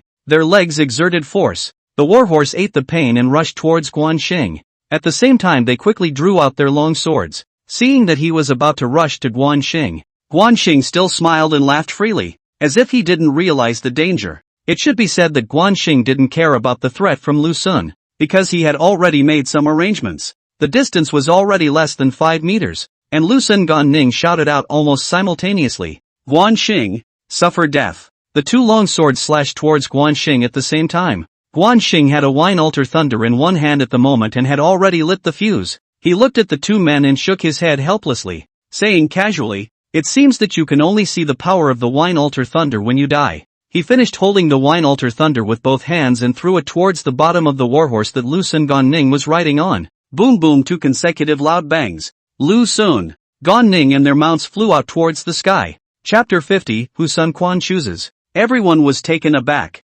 all looking at Lu Sun Ganning until they landed on the ground, creating a whole cloud of smoke. The two men's mounts were blown up, but the two of them were fine, only slightly injured, which was the result Guan Xing wanted. He looked at the wretched duo and said loudly, "Lu Sun, Gan Ning, I kindly brought you to watch the power of the wine altar thunder, and you actually want to assassinate this king. Someone come and tie them up." Several Guan family black armored soldiers rushed over and immediately picked up Lu Sun and Gan Ning and tied them up with 5 strings. Lu Sun Gan Ning, 2 people were wrestled to the 7 meet, and so the two reacted. Looking around, 2 horses blood and flesh, has died. This moment, they are completely shocked. This is the power of the wine altar thunder, which if the explosion in the human body, is bound to be shattered. The two shocked at the same time as more afraid. Even more surprised were Sima Yi and Su Huang, who could not imagine that the wine altar thunder would be so powerful. Guan Xing looked at the crowd and said with a cold snort, "Sima Yi, Su Huang, are you two going to assassinate this king as well?" He knew that the two of them would not, but he still had to ask. It was a deliberate attempt to embarrass them. Sima Yi, Su Huang and the two of them quickly said, "Your Majesty, I wouldn't dare. In someone else's territory, facing the powerful wine altar thunder, who would dare to make a move?" Lu Sun Gan Ning is an example. Guan Xing laughed twice and said, "Forgive you. You wouldn't dare. Fourth brother, attack the city." Guan Suo had been waiting impatiently for a long time, and when he heard the order, with a wave of his hand, hundreds of siege vehicles fired wine altar mines at the same time. Then came the sound of explosions. The earth trembled. Hanyang City was trembling. The fire on the head of Hanyang City was in the sky. The screams sounded continuously. The soldiers' limbs, weapons, and the bricks and tiles of the city wall were flying in the sky. In just one round of wine altar thunder projection, the walls of Hanyang City were blown down. The city gates were blown down. There were countless deaths and injuries on the top of the city, and the defenders of Hanyang City were basically crippled, so that as long as Guan Xing was willing to do so, he could attack the city at any time he wanted to. Attacking the city is only a very small aspect. Guan Xing wants to be a deterrent. He wants to let Sima Yi, Lu Sun, let everyone see the power of the wine altar thunder. With this secret weapon, there is no city in the world he Guan Xing cannot take. Sima Yi, Lu Sun completely stunned. This is the power of the wine altar thunder. Simply too powerful. With the wine altar thunder, who dares to violate Jingzhou? And if Guan Xing is willing to, minutes can sweep the world. At this moment Sima Yi just want to take the wine altar, hurry back to resume. With this thing, what the art of war strategy, conspiracy and trickery, all lose their role. He swallowed a mouthful of spit and coughed softly. Great king, the wine altar thunder's infinite power is simply a divine weapon. Can you sell some to me? You want to buy it? Guan Xing said with a smile on his lips as he turned to look at Sima Yi. He knew that Sima Yi wanted to take the wine altar back to Cao Cao. Guan Xing wasn't worried about that. Even if they took it back, they wouldn't be able to manufacture it unless he told them the manufacturing method. Yes, my lord wants to catch a glimpse of wine altar thunder, Sima Yi quickly said. At this moment, he no longer dared to despise Guan Xing. This kid is simply a demon. He is the king of Jingzhou at a young age, and he also has a secret weapon. In time, he will surely sweep the world. He even wanted to surrender Guan Xing. Sell. Of course sell. 10,000 stones of grain apiece. I don't know how much your lord wants, Guan Xing said with a cold smile. His eyes flashed with a fierce color. If you don't want a high price at this time, when will you wait? And he directly changed his words to ask for grain. Only grain is the hard currency in times of war. With grain you have everything. 10,000 stones. So expensive. Sima Yi sucked in a mouthful of cold air and said with a surprised face. This is simply extortion. But he can't do anything about it. In the whole world, he is the only one who has this artifact. Guan Xing sneered and said, That's right. Is it too expensive? the power you all have seen. If you want it or not you decide for yourselves. It's getting late. You can go. Yes, I want one first, but I came in a hurry and didn't bring any grain. Can I wait until I go back to bring the grain over? Sima Yi said cautiously. This thing is too expensive. Buy one first to show Cao Cao. This if you return empty-handed, Cao Cao will not curse himself to death. Good. I'll give you one first. Within 3 days 10,000 stones of grain will be delivered to Public Security City. Otherwise I'll lead my army to Chao Camp to grab the grain. It won't be 10,000 stones by then. Guan Xing smiled and said. After he finished, he took a wine altar thunder from the guard and threw it directly to Sima Yi. Sima Yi was shocked, and hastily stretched out his hands to catch it, which if he did not catch it, 10,000 stones of grain would be thrown in vain. Sima Yi held the wine altar thunder in both hands and ran wildly towards the north with Su Huang. Guan Xing looked down at Lu Sun and Gan Ning who were tied up in 5 different ways. Gan Ning was a man of honor. Lu Sun was a sinister and cunning person. He did not like this person. He thought for a moment and said, Lu Sun, you actually want to assassinate me. I cannot spare you. Come on people, put out the word. Say Lu Sun. Gan Ning has surrendered Jingzhou, and inside and outside to take the city of Hanyang. Gan Ning struggled hard to break free of the rope, but it was no use at all, and he shouted, Guan Xing pimp, you're shameless. Simply kill me. Gan Ning is a man of blood, and would rather die than bear the curse of betrayal. Guan Xing was very appreciative of Gan Ning. This man was highly skilled in martial arts, especially in water kung fu. If he could be subdued, it would be advantageous to take the whole of Jingzhou, or even the whole of Jiangdong. But this kind of person is a bit pedantic. It's hard to persuade. He can only think of other ways. He said with a cold snort, if you want to die, I'll fulfill you. When we enter Hanyang City, I'll behead you in public. It's to behead you as a traitor of Jiangdong. He finished with 2 consecutive loud laughs. Guan Xing, despicable and shameless. Gan Ning roared angrily. It's called soldiering, Guan Xing said, shaking his head. Lu Sun saw that Guan Xing was going to enter the city, and quickly said loudly, wait, Guan Xing, the 2 of us were ordered to come to the wedding banquet. You arrested the 2 of us. Not afraid of being laughed at? I, Jiangdong, will definitely raise the whole country's troops to conquer Jingzhou, and at the same time will unite with Chao's troops and attack from both sides. Even if you have a wine altar lay, it won't help. Guan Xing frowned slightly. Not to mention Lu Sun and Sun Quan's mind position is indeed very important, and what he said is also reasonable. Now Guan Xing's strength is still very weak, even if there is a wine altar lay, but also cannot face the 2 major lords of the left and right pincer attack. He thought for a moment and said, Lu Sun, why don't we verify this and see how much weight the 2 of you carry in Sun Quan's heart? He finished with a flash of cunning in his eyes. It was the first time Lu Sun had seen such a brazen, intelligent and treacherous person. He even had a sense of fear for Guan Xing. He wanted to live. Even if there was a ray of hope, he had to live. He nodded his head at that moment and said, what do you mean by this? Chapter 51, A County for a Man. Guan Xing looked at Lu Sun and Gan Ning and said in an unusually serious manner, 1 county for 1 person. I wonder if Sun Quan of Jiangdong is willing to change. He continued after a slight pause, take Jingzhou's Jiangxia County and Changsha County as an exchange. If Sun Quan is willing to exchange them, then it means that you guys are important in Sun Quan's mind, and if he doesn't exchange them, then it means that you guys don't have a place in his mind at all. In fact, Guan Xing has already predicted the result. Sun Quan will certainly exchange Lu Sun. As for Gan Ning, a military general, he certainly will not use a county in exchange. Lu Sun was speechless. Secretly Guan Xing is really shameless. This is to put Sun Quan on the fire. Even if Lu Sun and Gan Ning are both talented, but Jiangxia County and Changsha County are after all 2 counties, nearly 100 counties. He is not sure that Sun Quan can change. He let out a bitter smile and said, Guan Xing, kill me if you want to. There's no need to humiliate me. Gan Ning, on the other hand, was even more in denial, knowing that his value was not worth a single county, and he shouted, yes, kill if you want to, and 20 years later, I will be a good man again. Guan Xing laughed twice. Now he holds the initiative and occupies 3 counties in Jingzhou. If Sun Quan occupies Jingzhou, he will not discuss with him at all. It is estimated that he will directly kill people. He turned to look at Deng Ai, with the intention of testing him, and he said with a serious face, what does Chansher Deng think? He had brought Deng Ai along with him for this trial of thunder, and it was also to test him.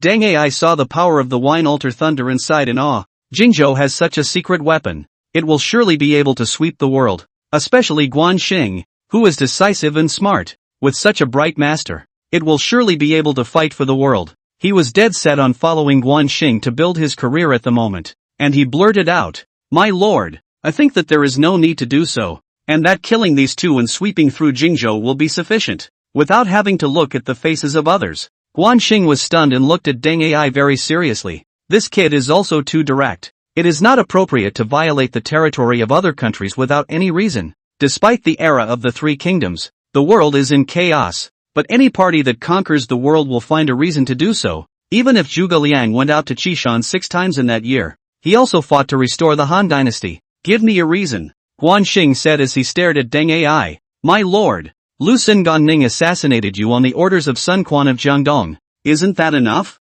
Deng Ai clasped his hands and said directly, "That's right, this reason is sufficient." Guan Xing nodded his head and said, but in his heart he secretly said, "Deng Ai, this kid does have some strategy, but is still a bit young. After all, fighting a war is not a family game. Not to mention that he wants to beckon Gan Ning to surrender. Your Majesty, this is a fallacy. Assassinate you is my and Gan Ning's temporary intention, has nothing to do with Jiangdong." Lu Xun quickly said, "If this pot is dumped on Sun Quan, his fault will be big, then the family will not be protected." Guan Xing has already made up his mind. He said with a cold snort, "Deng Ai is right. I did not need to do so, but Lu Xun Gan Ning, I see that the two of you are capable of outstanding. Let's bet. If the Jiangdong Sun Quan change, I will let you leave. If Sun Quan does not change, it means that you have no status at all in Sun Quan's mind, and the two of you will return to me. How to do? If that is true, I will submit to the king of Jingzhou."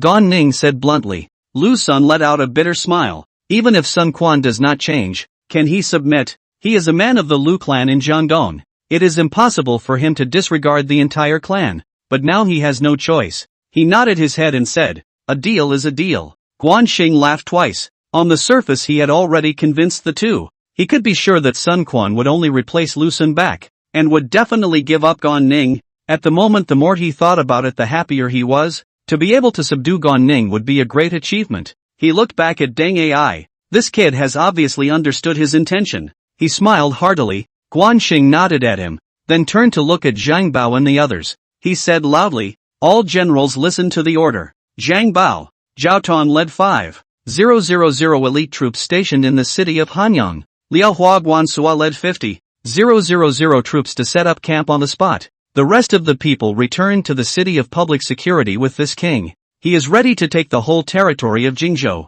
and the army has already moved out. No need to withdraw back in, which is also a force to deter Jiangdong, and now it depends on the attitude of Sun Quan of Jiangdong. Zhang Bao, Zhao Tong, Liao Hua, and Guan Suo gave a loud promise and led the army. Guan Xing looked back at the 3,000 black armored troops as he shouted, "Depart!" The warhorse let out a neigh and charged out towards the front, followed by Deng Ai, the 3,000 black armored army. 1 hour later, Guan Xing returned to the general's mansion in Public Security City, and Qiling, the public security governor Maicheng Chengyunj, was already waiting in the mansion. At the moment, the only civil officials were Deng Ai and Maicheng, still too few, and there were no top strategists. He waved his hand at Qiling and said, "Qiling, something will be said tomorrow. Hurry back to the cave. Today is Guan Xing and Qiling's big day." Guan Xing, as the king of Jingzhou, has to take care of his official business first, but Qiling doesn't have to accompany him. Qiling quickly said, "Thank you, Lord." He turned to leave after he finished speaking. Guan Xing saw Qiling leave. Then he looked at Maicheng and Deng Ai. He thought for a moment and said, "Deng Ai, now you are the chief historian. Now you have two main tasks. One, supervise the military rations and deal with the large and small affairs within the counties of Jingzhou. 2, Jingzhou University, you will temporarily be the dean. Identify civil and military talents for me. Maicheng, continue to complete the great competition. Put the competition to an end. Report the list of the top 50 in the great competition to me, and cooperate with Deng Ai's work." Deng Ai and Maicheng agreed at the same time.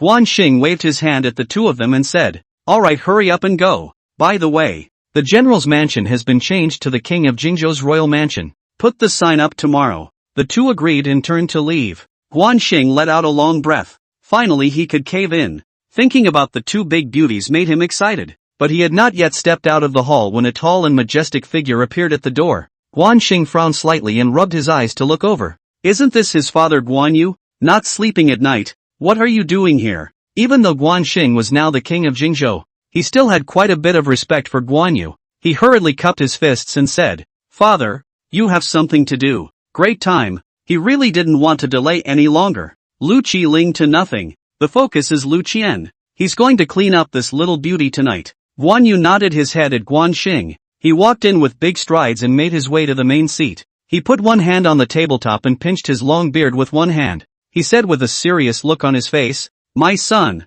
Xing, what you did today surprised me. Tomorrow I am going to Hanzhong. I would like to listen to what you really think." Guan Yu is loyal and righteous, but he prefers the Guan family to prosper, and he knows what has happened in the past few days, and without Xing, it is likely that he will lose the entire Jingzhou or even his life, and he knows more than anything else that this time he will go to Hanzhong, and it is likely that Zhuge Liang Liu Bei will stay behind, and this is considered to be a blackmail of Xing in disguise. Chapter 52. Xing already understood what Guan Yu meant. He wanted to know his ambition. He smiled, turned around and walked a few steps forward, turned around violently, looked at Guan Yu and said, "To establish a heart for the heaven and earth, to establish a life for the people, to follow the great learning of the past saints, and to establish peace for the 10,000 worlds." In fact, he wanted to say that he wanted to unify the world, but just happened to think of such a pretentious phrase. Guan Yu was stunned and stared closely at Xing. Suddenly he realized that Xing seemed to be shining. His image became incomparably taller. He couldn't help but slap his big hand on the table and said loudly, "What a great one for the sake of peace for all ages. Angua. Whatever decision you make, Father supports you." Xing went up and held Guan Yu's arm with both hands, nodding his head and saying, "The world has been suffering for a long time, with lords and vassals ruling the land, and wars constantly raging. The people are not happy. I want to unify the world, put an end to the wars and chaos, and return the people to a peaceful and prosperous world." He said the crowning glory, in fact, is to want to dominate the world, and then petite wives and beautiful concubines to live a life of the emperor. Of course, this kind of idea cannot be set out, can only be pressed in the bottom of the heart. My son has such a great ambition. My father will surely act as the vanguard. And Gua say it, let my father do what? Guan Yu nodded his head vigorously and said, with such an ambitious son, the Guan family will surely flourish. Not to mention, Xing really has something for Guan Yu to do, and that is to stabilize Liu Bei and Zhuge Liang in Hanzhong. As long as they are stabilized, Xing can fully deal with Sun Quan and Cao Cao. Father, this trip to Hanzhong, the first to stabilize Liu Bei Zhuge Liang, the second to marry a daughter-in-law to live well. Xing said very pertinently. Guan Yu was a bit speechless. The first one is understandable, but the second one doesn't seem right, does it? He is this old. What kind of daughter-in-law is he still marrying? He shook his head and said, Angua, there is no need to say the first one. I will naturally go and do it, but the second one is not right. Not also, father, think about it. You are in Hanzhong to marry a daughter-in-law and have a child. It proves that you are not returning to Jingzhou. Only then Liu Bei Zhuge Liang will rest assured. Xing thought about it and said, this is the plan of attack. Due to Liu Bei Zhuge Liang see. Guan Yu came to a realization and said with a smile, my son has made a wise decision. Good. Let's do it. Is there anything else, father? It's getting late. I have to go to the cave. Xing ran his hand over his head and said with some embarrassment, why did I forget about this? Hurry up and go. Let me hold my grandchildren sooner. Guan Yu slapped his head and said. After that he stood up and took big steps outside. Xing let out a bitter smile and walked towards the backyard. The backyard was currently decorated with lights and very festive looking, but it was very quiet. Xing walked through the corridors and came to the front of the cave. There are 2 cave rooms. Should be Qiling with Louis. He chose a room to go in. Is to see a beautiful woman head covered with a red cover sitting on the bed. From the body looks like it should be Lu Qian. The corner of his mouth smiled. A night to 2 cavities. He did not want to change the room in the middle of the night. In that case, why not come to a 3 people together? Thinking of these, he strides over. A lift Lu Qian's red cover. Lu Qian is petite and cute. Red lips and teeth. White skin. Shy and beautiful. Very beautiful. Xing looked a little dumbfounded. Liu Bei is actually so lucky to have such a beautiful daughter. He could not help but go straight forward. Came in a princess hug. Picked up Lu Qian. Took big steps outside. And came to Lu Qiling's room. At this moment Lu Qiling was also covered with a red cover. He saw someone coming in, and took the initiative to lift the cover. When Lu Qiling saw Guan Xing carrying Lu Qian in, she looked puzzled. Guan Xing wasn't polite. He put Lu Qian on the bed, nodded and said, "Together tonight." Lu Qiling and Lu Qian looked at Guan Xing at the same time, incredulous but curious at the same time, especially Lu Qiling. After all, she was married to Guan Xing, and she loved Guan Xing 100 times, so naturally, she was obedient. While the two were surprised, Guan Xing had long since moved, blowing out the candles and moving frantically. This night was madness, a madness that belonged to Guan Xing. This was his most maniacal moment in the Three Kingdoms again, and at this time, in Cao Cao's Yinzhou general's mansion, Cao Cao was sitting in his upper seat, looking down at Sima Yi, who was holding a small wine jar in both hands, something that actually cost 10,000 stones of grain, and he said aloud, "Sima Yi, could this be the wine altar lei? My lord, this object is the wine altar thunder." Sima Yi said in a hurry, "Try his power." Cao Cao said impatiently. Sima Yi knew that the wine altar thunder was so powerful that he didn't dare to try it in the hall. He pointed outside and said, "Lord, please try the thunder in the courtyard." So Cao Cao led the civil and military ministers to the courtyard, and Sima Yi told the crowd to stay more than 20 meters away, and he specifically pulled over a warhorse and ordered his soldiers to light the fuse and get underneath it. Everything was in place, and 3 seconds later, there was a loud boom. The ground of the general's mansion shook, the warhorse let out a scream, and then the sky was filled with blood. The warhorse collapsed to the ground, and a deep crater appeared on the ground, and a huge shockwave caused Cao Cao and the others to take a dozen or so consecutive steps backward before they were able to stand still. At this moment everyone is shocked. After a long time, Cao Cao said, "I can't imagine Jingzhou actually has such a weapon. Cao Jin, I order you to imitate the wine altar thunder no matter what means you use." Sima Yi immediately bring 100,000 stones of grain and send it over in exchange for a few thunders back. Not only is Cao Cao shocked, but at the moment, Sun Quan of Jiangdong is also having a meeting overnight. He has received a letter from Guan Xing, and actually wants to exchange 2 counties for someone. He slapped his big hand on the table and pointed at Zhuge Jin and roared angrily, "This is your negotiation for peace, taking hostages and holding the city for ransom."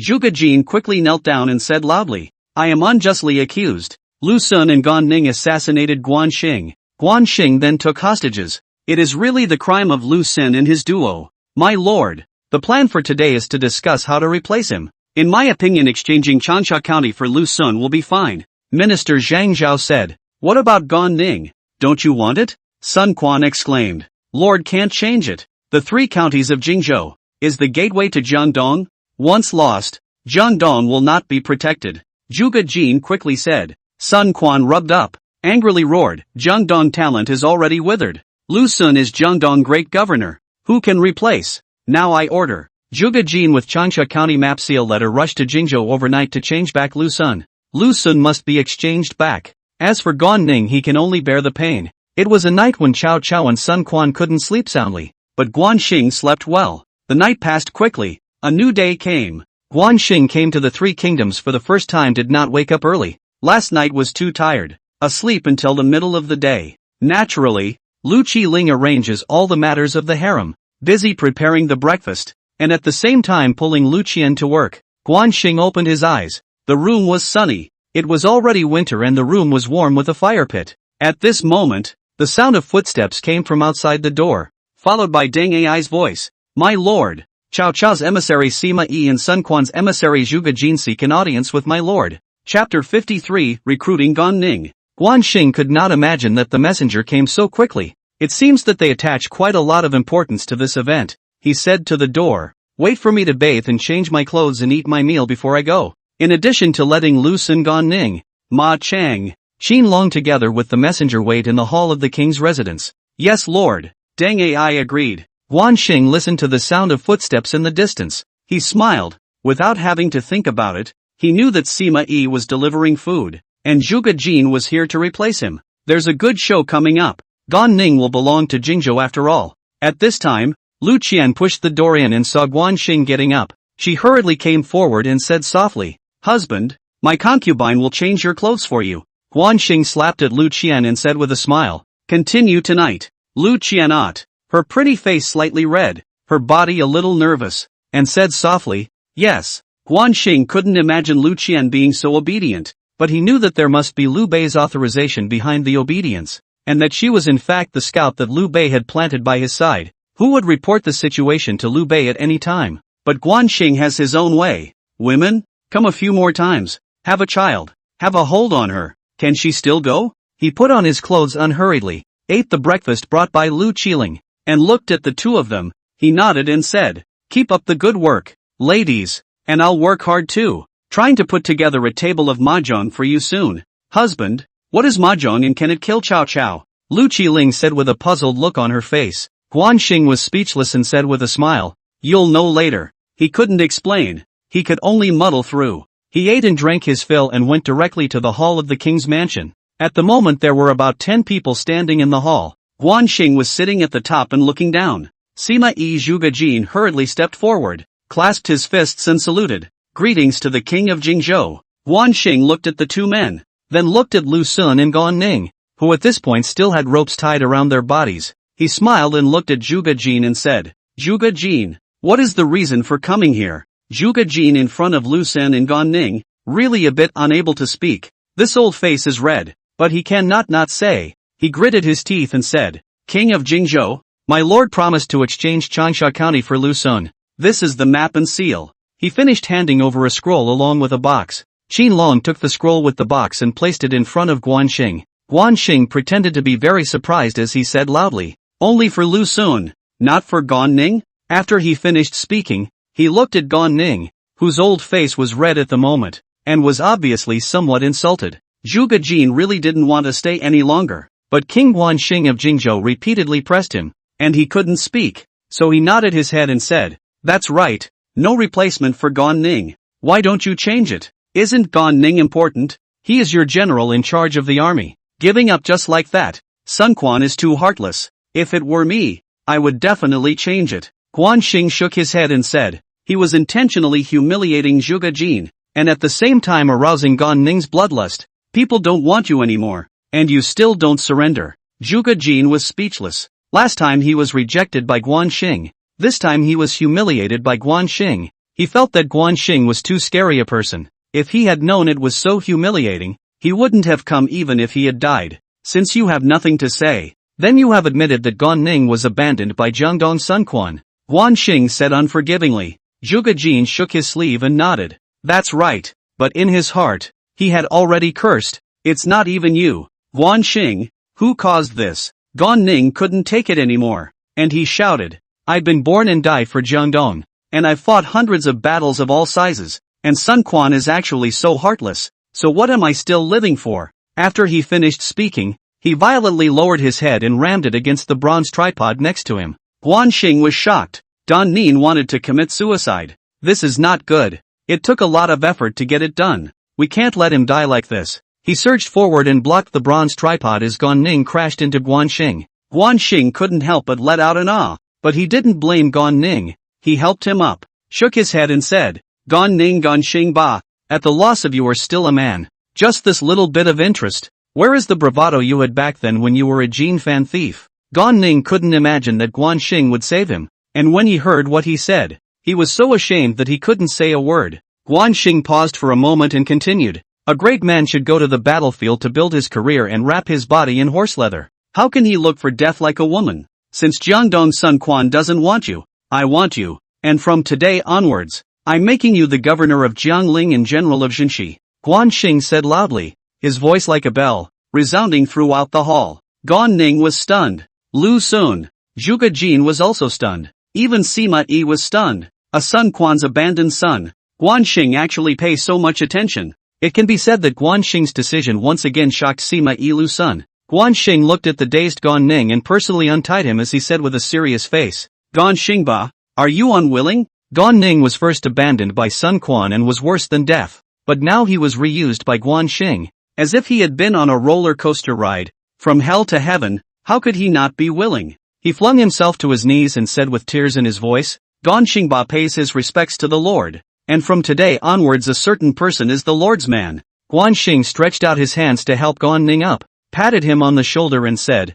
"Good. From now on, follow me across the world to unify the lords." After he finished laughing twice, he returned to the first seat, looked at Zhuge Jin, and said with a cold snort, "Zhuge Jin, take Lu Sun with you, and send a message to Sun Quan that this is just the beginning, and tell him to obediently hand over the 3 counties of Jingzhou, or else he'll be made to taste the taste of the wine altar thunder." Threats. Naked threats. Zhuge Jin's face meat trembled twice. This kid crazy. Even Liu Bei's words do not listen to, but he did not dare to say more, for fear of angering Guan Xing. In a change of city, he smiled bitterly, cupped his fists and saluted, and took Lu Sun to hurry to leave. Guan Xing watched Zhuge Jin Lu Sun leave. He turned to look at Sima Yi. Only at this moment did he seriously measure this person. Full of white hair, full of spirit, eyes glowing, through the incomparable shrewdness, really different. It is a pity that this person was born with anti-bone. Otherwise he really wanted to keep this person,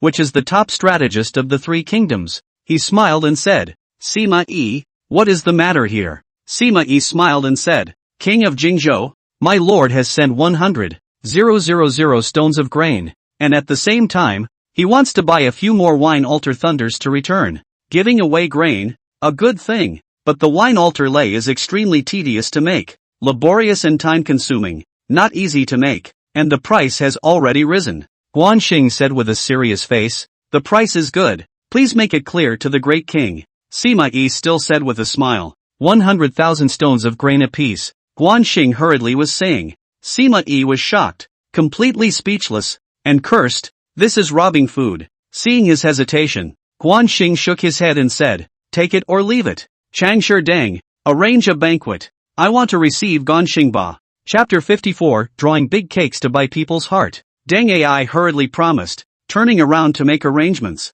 Gan Ning, this excited not only sealed the general, but also to receive the wind. This is higher than Sun Quan treatment of several grades. He quickly said, "Thank you, Lord." Guan Xing waved his hand at Gan Ning and said, "Xingba, do a good job, and when you take Jiangdong in the future, you will be the Marquis of Jiangdong." He was deliberately painting a big cake to stimulate the fighting spirit of the generals, and Gan Ning was very familiar with Jiangdong. Whether it was the defense of the water army, or the land military affairs, he knew it like the back of his hand. With Gan Ning, all the military affairs of Jiangdong are exposed to Guan Xing, and with the addition of the wine altar thunder, Jiangdong will surely die. Gan Ning was completely ignited with the desire to fight. He flung himself to his knees and said loudly, "Lord, I am willing to be the vanguard and attack Jiangdong. The matter of attacking Jiangdong will be discussed later. This is a military secret." Guan Xing said as he waved his hand at Gan Ning, while stepping forward to help him up as a sign of importance.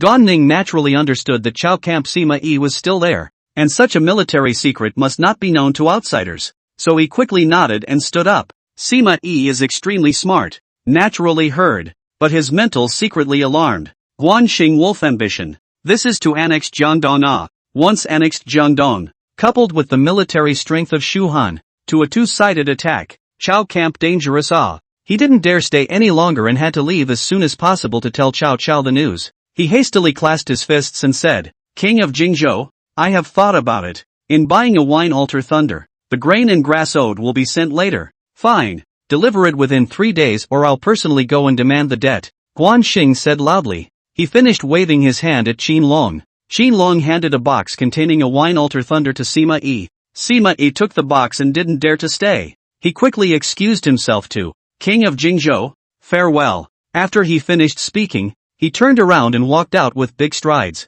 Guan Xing watched Sima Yi walk out of the hall. The corner of his mouth smiled. Cao Cao's army is strong. There are many provisions. It does not matter if you want more food. The most important thing is psychological warfare. Sima Yi went back to report truthfully. Cao Cao is sure to be angry and cursed. Thinking of this, Guan Xing couldn't help but laugh twice as he looked at Qin Long and said loudly, "Qin Long, go and call my father, Zhang Fei, and Zhao Yun, and set up a banquet in the hall today." Reporting to the king of Jingzhou, early this morning, the great general and the 2 upper generals have already departed to return to Hanzhong, and should be out of the city at this moment. Qin Long hurriedly said. Guan Xing remembered the conversation he had with Guan Yu last night, and the father-son love buried in his heartland made his eyes a little moist. This is a long way to Hanzhong, and even though he is going to Liu Bei's, he knows that perhaps this time he will part and never meet again, especially now that he has completely disrespected Liu Bei's orders. Liu Bei will surely take Guan Yu to blackmail himself.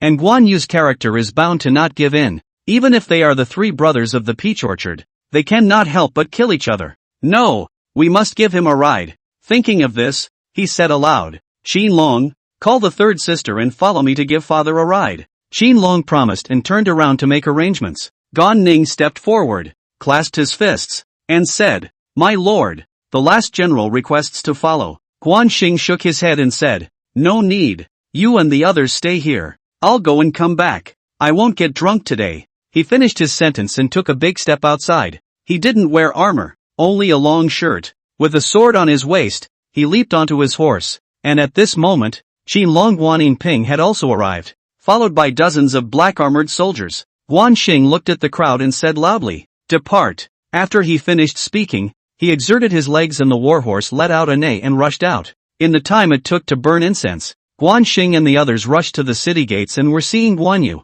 Zhang Fei, and Zhao Yun walking side by side. Guan Xing shouted and urged his warhorse to gallop out furiously, and soon came to Guan Yu, who strangled his warhorse and said loudly, Father, the two uncles, why did you leave in such a hurry? Guan Yu looked at Guan Xing, as well as Qiling Guan and the others. He smiled and said, My big brother has rushed me several times. I can't afford to be delayed. I'm relieved to have you in Jingzhou. In Jingzhou, who dares to bully you? Tell my old Zhang. I'll straighten him out. Zhang Fei shouted with a big thick voice. The southern barbarians in Hanzhong are causing trouble, and the military division is urgently recruiting, so I really can't stay any longer. Zhao Yun said with a bitter smile. And Guo, take care of yourself. It's time for us to be on our way. Guan Yu said aloud. He had a feeling of relief, finally handing over the baton to the next generation. He could take a well-deserved rest. Father, two uncles, have a safe journey. Guan Xing knew there was no way to stop the trip.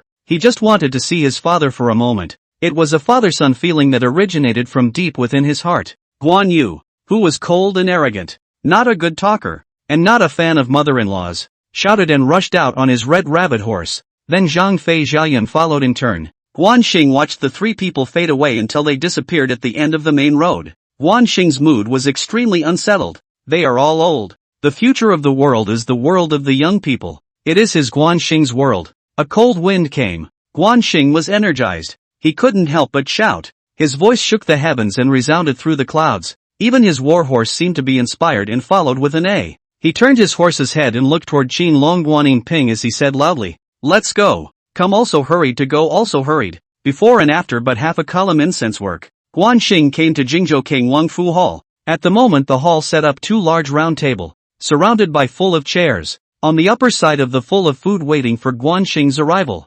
Everyone present had attended the wedding banquet at the Green Cloud Pavilion and had already adapted to this kind of table and chairs. Guan Xing came to the round table and sat on the main seat. He looked at the crowd. There weren't many people, only Deng Ai, Qiling, Guan Yinping, Maicheng, Gan Ning, Lu Qiling and a few others. Guan Xing didn't let Lu Qian attend. After all, the meal would involve military secrets. He looked at the crowd and said aloud, Sit down, all of you, and don't be formal. Deng Ai, Qiling, Gan Ning, and the others sat down and all looked toward Guan Xing. At this moment in front of all the people are poured full of wine. Guan Xing picked up the wine bowl and said loudly, Gentlemen, today is a celebration of wine, but also a strong wine. Since today, I want to lead you to ride the frontier and unify the world. Dry up. After he finished, he picked up his bowl of wine and drank it down in one gulp, his words instantly igniting everyone's enthusiasm. Gan Ning, in particular,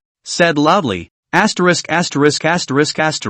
The second bowl of wine. To Deng Ai and Gan Ning, Guan Xing said loudly. Everyone froze, not knowing what Guan Xing meant. Deng Ai had just joined the Jingzhou army and hadn't made an inch of progress, and Gan Ning had just surrendered, which made everyone unsure. Deng Ai, on the other hand, directly stood up, took 2 steps back, flopped down on his knees, and said loudly, My lord, 10,000 times no. He had the feeling of being roasted on a fire. Chapter 55, The Stance of World Domination. At the same time Gan Ning followed suit and knelt on the ground, saying loudly, Lord, Gan Ning is terrified. Guan Xing looked at the two men. He laughed and said, Deng Ai has been well read in the military since he was young and has great ambitions. He must have had a plan to take down the 3 counties of Jingzhou for a long time. And Gan Ning understands water warfare and knows the layout of the troops in the 3 counties of Jingzhou, which is very favorable for me to take the 3 counties of Jingzhou. In that case, occupying all of Jingzhou is just around the corner.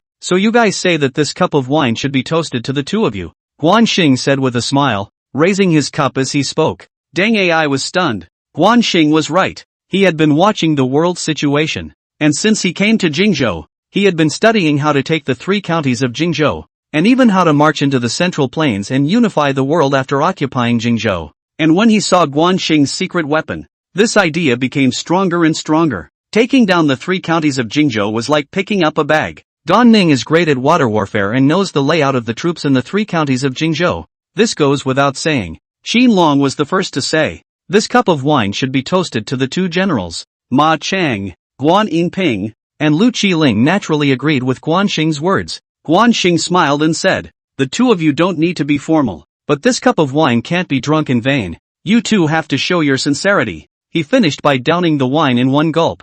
Deng Ai and Gan Ning looked at each other and returned to their seats, picking up their wine bowls and downing the wine. Deng Ai first said, Lord, take Jingzhou 3 counties is not difficult. Jingzhou 3 counties to Jiangxia County is the first. As long as you take Jiangxia County, the other 2 counties are bound to take. And now the Lord has a secret weapon. It is like a tiger with wings. However, Jiangdong Quan is bound to send heavy troops to guard, so Jiangxia County is bound to become a place of decisive battle. He paused for a moment and continued, take Jiangxia County, then take Changsha County, Guiyang County. The Lord occupies the 6 counties of Jingzhou. In order to have the posture of contending for the world, the 4 divisions of the world, the Lord will have one of them. Guan Xing listened to the blood boiling, although with their own plan is not completely consistent, but also quite reasonable. He rubbed a moment to stand up, big hand slapped on the table, said loudly, good, to want to fight for the world, necessarily occupy the 6 counties of Jingzhou.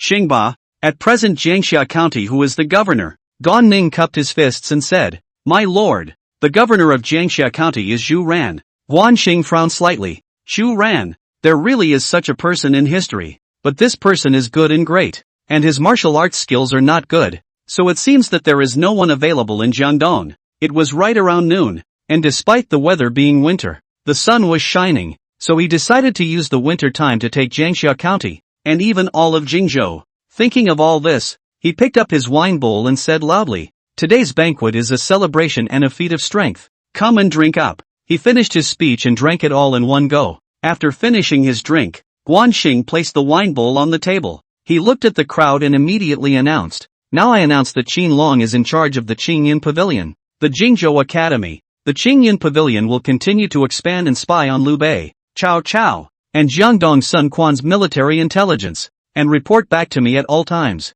Lu Qiling is responsible for the production of the Wine Altar Thunder and the training of the Jingzhou Wolf Riders. Guan Yinping is responsible for the defense of Public Security County. He continued after a slight pause. Maicheng will supervise the grain and ordnance. Deng Ai will accompany the army as the chief historian. Gan Ning will accompany the army as the vanguard general. And 1 hour later, set out with my 3,000 Black Armor Army. The army had already assembled outside of Hanyang, and Guan Xing only needed to lead the Black Armor Army to set off, which was faster. All the people agreed in unison. The wine and food to go to prepare. Lu Qiling some reluctance. She looked at Guan Xing said, husband, this go pay attention to safety. Since the marriage with Guan Xing, Lu Qiling's arrogant character almost disappeared, and became gentle and considerate, and the previous strong woman is a different person. Guan Xing patted her shoulder and whispered, if you're so reluctant to give up, why don't you go back to your room and exchange 300 rounds? Nasty.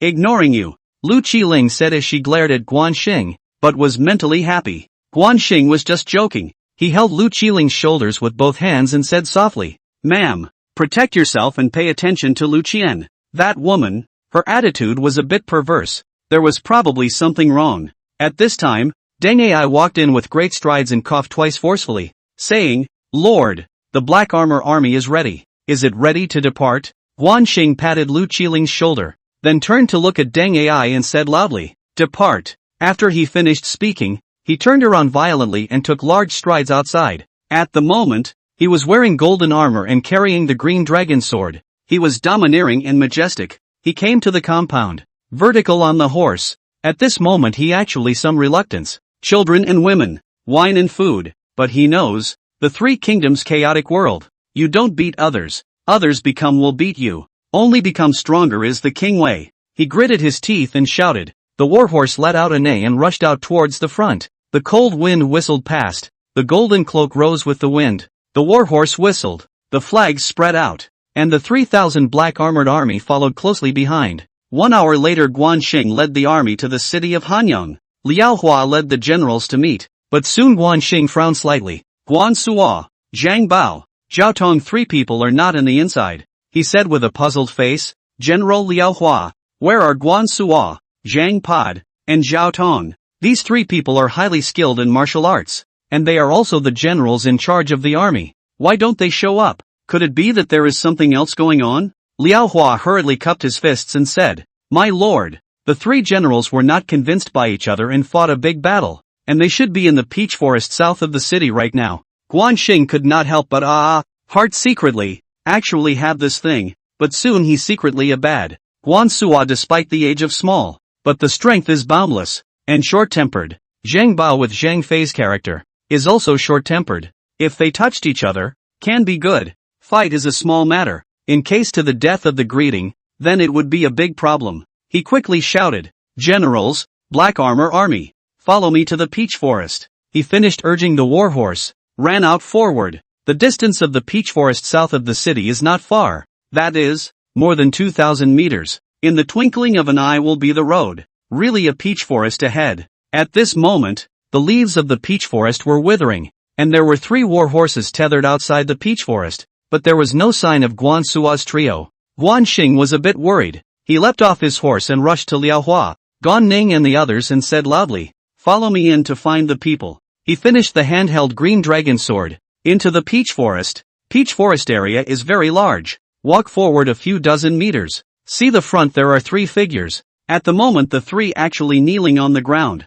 In front of an incense burner, each hand holding an incense burner. At the moment is kowtowing. These 3 are Guan Suo, Zhang Bao, Zhao Tong. When Liao Hua saw them, he took a big step forward. Guan Xing quickly stopped him and said, Wait, let them finish. He finished and looked at them with interest. Chapter 56, Trusting Gan Ning. Ancient Peach Orchard 3 ties. Sung for thousands of years. Now Guan Suo, this is to engage in a new version of the Peach Orchard 3 ties.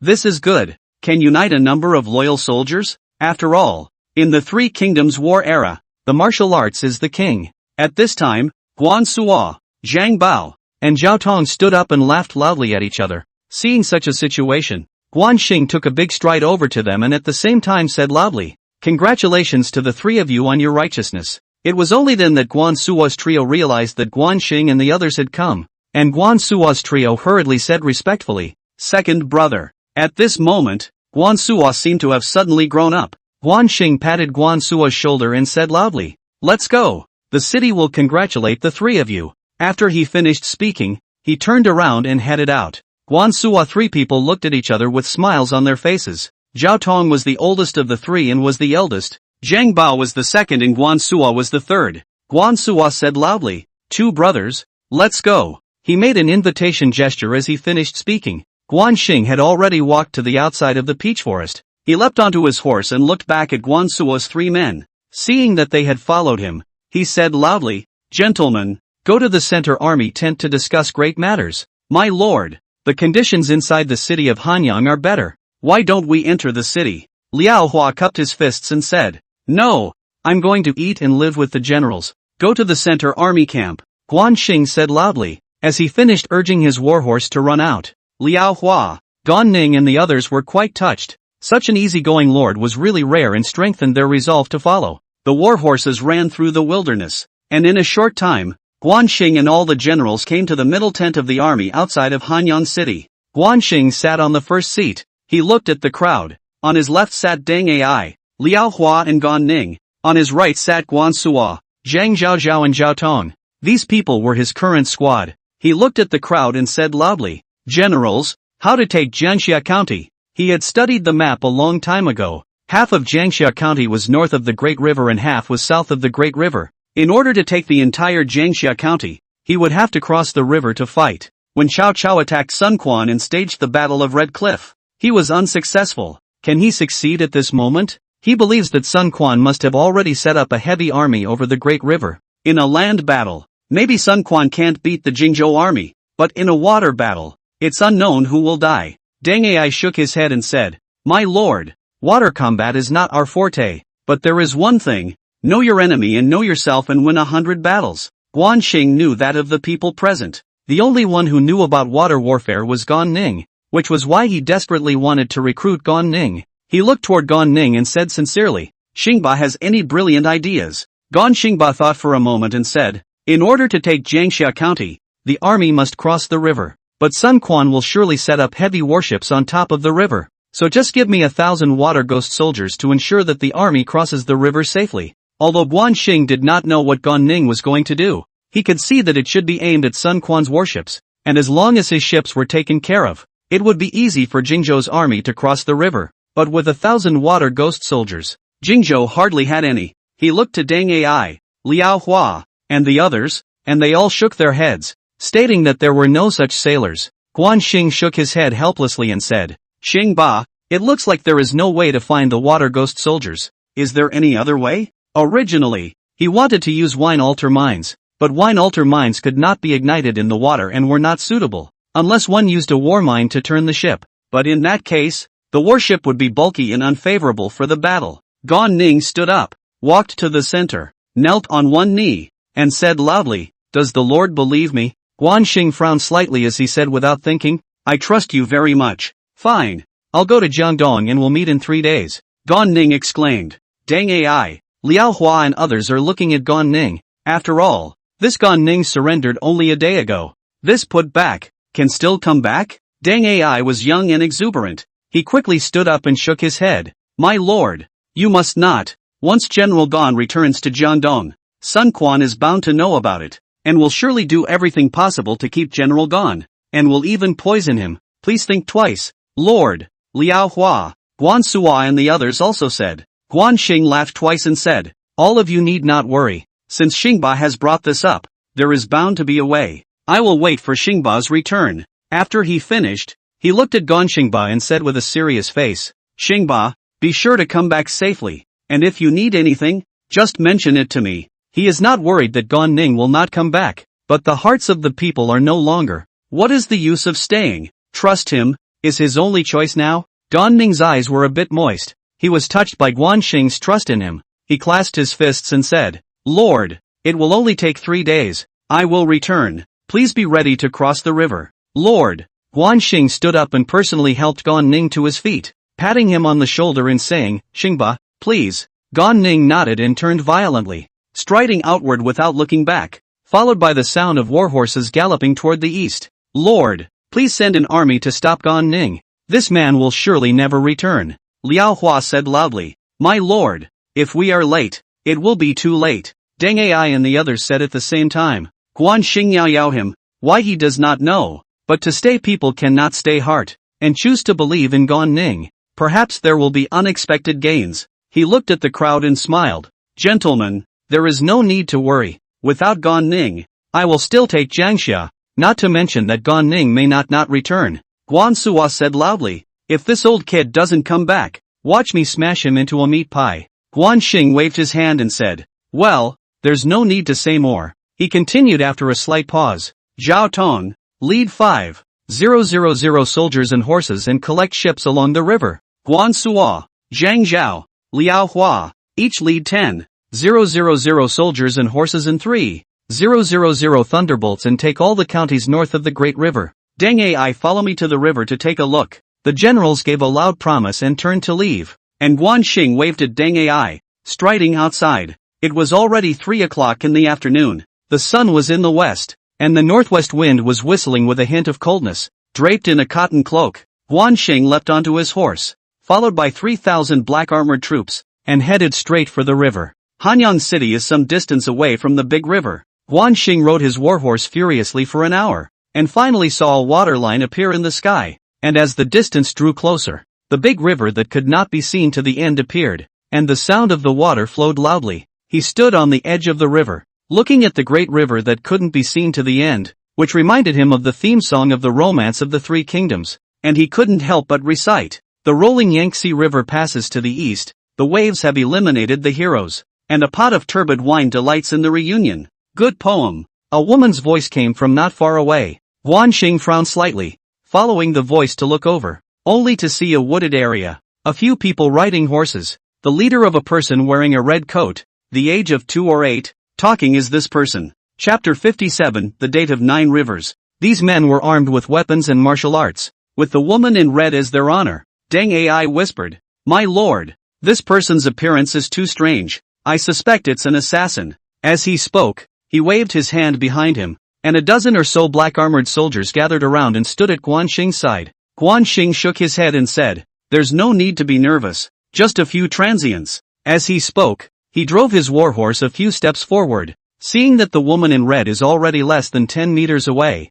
Xing carefully surveyed some, could not help but sigh in admiration. It is said that Jiangdong is full of beautiful women, and it is really extraordinary. This woman has white skin and a red armor, which is even more valiant. He clasped his fists and saluted and said with a smile, "The girl is smiling. Dare to ask the girl's name and why she is here." Before the woman in red could speak, a woman behind her said loudly, "This is the third miss of the Sun family. Who are you? Please get out of the way. We're looking for a boat along the river to cross the river. No rudeness. Father has said many times that we should be courteous to the literati." The woman in red hurriedly said. After she finished, she said softly to Xing, "I am Sun Quan's third daughter. Sun Luyu, please forgive me for the offense just now. I don't know what the gentleman is doing here." Xing was slightly stunned. It was unexpected that this woman was actually Sun Quan's third daughter. Sun Luyu, there were some records of this woman in history, but in the end, she also became a victim of the royal struggle and was framed for death.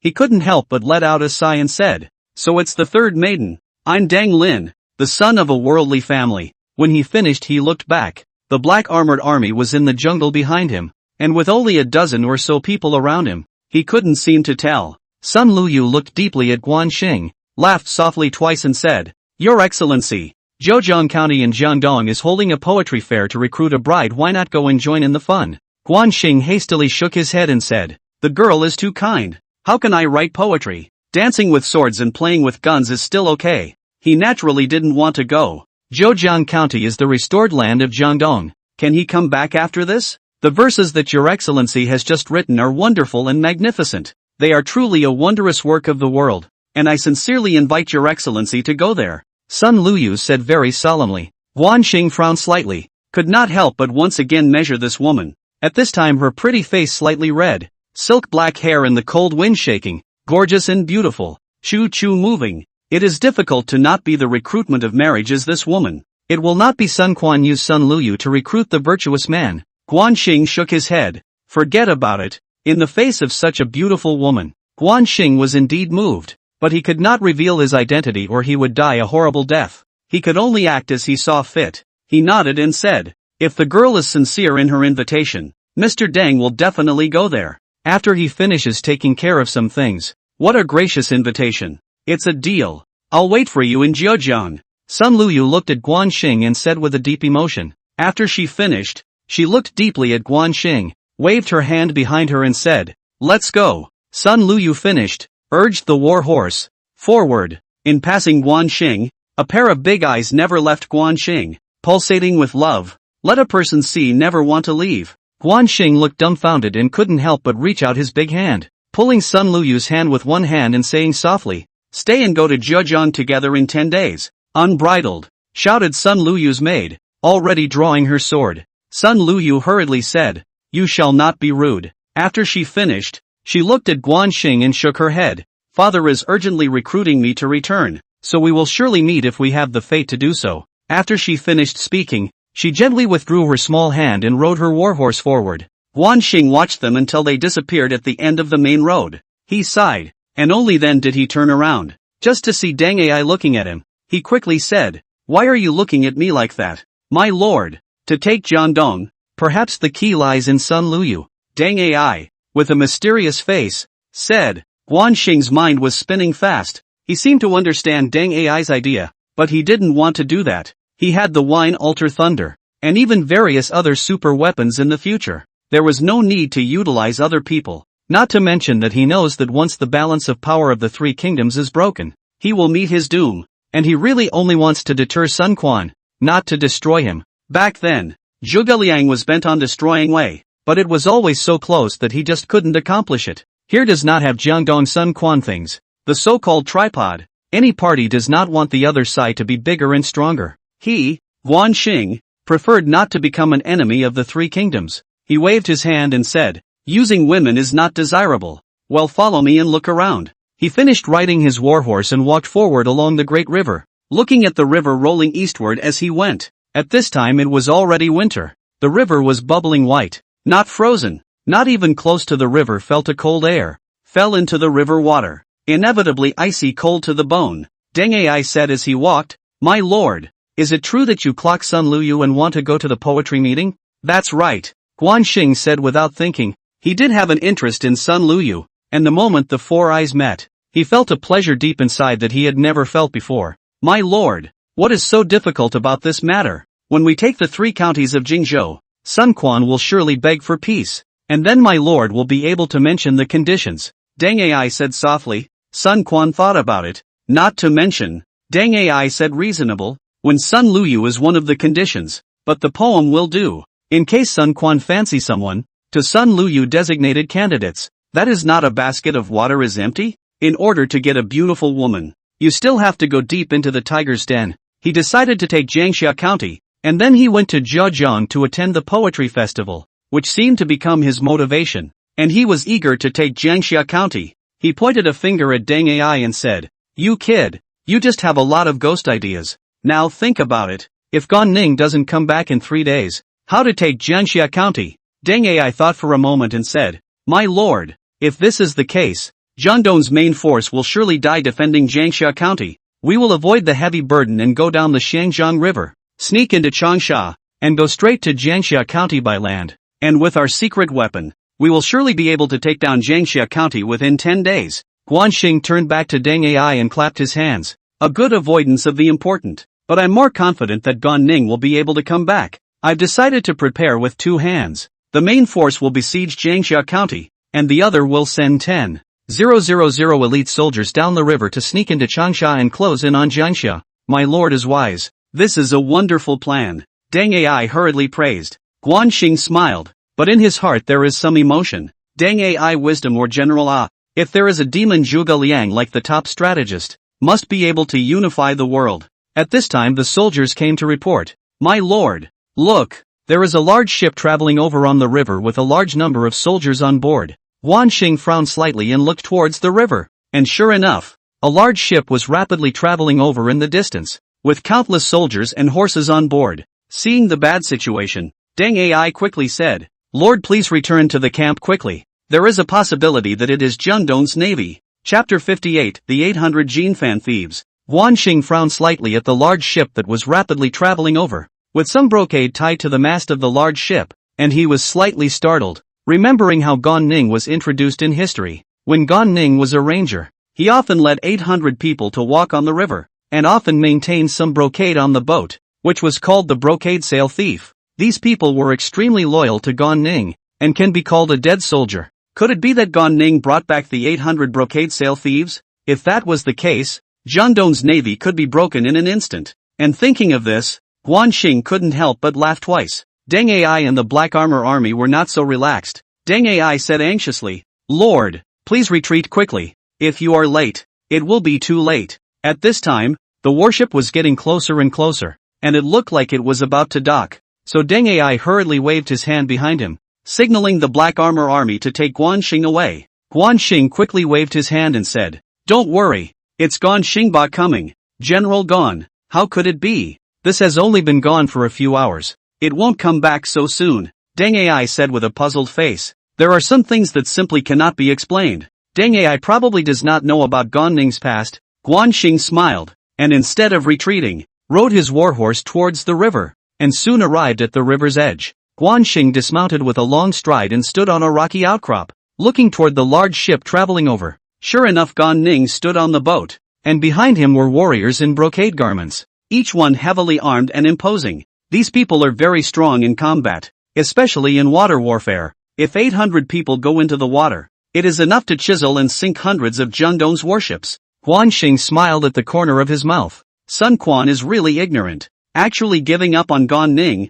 this is definitely him digging another grave for himself. At this time, the warship had already docked, and Gan Ning jumped off the ship, followed by 800 generals behind him. He had long since seen Guan Xing, leading his generals in stride. They stopped a dozen meters away from Guan Xing, and Gan Ning knelt down on one knee and said loudly, "Reporting to the Lord, Gan Ning has led 800 Jinfan generals to arrive." And as Gan Ning knelt down, the 800 generals behind him similarly knelt down. A large black mass, quite imposing. Guan Xing hurriedly jumped off the rock, quickly walked a few steps to Gan Ning, stretched out his hands, helped him up, patted him on the shoulder and said, "Xing Ba, I was thinking that in these 3 days, I would have to come to the riverside every day to wait for you, but I can't imagine that you have come. Great. Quickly let all the generals get up." Gan Ning heard that Guan Xing was going to come and wait for him every day. He was so touched that his eyes became moist. He hastily nodded his head vigorously and then waved his hand repeatedly behind him.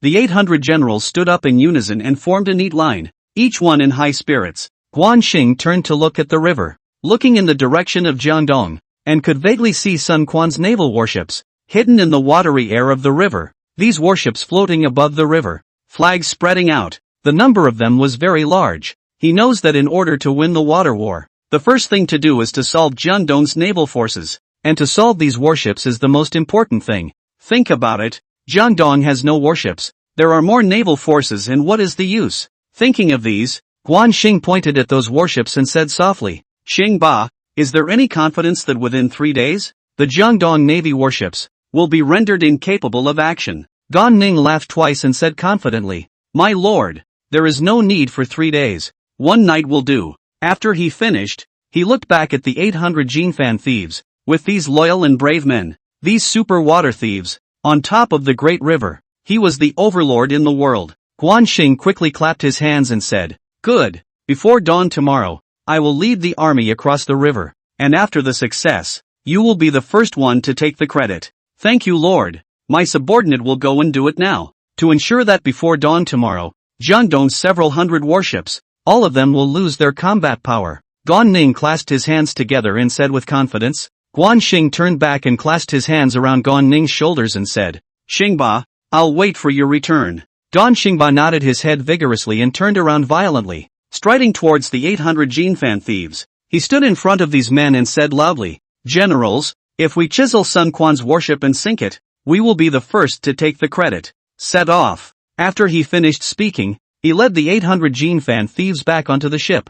Gan Ning came and went quickly, and after boarding the ship, the large ship quickly sailed into the river and quickly disappeared into the thick water mist. Guan Xing watched them until they disappeared. He turned back. At the moment he was in a great mood. He believed that Gan Ning would be able to do it, and now was the time to gather soldiers and cross the river to attack Jiangxia County. He waved his hand at Deng Ai and said, "Go back to the barracks and gather the generals for a meeting." He finished by leaping onto his horse. An incense stick of work. Guan Xing with Deng Ai and others back to the barracks in the army tent. At the moment in the army tent only Zhao Tong, Deng Ai, Guan Xing, 3 people. Guan Suo Zhang Bao Liao Hua is attacking the counties in the north of the river. Deng Ai suggested, "My lord, should we call the 3 generals Guan Suo Zhang Pod Liao Hua back?" Guan Xing shook his head and said, "No need. How is the Zhao Tong vessel collection?" "My lord, 10 large ships have been collected, or seized from the homes of the great families of Hanyang. It is said that Jiangdong has blocked the river and all ships are forbidden to pass through,"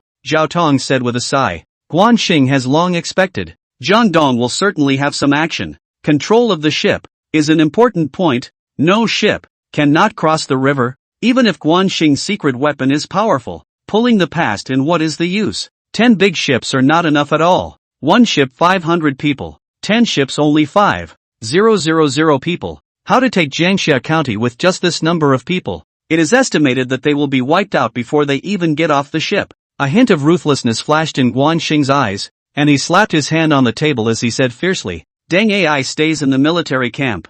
Zhao Tong informs all the big families in Hanyang City to gather at the county office in Hanyang City within half an hour, and those who fail to arrive after that time will be directly exterminated." Deng Ai and Zhao Tong were both stunned. Both of them were very young. How had they ever experienced such a thing? Deng Ai quickly said, "My lord, you mustn't. It will stir up the people's resentment." Guan Xing looked at Deng Ai and said coldly, Do you have a way to get a warship? Deng Ai shook his head and said, there is no way. Guan Xing stood up and said coldly, listen to me, if there's no way out. These big families fish and flesh their neighbors. Not good people. Follow me into the city. This thing is not negotiable. If there is no big boat to cross the river, then only by Jiangdong Sun Quan. Look at the joke. Then there is what face to do this king of Jingzhou. And as long as these people hand over the warships, he will not kill anyone. The barracks were very close to the county office in Hanyang City, and it was a quick trip. Guan Xing was sitting in the lobby of the county office, and the new county magistrate was Zhang Shan, a lieutenant of the Black Armor Army. Guan Xing looked at the empty lobby and a murderous intent flashed in his eyes as he looked at Zhao Tong and said loudly, have they all been notified? The notification came, and they found all sorts of reasons not to come. Zhao Tong shook his head and said, rather like Xiao Yun, he did not want to kill anyone, but Guan Xing wasn't that merciful. He looked at the list on the tabletop and pointed to the largest Zhu family clan and said, Zhao Tong, lead 5,000 soldiers and horses and follow me to the Zhu family. Chapter 59, The Zhu Family of Hanyang. After Guan Xing finished speaking, he took the green dragon sword with his hand in stride and soon came to the main road. He leapt onto his horse and shouted at Zhang Shan, lead the way in front. Go to the Zhu family. Zhang Shan gave a loud promise and rode his warhorse in front. As he walked, he reminded, my lord, the boss of the Zhu family is Zhu Ran, the imperial guardian of Jiangxia, the number one family in Hanyang City. As long as he nods his head, the other families in Hanyang City will also agree.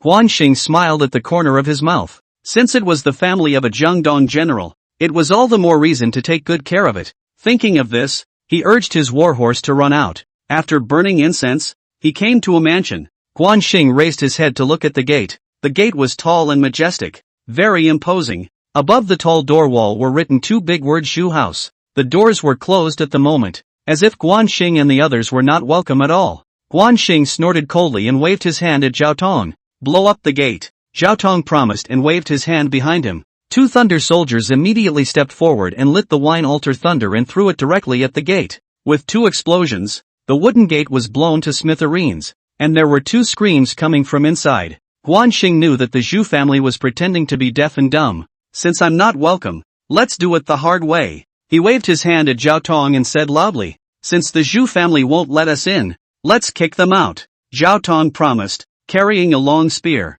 and led a large number of soldiers to rush into the Zhu family's compound, which was immediately jumping, with women screaming, men shouting, and all kinds of voices rising and falling. Guan Xing carried the green dragon sword in his hand. His eyes flashed with a cold and stern light. The Zhu family members kept coming out from the mansion. The Jingzhou army immediately formed an encirclement and surrounded these people. The Zhu family has always been pampered. Fish and meat people. Where have they seen swords and swords? And they are all trembling with fear. Not long after, Zhao Tong dragged an old man over and threw him directly in front of Guan Xing, who said loudly, my lord, this person is Zhu Feng, the head of the Zhu family. Guan Xing looked at Zhu Feng coldly and said loudly, you are Zhu Feng. Who is Zhu Ran to you? Zhu Feng had been scared enough to hear someone talk about Zhu Ran, which was the most powerful figure in the Zhu family. Was the other party scared? Thinking of these, Zhu Ran straightened his waist and said very arrogantly, Zhu Ran is my second son, and at the same time is also the cousin brother-in-law of Sun Quan,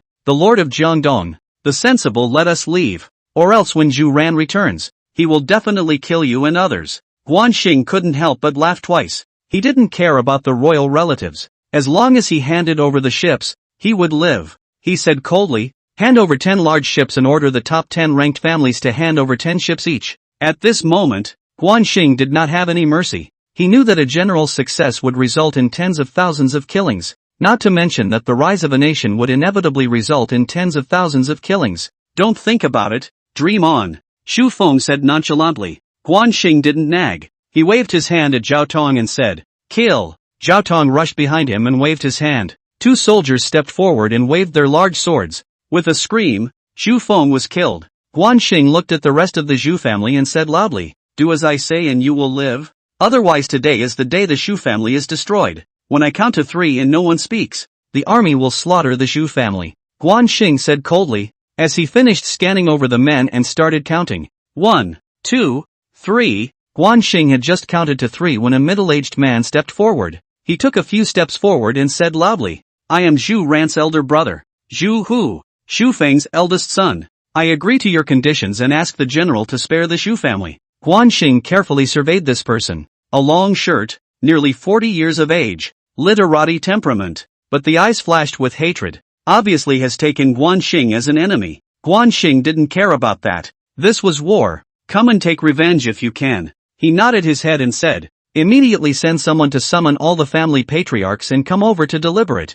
I'll give you 1 incense stick of time. Yes, I'll immediately arrange for someone to do it. Zhu Hu's eyes flashed with a fierce color as he said loudly. He finished walking towards the clansmen of the Zhu clan, arranging for these people to split up to give notice. Guan Xing watched the operation of this person. This kid's voice is particularly small, and also gave a sign to each of the human clansmen. Watching these people leave, Guan Xing was a little uneasy. In the chaotic world, these big families have private soldiers, more thousands, less also have a few hundred people. If these families unite, it is not a small number. Hanyang City more than a dozen families, private soldiers added up is estimated to have tens of thousands of people. And just now Guan Xing did not see any private soldiers of the Xu family. Could there be a problem here? Guan Xing waved his hand at Magistrate Zhang Shan, signaling him to come over. Zhang Shan was from the Guan family's Black Armor Army and was extremely loyal to the Guan family. He hurriedly walked over and said softly, My lord, what are your orders?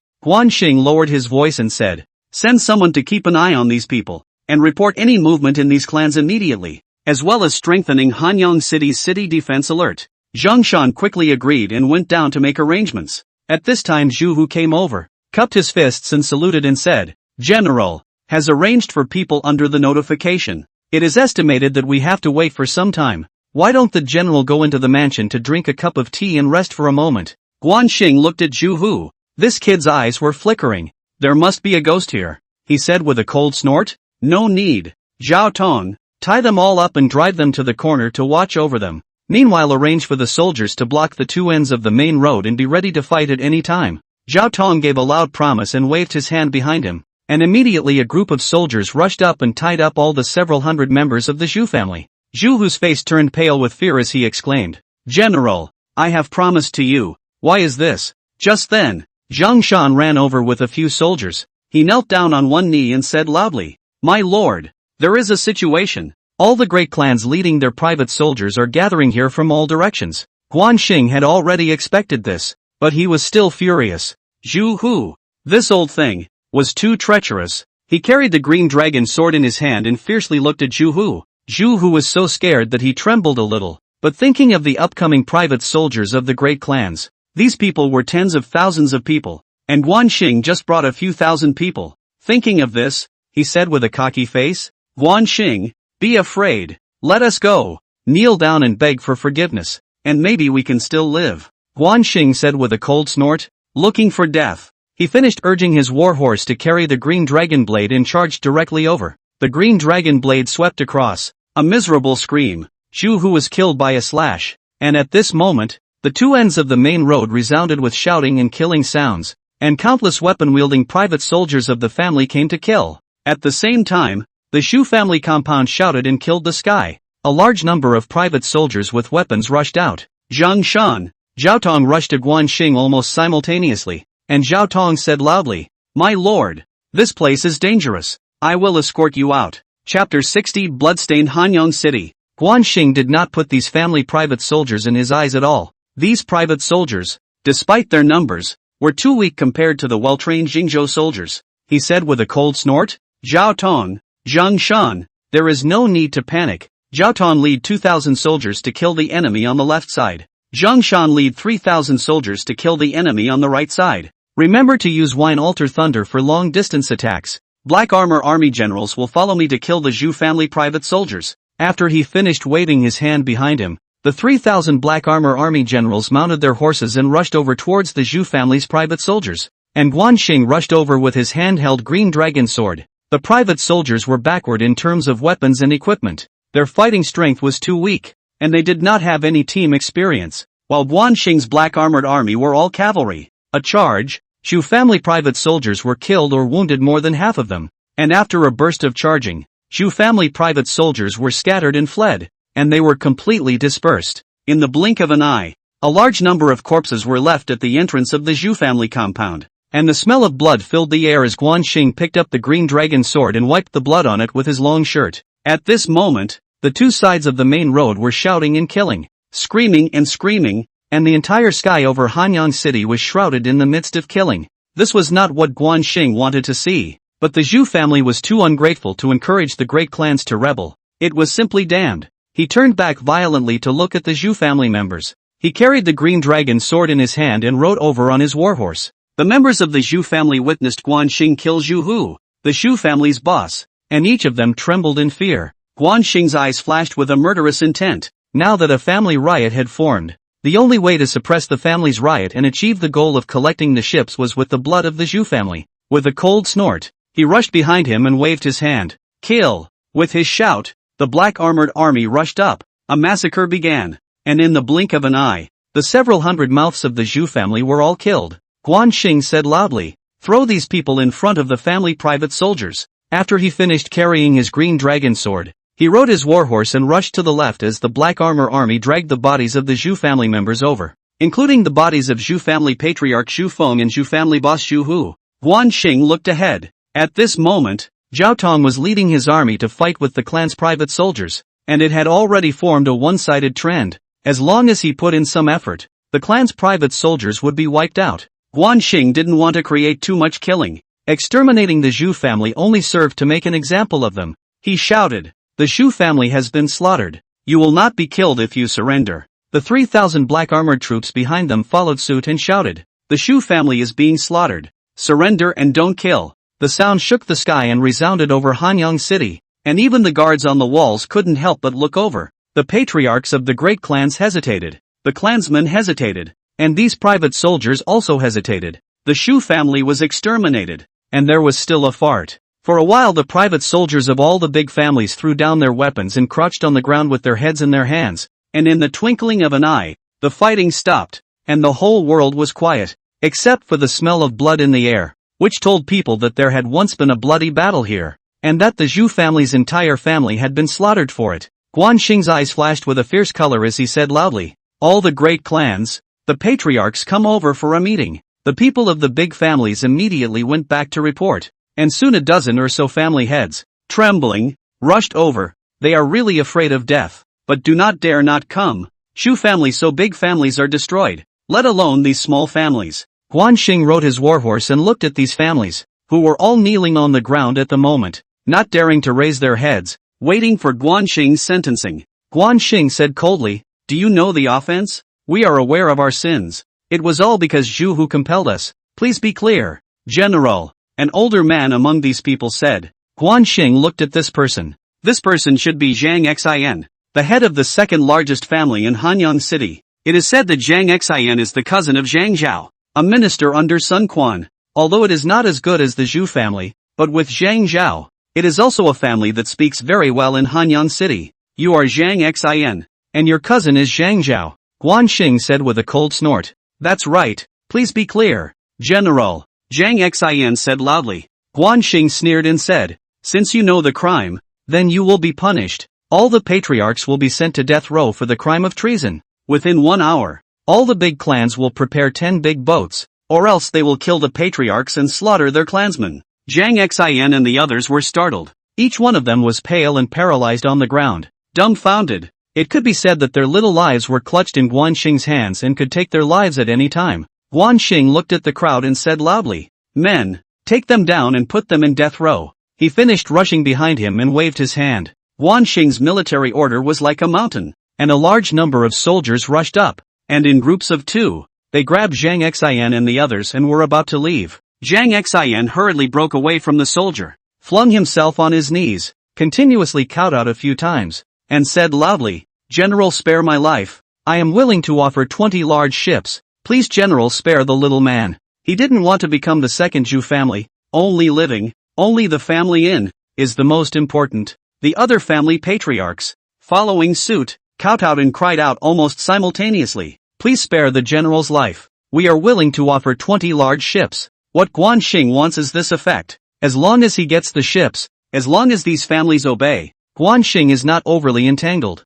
After all, the great families are dead, who will also give him to accumulate wealth. He waved his hand at the soldiers. then looked at Zhang Xin and the others, smiled and said, Zhang Xin, if you guys had done this earlier, wouldn't it have been over? The ships can't take that much. Since you guys are so sincere, then each family will have 10 large ships and 100,000 quintals of grain. The large ships will be in place before dark today, and the grain will be raised within 3 days and handed over to the county magistrate, Jiangshan, totaling 20 large and small clans, 10 ships per clan. Having 200 ships is enough, and the rest is exchanged for food. Why not? The big families this difficult Guan Xing this is open robbery, but who dares to refuse Shu family is an example. Compared to the Zhu family, the family is still there, is the biggest luck. Zhang Xin stiffly squeezed out a smile and said loudly, Thank you, General. We will do as we are told immediately. Please let us go back.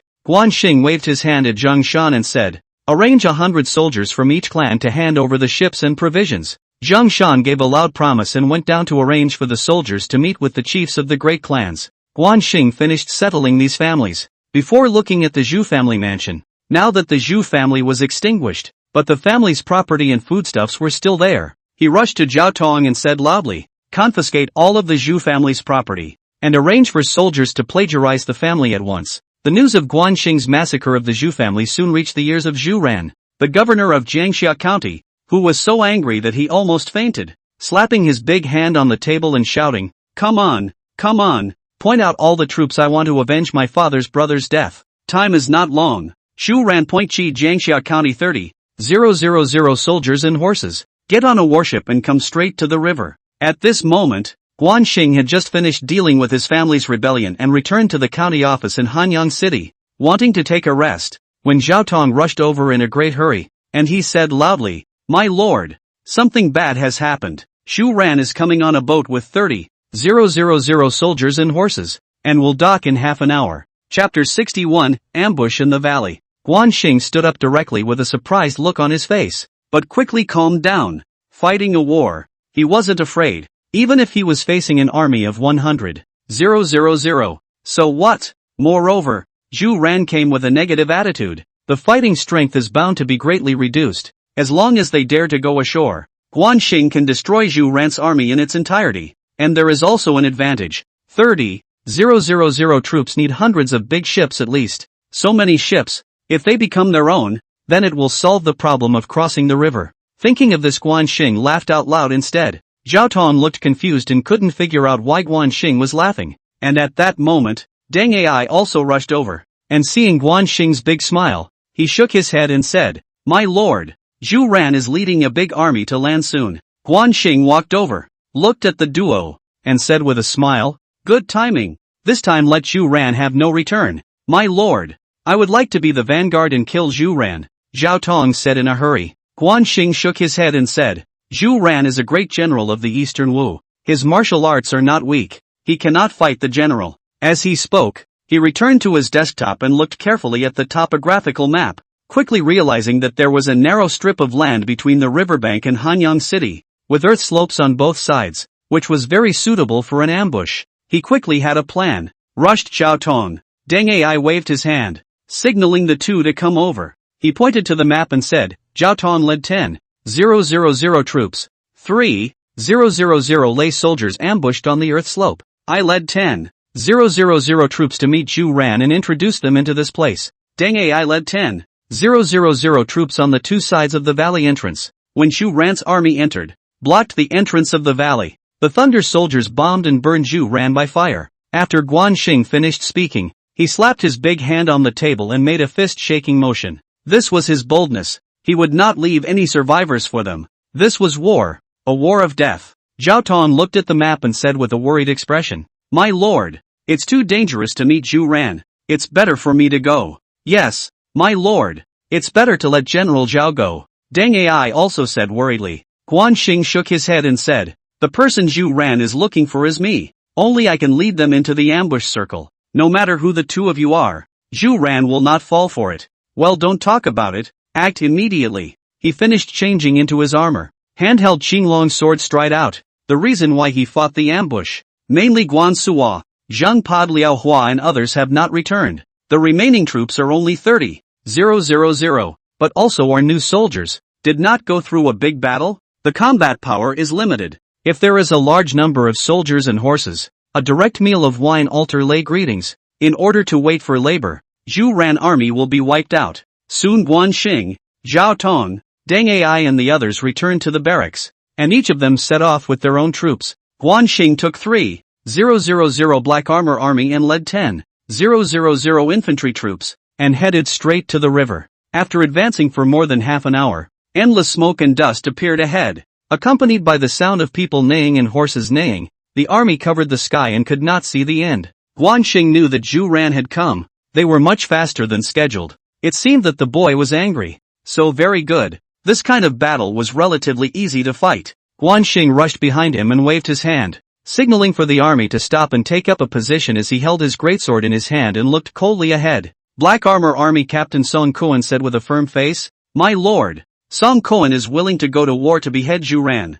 Guan Xing looked back at Song Kuan. This person was tall and strong. He belonged to the power type, but his martial arts skills were not high. He was not a match for Zhu Ran. He bowed his head and said, "No need. I want to behead Zhu Ran myself." Even though he had already settled on a plan, he couldn't just say it out loud. He still had to be careful to keep it a secret. "Lord, they're here," Song Kuan said as he pointed ahead. Guan Xing smiled at the corner of his mouth as he looked up, only to see a large army running ahead. At the forefront were the cavalry, which should number around 2,000, and at the back were countless infantry, which were running over at the moment. Jiangdong relied on the danger of the Yangtze River and paid special attention to the navy, so there were relatively few cavalry, which was their disadvantage. At this moment the cavalry stopped, and one of the leading generals took a few steps forward with his greatsword in his hand, pointed his greatsword at Guan Xing, and said loudly, "Who is in front of us? I, Zhu Ran, will not kill a nameless ghost under my sword."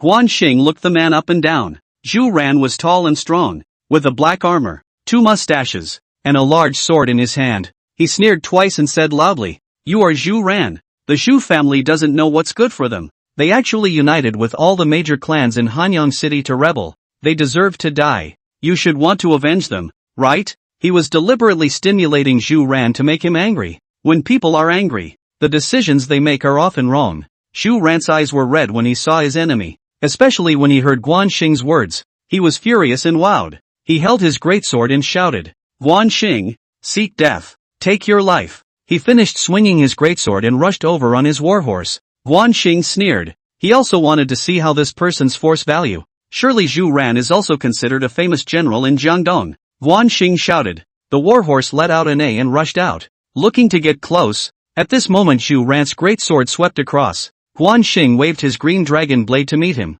When the clanging sound, the ice blades collided, shocked Guan Xing's arm numb, but it was still bearable. He could not have imagined that Zhu Ran, this kid, had so much strength. In order to create a strong atmosphere of defeat, he let out a miserable scream and said loudly, "Good boy, so much strength," dislocated his arm. Zhu Ran hated his teeth so much that he couldn't wait to slash Guan Xing to death, and when he saw him screaming miserably, his big sword attacked continuously. Guan Xing saw the moves and pretended to have his hands full. In fact, if it came to martial arts, Guan Xing might not lose, but he wanted to wipe out Zhu Ran's army, and that was the main purpose. After a dozen rounds, Guan Xing pretended to be defeated, and when the 2 horses were wrongly boarded, he exerted his legs so hard that the warhorse ate the pain and rushed out toward the front, and he said loudly, "Zhu Ran, you're powerful. I'm no match for you. I'll turn around and fight again." After saying that he rode his warhorse forward, Zhu Ran shouted, "Guan Xing rest, I will kill you." Riding his warhorse forward, the main general chased after him. The cavalry and infantry naturally wouldn't lag behind, following closely to catch up. Guan Xing took 3,000 black armor army and 10,000 infantry and ran forward. In order to protect the infantry retreating, Guan Xing led the black armor army cavalry to stop and fight with Zhu Ran from time to time. After going back and forth a total of 3 times, they finally reached the canyon area, with the infantry entering first and Guan Xing leading the black armor army to break the back, keeping a safe distance from Zhu Ran. When Guan Xing's army entered the canyon, Zhu Ran arrived with his army, and the lieutenant beside him hastened to stop it, saying loudly, "General, this place is dangerous. Do not enter. What are you afraid of? Guan Xing is just ahead. I will kill this man today." Zhu Ran said loudly. not paying any attention to the lieutenant's words and leading his army to charge into the canyon. Xing was already standing at the top of the slope on the side of the canyon at the moment, and when he saw Zhu Ran's 30,000 strong army, all of which had already entered the ambush circle, he shouted at Zhu Ran, you're surrounded, surrender. Chapter 62, Sinking of a Warship. With Xing's words, the exit places on the east and west sides, shouting and killing shook the sky. On the west side, 3,000 black armored troops and 10,000 soldiers blocked the entrance of the valley. On the diagonal side was Deng Ai leading 10,000 troops to block the entrance of the valley, and tens of thousands of troops suddenly appeared on the tops of the slopes on both sides. Zhu Ran was so scared that he almost fell off his horse. 30,000 soldiers and horses were all he had. Now that he was surrounded, could he not be anxious? But seeing his enemy Xing at the top of the slope, he gritted his teeth and shouted, Xing, have the guts to come and fight. What kind of hero is it to engage in such shenanigans? Zhu Ran, when two armies are at war, each one is their own master. You Shu family don't know the time. You led a rebellion. You deserve to die. I, Xing, am not a brutal person. I will count to 3. If you don't surrender, I will launch an attack. Xing said loudly. Facing Zhu Ran's 30,000 strong army, Xing showed his merciful side. As long as there was a ray of hope, he still wanted Zhu Ran's army to surrender. Xing finished and started counting. Zhu Ran laughed twice and said, want me to surrender? Unless you Xing is dead. All the generals listened to the order. Whoever beheads Xing, I will recommend him as the governor of Jiangxia. Kill! With Zhu Ran's shout, the Jiangdong soldiers shouted and killed, charging towards Xing's location. Xing's eyes flashed with a fierce color. Since they were begging for death, then they would be fulfilled. He waved his large hand violently. Zhao Tong received the order and immediately ordered the mine soldiers on both sides of the top of the slope to throw mines, and countless wine mines were thrown towards the valley. The sound of explosions was endless, followed by the sound of people neighing and horses neighing, and the sound of miserable screams. For a time, the valley was ablaze with fire, with people and horses tumbling over each other, and with broken limbs flying all over the sky, just like hell on earth. Even Xing was shocked by what he saw. 30,000 troops could not run out on both sides, plus the valley was narrow, only waiting for death. After projecting 2 sets of wine altar mines, Xing signaled for Zhao Tong to stop, and he looked down at the valley, which was a miserable mess of people and horses, with almost none of them uninjured. Smoke filled the air, and unable to find Zhu Ran for the time being, Xing shouted loudly at the valley. Listen up, Jiangdong generals, as long as you decapitate Zhu Ran, I will spare you from death and let you go back to Jiangdong. And at this moment, Zhu Ran was hiding at a cliff, surrounded by a dozen or so lieutenants. One of them was injured, and at this moment, when they heard Xing's words, each of them looked at Zhu Ran with wide eyes. Zhu Ran was short-tempered, arrogant and rude to his subordinates, and his character was extremely poor, especially when he heard Xing's words. He started to get scared inside, and he said loudly, don't listen to Xing's bull ********. A dozen lieutenants looked at each other and stood up almost at the same time. One by one, they drew their long knives. Zhu Ran was afraid and turned around to run, but the dozen lieutenants had already been prepared and swarmed up. With a scream, Zhu Ran was chopped into mincemeat. The lieutenant cut off Zhu Ran's head, walked out into the open, and shouted at Xing, Zhu Ran has been killed. Please keep your word, General. He finished by holding Zhu Ran's head high in the air. Xing followed the voice and looked over, and it was really Zhu Ran. He could not imagine that Zhu Ran, who was smart for a lifetime, was actually killed by his men, and it was considered to be extremely sad. He was true to his word and said loudly, Jiangdong generals, Zhu Ran is dead. Put down your weapons and walk out of the valley. I, King of Jingzhou, will release you all to return to Jiangdong, and of course those who are willing to stay, I, King of Jingzhou, will welcome them. As he spoke, he signaled Zhao Tong to arrange for the guards on the east and west sides to be released. Most of Jiangdong's soldiers were blown up. Only 10,000 or so came out of the gorge, and most of these were injured. Half of the soldiers surrendered to Jingzhou, and half of the soldiers chose to go back to Jiangdong. Deng Ai stood beside Xing and lowered his voice. My lord, letting the tiger return to the mountain will lead to endless trouble. Xing shook his head and said, not necessarily. These people are seriously injured and will not be able to regain their fighting strength in a short period of time. There is another reason for letting them go back, and that is to let them spread the power of the Jingzhou Wine Altar Thunder, to give Sun Quan a deterrent, and to give a deterrent to the soldiers of Jiangdong. In fact, this is psychological warfare. Imagine, Jiangdong civilians and even soldiers from the heart is afraid of Jingzhou, even if the Jiangdong Sun Quan in the want to fight, but also to no avail. The psychological line of defense collapse. It is difficult to make up. Deng Ai couldn't understand it for a moment, but he subconsciously chose to believe Guan Xing. The remnants of Jiangdong soldiers boarded 2 warships and returned to Jiangdong. The remaining hundreds of warships were just enough to make up for Guan Xing's lack of ships, and with the addition of the 200 warships raised from all the great clans, it was already completely sufficient.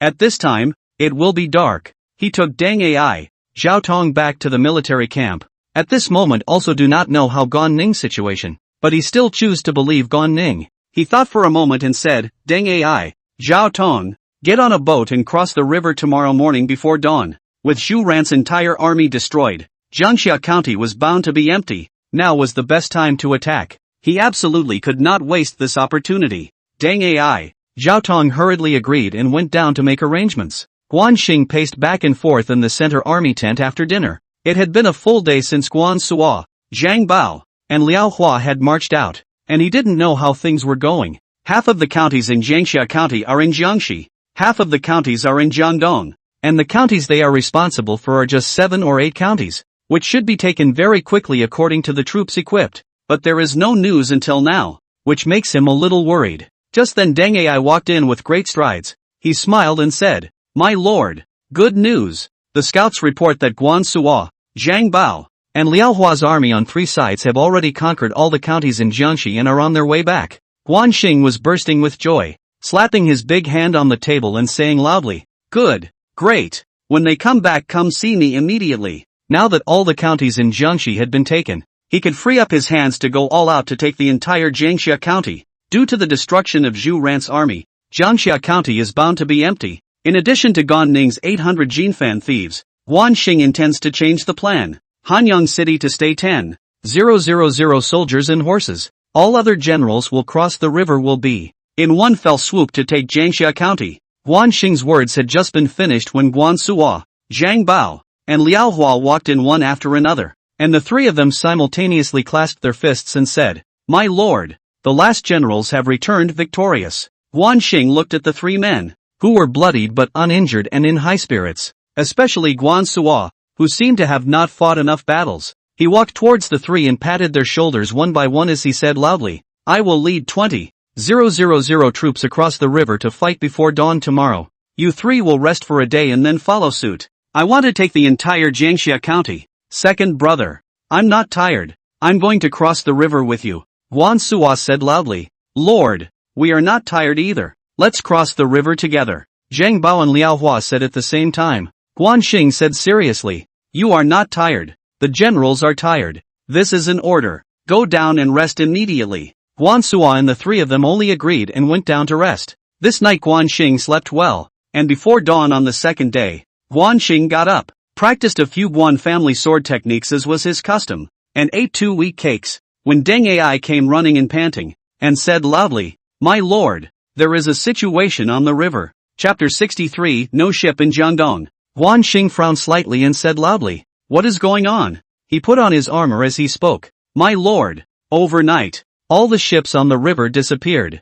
Deng Ai said with a puzzled expression. Guan Xing was stunned. The boat is gone. Great. It should be Gan Ning did it. This news came too timely. Jiangdong Water Army lost its role. They still play a fart. Jiangxia County is within reach. Without the Water Army, Jiangdong Sun Quan is equal to a waste. Thinking of this, he carried the green dragon sword in his hand and said loudly, Follow me to the river to take a look. After he finished speaking, he took big strides outside. At this moment, the Black Armor Army had long been ready, and when they saw Guan Xing come out, the captain of the Black Armor Army Guards, Song Quan, came over with his warhorse. Guan Xing leaped onto his horse and said loudly, Go to the river. After he finished speaking, he rode out furiously on his warhorse. Time is not long. Guan Xing and others came to the riverside. At the moment the fog on the river, some blurred, usually can vaguely see the Jiangdong naval warships, but at the moment cannot see anything. My lord, why don't we send someone over to take a look? Deng Ai suggested. Guan Xing knew that the matter was significant and he had to plan for everything. He nodded his head and said, "Immediately send someone over to take a look. I'll wait here." At this time a cool wind came. Guan Xing couldn't help but tighten his cloak. The weather is getting colder day by day. Winter is not a good season to fight. As long as you take Jiangxia County, you can stop for a while. Deng Ai gave a loud promise and immediately arranged for a group of men to go over in a warship to take a look. Song Quan, the captain of the Black Armor Army Guard, had long ago lit a bunch of bonfires, and Guan Xing sat next to the fire, warming up a lot, and he saw Song Quan standing far away from the others. He waved his hand at them and said, "Come on over here, it's warm, my lord, we are not cold." Song Quan straightened his back and said loudly. In front of him was the king of Jingzhou. How could he dare to sit on an equal footing with the king of Jingzhou? Guan Xing frowned slightly, knowing that it was useless to say more. He thought for a moment and said, "Song Quan, you must know how to sympathize with the generals, so that they can light a few more bonfires and take turns on duty." Song Quan was very touched. His eyes were a little moist. What a good boss ah! In the future he must swear to serve. He said loudly, "Yes lord." In a short time, countless bonfires were lit along the river, and the 3,000 Black Armor Army generals took turns roasting the fires, which Guan Xing was very pleased to see. At this moment, Deng Ai ran over and said with an excited face, "My lord, all of Jiangdong's warships have disappeared. It has been confirmed." Guan Xing clapped his hands together and said loudly, "Excellent, Deng Ai will lead 5,000 soldiers to stay in Hanyang City, and Zhao Tong will lead 20,000 soldiers to cross the river and take Jiangxia County in one breath." Zhao Tong gave a loud promise and arranged for the generals to board the ship. Deng Ai was a bit reluctant to part with him, and he said with great concern, "My lord, take care of yourself along the way." Guan Xing patted Deng Ai's shoulder and said solemnly, "Deng Ai, you are my back road. A great responsibility. Understand? To leave a back road at all times." This is the historical experience summarized by Guan Xing. Even if Jiangxia County is already an empty city, but hell knows what will happen. Maybe at this moment Sun Quan has already sent a large army to arrive at Jiangxia County. "Don't worry, my lord. The people are in the city and the city is destroyed," Deng Ai said with a heavy nod. At this moment Zhao Tong rode over on his warhorse, and he dismounted with a long stride and said loudly, "My lord, the generals have already boarded the ship." Guan Xing rushed behind him and waved his hand. "Follow me to the ships." He led 3,000 black armored troops into 5 large ships. Guan Xing was on the largest boat, traveling at the front. He stood on the deck with Zhao Tong. The big ship was traveling fast. The wind on the river was strong and carried a piercing coldness, but Guan Xing was not afraid of the cold wind. His eyes widened as he looked ahead. At this moment, the ship has entered the waters of Jiangdong, only to see the chaos on the water. Debris, floating corpses everywhere, some soldiers even holding a plank, but cannot stand the cold river water. Not long to hold on to the water, fell into the water. It can be said that Gong Ning and others chiseled the ship as no less than a massacre. The ship sank. Jiangdong soldiers want to also swim back. It is simply impossible. Only a very small number of Jiangdong soldiers barely survived, but has been unable to pose a threat. Zhao Tong, who was a kind and charitable person, could not bear to look at him directly and suggested, "My lord, the 2 countries are at war, and the soldiers are not guilty, so please save them, my lord." Guan Xing looked back at Zhao Tong, and finally nodded and said, "You are responsible for this matter. Save as many as you can." The reason why he agreed to Zhao Tong. There are many reasons. On the one hand is to satisfy Zhao Tong's good man nature. On the other hand is also to draw Zhao Tong. After all, he again Shu Han also represents a party power. Zhao Tong hurriedly agreed and led his soldiers to the rescue. The boat travels very fast, and incense stick time. The distance from the opposite bank is already less than 30 meters. The opposite bank is dead quiet. Cannot see any silhouettes. At this time, the sky is already bright. See very clearly. According to common sense deduction, even if Jiangdong soldiers less, there should be a garrison. Guan Xing frowned slightly and waved his hand behind him. Stop the advance. As the king of Jingzhou, every decision he made was a matter of success or failure, and he had to act cautiously. "My lord, I am willing to go ashore as a pioneer," Zhao Tong said loudly. Guan Xing shook his head and said, "No, in this situation, it was not appropriate to send out troops. It was necessary to feel out the situation on the shore. Once there was an ambush, it would cause great casualties." At the same time, he had a question. Gan Ning and his 800 Jinfan thieves where to go? Why cannot see them? Is it met with bad luck? Just then, a soldier ran over and kneeled down on one knee and said loudly, "Report to the Lord. A large ship has been spotted on the east side and is traveling over." Guan Xing quickly waved his hand and said, "Zhao Tong, prepare for battle." After he finished speaking, he quickly walked to the stern of the ship to look ahead. Sure enough, a large ship was vaguely visible ahead, traveling over at full speed. The distance was rapidly closing, and soon Guan Xing could see the situation on the ship clearly. On the bow of the ship stood a general, that is, Gan Ning. Behind him stood 800 Jingshan Bandits, at the moment spirited and powerful as a rainbow. Guan Xing laughed twice and said, "Quick, it's Gan Xingba, lean the ship over." Gan Ning led 800 Jinfan thieves, chiseling and sinking hundreds of Jiangdong's large ships, causing the entire Jiangdong navy to be wiped out. Definitely a first credit. And it's highly likely that he knows what's going on the shore as he rushes over at this point. Zhao Tong also said happily, "It is indeed General Gan." The large ship that Guan Xing rode in quickly connected with Gan Ning's large ship. Gan Ning jumped onto the large ship and kneeled down on one knee and said loudly, "My lord, Gan Ning has not dishonored his mission, and all of the more than 600 large ships of Jiangdong have been chiseled and sunk. Good, great. Gan Ning's first merit. When the battle is over, the reward will be according to the merit. Quickly please get up." Guan Xing said happily. After that he stretched out his hands to help Gan Ning up. He continued after a slight pause, "Xingba, what is the situation on the shore? And may there be an ambush?" Chapter 64 Ambush on the shore. At the moment, Guan Xing's biggest worry was above the riverbank. Once he led everyone ashore, it would be difficult to evacuate in a short time. If he encounters an ambush, it is very likely that he will lose his troops. After all, this is in the territory of others in Jiangdong. Sun Quan. So long, he does not believe that Sun Quan did not prepare. Gan Ning said with a grave face, "Lord, there is indeed an ambush on the bank. According to the intelligence we have, Sun Quan has placed 30,000 elite troops on the bank, led by General Dingfeng Zhuhong. Sun Quan has given a deadly order that he must eliminate Lord on the riverbank." Guan Xing was stunned. As expected, there was an ambush on the shore, but Sun Quan's ambush did not help at all. He had a whine alter thunder, afraid of a bird, but for the sake of stability during the period, he still needs to be cautious. He thought about it and looked back to Zhao Tong. Gan Ning. He said loudly, "Gan Ning, at this moment Jiangxia city should be empty. You lead 800 Jinfan army, 2,000 Thunder soldiers. Go around to the back of Jiangdong army, attack Jiangxia city to cut off their way of retreat. Remember that the soldiers should be more precious than God's speed." "Yes, Lord," Gan Ning said loudly, and after finishing, turned around to make arrangements. Guan Xing rushed to Zhao Tong and said, "Zhao Tong, lead 5,000 troops, with 2,000 thunderbolts as the vanguard, and land first, I will follow." Zhao Tong agreed and turned to make arrangements.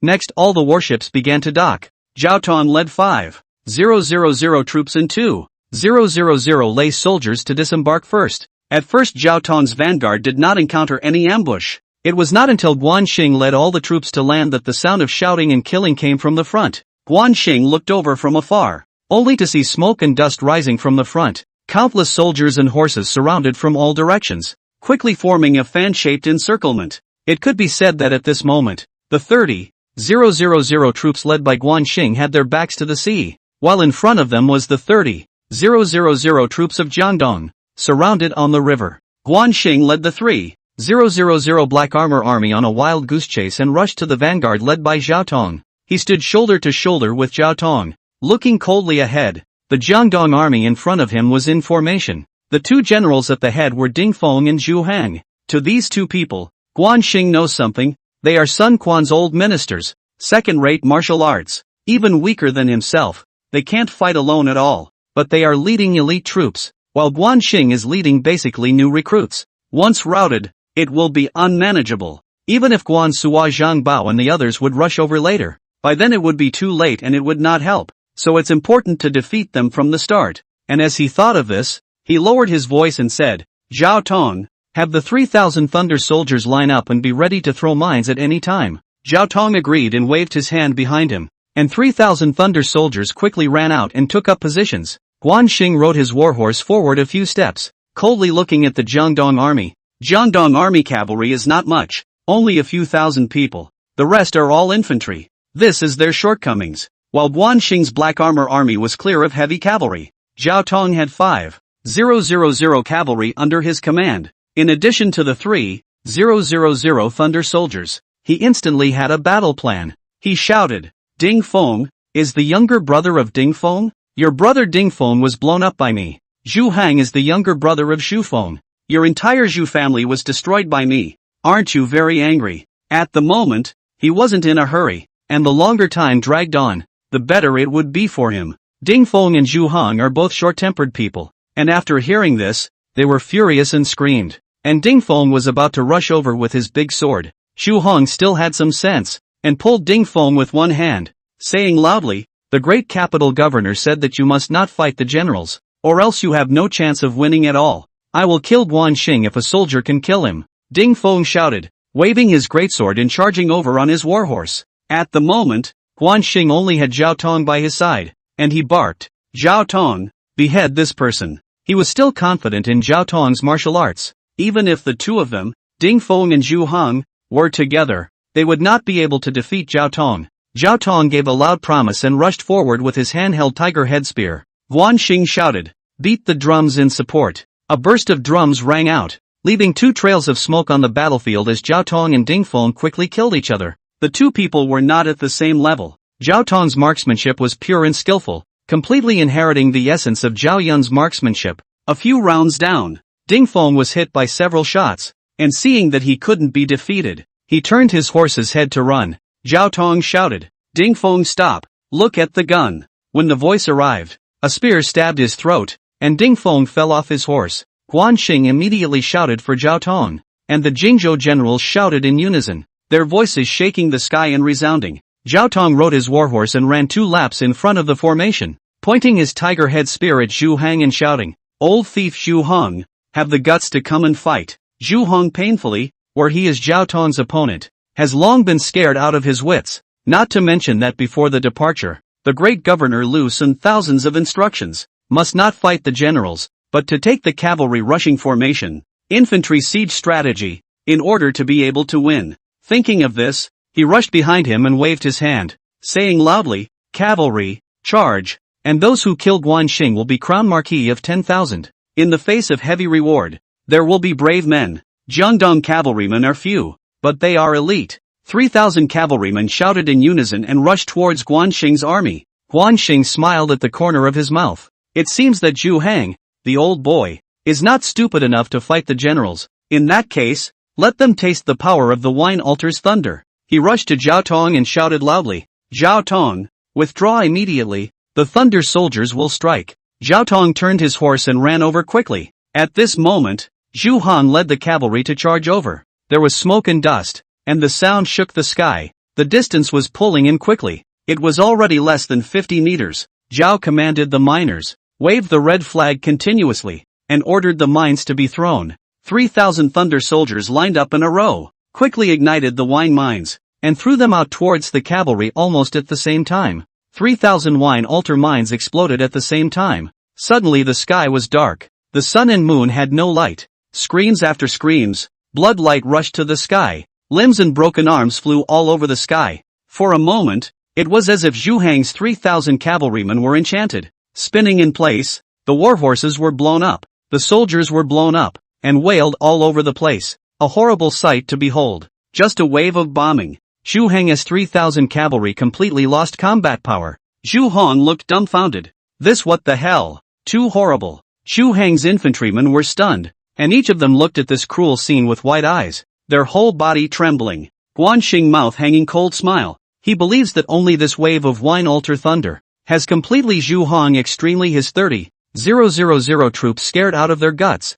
Once the psychological shadow, the battle victory or defeat has been divided. And just at this moment the sound of fierce explosions came from the distance. Guan Xing looked over from afar. That is Jiangxia City. He knew that it should be Guan Ning did it, has taken Jiangxia City, and at the same time, Zhu Hong and his 30,000 strong army also looked back towards Jiangxia City. They were dumbfounded and didn't know what was happening. Guan Xing snorted coldly and shouted, "Soldiers of Jiangdong, listen. Jiangxia City has been occupied by our army. Put down your weapons and surrender and you will be spared from death." Chapter 65. As Guan Xing shouted. Guan Xing's 30,000 troops shouted almost simultaneously. Put down your weapons and spare your lives. The voice shook the sky, resounding in the sky. For a moment Jiangdong soldiers are frozen, do not know what to do. The soldiers began to talk. This thing is too sudden. Jiangxia city was captured. How can they go back to Jiangdong? Zhu Hang is also very surprised. I can't imagine that Guan Xing has copied the back road. This is too scary. Especially just now Guan Xing's wine alter thunder. Think about it all fear. No retreat. In addition to Guan Xing's super weapon. At this moment he knows that there is no chance of winning. But when he thought of his family being destroyed, the anger in his heart rubbed off as he shouted. Guan Xing, don't speak wildly. I will never call it quits until I kill you today. Guan Xing laughed twice and said, Jiangxia city was taken. You have my 30,000 troops in front of you. Another 50,000 troops arrived today, and 30,000 troops behind you to cut off the back road. You will die for sure. Zhu Heng, if you want to die, don't drag your generals to death. On top of the battlefield, attacking the mind is also very important. Sometimes the soldier's mind will decide everything. He paused a little and continued to say loudly, chop down Zhu Hang, spare your lives. Behead Zhu Heng and spare your lives. The Jingzhou soldiers shouted loudly.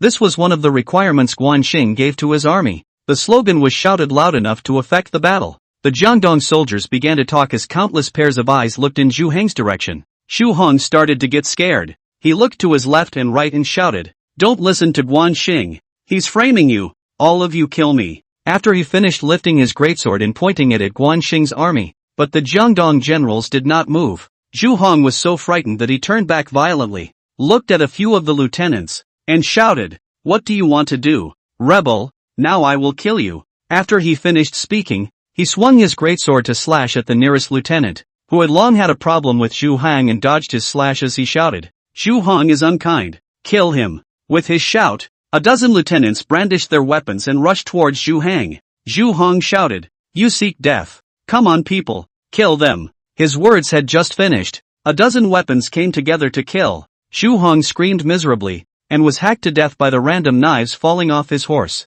Guan Xing saw it really well. He shook his head helplessly. I can't imagine that Zhu's brothers were all killed by their subordinates. It's really sad. But any general who has a little bit of influence and treats his soldiers better won't die in such a way. With Zhu Heng dead, Jiangdong's 30,000 strong army chose to surrender. And Guan Xing shouted, lay down your weapons, surrender without killing. The lieutenant who killed Zhu Heng took the lead in dismounting and throwing down his weapon. And with the lead, other soldiers followed suit. And in the blink of an eye, the 30,000 strong army all threw down their weapons. Guan Xing waved his hand at Zhao Tong and said, Zhao Tong, these surrendered soldiers are yours. Those who want to stay, integrate them into the new army. And those who don't want to stay, let them go. He treated surrendered soldiers leniently and let them go as part of a thought strategy. Zhao Unicorn said with a serious face, my lord is wise. My subordinate will go and do it now. Guan Xing was still very relieved that Zhao Tong was doing his job.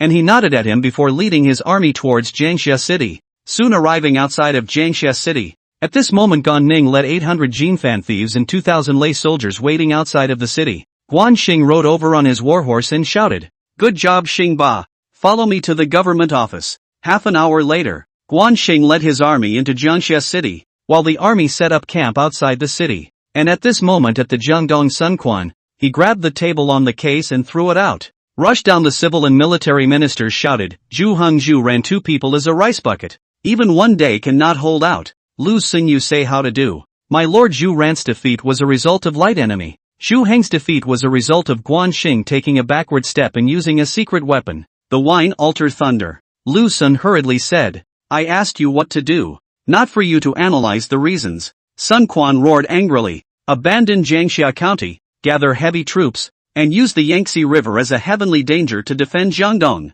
Lu Xing said with a trembling voice. Zhuge Jin said loudly, my lord, it is not enough. We should seek peace immediately at this moment. Otherwise Jiangdong will not be protected. Peace may not be sought. The minister said. The two voices of peace and war were now in the great hall, causing Sun Quan a headache. He slapped his big hand on the table and shouted, all of you get out. Zhuge Jin, Lu Xing stay. He finished with both hands and threw out all the things on the table. At this moment, He was angry to the extreme. Begging for peace was unwilling. Fighting to the end, no confidence. He was conflicted to the extreme. At this moment in Jiangxia City, Guan Xing is deliberating in the government office. Moreover, the three generals Guan Suo, Zhang Bao and Liao Hua arrived in time with an army of 40,000 men, and together with the descended soldiers, the total number of the army exceeded 80,000 men. He looked at the crowd and said loudly, "Generals, now that we have many soldiers and plenty of provisions,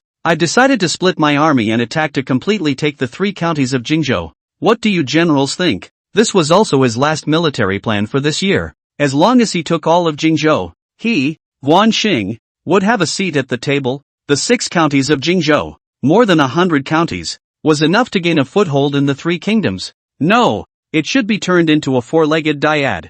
Thinking of this, he couldn't help but laugh out loud twice. And after days of fighting, Guan Xing's influence is unprecedented. No matter the generals or soldiers, they worship Guan Xing. Gan Ning said loudly, "My lord, I am willing to be the vanguard." "Second brother, it's better for me to be the vanguard," Guan Suo said loudly. He was the youngest in the crowd but had the strongest martial arts skills. The other generals came forward and gave their full support to Guan Xing to take all of Jingzhou. Guan Xing nodded at the crowd as he looked at the map on the table. At the moment, Jiangxia County was no longer a climate despite the fact that there were still a few counties left to be taken. But the geographical location was important enough that Guan Xing had to supervise the battle himself. After he thought about it, he had a plan. And he said aloud, "I'm going to split my army into 3 paths and take the whole of Jingzhou. First path. Gan Ning is the main general, leading 800 Jinfan thieves, 5,000 cavalry, 10,000 infantry, and 3,000 thunderbolts to attack Changsha County. The second road. Liao Hua as the main general, 10,000 cavalry, 10,000 infantry, and 3,000 thunderbolts, will attack Guiyang County, and Guan Suo, Zhao Tong, and Zhang Bao will lead the remaining 40,000 soldiers and horses to defend Jiangxia County with me." After he finished looking at the crowd, he continued, "There's no time to lose. Reward the 3 armies today. Set out tomorrow, and take all of Jingzhou within 10 days. Gan Ning and the others hurriedly agreed, each as excited as if they had been pumped with chicken blood. Gan Ning Liao Hua led the way. Guan Xing looked at the 3 Guan Suo. He said with a serious look on his face, "Zhang Zhao, give you 10,000 troops and 3,000 lay soldiers. Take the other counties of Jiangxia County within 10 days. Please rest assured, my lord, I promise to complete the task."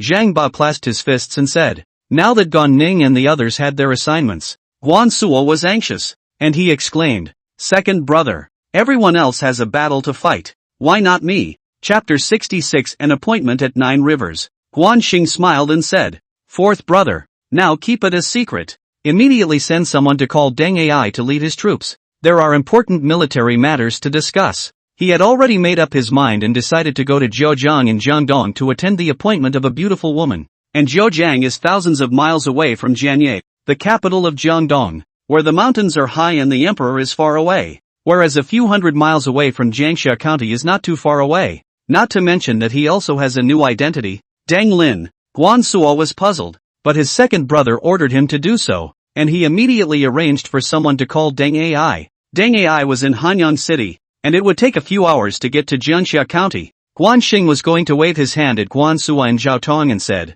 Come here and see how this human skin mask looks." He finished handing the masks to the 2 of them before putting on a pair of masks himself. This was something he had prepared a long time ago, and when he put on the mask, he was a different person and could not be seen at all. Guan Suo and Zhao Tong looked puzzled, put on their masks and looked at each other. Guan Suo pointed at Guan Xing and said, "Second brother, the appearance has changed so much that those who don't know it would think it's a different person."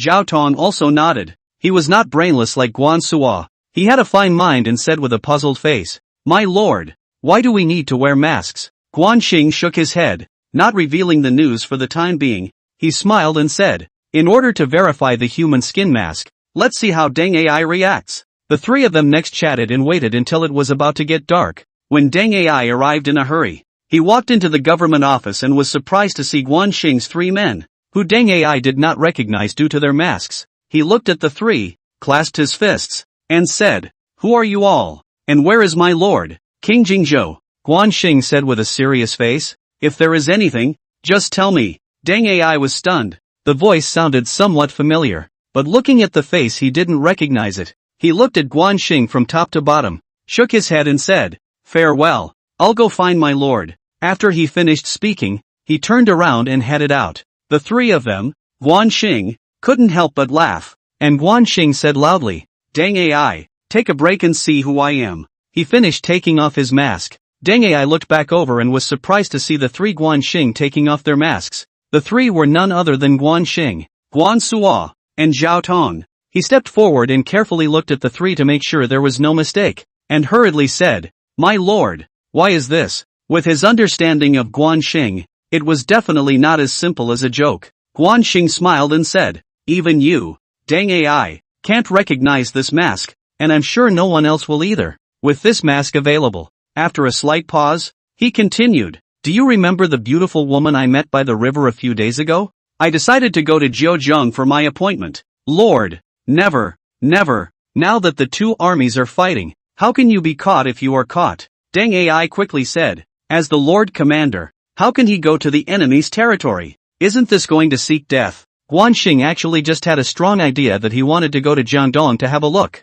and had the opportunity to have a look at the legendary Sun Quan in Jiangdong. That feeling should be amazing. His mind was made up. He patted Deng Ai's shoulder and said, "Deng Ai, from today onwards, you will preside over the military affairs, and when the army has taken the whole of Jingzhou, gather your troops and march to the mouth of the Jiaozhang River. As long as you guys win, I'll be fine, not to mention that there's still Guan Suo and Zhao Tong to protect you." At this moment, Guan Suo and Zhao Tong are also dumbfounded. The two armies are not afraid to fight, but to go to the enemy's territory. This is not bull asterisk asterisk asterisk asterisk. The three of them are alone in Jiangdong, just for a poetry meeting. Zhao Tong hurriedly clasped his fists and said, "My lord, you can't. If there's anything, just let us go. My lord is the commander of the three armies, so he shouldn't be risking his own life." "Second brother, you don't have a fever. Who gave you this kind of bad idea? I'll smash him to death with a hammer," Guan Suo said very nonchalantly. Guan Xing was a bit angry, slapped his big hand on the table and said loudly, "You guys still think I'm the lord?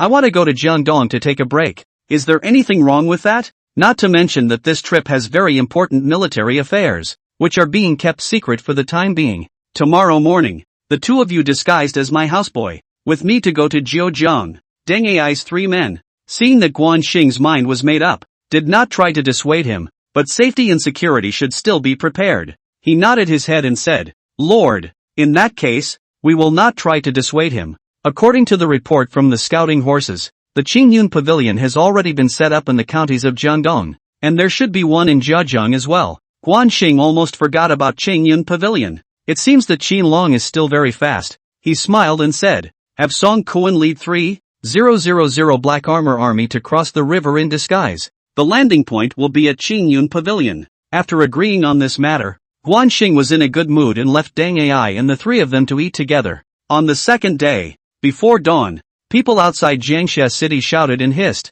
Gan Ning, Liaohua, two large armies set off, heading straight to Changsha and Guiyang counties. Guan Xing, Guan Suo, and Zhao Tong put on masks and disguised themselves as sons of the world. Guan Xing assumed the name of Deng Lin, and the three of them rode away furiously on their war horses. Since Guan Xing came to this era, he had been fighting and marching all the time. He was really too tired. He wanted to go out and relax, and that was the main purpose. But of course, more importantly, he wanted to meet the beautiful women of Jiangdong, and its heroes and heroines. Along the way, hoofing it, a few hours later, finally came to the outside of Jiuzhang city. He looked up and looked over. On the ancient city wall, three big words, Jiuzhang city. At this moment it was already afternoon. The sun was slanting in the west. There were constantly pedestrians coming in and out. It looked very lively. Guan Xing, three people came to the city gate, dismounted and walked inside. At the entrance stood a dozen guards, very lazy, leaning and sitting on both sides of the gate.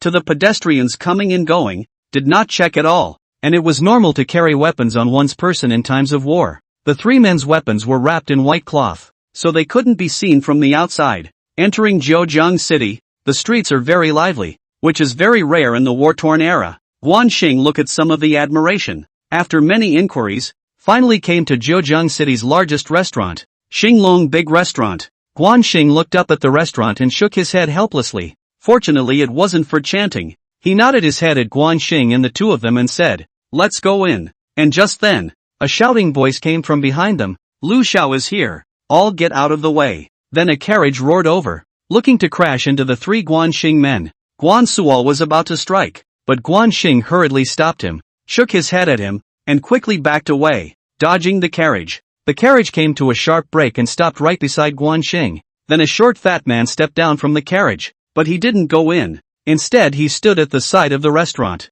A carriage appeared next, and none of the people who came down from it were brocade-clad gentlemen, and in no time at all, a dozen or so people stood on both sides of the tavern. Guan Xing frowned slightly. Looking at these people, they should all be literati, but why were they standing at the door? Were they waiting for someone? Chapter 67, Snubbing Lu Zhan. While Guan Xing was wondering, two luxurious carriages came one after the other, flanked by soldiers holding swords and guns. The carriages stopped in front of the restaurant, and two people came down from the carriages. One was a young woman, and the other was a white-haired old man. The young woman was Sun Luyu, whom Guan Xing recognized, but the white-haired old man he did not. These literati in front of the door of the tavern saw Sun Luyu coming and all raised their hands and cheered, "Princess! Princess!" Soon the soldiers came forward and stood in two rows as Sun Luyu and the old man entered the restaurant side by side. The literati were allowed in next. Guan Xing's three men entered the hall of the restaurant along with the literati, and above the hall were many tables and cases, and on the main seat sat Sun Luyu and his old man. When he saw a pair of words hanging in the middle of the hall, Guan Xing couldn't help but want to laugh. This pair of words was made by Guan Xing at the riverside, which happened to be heard by Sun Luyu, but the poem wasn't complete. It was only written about right and wrong turning into empty. Guan Xing felt quite interesting and wondered what Sun Luyu was going to do as he found a seat and sat down, casually sipping his tea. At this time, the short and fat man surnamed Lu said loudly, "Lord Zhang, how exactly is the comparison? Hurry up and tell us." The old man stood up, made a bow to the crowd, stroked his white beard with his hand and said, "You are the most talented people in Jiangdong. This poetry meeting is very simple. Whoever is able to write the second half of the verse in the middle of the hall to the satisfaction of the third princess will be the first place winner, and at that time, the Lord will personally bestow the marriage." These literati then noticed the verse in the center, and one by one they all gathered around. Guan Xing couldn't help but want to laugh. Isn't this tailor made for himself?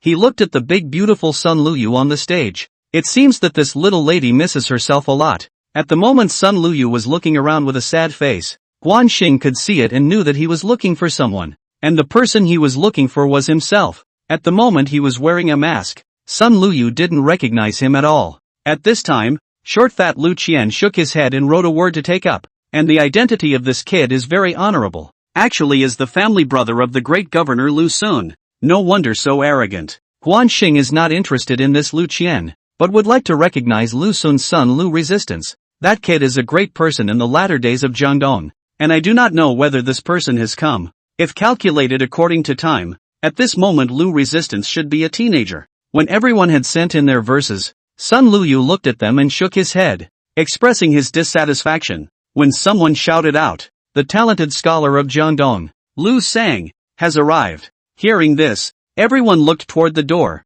and Guan Xing, the Zhang Daoran on the stage, also inquired clearly, and was actually Zhang Zhao, the famous minister of Jiangdong. And at this moment, even Zhang Zhao stood up, but Sun Luyu did not stand up, still thinking about his mind. Guan Xing's eyes glowed, looking toward the door. At this moment a 17 or 18 teenager is striding in. This person's gait is steady, his face is like a crown of jade, martial arts extraordinary, between the eyebrows there is a wisdom. Guan Xing looked at the dark nod, a kind of want to abduct this person's idea. In the late Three Kingdoms period, except for the Sima Yi family, Lu Resistance was counted as a civil and military general. At this moment, Zhang Zhao said loudly, "The princess is not satisfied with the verses written by all the literati, so now it's up to Mr. Lu." Lu Resistance was very polite, rushed to Zhang Zhao and cupped his fists to salute, then walked to the middle of the hall, looked at the poem, walked back and forth twice, and began to read. "The great river goes east and the waves are exhausted. 1,000 years of the world. The rivers and mountains are like a picture. And how many great men and women are there at one time?" For a while, the hall was quiet. All the people were silently reciting Lu Dong's verse. Even Zhang Zhao, Sun Luyu were savoring it. Zhang Zhao, the Grand Secretary General, stroked his white beard with one hand, put one hand behind his back, nodded his head and said, good verses, great nephew. It looks like the princess is none other than you. Lu Qian walked over and patted Lu Resistance's shoulder. The other Chinese people congratulated Lu Dong, and Guan Xing couldn't help but marvel at the fact that during the Three Kingdoms period, there were no strict requirements for verses, as long as they were catchy and had a good meaning, and Lu Dong's few verses were definitely evocative. Guan Xing looked up to Sun Luyu. This little beauty also nodded her head frequently. It seems that she was very satisfied with Lu Zong's verse. How can a beautiful woman who has arrived run away?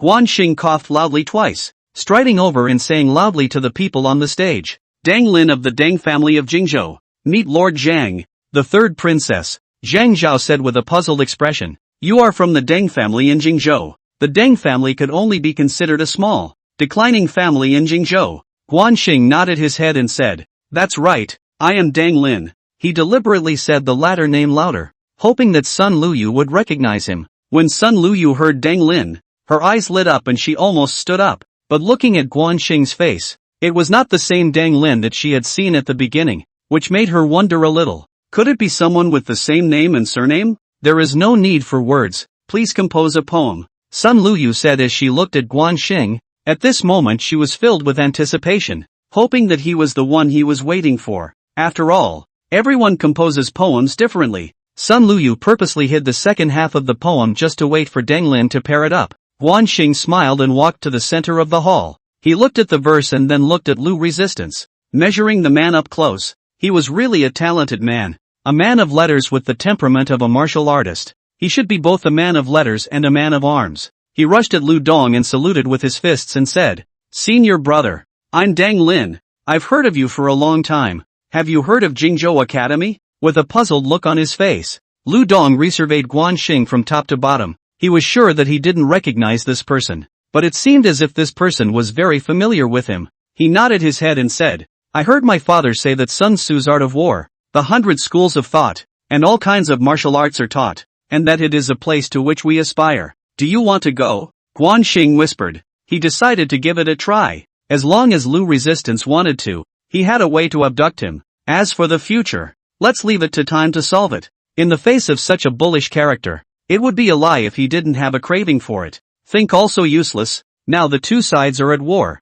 Jingzhou is the great enemy. Lu Resistance shook his head and said, in fact, he is not concerned about marrying, only the family arrangement. There is no way. He is now eager to practice literature and martial arts. Guan Xing smiled at him and said, I am the one who came out of Jingzhou Academy. Let's make a bet. If I win, you will go with me to Jingzhou Academy. How? Lu Zong wanted to laugh. He is a great talent in Jiangdong. He recognizes the second. No one recognizes the first. Want to win himself? How easy it is. It is hard not to. Jingzhou Academy really has such a talent. He sneered and said, what if I win? If you win, I'll give you the secret book of the Guan family blade technique of the 10,000 enemy Guan Yu. Guan Xing said with a serious face. After he finished speaking, he took out a book from his pocket and waved it in front of Lu Dong. Lu Zong's eyes were glowing. That was the sword technique of the 10,000 enemies. Of course he wanted it, but he had higher ideals. He shook his head and said,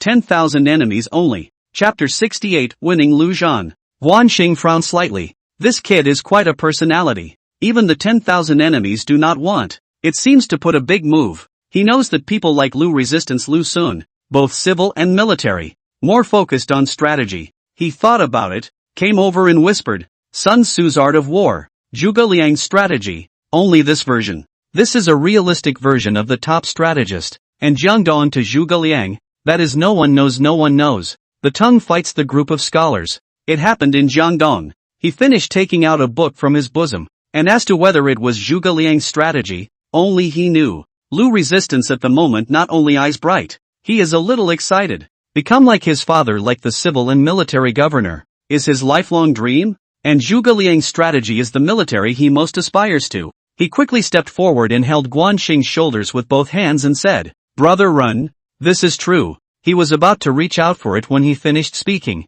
Seriously, Guan Xing said with a nod, hastily retracting his hand and putting the book into his arms. Okay, bet on it. Lu Dong said in a hurry. He was full of confidence in himself, as if the stratagems and swordsmanship in Guan Xing's hands had already arrived. Guan Xing smiled at him. He had a confident look on his face. He walked to the middle of the poem and looked at the crowd. At the moment all the people were looking at Guan Xing and Lu Resistance. These people didn't know Guan Xing at all, and they were full of confidence in Lu Resistance. Lu Feng, Lu Ant's staunch supporter, said loudly, "Kid, you're no match for Lu Ant. Hurry up and get lost." "Right, you're no match, get lost." The other literati also chimed in. All shut up. The visitors are guests and all have the right to participate in the competition. Whoever dares to speak out of turn again, I, Zhang Zhao, will never be lenient. The old man Zhang Zhao said loudly. Guan Xing smiled at Zhang Zhao. This old man is still quite righteous, worthy of being Sun Quan's #1 wise man. At this moment, the pretense was already in place, so there was no need for Guan Xing to delay, and he said loudly, the Yangtze River rolls to the east, and the waves have eliminated the heroes. Right and wrong, success and failure, the head turns empty, the green mountains are still there, and the setting sun is red a few times. White-haired fishermen and woodcutters on the river, accustomed to watching the autumn moon and spring breeze, a pot of turbid wine, happy to meet. How many things in the past and present, all put into a laughingstock. This is actually a lyric, not a verse, and there is another important reason why Sun Luyu is waiting for him. After he finished singing, everyone in the audience was stunned. Lu Zong opened his eyes wide and looked at Guan Xing incredulously. The style of writing is natural and the meaning is heavy. It is really a perfect line from the ancient times. Zhang Zhao clapped his hands and said loudly, "Good sentence, good sentence." Sun Luyu also stood up, his eyes glistening with moist tears as he muttered to himself, "That's right, it's the poem." She stared closely at Guan Xing. The name was right, the verse was right, but why was the face wrong? Was it not him in person? Feeling that there was something going on here, and she hoped that there was something going on here, she turned to Zhang Zhao and said, "Lord Zhang, Duke Deng's poem is one of the best of all time, and the first place is well deserved, so please announce it." Zhang Zhao nodded his head, looked at the people present, and said loudly, "Now I announce that the first place winner is Teng Lin. Please ask Mr. Teng to come up to the stage and speak." Guan Xing has long anticipated that this poetry meeting, in fact, is the result of his and Sun Luyu mutual cooperation. The two love each other. This is just a form. He looked back at the crowd. At the moment these people are also full of admiration for Guan Xing. The strength is there. 1,000 famous lines. Who can do it? Guan Xing's gaze finally landed on Lu Zhang as he smiled and said, "Mr. Lu, I'm sorry for offering. You've lost." Lu Zong immediately cupped his fists and saluted.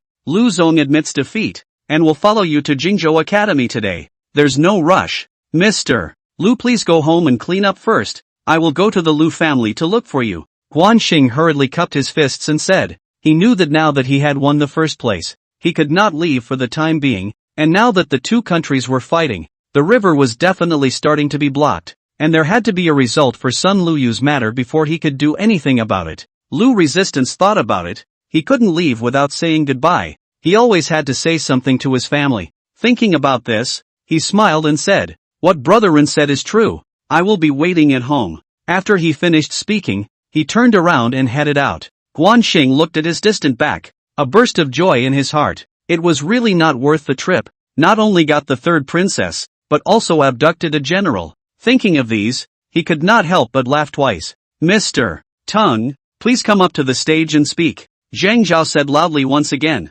He felt that this Deng Lin was a bit strange. After all, he was a bit far away and couldn't hear his conversation with Lu Zhan, and subconsciously thought that the two were just acquaintances. Guan Xing quickly turned around and said with a smile, "Yes, come right over." After he finished speaking, he strided forward, with Guan Suo and Zhao Tong following closely behind. Guan Xing came to the stage and sat opposite Sun Luyu and Zhang Zhao. He said with a respectful face, "Deng Lin has met the third princess, and has met Lord Zhang." Zhang Zhao stroked his white beard with his hand and said with a smile, "It's true that he is a talented man. I am blessed in Jiangdong." Sun Luyu thought differently from Zhang Zhao. She stared at Guan Xing for a long time, frowning slightly. The voice is right. The name is right. The verse is right. Why is the face not right? With a puzzled look on her face, she said, "Your name is Deng Lin, and you wrote the verses." "That's right. Can the third princess speak alone?" Guan Xing naturally understood Sun Luyu's concern. After all, he was wearing a human skin mask and his appearance was definitely different. "No, This is a matter of great importance. Duke Deng can speak plainly if he has something to say. Despite winning first place, the marriage matter needs to be declared by my lord himself. Zhang Zhao hastened to dissuade Tu. He was worried that Deng Lin plotting against him. After all, Sun Luyu is the third princess, Sun Quan's heartmeat. There cannot be any blunders. Guan Xing cursed in his heart. This old man wasn't a simple character either. He was too cunning. He couldn't turn the other cheek at the moment. He smiled and said, Elder Zhang is right. In that case, please ask the third princess to forgive me. And if there are any doubts, Mr. Deng will answer them later. He was retreating in order to advance. He believed that Sun Luyu must be anxious to know the truth. And historically this Sun Luyu was also capable of writing and martial arts. And his temper was very quick. Sure enough, Sun Luyu couldn't wait any longer. She stood up and said loudly, Lord Zhang, there is no need to worry. I have my own plan. Mr. Deng, please follow me. After she finished speaking, she turned around and walked into a guest room. Guan Xing smiled at Zhang Zhao and said, Please rest assured, Lord Zhang, I am only answering some of the third princess's doubts and cannot act in any other excessive manner. Zhang Zhao had no choice in the face of the strong Sun Luyu. He stared at Guan Xing and said with a serious face, It had better be so. Otherwise if there is any slight move, I, Zhang Zhao, will never spare you. The corner of Guan Xing's mouth smiled. He and Sun Luyu have long been in love with each other. Even if it is what happens in the guest room again, Sun Luyu is willing. Do you Zhang Zhao still want to meddle? He walked quickly towards the guest room. Guan Suo and Zhao Tong were uneasy and followed. Guan Xing stopped and looked back at the two of them and smiled and said, Don't worry, I'll be fine, wait for me at the door. He finished pushing open the door of the guest room and walked in, closing the door with his hand. And just as he turned around, a fragrant wind hit him, and then a sword with a glittering cold light stabbed him in the face. Chapter 69 Room Talks. Guan Xing's eyes and hands were quick. He dodged to avoid the sword. At the same time, he quickly approached her, grabbed her wrist and slightly exerted force. With a cry of pain, the sword landed on the ground with a dangling sound. At the same time, Guan Xing pulled hard and swept Sun Luyu into his arms. At this moment, Guan Suo's voice immediately came from outside the door. Second brother, are you alright? I'm fine. Very fine. Guan Xing said in a hurry. After he finished speaking, he then looked down at Sun Luyu, who at the moment was looking at Guan Xing out of his mind. His pretty face slightly red, and did not struggle too much.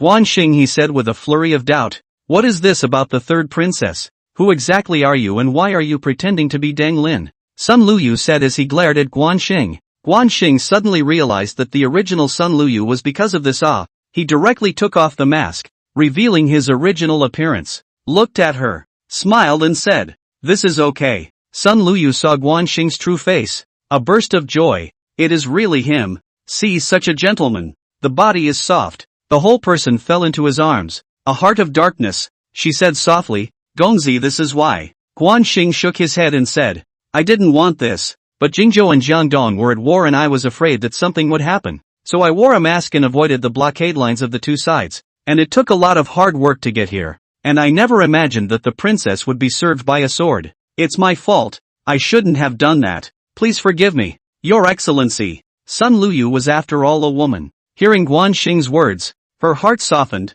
Thinking of the suspicion just now, she hastily admitted her mistake and said very sincerely. Looking at the beautiful and touching princess, Guan Xing's heart was moved. He really wanted to take her down right now, but he knew he couldn't do that. Women in ancient times were conservative, and men also had to pay attention to their image. He patted her shoulder and said with a smile, Since the doubts have been cleared up, let's go out. In this way, I'm afraid I can't help it, and I'll do something to you. Sun Luyu didn't seem to be in a hurry. She looked at Guan Xing with a deep look on her face and said with a smile, Do whatever you want to do. I'll cooperate. Guan Xing swallowed a mouthful of spittle. This is too direct. Right, looking at Sun Luyu pulsating eyes. The meaning is clear. This, if there is no action, it is estimated that it will be considered that aspect cannot be. Beautiful women who do not like, people have said, but also afraid of a bird. He did not care. About Suo. Zhao Tong, stand guard. No one can enter. With both hands,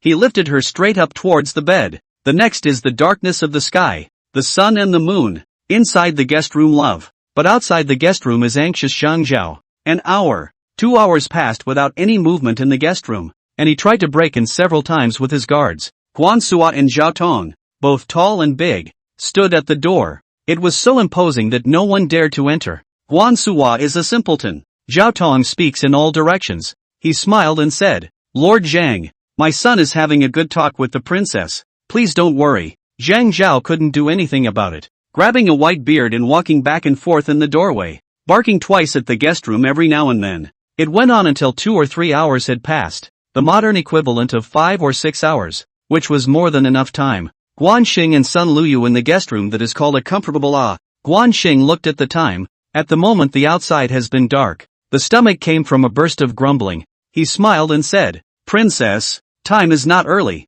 Let's go to eat dinner. How? Your Excellency, I will be your person from now on. Wherever you go, I will follow you. Can you tell me your true identity? Sun Luyu said with a serious face. The Deng family was in name only in Jingzhou. Not even a third-rate family. How could they produce such a great talent as Deng Lin, which she decided was also his alias? Guan Xing knew that this matter could not be hidden from Sun Luyu sooner or later. He scratched her nose with his hand and said with a smile, nothing can be hidden from the third princess, but now is not the time. When follow me back to Jingzhou, I will certainly tell you. As the two of them talked and dressed, Sun Luyu looked at Guan Xing and said with a solemn face, My lord, if you want to return to Jingzhou, it's basically impossible. And my father won't let you go unless the two of us leave secretly. Then let's elope. Guan Xing said softly. He had long expected. Come easy. Go is difficult. And also with a princess. The tree attracts the wind. Want to return to Jingzhou? How easy? What is elopement?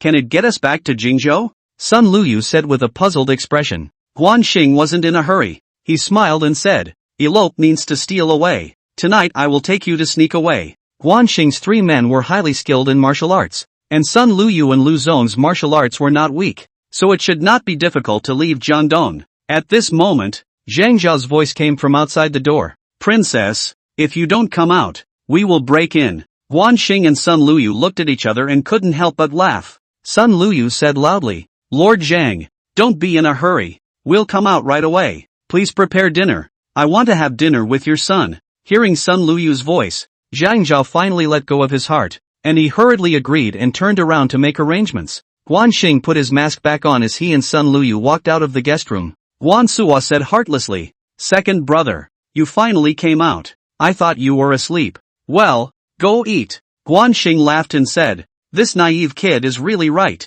Indeed sleeping, and still 2 people. But this cannot be said. At this moment, Zhang Zhao had already prepared the meal, and in a relatively small room, Guan Xing and Sun Luyu had a big appetite after a big battle, and a burst of wolfing down. Looking at Zhang Zhao with a slight frown, he took a sip of wine and said with a serious face, Duke Deng, how about departing with us tomorrow and going to Jianye to meet my lord? Guan Xing drank down the wine, almost spit out. I rely on going to Jianye. That is not good. This if recognized, even if the king of the world, but also cannot go back, must find a way to leave, and the sooner the better. At the moment he thought of the temporary first regardless of the Lu resistance. Take Sun Luyu go, and even the key time he and Guan Suo trio first leave. What? Is your son unwilling? Zhang Zhao said with a serious face. After that, he put down the wine cup, stroked his white beard and looked at Guan Xing coldly. He really wanted to ask Guan Xing and Sun Luyu what the two of them had done in the guest room for so long.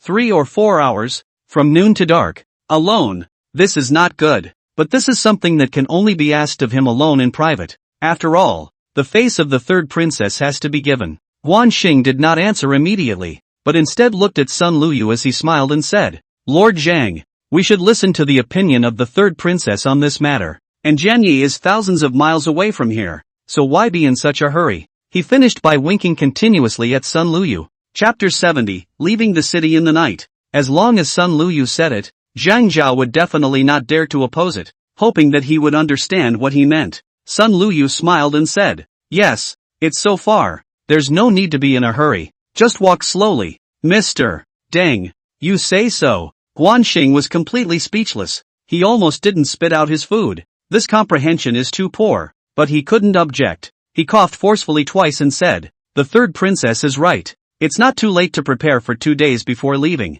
I'm new here. Please ask the third princess to take me on a good tour of Jiuzhan City. No, the 2 armies are about to fight. The army will soon blockade the river. It is better to hurry back to Jianye. Zhang Zhao quickly shook his head and said, My lord, It's better to listen to Lord Zhang. How about leaving tomorrow? Sun Luyu persuaded. She really liked Guan Xing. Not to mention that the two of them were already married. She had already taken Guan Xing as her man. Guan Xing mentally 100 reluctance. But he cannot show it. Wait for the night to do action. Think of these. He smiled and said. According to you is? Now it is not early. It is better to rest early. He finished with a yawn and stood up to head toward the guest room. Sun Luyu hurriedly chased after him and said very seriously. Gongzi is angry. No. I'm very happy. Guan Xing said with a quick smile, afraid that she would get suspicious. Stay in my room at night. Sun Luyu said softly. She felt unable to leave him.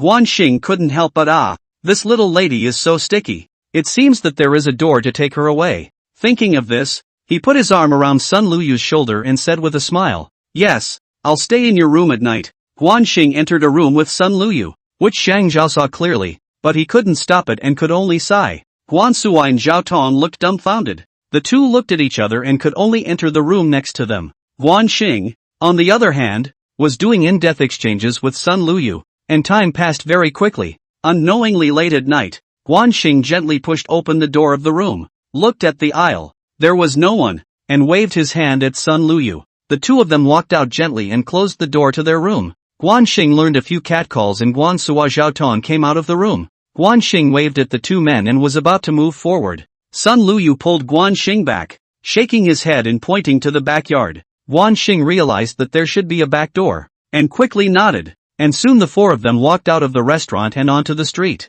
Guan Xing took a long breath and said with a smile, Third princess, think about it, there's no turning back if you follow me. I've thought it over. Wherever you go, I'll go. Sun Luyu was very quick to say. The reason why she hadn't married out by 20 was that she was waiting for her favorite man, and now that she had finally met him, she was determined not to let go. Good. I will treat you well. Know how to get to Lu Zong's house? Guan Xing nodded his head vigorously and said, Beautiful women should be taken away, and talented people should not be left behind. Lu Dong is considered to be the top talent in Jiangdong. Just then, suddenly the sound of footsteps came, and Guan Xing's few people hurriedly looked back over, making a guarded appearance. Zhao Tong was a resourceful person. He took a few quick steps, rushed up and grabbed the incoming person and was about to strike. Wait, one of our own. Sun Luyu said in a hurry. Zhao Tong was stunned, looked at the visitor, actually a woman, and hurriedly let go of his hand. This woman glared at Zhao Unity and ran to Sun Luyu,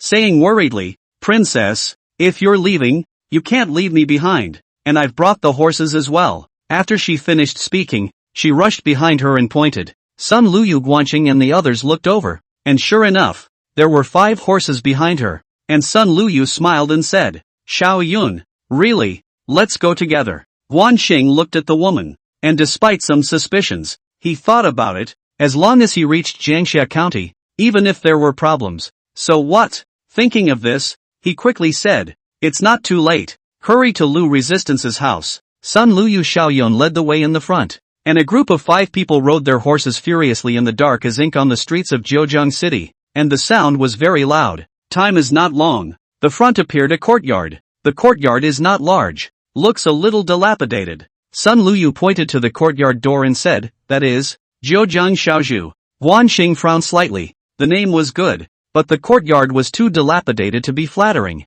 He said with a skeptical face, Princess, Lu Zong is the son of a great governor, and he lives in this kind of place. That's right, the Lu family is clean and honest. Lu Sun Lu Resistance father and son are even more exemplary among people. Not to mention that the Lu family is not here. Lu Resistance is only temporarily living here. Sun Luyu said with a serious face. My lord, I'll go call someone. Guan Suo was a bit anxious and said in a hurry. Guan Xing quickly waved his hand and said, No, it's better for me to do it. After he finished his speech, he took a big step forward and coquettishly made a few strokes against the dilapidated courtyard door, which shook exaggeratedly due to the excessive force. With a snap, the courtyard door could no longer withstand the blow and fell to the ground. It was late at night, and the sound was very loud, and soon the room was lighted up with oil lamps, and someone pushed open the door of the room, and an old man came out, clad in his clothes, and said aloud, Who is at the door? This person should be Lu Zhan's old butler. Guan Xing hurriedly cupped his fists and said, I am Dang Lin. I have an appointment with Duke Lu Zhan. Please relay the message. Is it Mr. Dang? Wait a moment. Before the old butler could say anything, Lu Dong said from the room. It wasn't long before Lu Resistance walked out fully dressed. Guan Xing grabbed Lu Zhan and said loudly, "Be honest. Follow me to Jingzhou Academy. My son has been ready for a long time." The old butler pulled a horse out and said loudly. Guan Xing had a lot of respect for Lu Dong and said with a smile, "Worthy of the Jiangdong Lu family, I guarantee you won't miss this trip. Let's set off." He finished and smiled at Lu Resistance, and leaped onto his horse. Lu Zong admired Guan Xing very much and was full of yearning for the Jingzhou Academy. He waved his hand at the old housekeeper and jumped on his horse. Guan Xing looked back and saw that Guan Suo, Zhao Tong, Sun Luyu, Xiao Yun, and Lu Zhan had already mounted their horses, and he said loudly, "All right, let's go." After he finished speaking, he charged out on his warhorse. A group of 6 people rode their horses furiously through the streets, and at this moment, they were only 100 meters away from the city gate, which was lit with a bonfire, and a dozen or so soldiers were casually sitting on the ground, roasting the fire. The north wind whistled and shivered.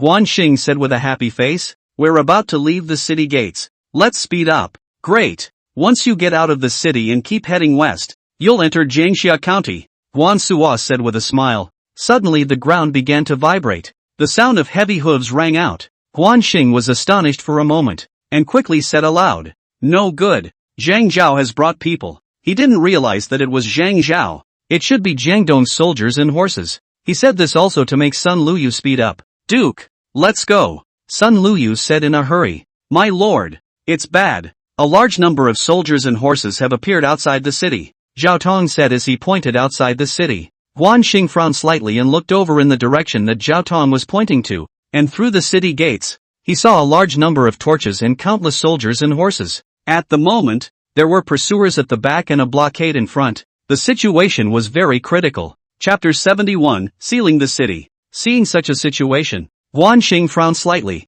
Could it be that he had been discovered? It couldn't be. He and Guan Suo's trio all wore masks. Even their weapons had been changed. There was no way they could be discovered. At this time, Guan Suo and Zhao Tong stood on Guan Xing's left and right sides, and Guan Suo said loudly, "Let's kill out together." Guan Xing quickly said, "No, perhaps it is just a coincidence." Even if a few people were strong in martial arts, they could not rush out in the face of thousands of troops, so for today's solution, they could only go back first. And at that moment, the soldiers in the city were getting closer and closer, and Guan Xing was about to get up close and personal without making a decision. Suddenly a man on horseback rushed over from an alleyway on the side. The man came to Guan Xing and said loudly, "Mr. Deng, please follow me." After he finished speaking, he turned his horse and rushed into the hutong.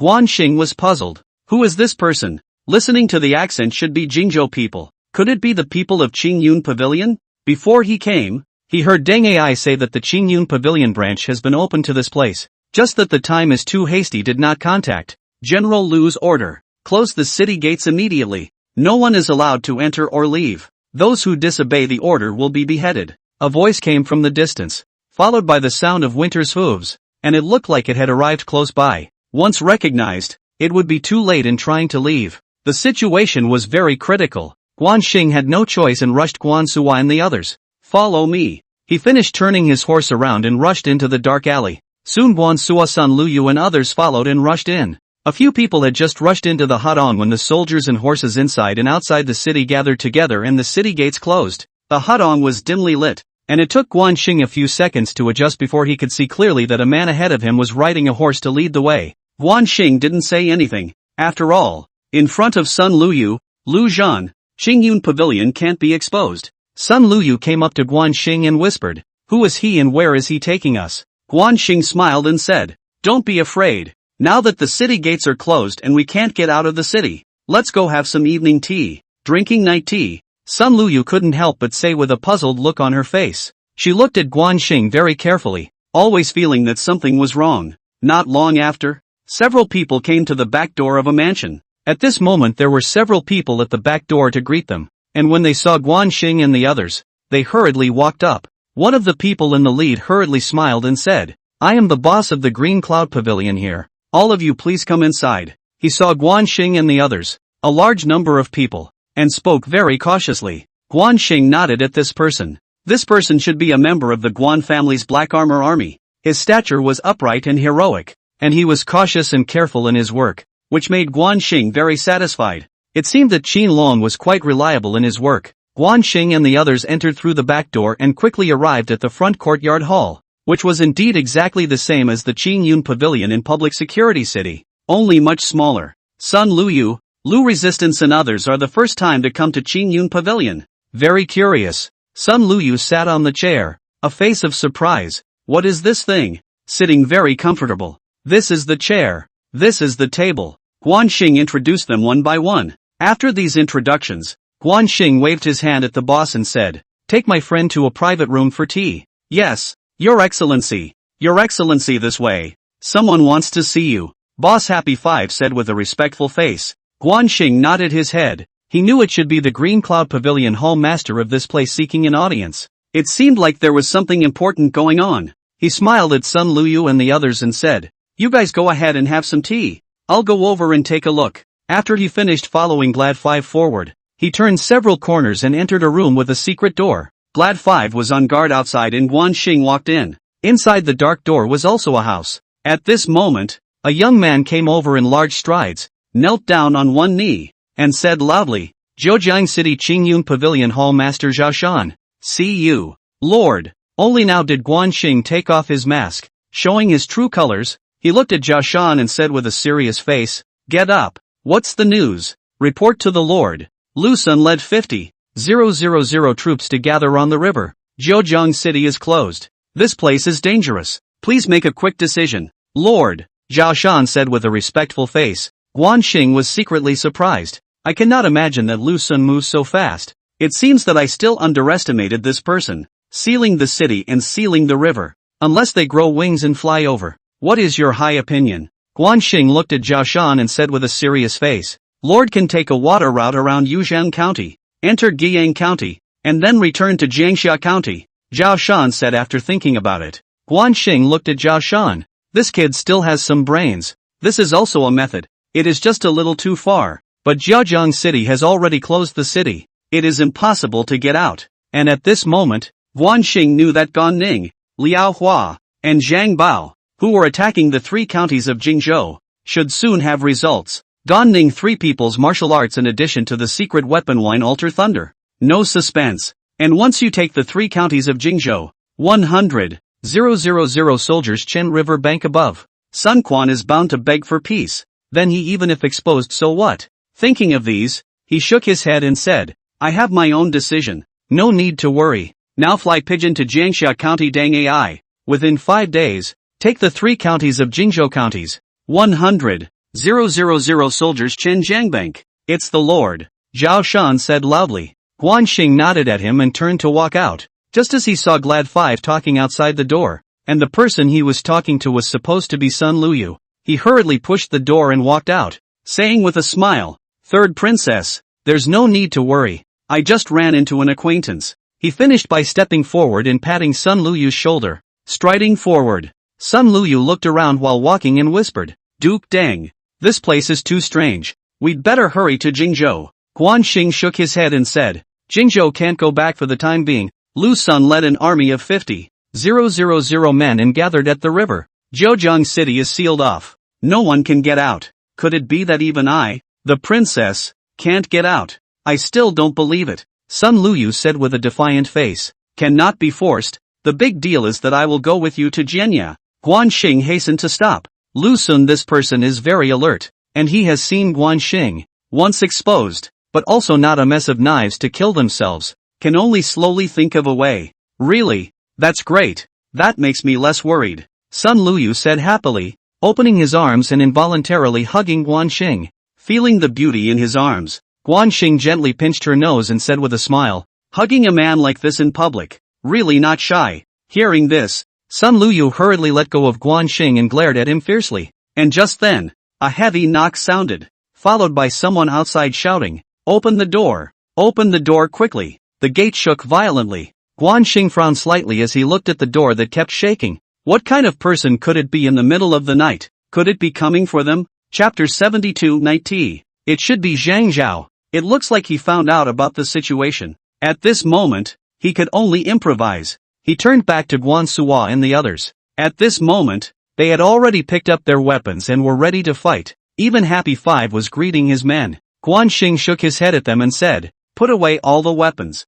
Boss Gao, go open the door." After he finished, he walked over to Sun Luyu and said with a smile, "Third princess, let's go over there and drink tea." After he finished, he made a gesture of invitation and the two of them came to sit down at the table. Sun Luyu looked toward the door with a worried expression and said softly, "Duke Tang, aren't you worried? What's there to worry about? We're just here for our evening tea," Guan Xing said with a smile, as he finished waving his hand at Guan Suo and the others, signaling them to sit down and drink tea. At this moment, bam! Before Qingyun Pavilion's owner, Happy Five, could open the door was slammed open and a group of soldiers rushed in, followed by Zhang Zhao who came in with a few lieutenants. Zhang Zhao said loudly, "Men, surround this place." Guan Xing stood up, walked over to Zhang Zhao, and said with a smile, "Lord Zhang, why is this? Is there something wrong with this place?" Zhang Zhao snorted coldly and pointed at Guan Xing. "Men, take this man down."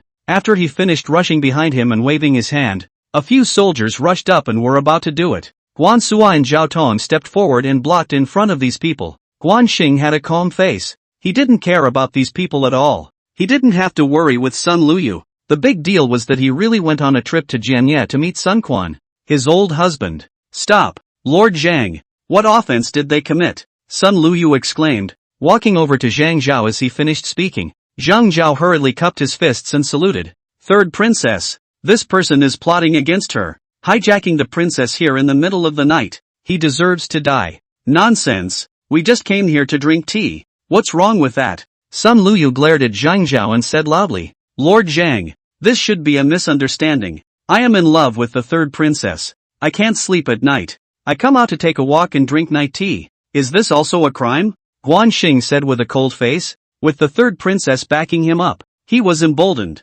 This old piker's control was too wide. Zhang Zhao momentarily speechless. He found that the princess and Guan Xing is not after. Especially anxious. Looking around, think it is Guan Xing to abduct the princess. I cannot think of encountered here. He naturally will not believe that Guan Xing is just drinking tea so simple. In the middle of the night to drink tea, the ghosts believe. But there is no other suspicious place. He said softly, "I've disturbed the princess. You guys go ahead. I'll keep watch here until dawn." He finished waving his hand behind him and led the soldiers out of the green cloud pavilion. Guan Xing watched Zhang Zhao walk out with his men and shook his head helplessly. This old man was staring too closely. In addition to the fact that Jiangdong City was closed, it seemed that it would be really hard to go back. Sun Luyu looked at Guan Xing with a worried face and said, "What should we do? It looks like we can't leave." Guan Xing patted Sun Luyu's shoulder and said softly, "Well, don't worry. Big deal. Go with you to Jianye and meet your father-in-law." "Really?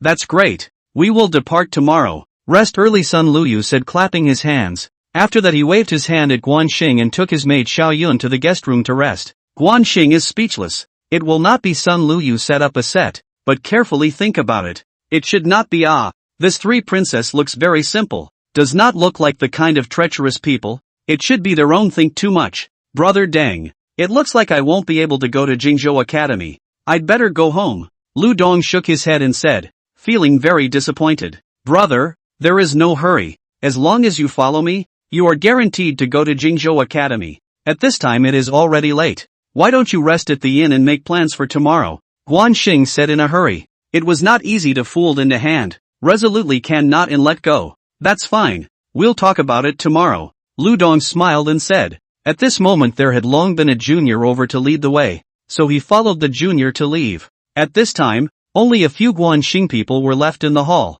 Guan Xing waved his hand at a few people and said, "Go to the guest room." Several people came to the guest room, and Guan Xing said with a serious face, "The situation is not good now, and it is impossible to return to Jingzhou. Second brother, why don't you just fight it out? I still have a few wine thunderbolts on me." Guan Suo said very directly. Zhao Tong hurriedly objected to, "You must not go in hard. It's too dangerous." Guan Xing looked at a few people. He had long had the idea that since he couldn't go back, he would go to Jianye and mess him up. Moreover, this trip to Jianye is a long way and will take time, in which a lot of things will happen.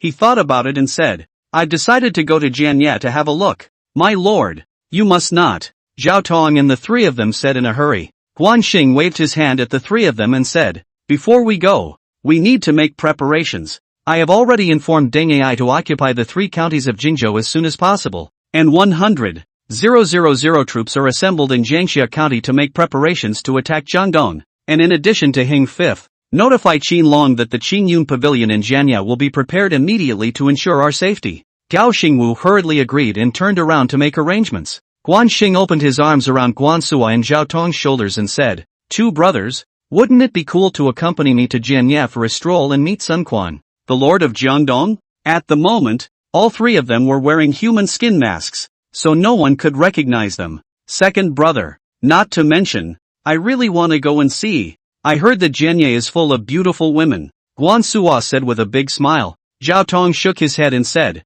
I really can't get along with you two. Well, I'll accompany you in your madness. He was steady and loyal, and did everything for Guan Xing's sake, quite like Zhao Yun's bones back then. Sleep, all sleep.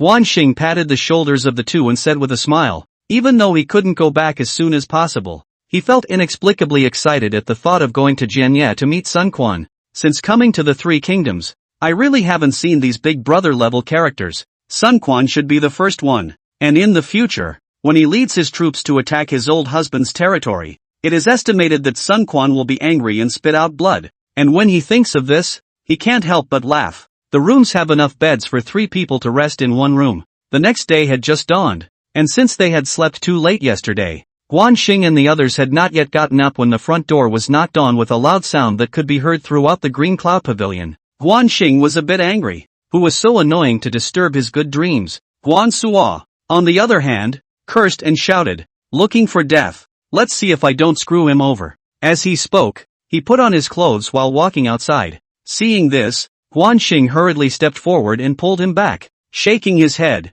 No insolence, it should be Zhang Zhao. This old man just doesn't let people live in peace. But we can't provoke him. My lord is right. We can't provoke him. Zhao Tong nodded and said. Guan Xing nodded at the 2 men, put on his clothes, and strutted out the door. Just as he stepped out of his room, he happened to see the door of Qingyun Pavilion being opened, and Zhang Zhao rushed in with a group of soldiers. Chapter 73, The Anxious Zhang Zhao. Guan Xing looked at Zhang Zhao and these people, his eyebrows slightly wrinkled, really not letting people worry. Early in the morning, this old thing is urging for his life? And at this time, Sun Luyu also walked out of the room, just in time to meet Guan Xing's 4 eyes, and the 2 of them smiled at each other and walked together. Guan Xing intentionally showed his love in front of Zhang Zhao as he put his arm around Sun Luyu's shoulder and said loudly, Lord Zhang, what is the matter? Zhang Zhao looked up at Guan Xing and was a little upset to see him so close to Sun Luyu. He said with a taut face, it's getting late. Please depart as soon as possible and return to Jianya. Guan Xing was very upset. The 3rd princess is not in a hurry. This old thing is in what kind of hurry? He said with a cold snort. There is always a need to let the 3rd princess have a bite of breakfast. The 3rd princess was also very cooperative and said with a smile, Elder Zhang, I am indeed hungry, so I will eat breakfast before setting out. Guan Xing smiled at Sun Luyu, not paying attention to Zhang Zhao, wrapped his arm around the 3 princesses to go downstairs. At this moment, the boss of the Qingyun Pavilion, Happy 5, has long been ready to prepare breakfast. Breakfast is also very simple. Sparse rice, steamed buns, eggs and salted vegetables. Guan Xing and others ate with gusto, while Zhang Zhao looked very angry. Guan Xing, this kid actually did not invite himself to breakfast. Too impolite. His old face could not be pulled down. Led the people to exit the Qingyun Pavilion, nibbling on the wheat cake outside the door. Half an hour later, after Guan Xing and the others had eaten and drunk enough, Lu Dong came over and looked at Guan Xing and said, Brother Deng, you guys are going to Jianya. It just so happens that I'm going to go home to have a look, and I'll be on my way with you. Upon hearing this, Guan Xing was very happy and exclaimed, Wonderful! After going to Jianya to consummate my marriage with the 3rd princess, I will definitely take you to the Jingzhou Academy. Good. It's a deal. Lu Zhan said with a smile. Guan Xing nodded his head vigorously. Being able to abduct Lu Dong to Jingzhou was his biggest gain this time. At this time he was in a good mood. He said loudly, Gentlemen, set out. Go to Jianya. Guan Suo, Zhao Tong, and even Xing Wu looked at Guan Xing, hoping that he would change his mind. After all, Jianya was Jiangdong's base camp, thousands of miles away. Once he arrived at Jianya, it was simply impossible to return to Jingzhou in a short period of time, and in such a situation, no one knew what would happen. Guan Xing looked at a few people and knew what they were thinking. He smiled and said, "Let's go. Jiangnan has picturesque scenery and beautiful women. What's the harm in going to see them?" In fact, he had already made preparations. Jiangdong soldiers and horses are not much. It is estimated that there are only 100,000 troops scattered all over Jiangdong. Now Jiangdong assembled 50,000 troops in this place. Jiangdong mainland must be empty of troops. If there is a fine army secretly protect Jianye, there is what danger? Guan Xing is emboldened. He thought as he walked out with his arm around Sun Luyu's shoulder, the two of them very close. At this moment, Zhang Zhao had long prepared the carriage. He saw Guan Xing and Sun Luyu so close, very disgusted, coughing hard and said, "Princess, please get on the carriage." Sun Luyu boarded the carriage. Guan Xing also wanted to go up. Zhang Zhao hastened to stop. "Duke Deng. No, men and women are not related. Please respect yourself. Please get on the other carriage." Guan Xing cursed, "You old codger. The control is really wide, but he cannot mess around. Not to mention that he also has things to do. He does not want to sit in the carriage to go to Jianye slowly. It would take years and months." He exclaimed, "Just as well.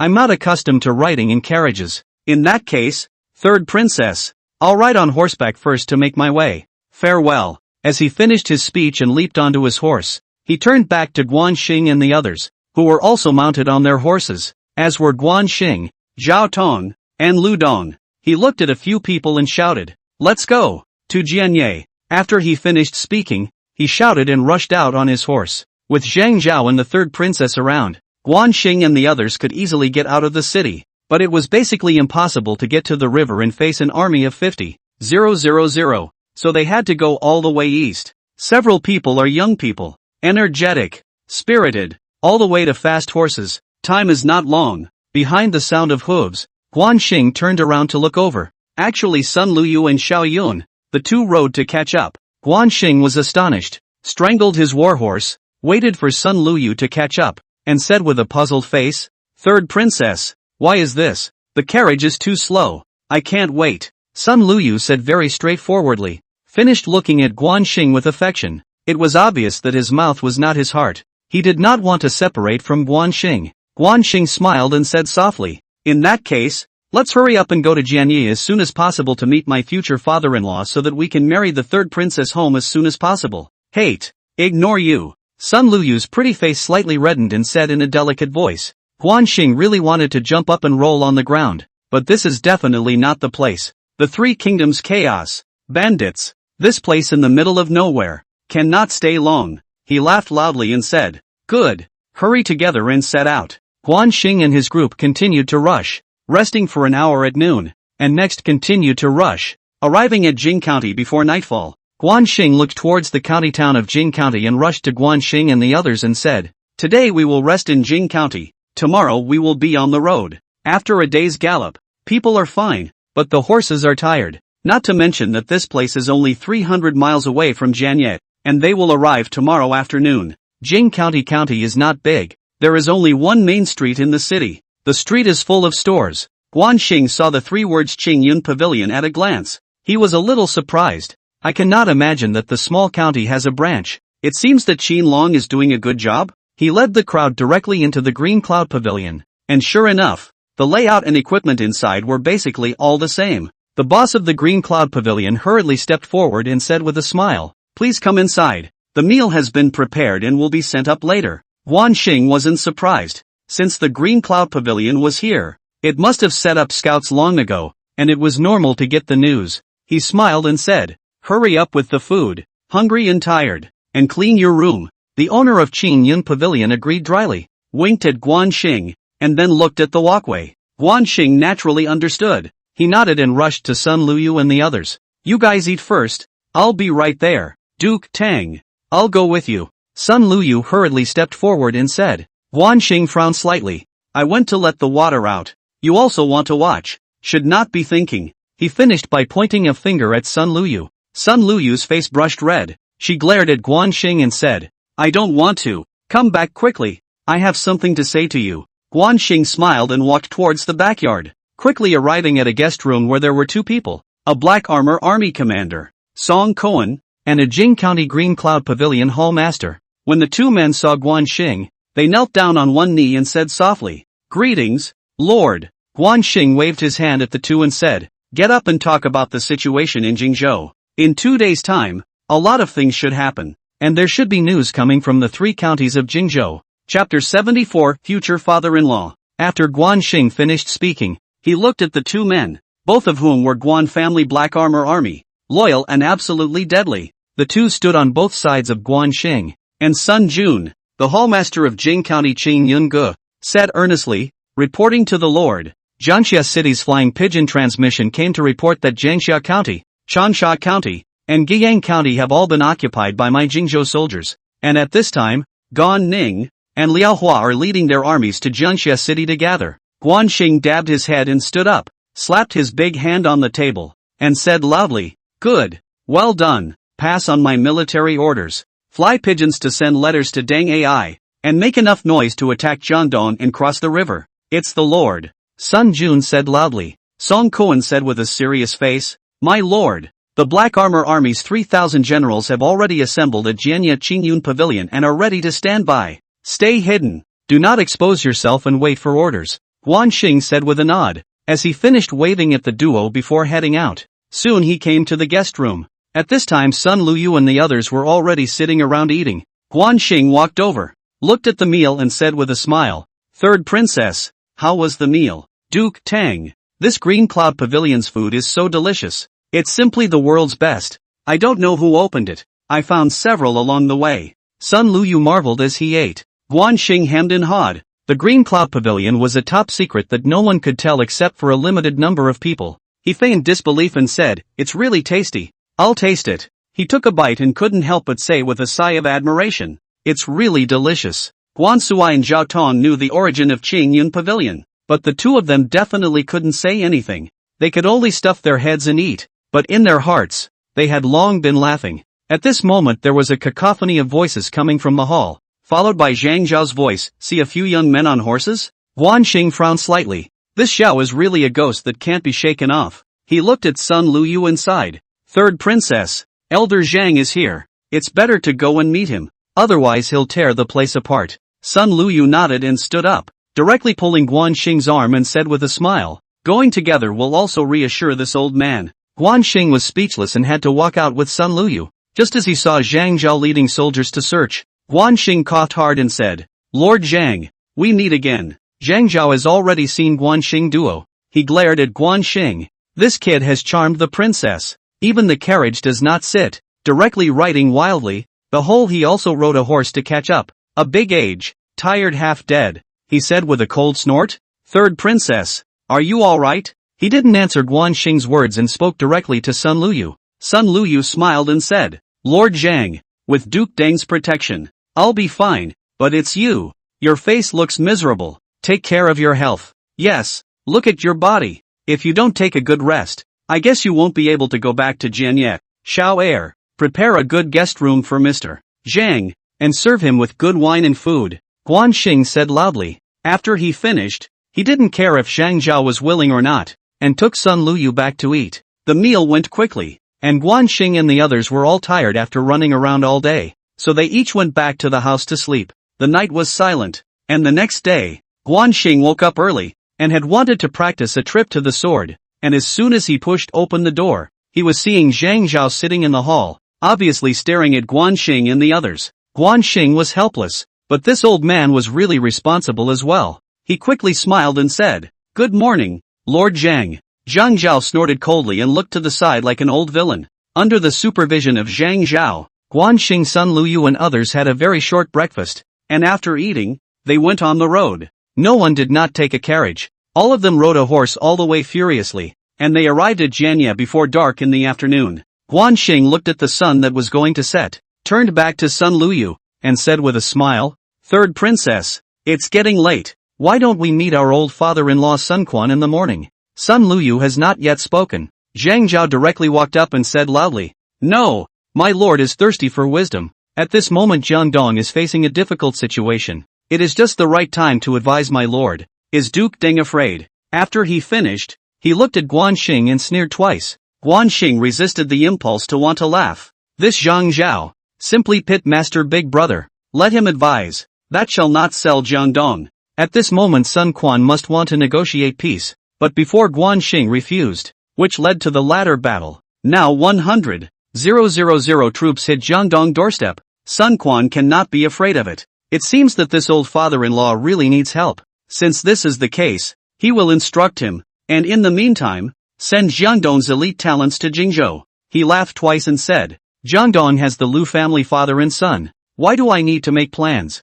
Lord Zhang is overpraised. Zhang Zhao took 2 more steps forward and said with a cold snort, My lord, has long had an order to impersonate a wise and capable person. Kill. Xing couldn't help but say, Damn, there's this operation. This Sun Quan is too ruthless. Even Lu Sun's father and son couldn't salvage the situation, let alone others. Duke Deng, don't be afraid. With me here, no one dares to touch you. Sun Luyu came over and hugged Xing's arm and said. Xing shook his head, patted Sun Luyu's shoulder and said, A mere 100,000 troops from Jingzhou can't be difficult for me. Lord Zhang, go and see your lord now. Big words. Since you're looking for death, I'll fulfill you.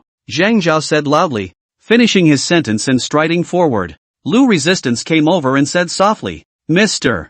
Deng, I'll go with you, and if anyone gives you a hard time, I'll ask my father to help you. Xing was a bit touched. This Lu Zong is quite righteous. Just for this point, also want to abduct him to Jingzhou. He smiled and said, Don't worry, I'll be fine, not to mention that today it's me and the third princess to see my future old father-in-law. Do you want to rob with me? It's not that. Mr. Deng, you've misunderstood. Lu Dong said hurriedly, fearing that Xing would misunderstand. Xing naturally wouldn't misunderstand that he was joking. He patted Lu Resistance's shoulder and said, Just kidding, go to Qingyun Pavilion and wait for me to come back. He finished waving his hand at Sun Luyu, and the two of them rode up to follow. Half an hour later, Zhang Zhao brought Xing to Jiangdong Sun Quan on top of the hall. At this moment Sun Quan is furious. He looked down to these civil and military ministers, said loudly, Now Jingzhou 100,000 troops, soldiers Chen Jiang mouth. Who can retreat? Why don't you say anything? Are all of you dumb? Xing at this moment seriously surveyed Sun Quan. This future old husband, the age is also about 50 years old. White face, can see, when young, absolutely handsome one. If he has to know Jingzhou King Xing, right in front of him, do not know what will be the idea. Chapter 75 Zhang Zhao spits out blood in anger. Xing couldn't help but smile when he thought about this. Let's first see how Sun Quan reacts to what happens next. And you Zhang Zhao, you were the one who proposed to take all of Jingzhou in the first place. How about now? Jingzhou soldiers are going to attack Jiangdong. Now why don't you say anything? Sun Quan shouted with his finger pointing at Zhang Zhao. Xing glared at Zhang Zhao. I could not imagine that it was this old thing that came up with the ploy. No wonder there was an innate antipathy when I saw him. It turned out that he had become a rival in the underworld. Zhang Zhao said loudly, My lord, I will raise a person who will be able to retreat the army. He finished looking at Xing. When Xing heard this, he couldn't help but look over and meet Zhang Zhao's 4 eyes. It was obvious that this old thing was talking about himself, but it didn't matter to him. He had already thought of a way out anyway, and it was what most of the Jiangdong ministers were thinking. Sun Quan glared at Zhang Zhao and said coldly, Speak. He had already lost confidence in Zhang Zhao, and if it wasn't for the fact that Zhang Zhao was a veteran of 3 dynasties, he would have beheaded him long ago. Reporting to the Lord, Dang Lin, the first place winner of the Zhejiang City Poetry Festival, is young and smart. He will definitely be able to retreat from the enemy. Zhang Zhao said loudly, and after that, he turned back to look at Xing. With Zhang Zhao's recommendation, all eyes looked towards Xing, and that was really a lot of attention. Where is Dang Lin? Sun Quan said loudly. Xing hurriedly took a few steps forward and saluted with his hands clasped. The first place winner of the Poetry Society, Dang Lin, the fiancé of the third princess, is under me. Please instruct me, Lord. He looked up at Sun Quan after he finished speaking, looking seriously and carefully at this prospective father-in-law. Sun Quan looked at Xing with wide eyes, scrutinizing him from top to bottom, and secretly admiring in his heart. A very typical beautiful boy. This is Sun Luyu's husband, his own aunt. But even if he had literary talent, it didn't mean he had strategy and could fight. Marching to war can be different from composing poems. That's a real battle. Thinking of this, Sun Quan coldly said, Dang Lin, Zhang Zhao said you have a plan to retreat. Tell me, He did not believe that the young Dang Lin was able to repel Jingzhou's 100,000 strong army. Guan Xing thought for a moment and said aloud, "My lord, Jingzhou 100,000 troops, many soldiers and generals, and in looking at my Jiangdong, only gathered 50,000 troops, not enough troops, generals, and only a few veteran generals. There is a huge difference in power. The only way to solve the problem is to beg for peace." Sun Quan did not take a stand. The meaning was clear. It was for the other ministers to make things difficult for Guan Xing. Zhuge Jin stroked his beard with one hand and shook his head. Duke Deng. Before the war started, the request for peace had already been made, and I personally went to Jingzhou to negotiate peace. But how come the king of Jingzhou was too stubborn and refused to negotiate peace? And this path is not possible. Wu Fan said loudly, "The road to peace does not work. If this is all the wisdom that the duke has, he is really not compatible with the marriage of the third princess. I would like to ask the Lord to break off the marriage contract, and drive this person out of the country with a chaotic stick." The other Jiangdong ministers were talking. Their words were unfavorable to Guan Xing. Even Zhang Zhao was looking at Guan Xing with a cold smile on his face, obviously very happy for Guan Xing to be thrown out. Guan Xing sneered, very disdainful said, "I can't imagine these ministers of Jiangdong. All are incompetent. Report to the Lord." Zhuge Jin, Wu Fan, Zhang Zhao chaotic government. Bad Lord alliance plan. The Lord towards the edge of the country's destruction. Please Lord will be decapitated to show the public. Jiangdong is also so few people dare to advise. Others are the people who see the wind and make the helm. Wu Fan. The history of this person is not recorded much. It is said that this person can pinch the calculator. Know the feng shui gossip. Daring Dang Lin, do not slander my Jiangdong minister. Sun Quan slapped his big hand on the table and said loudly. His voice was so loud that it shook the hall and buzzed. As the lord of Jiangdong, Sun Quan still had great trust in the three Zhuge Jin, and he would never kill the three just because of a few words from Dang Lin. Please order, Lord, to drag Dang Lin out and chop him up. Zhuge Jin said loudly. He had carefully sized up Dang Lin and always felt like he had seen him somewhere before, but couldn't recall. "I rejoin," exclaimed Wu Fan and the others. Sun Quan sneered and said, "Tang Lin, what do you have to say?" He had no hope for Tang Lin, but had hoped that he would be able to speak up with a better plan. Dang Lin laughed a few times, then looked at Sun Quan and said loudly, "Ask your lordship, if the Jingzhou soldiers seize and steal the Yuzhan county of Jiangdong, causing your lordship to almost perish, and your lordship unites with Chao's soldiers, defeats the Jingzhou soldiers, and occupies the Jiangxia county, ask your lordship if he can accept the peace negotiation from the Jingzhou soldiers?" Sun Quan said without thinking, "I can't." "Then how can the lord negotiate peace?" Tang Lin continued to pursue the question. Sun Quan thought for a moment and said, "The king of Jingzhou will have to cede land and pay tribute every year." He finished with a happy face, as if Jiangdong had really won a battle. Guan Xing secretly sneered in his heart. This old thing, quite good at self-indulgence. Then give him a blow, he said loudly. "Isn't this right, Zhuge Jin? With a mouth to negotiate peace, no sincerity. Jingzhou can agree?" He continued after a slight pause. "In order to negotiate peace, first of all, there must be sincerity." What is sincerity? As the two countries are fighting each other, naturally money and territory, and even beautiful women, food and talent. As long as you come up with enough sincerity,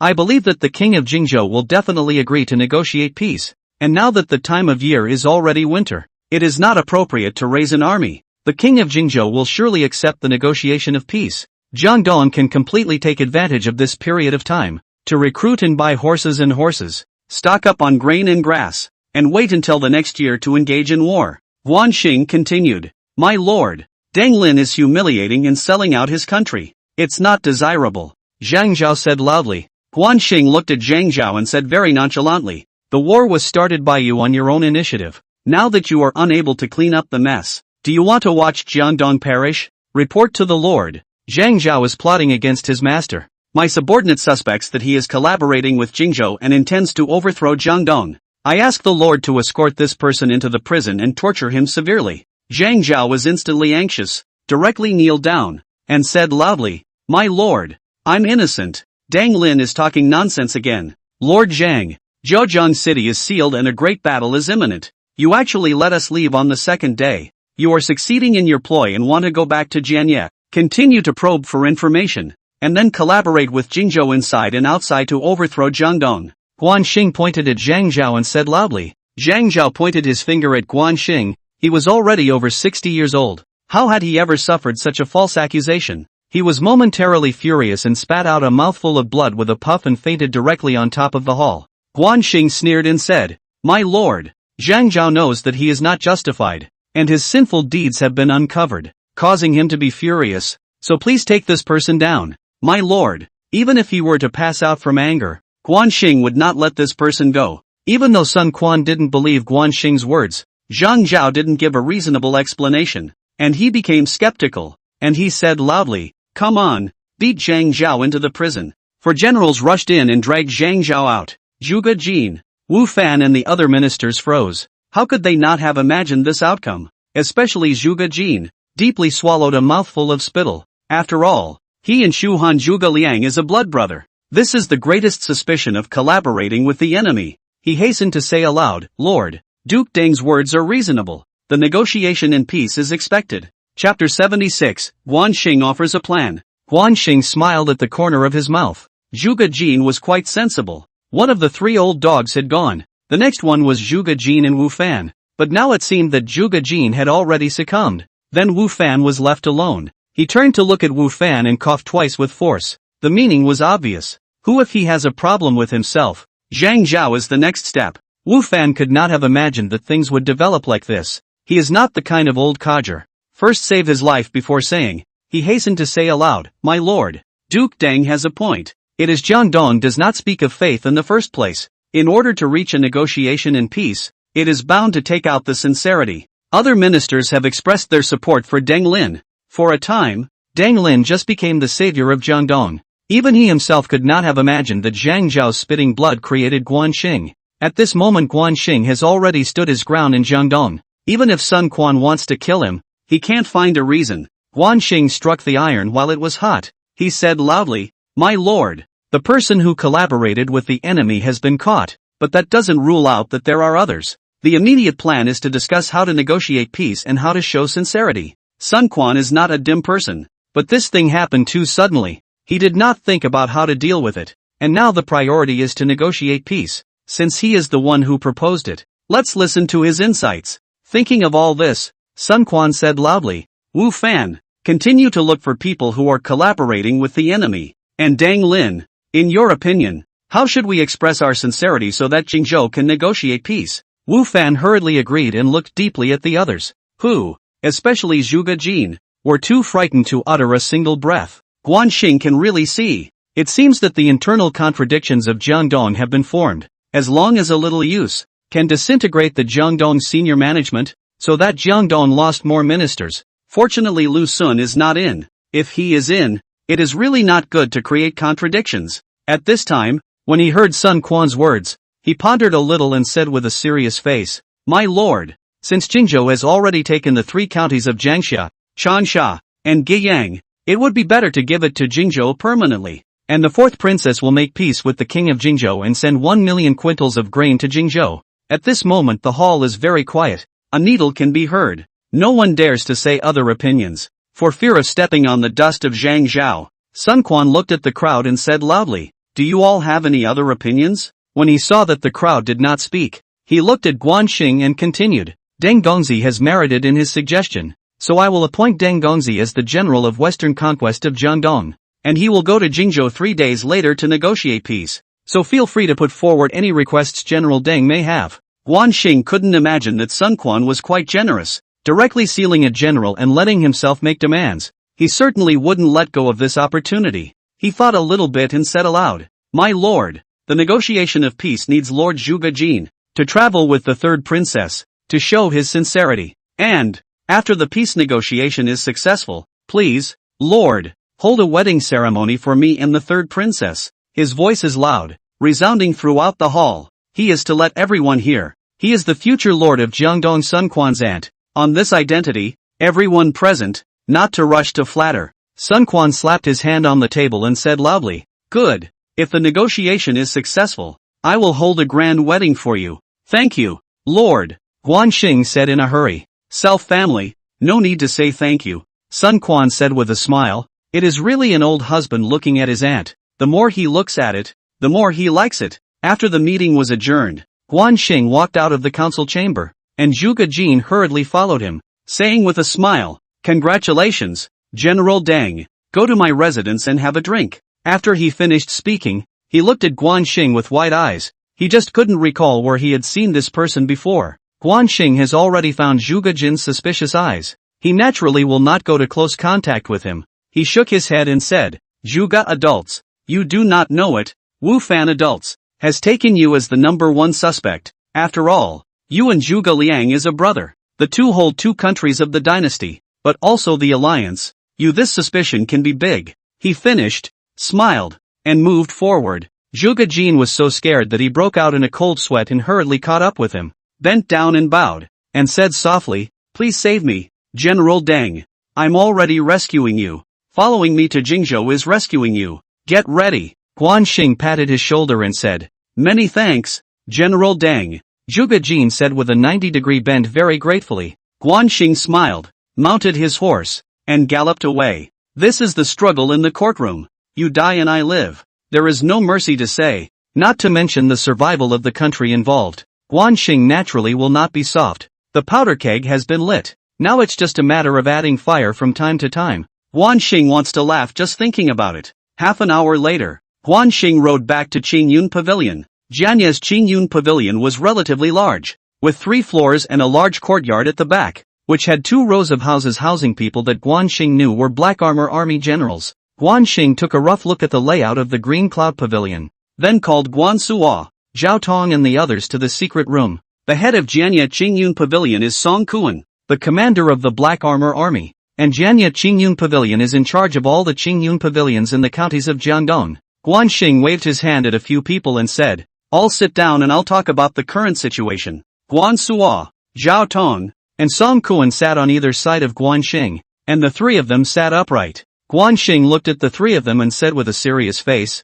"Zhang Zhao was so angry with me that he vomited blood, and I was appointed as a general of the Western Conquest. You will lead a group back to Jingzhou in 3 days. Don't reveal yourself along the way. Second brother, this is too good for you, marrying 2 princesses on your own." Guan Suo said half-jokingly, "My lord, what about the 3rd princess? Are their master and servant going to Jingzhou?" Zhao said with a worried face. Guan Xing nodded his head and said, "That's right, the 3rd princess is going with Little Cloud." "Wait, Zhao Tong, you can't be looking at Little Cloud." Zhao Tong had never cared about these things, and asking this today, there must be a problem. The only explanation was that he had moved on. Zhao Tong scratched the back of his head with his hand and said in embarrassment, "That's right, I like Xiaoyun and Xiaoyun likes me." "Really? Don't worry, the 3rd princess and Little Cloud must go together." Guan Xing came at Zhao Tong's shoulder and said with a smile, "Second brother, you all have wives, I should settle for something too." Guan Suo said casually with a naive look on his face. Guan Xing came at Guan Suo's shoulder and said with a smile, "You kid, you also want a daughter-in-law. Okay, the 4th princess will let you have it." Just then the sound of knocking on the door rang out. Guan Xing's several people looked towards the door. Song Quan carried his sword in his hand and rushed to the door with a guarded face. "Who is it?" "Lord Wu Fan seeks an audience with General Tang." The voice of the owner of Qingyun Pavilion came from outside the door. "Okay, got it. Go down first," Song Quan said in a hurry. Guan Xing had already heard the report from outside the door. He frowned slightly. What would be the matter for Wu Fan to come here? Think about his own identity nowadays. General of the conquest of the West, Sun Quan's auntie. This identity alone is enough to shake the Jiangdong court. Thinking about this, he understood the purpose of Wu Fan's visit. He stood up and smiled and said, "You guys go down and get ready. I'm going to go and meet Wu Fan." Chapter 77, Traveling with Beauty. After Guan Xing finished speaking, he walked out of the room, followed by Guan Suo Zhao Tong. Soon Guan Xing trio came to the first floor and was seeing Wu Fan drinking tea. Guan Xing laughed twice and said, "Lord Wu, please forgive me if I have missed the welcome."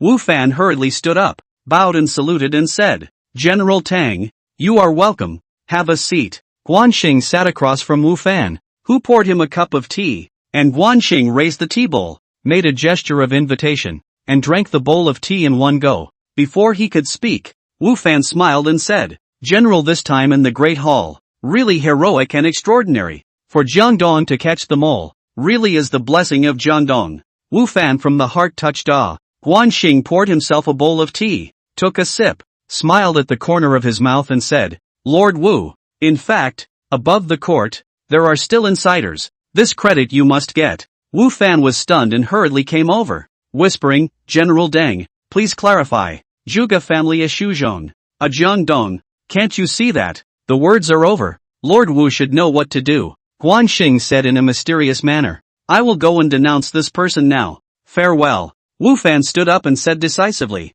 turning around and heading out afterward. Guan Xing watched Wu Fan leave Qing pavilion. The corner of his mouth flashed a trace of coldness. Jiangdong Dynasty Hall is about to set off a bloody storm, but these have nothing to do with him. He will leave in 3 days. During these 3 days, Guan Xing had to make all preparations, with 3,000 Guan family black armor army secretly protecting him. The 3-day period would soon arrive. On the morning of the 4th day, Guan Xing and the others got up early, and the group came to the outside of Jianya city. At the moment there were groups of carriages outside of the city. The carriages were loaded with grain, and at the forefront were 2 gorgeous carriages, and on the carriages were supposed to be the 3rd princess, Sun Luyu, and the 4th princess, Sun Rudang. There was another very ornate carriage on the side, and at this moment, Sun Quan got down from the carriage. Guan Xing was stunned. He couldn't imagine that Sun Quan would actually see him off in person. It seemed that he attached great importance to this matter. He hurriedly rode his warhorse and ran over to him, quickly arriving in front of Sun Quan. He clasped his fists and saluted. With a serious look on his face he said, My lord, General Deng, make sure you get this done, and when you return, I will officiate your wedding and give you another reward. Sun Quan said loudly. In order to be able to negotiate peace, he also kind of painted a big cake for Guan Xing. If he knew that the person in front of him was King Guan Xing of Jingzhou, he would not be angry to death. Guan Xing heard a burst of dark laughter. This old husband is really not bad. Not only sent 2 daughters, but also sent 1,000,000 quintals of grain, but also to seal the official. If anyone else would have stayed, but he was Guan Xing, the lord of Jingzhou, and these were just some of the interest recovered. With a smile on his face, he chuckled and said, Thank you, my lord. It's getting late, my lord. Please return. We're going on our way. After Guan Xing finished speaking, he turned his horse's head to look at the marching group as he shouted, Depart. Hundreds of carriages filled with grain and grass moved forward. The matter of escorting the grain and grass was directly handed over by Guan Xing to Zhuge Jin, while he took Guan Suo, Zhao Tong, Lu Resistance, the 3rd princess, the 4th princess, and Xiao Yun, and rode their warhorses all the way to a wild gallop, and in the blink of an eye left the grain and grass team behind. At the moment, Guan Xing was returning to his home, and he now had a tiger head token handed over by Sun Quan himself, which allowed him to pass through Jiangdong unhindered. 2 days of marching finally arrived at Sanjiankou. At this moment on the river at Sanjiankou countless large ships, on board flags, countless soldiers, on the river bank, continuous military camps, has been connected to Zhejiang City. The 50,000 strong army assembled at the mouth of the 3 rivers was a spectacular sight. Guan Xing strangled his warhorse, looked back at Guan Suo and said with a serious face, Ahead is Lu Sun's barracks. Doesn't Lu Dong want to go over and take a look? Lu Chan quickly waved his hand and said,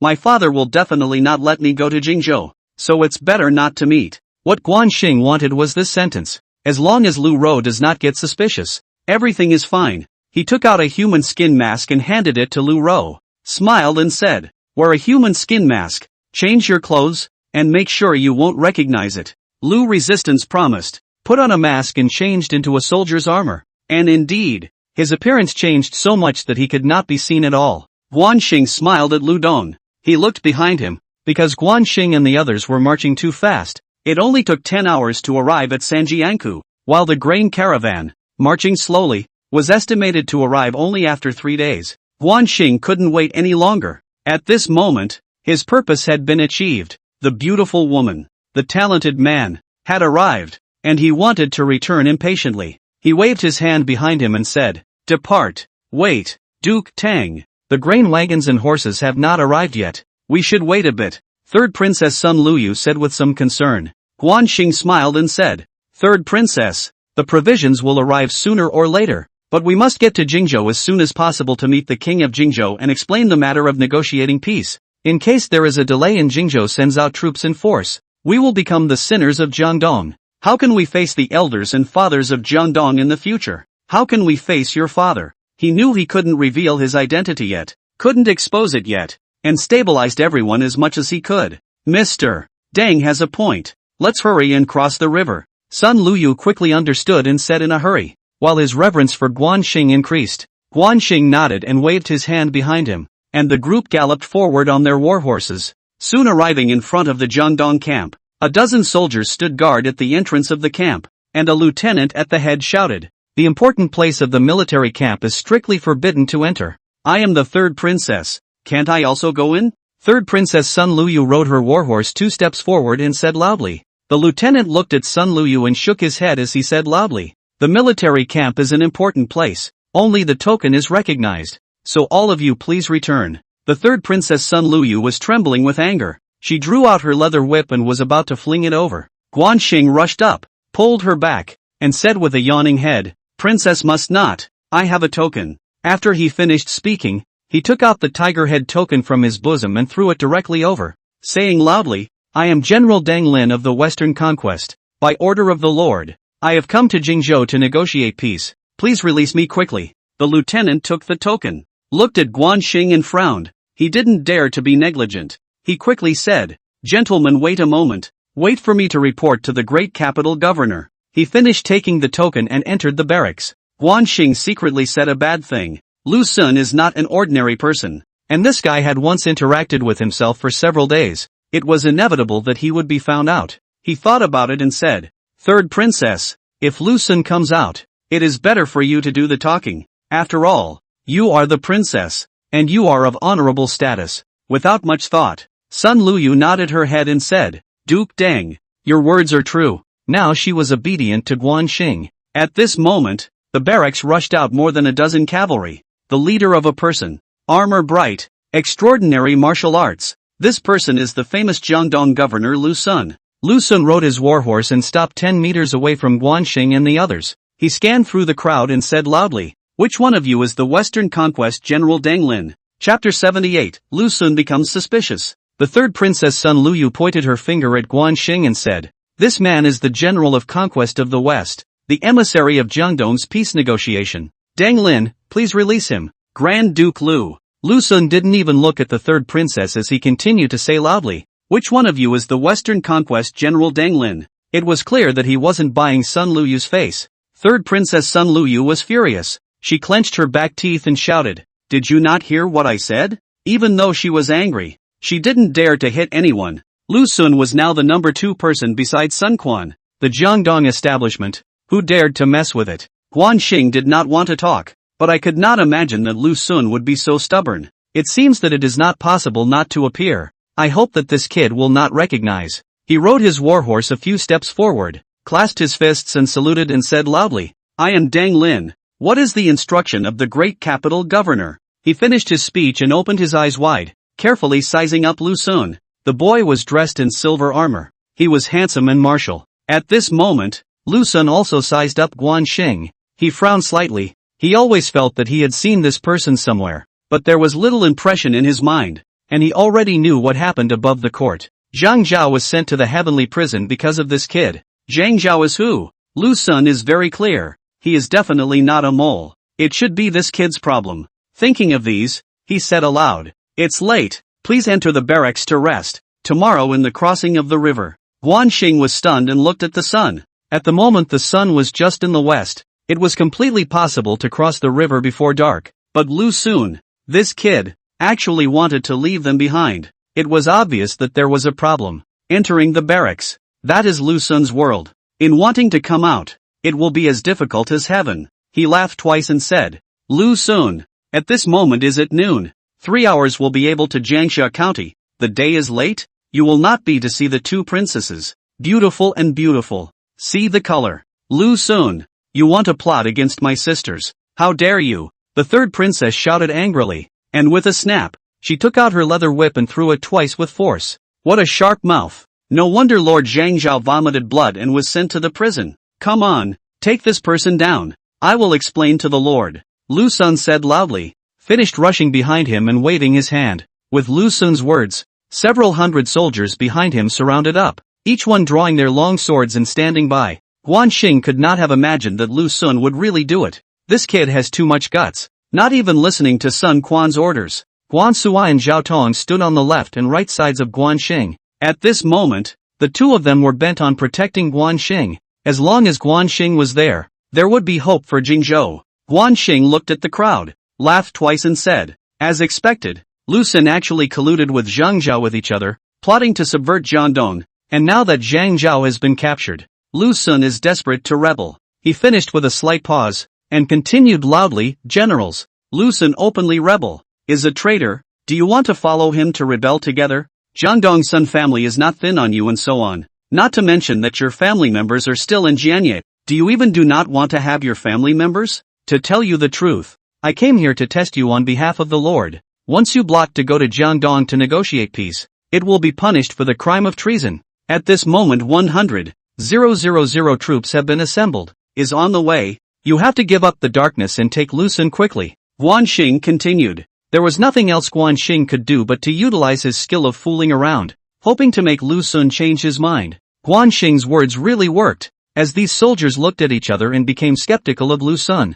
I am the third Princess Sun Luyu. Do you not even believe in my words? Take down Lu Xun and spare your lives. Sun Luyu struck the iron while it was hot, and gave a direct order. Lu Xun is not Zhang Zhao. He is a good strategist, and can speak well. He laughed twice and said, Generals, do not listen to Deng Lin's words. Zhang Zhao is a veteran of the two dynasties, loyal and righteous, absolutely will not conspire to rebel. But Deng Lin, with a few treacherous and slippery people, kidnapped the princess, want to escape from Jiangdong. Guan Xing couldn't help but curse. I can't imagine that Lu Xun's mouth is also quite good at talking. It seems that relying on his mouth alone won't work. He said loudly, Lu Xun, is there any fake tiger head tokens? This is given to me personally by the Lord of Jiangdong, Sun Quan, who didn't listen to the military order. He should be beheaded. Lu Xun continued to laugh twice and said, the tiger head token is real.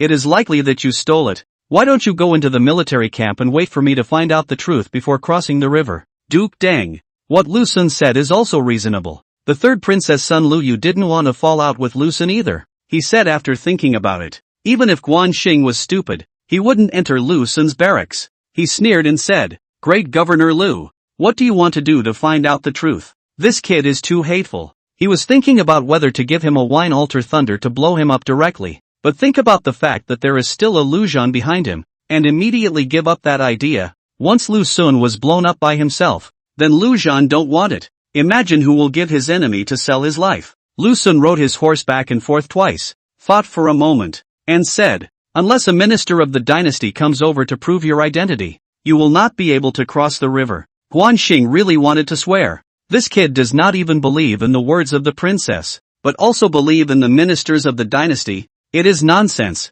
He is looking for excuses. Suddenly he had a flash of light. Zhuge Jin was on his way. This minister was an important minister of Sun Quan. His words should carry enough weight. He laughed and said aloud, is Zhuge Jin's portion okay? It's fine. I'm afraid he won't come. Lu Xun said with two big smiles. In fact, he wanted to detain Guan Xing and personally persuade Sun Quan to release Zhang Zhao. And just at this moment, behind him came the sound of heavy hoofbeats. Guan Xing turned around and looked over, only to see a dozen or so people in the distance riding their war horses furiously, and the one in the forefront was Zhuge Jin. Guan Xing could not imagine that speak of the Cao Cao Cao would arrive, and that he had come at a really good time. Even Lu Xun looked at this scene with his eyes wide open. Zhuge Jin really came. Could this kid Deng Lin be able to pinch and count? He shook his head vigorously. Coincidence, total coincidence. As the distance grew closer, Zhuge Jin shouted from a distance, General Deng, Dado Lu was mistaken. It's all a misunderstanding.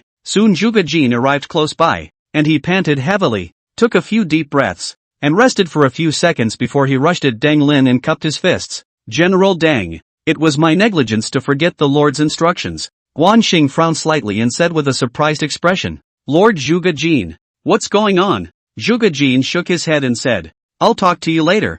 I'll go do my business first. After he finished riding his warhorse, he walked up to Lu Xun, pointed at one side and said, Great capital governor, let's borrow a step to talk. Guan Xing frowned slightly, looking at the two sneaking around with an unhappy face. Could it be that Sun Quan was hiding something from himself? Chapter 79, Lu Xun prevents crossing the river. Guan Xing has become suspicious of Zhuge Jin. It seems that this person is not so stupid as imagined, but he is not afraid. If he can't cross the river, then he will make a mess in Jiangdong. What's more, he could always send a letter to Deng Ai by flying a pigeon to start a full-scale war, so that he might be able to take down the whole Jiangdong with the help of the inside and the outside. As he thought about it, he glared at Guan Suo and Zhao Tong, which meant that he was ready to run at any time. Zhuge Jin spoke to Lu Sun for a quarter of an hour, turned his horse around and ran over to him, saying with a smile, "General Deng, Grand Governor Lu has agreed that we should cross the river, so please follow me into the military camp and set out on the morrow." Guan Xing frowned slightly. Again tomorrow. Obviously can cross the river today. Why prefer tomorrow? The only point is that Lu Sun does not believe him? Thinking of all this, Guan Xing sneered and rode his warhorse a few steps forward, saying very nonchalantly, "Lu Sun, Jingzhou will send out troops at any time, and a minute of delay is one more minute of danger. Do you want Jiangdong to be overthrown? Ha ha ha, my 50,000 elite troops are here. Who in Jingzhou would dare to cross the river? And who can cross the river?" Lu Sun laughed twice and said with a contemptuous face, "Lu Sun, you are so powerful. Why did you lose the 3 counties of Jingzhou? Jingzhou wine alter thunder, do you have a way to restrain it? Just your 50,000 everyone.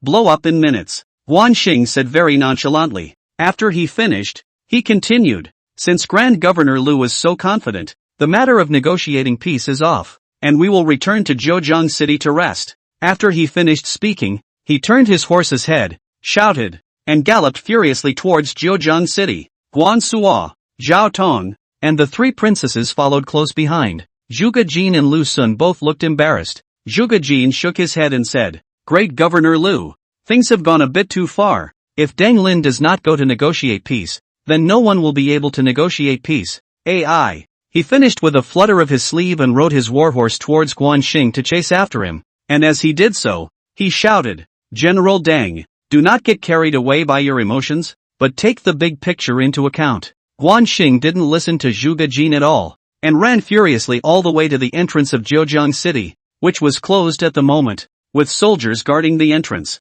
With the 3rd princess around, Guan Xing and the others entered the city with ease, and Guan Xing and his group came directly to Qingyun Pavilion. The owner, Happy 5, immediately served hot tea, all the way in a hurry to rush. Guan Xing and others have long been thirsty. He drank several bowls of tea continuously. At the moment all of them are angry, sitting together to drink boring tea. Guan Suo slapped his big hand on the table and said loudly, "Let's see. Just break through. Duke Tang, do you have a grudge against Grand Duke Lu?" 3rd Princess Sun Luyu said with a puzzled face. Guan Xing shook his head and said, "I came to Jiangdong for the first time. How could I have a grudge against Lu Sun? Unless it was because of Zhang Zhao being put in jail." AI. Duke Deng, my father and Zhang Zhao are bosom buddies. The matter of Zhang Zhao's arrest should have reached my father's ears a long time ago. That's why my father deliberately made things difficult. Lu Dong sighed and said, "Then what should we do? If Lu Sun doesn't release us, we won't be able to cross the river." Zhao said with a worried face. Guan Xing smiled at the corner of his mouth, took a sip of tea, and said with a cold snort, "I'm going to make Lu Sun invite me across the river." He already had an idea, but he would wait for Zhuge Jin to see what the old man said. At this time Zhuge Jin entered the Qingyun Pavilion panting. He saw Guan Xing and the others at a glance and rushed over, gasping for breath. "General Deng, you must not act out of anger. You must take the big picture into account." Guan Xing slapped his big hand on the table and said coldly, "Zhuge Jin, I see that Lu Sun is going to rebel, so you quickly go back to Jianye and ask the Lord to send a large army to take down Lu Sun." 10,000 times no. Grand Governor Lu is in a rage. Leave the matter of crossing the river to me. I will go and persuade Grand Governor Lu right now. Zhuge Jin quickly said, afraid that Guan Xing would make a big deal out of it. "Go on. It just so happens that I'm tired and need a good rest," Guan Xing said as he waved his hand at Zhuge Jin. Zhuge Jin is already over 50 years old. A big age, tired enough, but he cannot help. Lu Dudu just do not let go. Not to persuade cannot he promised, turned to go out. As Guan Xing watched Zhuge Jin leave, he let out a yawn and shook his head. "I'm tired for the day. I'm going to take a rest. Boss Gao, arrange for them to rest in their rooms." After he finished pretending to be very tired, he walked towards the guest room, and under the leadership of Happy 5, he came to the guest room's secret room, where the hall master of Qingyun Pavilion had long been waiting again, and when he saw Guan Xing come in, the hall master hurriedly knelt down on one knee, and said softly, "Greetings to you, Lord." Guan Xing waved his hand at him and said, Immediately fly a pigeon to send a message to Deng Ai that I am blocked from crossing the river. And tell him to send a large army to attack Jiangdong's navy overnight. And give me a hard bombing. Zhao Shan quickly said. Yes, Lord. After saying that, he turned around and went to make arrangements. Guan Xing walked out of the secret room and towards another guest room. In the guest room, Zhao Tong and Guan Suo were already waiting. They saw Guan Xing come in and hurriedly came over. Guan Suo directly said, Second brother, what do we do next? My lord, we can't just sit around and wait for death. Zhao Tong said anxiously. Guan Xing patted the shoulders of the duo and said with a smile, I told you, Lu Sun will invite me to cross the river. Well, too tired. Take a rest. He finished lying down on the bed and rested his eyes. Guan Suo and Zhao Tong were puzzled. Lu Sun would invite us to cross the river. This is simply impossible. They saw Guan Xing close his eyes, and they could only suppress this doubt in the bottom of their hearts. After a few hours of rest, Guan Xing regained his physical strength, and by now it was completely dark, and his stomach made a rumbling sound. He got up and looked at Guan Suo and realized that they had already disappeared. He got up in a hurry and went to the first floor hall. He was seeing Zhao Tong, Guan Suo, the three princesses, Lu Resistance and the others sitting around and eating together. Guan Xing pointed at them and said, Good boy, don't call me for dinner. I'll clean you up later. Don't blame them. It was me who didn't let them call you, wanting you to rest more. Third Princess Sun Luyu hurriedly said. Guan Xing sat next to Sun Luyu and said with a smile, It's still my wife who cares for me. Third sister, I hope that the king of Jingzhou treats me so well as well. Fourth Princess Sun Rudang said with a worried face. Guan Xing was stunned. Turned to look at the fourth Princess Sun Rudang. This girl is only 16 or 17 years old. Looks like a porcelain doll. This is, if you put it in the modern era, still belongs to minors. Guan Suo coughed twice with force and said, The king of Jingzhou is definitely not treating you well. Just follow me from now on. He finished patting his chest. Guan Xing was speechless. This kid is thinking about his daughter-in-law. He was about to say a few words about him. At this time Zhuge Jin ran in, panting and said, General Deng. Something bad. Something bad. Alright, sit down and eat. Eat your fill and then talk about things. When the sky collapses, there's Grand Governor Lu to hold it up. Guan Xing forced Zhuge Jin down on the chair and patted his shoulder and said, Chapter 80, Lu Sun invites me to cross the river. After Guan Xing finished speaking, he waved his hand at the third princess, Guan Suo, and the others, signaling the crowd to continue eating. Guan Xing several people sat around. On the table were several fried dishes, a jar of wine. Guan Xing rushed to Guan Suo and said, Pour the wine. Can't you see that Lord Zhuge Jin is here? Guan Suo quickly agreed and poured wine into each person's bowl. Guan Xing picked up the wine bowl and said with a smile, Cheers. He finished and drank it down in one gulp. Zhuge Jin looked at the table full of food. Although it was delicious, he just couldn't eat it. He took a sip of wine and said with a worried face, General Deng, the peace talks are a big deal. Please cross the river overnight. Guan Xing directly placed his wine bowl on the table with a thud of a crunching sound, and said very nonchalantly, Lord Zhuge, today during the daytime, I want to cross the river. And you guys don't let me go. And now that it's dark, you let me cross the river all night long. Are you guys kidding me? There is no need to talk about this matter. If you do not eat, please leave. He finished eating his meal in a big mouthful, and sighed in admiration as he ate. I can't imagine that the Green Cloud Pavilion's food is so delicious. It looks like I'm going to stay here for a few more days. Zhuge Jin heard this, flung himself to his knees and said with a trembling voice, General Deng, count on me to beg you. Before you don't go to the river, the Jingzhou soldiers will fight over. Duke Deng. Lord Zhuge is like this. Let's just cross the river. The third Princess Sun Luyu was momentarily soft-hearted and hurriedly advised.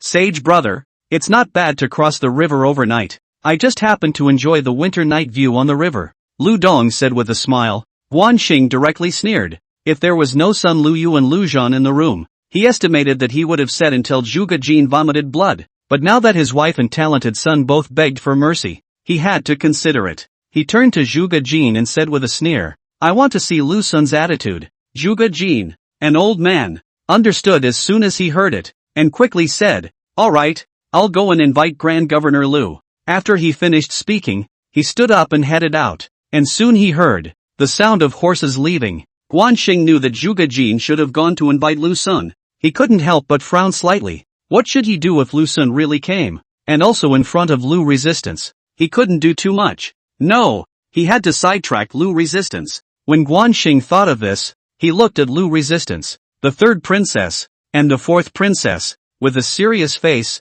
he said, Lu Xiandi, third princess, fourth princess, please go back to your guest room after eating, and no matter what happens outside, don't come out. I'm looking out for our future. Lu Resistance was extremely intelligent. He naturally understood Guan Xing's meaning. He was bent on going to Jingzhou Academy at the moment. As for the rest, he didn't care. He stood up and cupped his fists and said, Brother Deng, take care of your safety. I'll be going back to my room now. Third Princess Sun Luyu walked up to Guan Xing, looked at him deeply for a few moments, nodded her head and said, Duke Deng, be careful in everything. She finished pulling the fourth princess up to the second floor. At the moment, only Guan Xing, Guan Suo, and Zhao Tong were left in the hall. Guan Xing said with a serious look on his face, Lu Sun is coming from a bad place. You two be careful. He deliberately made things difficult for Lu Sun. This kid was unruly and untamed, so he might mess something up. Second brother, don't worry. If he dares to make a move, I'll rip off his head and use it as a night pot. Guan Suo said loudly. Guan Xing smiled and said, no movement without my order. On the side and give me an honest cup of tea. Even though the situation in Jiangdong was not good right now, he could not expose his identity. Just at this moment, the sound of horses' hooves came from outside the door. The sound is noisy. The number of people is quite a lot. Followed by a dozen people rushed in. The leader of the person is the Jiangdong Grand Governor Lu Sun, followed by a dozen of heavily armed generals behind him. It was obvious that these people were all his loyalists, so it seemed that this kid was coming from a bad place. Guan Xing didn't even raise his eyes, sitting on a chair and drinking tea to himself. At this moment Zhuge Jin ran in panting. He looked at the crowd, ran directly to Guan Xing and said with a smile, General Deng, Dato Lu is here. The sincerity should be enough. Why don't we depart now? Guan Xing laughed twice and glared at Zhuge Jin. This is his sincerity. Barging in here without even a fart. You guys can go. When I cross the river depends on the mood. He finished waving his hand at Zhuge Jin. Zhuge Jin is anxious at the moment. After all, this matter was decided by him and Lu Sun, and if it is not handled well, Sun Quan will surely be blamed. He hurriedly walked to Lu Sun, but before he could speak, Lu Sun waved his big hand and directly pushed Zhuge Jin to the side. He walked to Guan Xing with big strides, sat down on a chair, and put a war sword on the table. Lu Sun said coldly, What do you want me to do? Guan Xing sneered and said very nonchalantly, It's not what I want. It's what you want. I'm on the verge of drinking. What do you want with a knife and a gun? Do you want to kill someone? So what if I kill you? As the Jiangdong Grand Governor, I have the right to kill first and kill later, Lu Sun said with a cold smile. After saying that, he picked up his battle sword and pulled out a section, revealing a dazzling and piercing light. Just at this moment boom boom boom violent explosion sound rang. The distance is very far, but here very clearly, should be the river. Jingzhou is using Wine Alter Thunder attack. Guan Xing knew that Lu Sun was just too arrogant to bow down and admit his mistake, and wanted to use this domineering aura to bully himself into submission. If it were someone else, he might have chosen to give in, but he is Guan Xing, king of Jingzhou, crawling out of the dead, and Jingzhou is attacking Jiangdong, so what does he have to fear? With a cold smile, he stretched out his neck and exclaimed, Come on, you can kill me if you come down with a knife, and anyway, Jiangdong will soon be occupied by Jingzhou. Guan Suo and Zhao Tong hurriedly stood up, both of them holding the hilts of their swords in their hands, ready to strike to kill Lu Sun. Lu Sun's eyes flashed with a murderous intent, but he knew he couldn't kill him. Whether Jiangdong could be preserved, this person was crucial, and he was also Sun Quan's hand-picked messenger of negotiation and peace. With a clanging sound, Lu Sun put his battle sword away. He said coldly, Good, count your ruthlessness. Say it, what should I do before you are willing to cross the river to make peace? A coldness flashed in Guan Xing's eyes as he stood up and looked at Zhuge Jin and Lu Sun. He said word for word, Kneel down, then I will cross the river tomorrow morning. When the soldiers behind Lu Sun heard this, they all gathered around, one by one drawing their war swords, just waiting for Lu Sun to give the order to kill Guan Xing. Zhuge Jin was just a civil official. He couldn't control the situation at all. He sat paralyzed on the ground with a pained look on his face. At the moment he wanted to die. Guan Xing had long seen these people clearly. 15 soldiers, in addition to one Lu Sun. Guan Suo could deal with them alone, but he didn't want to make a move, just because he wanted to kill Lu Sun's arrogance. He sneered and said, Lu Sun, do you want dignity, or do you want Jiangdong? I will only give you one incense stick of time. Chapter 81 Lu Sun kneels. After Guan Xing finished speaking, he stood in front of Lu Sun with his head held high and looked at her coldly. Behind him stood Guan Suo and Zhao Tong. The three of them were cold and arrogant, with a remarkable aura. Lu Sun originally wanted to use force to oppress Guan Xing, but he could not imagine that this kid was so bold that he was not afraid at all. And more importantly, he even made himself kneel. If it wasn't for the fact that Jingzhou was attacking Jiangdong at the moment and Jiangdong was in danger, he would have really killed Guan Xing. He could sacrifice everything for Jiangdong, including his own life, not to mention bull **** dignity. As he waved his hand behind him, the 15 generals behind him put away their blades and quickly backed up to stand in a line. Pouncing, Lu Sun knelt on one knee and said softly, "Please ask General Deng to cross the river." Lu Sun's action directly shocked everyone. The 15 generals behind him directly turned away, could not bear to watch. Zhuge Jin, shocked off his jaw, slowly stood up. Guan Xing also could not have imagined that Lu Sun would really kneel. This kid can bend and bend, worthy of being a great governor, but this is not enough. He has to do more damage. What? The voice is too low. I can't hear it. At the expense of you being a 7-foot man, you speak like a pussy. Guan Xing said with a disdainful face. Even if he heard, Guan Xing will also say that he did not hear. He is to humiliate Lu Sun. So that Jiangdong face lost face. And this is just the beginning. And so on across the river. That is called a complete and utter slap in the face. It is estimated that Sun Quan Lu Sun wants to die. And Zhuge Jin, it is estimated that he will directly beg for death. Zhuge Jin hurriedly came up and pulled Lu Sun forward, while rushing to Guan Xing. General Deng, stop at the right time. Guan Xing snorted coldly and looked out into the endless blackness of the night outside the hall, turning a deaf ear to Zhuge Jin's words. Lu Sun pushed Zhuge Jin away and said loudly, "Please ask General Deng to cross the river." Guan Xing smiled, reversing his attitude from a moment ago, walked forward, assisted Lu Sun, and said with a smile, "Please rise, please rest assured. I will cross the river at dawn tomorrow. Please have the ship ready." And at this moment, the sounds of explosions on the river in the distance, the sounds of killing had stopped, as if they had heard Guan Xing's voice, and they were very well matched. Lu Sun's face muscles twitched 2 times. This old face is considered to be lost, but fortunately Guan Xing promised to cross the river, even if it is late, and so on later back. In a good clean up this kid, he forced a smile, stood up, and said loudly,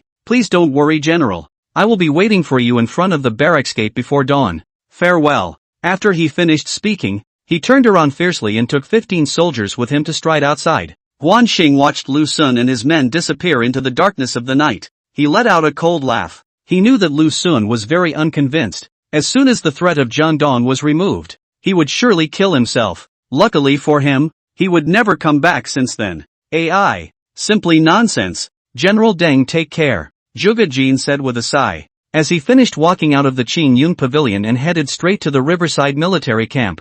Guan Xing didn't care about this at all. He looked back at Guan Suo and Zhao Tong. He yawned and said, "Let's go to bed." There were no words in the night, and when the day just dawned, Zhuge Jin came, knocking on the door with a sound that resounded throughout the Green Cloud Pavilion. Guan Xing was speechless. This old man, how is he the same as Zhang Zhao? He very reluctantly got up and dressed up, and came to the first floor hall. At the moment Zhuge Jin was sitting on a chair, drinking tea. When he saw Guan Xing, he rushed forward and said with a smile, "General Deng, Dado Lu is waiting at the entrance of the barracks. Let's hurry and get going." Guan Xing shook his head and said, "I'm fine with it, but the 3rd princess, the 4th princess hasn't gotten up yet. Why don't you go and call them? Besides, people are iron and rice is steel. We have to have breakfast before we go. Jingzhou isn't that kind to invite us to dinner." Zhuge Jin was speechless. Letting him go and call the princess, he really didn't dare to, and said with a bitter smile, "Then it will be waiting." "That's right, come and have breakfast." Guan Xing patted Zhuge Jin's shoulder and said. In fact, he still recognized Zhuge Jin's ability. This old man had made several trips back and forth. It wasn't easy. Zhuge Jin nodded helplessly, eating his bun while looking towards the 2nd floor. He felt like he was not a person at either end right now. Guan Xing didn't care what Zhuge Jin thought. He took a big bite of his breakfast. As he ate, he said, "Lord Zhuge, even if the peace negotiation succeeds, do you still dare to go back to Jiangdong? Wu Fan has already denounced you to Sun Quan, and he is probably waiting for the peace negotiation to clean you up." Zhuge Jin was startled, rubbed his head and stood up, shaking his head. "Impossible, impossible. I'm loyal to my lord. How could he ask me about my crimes? Guan Xing waved his hand at him and said, don't get excited. Just think about Zhang Zhao. You'll know. Not to mention the fact that you're blood brothers with Zhuge Liang, which is your biggest problem. Zhuge Jin was speechless for a moment, not knowing what to say. In fact, their brothers a Shu Han, a Jiangdong, is the political purpose of the Zhuge family, but to take it, he is also 100 words. Well, no one wants you, so stay at Jingzhou Academy and teach, Guan Xing said with a smile. At this moment, Guan Suo, the third princess, and the others had already come down, and Zhuge Jin hurriedly stood up with a respectful look on his face. Guan Xing said with a serious face, all of you, please take a seat. Lord Zhuge and Grand Governor Lu can't wait. Eat quickly. Eat and cross the river. Thinking about going back to Jiangdong with his beautiful wife and abducted talents, Guan Xing was inexplicably excited. Guan Suo was even more direct, sitting beside 4th Princess Sun Rudong and said softly, have breakfast. This is Qingyun Pavilion's special buns. The name is called 9 Dragons Buns. It's delicious. Guan Xing was speechless. Fortunately, he had planned to betroth the 4th princess to Guan Suo. Otherwise, this face would not be able to pass. He coughed hard twice and said, depart after 1 incense stick. He finished standing up and went to the secret room of the Qingyun Pavilion to give an explanation. The Qingyun Pavilion has developed too rapidly in the past few days, and Jiangdong Sun Quan is not a little cute. He decided to let the Qingyun Pavilion go underground, and the name of the hotel had to be changed so that it would be easy for the Qingyun Pavilion to act. From this moment onwards, the Green Cloud Pavilion would truly become an intelligence agency scattered throughout the 3 kingdoms. 1 incense stick later, Guan Xing and Guan Suo were at the gate of Qingyun Pavilion. A few of them mounted their horses. Guan Xing looked up to the front, shouted, and charged out on his warhorse. Guan Xing line of 8 people, fast horse whip, soon came to the gate of Jiangdong military camp. At this moment Jingzhou soldiers have not launched an attack, but look at the military camp in a place of pits. It is clear that it is by the wine altar mine to the bomb. At this moment, Lu Sun led his generals to greet him at the entrance of the barracks, and he was no longer as arrogant and rude as before. When he saw Guan Xing and the others arrive, he hurriedly rode over on his warhorse, clasped his fists and saluted. General Deng, I've been waiting for a long time, and the boats are ready, so please board them and cross the river. Guan Xing rushed behind him and waved his hand leading Guan Suo and the others to ride through the barracks straight to the river. After Guan Xing and the others boarded the boat, he looked back at Lu Sun on the shore and said loudly, Lu did aren't you afraid that I won't come back once I'm gone? Chapter 82, Returning to Jingzhou. At this moment Guan Xing is to play Lu Sun. This kid is really capable, is too arrogant, not to mention that he has been on board. As long as there is no major problem,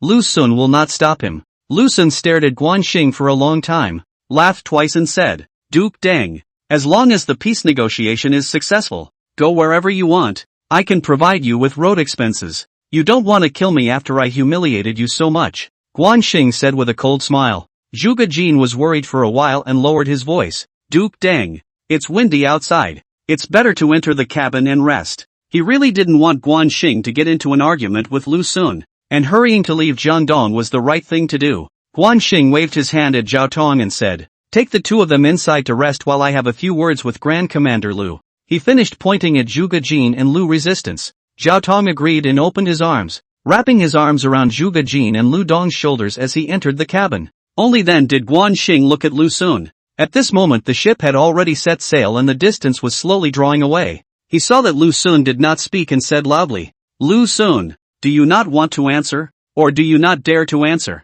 If the peace negotiation is successful, you will be a meritorious official of Jiangdong. I don't dare to kill you. Lu Sun hesitated and said loudly. He actually wanted to kill Guan Xing. The humiliation of kneeling, he couldn't stand it for a moment. The reason why he said that was because he didn't want to scare Guan Xing away. You want to kill me from the bottom of your heart, but I won't be coming back. And you don't dare to send out troops. You're afraid of failing to negotiate peace and not being able to explain to Sun Quan. Guan Xing said with 2 big laughs. He just wanted to provoke Lu Sun and anger him to death. As long as he died, Jiangdong would no longer have a person in charge of the army. Lu Sun was furious, picked up his bow and arrow, and struck his bow and shot an arrow aimed directly at Guan Xing. Guan Xing laughed coldly. He was awe-inspiring. He stood on the boat and said loudly, if you have the guts to shoot arrows, if you spoil Sun Quan's big event, your whole family will be buried with you. Come on, come at this. He finished patting his chest. Lu Xun was so angry that he directly threw his bow and arrow on the ground, glaring fiercely at Guan Xing, and as the ship drifted away and could no longer see the silhouette clearly, he spat out a mouthful of blood with a wow sound, and flopped down from his horse with a thud. At the moment the ship was far enough away that Guan Xing couldn't see it clearly, and he would have laughed out loud if he knew that Lu Xun was spitting blood in anger. At this time, it had already entered winter, although the river had not yet frozen, but it was already very cold. The whistling river wind blew. Guan Xing shivered, and rushed back to the cabin. At this time, Lu Resistance had already taken off his mask and looked at Guan Xing with a worried face, saying softly, "Brother Deng, is my father alright? It's fine. It's fine. When you get to Jingzhou, just listen to me," Guan Xing said in a hurry. Zhuge Jin said with a worried face, "General Deng, will the king of Jingzhou really agree to negotiate peace? As far as I know, this king of Jingzhou is very arrogant and insolent, with an empty eye. Even Hanzhong King Liu Bei can't do anything about him." Guan Xing was stunned. Zhuge Jin's words leaked out a lot of information. If Liu Bei was unable to control Jingzhou, he would definitely try to find a way to even join forces with Jiangdong and Cao Cao to attack Jingzhou.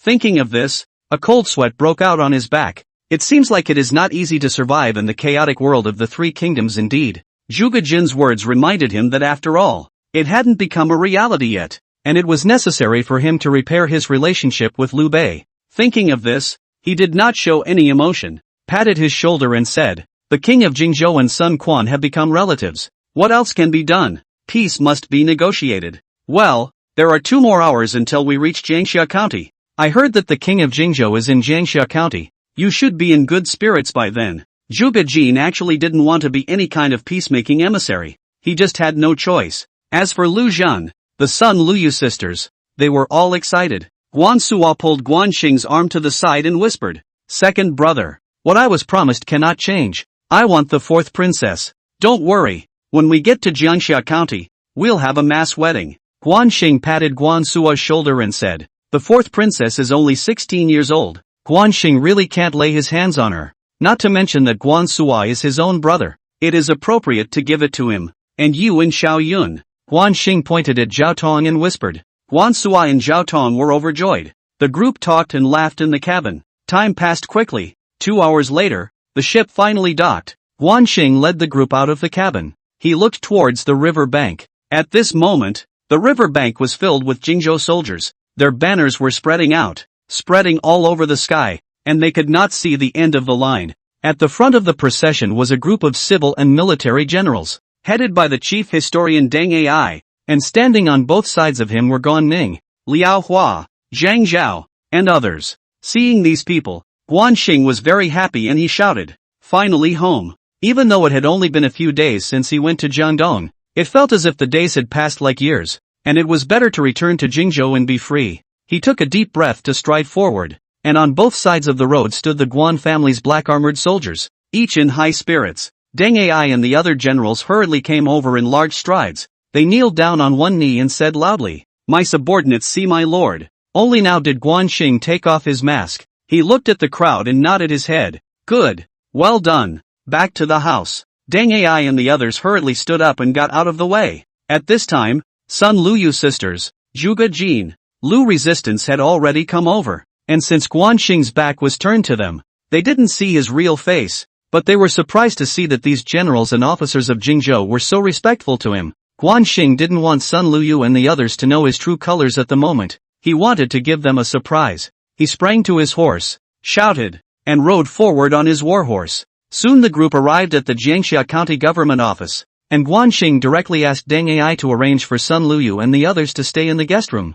Guan Xing summoned the civil and military generals to a meeting in the hall of the government office. He looked up to the crowd and said with a serious face, "All of you have worked hard. After the matter of Jiangdong is settled, we will discuss the rewards after the merit." Deng Ai said with some concern, "My lord, are we really going to attack Jiangdong? This is not a good thing. According to the reports from the scouts, there is movement at Cao Cao's place. I'm afraid that he's going to make a move. We have to be on guard. My lord, if you want to fight, then fight. Why do you need to worry so much? I would like to be the vanguard." Gan Ning said loudly, "To be the vanguard? It's also me. It's not your turn yet," Guan Suo exclaimed. Now that he was back and holding his 300-pound hammer, His hands had long been itching for it. Guan Xing shook his head for a while. If he had 2 or 3 top strategists, he wouldn't have to worry so much. He waved his hand at the crowd and said, "Deng Ai is right. Jingzhou is a place of 4 battles and is surrounded by tigers and wolves, so you can't act recklessly. Not to mention that I still have important things to do." He knew that Jiangdong could not be fought. This had no choice. Now take the 6 counties of Jingzhou is already very good. He did not want to become the Guan Yu in history. Chapter 83, Honestly and Sincerely. What exactly is the Lord's business? Deng Ai said with a serious face. At this time everyone you looked to Guan Xing, one fist rubbing his hands, wanting to go to the battlefield to kill the appearance. Guan Xing looked at the crowd, smiled and said, "Jingzhou hasn't had a happy event for a while. It's time for everyone to relax. Deng Changsher, I'm going to have a group wedding with the 3rd princess of Jiangdong, Sun Luyu, Guan Suo and the 4th princess of Jiangdong, Sun Lu Teng, Zhao Yun and Sun Xiaoyun. We're going to have a group wedding. Go and make arrangements for it. It'll be set for tomorrow morning. It'll have to be a big spectacle, and the venue will be at the Qingyun Pavilion." It was so sudden that Deng Ai and the others didn't react. Guan Xing looked at the men, and when he saw that they didn't say anything, he said with a puzzled expression, "Isn't it possible? Yes, this is a bit sudden. The wedding will be held tomorrow. Isn't the time too hasty?" Deng Ai said in a hurry. "Ask Guan Suo Zhao Tong if the 2 of them are in a hurry?" Guan Xing said as he pointed at the 2 men. Guan Suo Zhao Unicorn was happy and said, "No rush, no rush. The 2 of them couldn't wait to get into the bridal chamber tonight. General Liao, tomorrow you are not allowed to drink. You have to lead the generals to be prepared for defense. The others will not get drunk." Guan Xing said loudly. The necessary precautions should still be there. Across the river is Lu Sun. This kid is not simple. Liao Hua stood up and said loudly, "Please rest assured, Lord." Guan Xing nodded at him and said, "Deng Ai stays. The others go down and get ready." Guan Suo, Zhang Bao and the others headed out, while Gan Ning Zhang Bao noisily asked Guan Suo Zhao Tong to treat him. When Guan Xing saw them walk out of the hall, he looked at Deng Ai and said softly, "Elder Deng, follow me to meet Lu Sun's son, Lu Dong." Deng Ai was stunned and looked at Guan Xing incredulously with a puzzled expression. "My lord, you captured Lu Sun's son." "Not captured. Brought here. He wanted to come to Jingzhou Academy to study, so he came with me, but didn't know my true identity. Other people can hide it, but he can't. I want to meet him as the king of Jingzhou." Guan Xing said seriously. He has to deal with the Guanqing of Lu resistance. Some problems must be said clearly. The most important thing is that he has to keep Lu resistance in Jingzhou. This is a talent, and it is also a great talent, even if it is still just a scholar now, but it won't be long before it will show an amazing military talent. This potential had to stay, he thought as he headed for the backyard. Deng Ai was dumbfounded. He didn't believe that Lu Dong came over by himself. This lord is really inscrutable. Soon Guan Xing and Deng Ai came to the backyard and were seeing Lu Dong resting at the gazebo, shaking his head as if he was composing a poem. Guan Xing coughed forcefully and said, "Sage Lu, are you living well?" Lu Zong hurriedly looked over and said with a surprised face, "Who are you?" Listening to the voice is familiar, but looking at the appearance and do not recognize. Guan Xing took out his human skin mask and put it on his face, then took it off again and smiled at it and said, "You're Deng Lin." After he finished, he went up to Guan Xing's shoulder and gave it a shot. Lu Resistance is not a scholar. He can write and fight, and his martial arts skills are very good.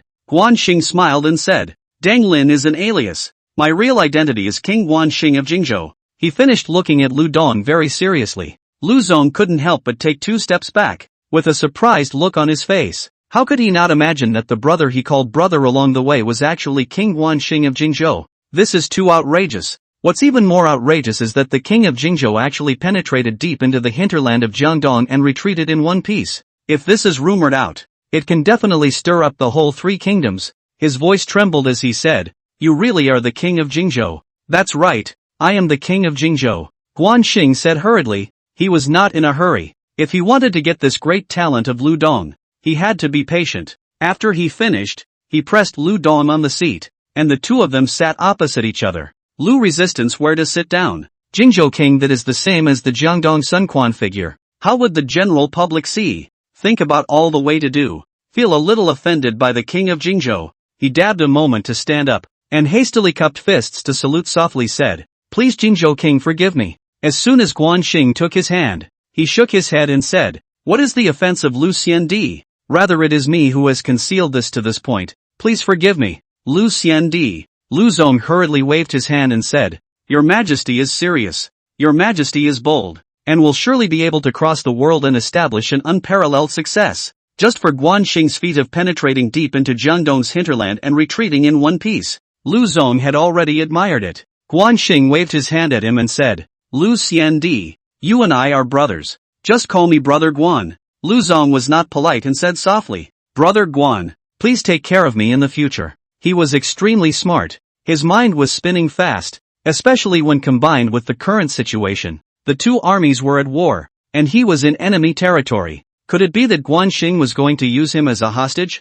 Thinking of this, a cold sweat broke out on his back. Guan Xing looked at Lu Antai's appearance. From his demeanor, he could see that he was nervous, and seemed to be a little worried and scared. Guan Xing smiled and said, On the ground in Jingzhou, Lu Xiandi walks around as he pleases, and if he wants to go back to Jiangdong, he can leave at any time. He had to give him a peace of mind and make him understand that he, Guan Xing, did not take him as a hostage. Really? I'm relieved with your words. Lu Dong's eyes lit up and he said with a smile, Don't you want to go to Jingzhou Academy? The biggest academy in Jingzhou is in Jingzhou City. When the wedding is over tomorrow, the day after tomorrow we'll depart for Jingzhou Academy. We'll definitely open your eyes then. Guan Xing patted his shoulder and said, Great. Thank you Brother Guan. Lu Zong said excitedly. Going to Jingzhou Academy was his greatest wish to come to Jingzhou. Guan Xing stood up and said with a serious look on his face, This is Chansher Deng. If you have any matters, you can look for him. If you'll excuse me. He finished by pointing a finger at Deng Ai. Brother Guan, take your time. Lu Dong said politely. Guan Xing waved his hand at him and walked towards one side of the guest room. Lu Zhan's matter had come to an end for the time being. He believed that as long as Lu Zhan followed him to Jingzhou, he would surely be attracted by the Jingzhou Academy, and as long as Lu Zhan stayed behind, Guan Xing would have the chance to make him his own man. Guan Xing thought of this and smiled at the corner of his mouth. He was tired for a day and it was time to rest and relax. He returned to the guest room and fell asleep. Perhaps it was because he was on his own turf again. Guan Xing slept deeply and peacefully, and when he woke up, it was completely dark. The room was already lit with oil lamps. The light was weak and very suitable for people to rest. Guan Xing was fully dressed and was about to go out. At this time the door of the room was knocked. Deng Ai said loudly, Lord, Lord. The third princess and fourth princess fought with Guan Suo Zhaotong. You quickly go over to take a look. Guan Xing was astonished for a moment. He hurriedly opened the door of his room and said loudly, What's going on? Why are they still fighting? Chapter 84, Behave yourself. My lord. You'll know when you go. Deng Ai said very anxiously, sighing as he spoke. These young people, none of them are heartless. Guan Xing nodded at him and took a big step outside, quickly arriving outside the door of the third princess room, where noisy voices were coming from inside. Let Tang Lin come see me, or I'll die for you. Third princess Sun Luyu said loudly. You kid actually lied to me. I want to go back to Jiangdong.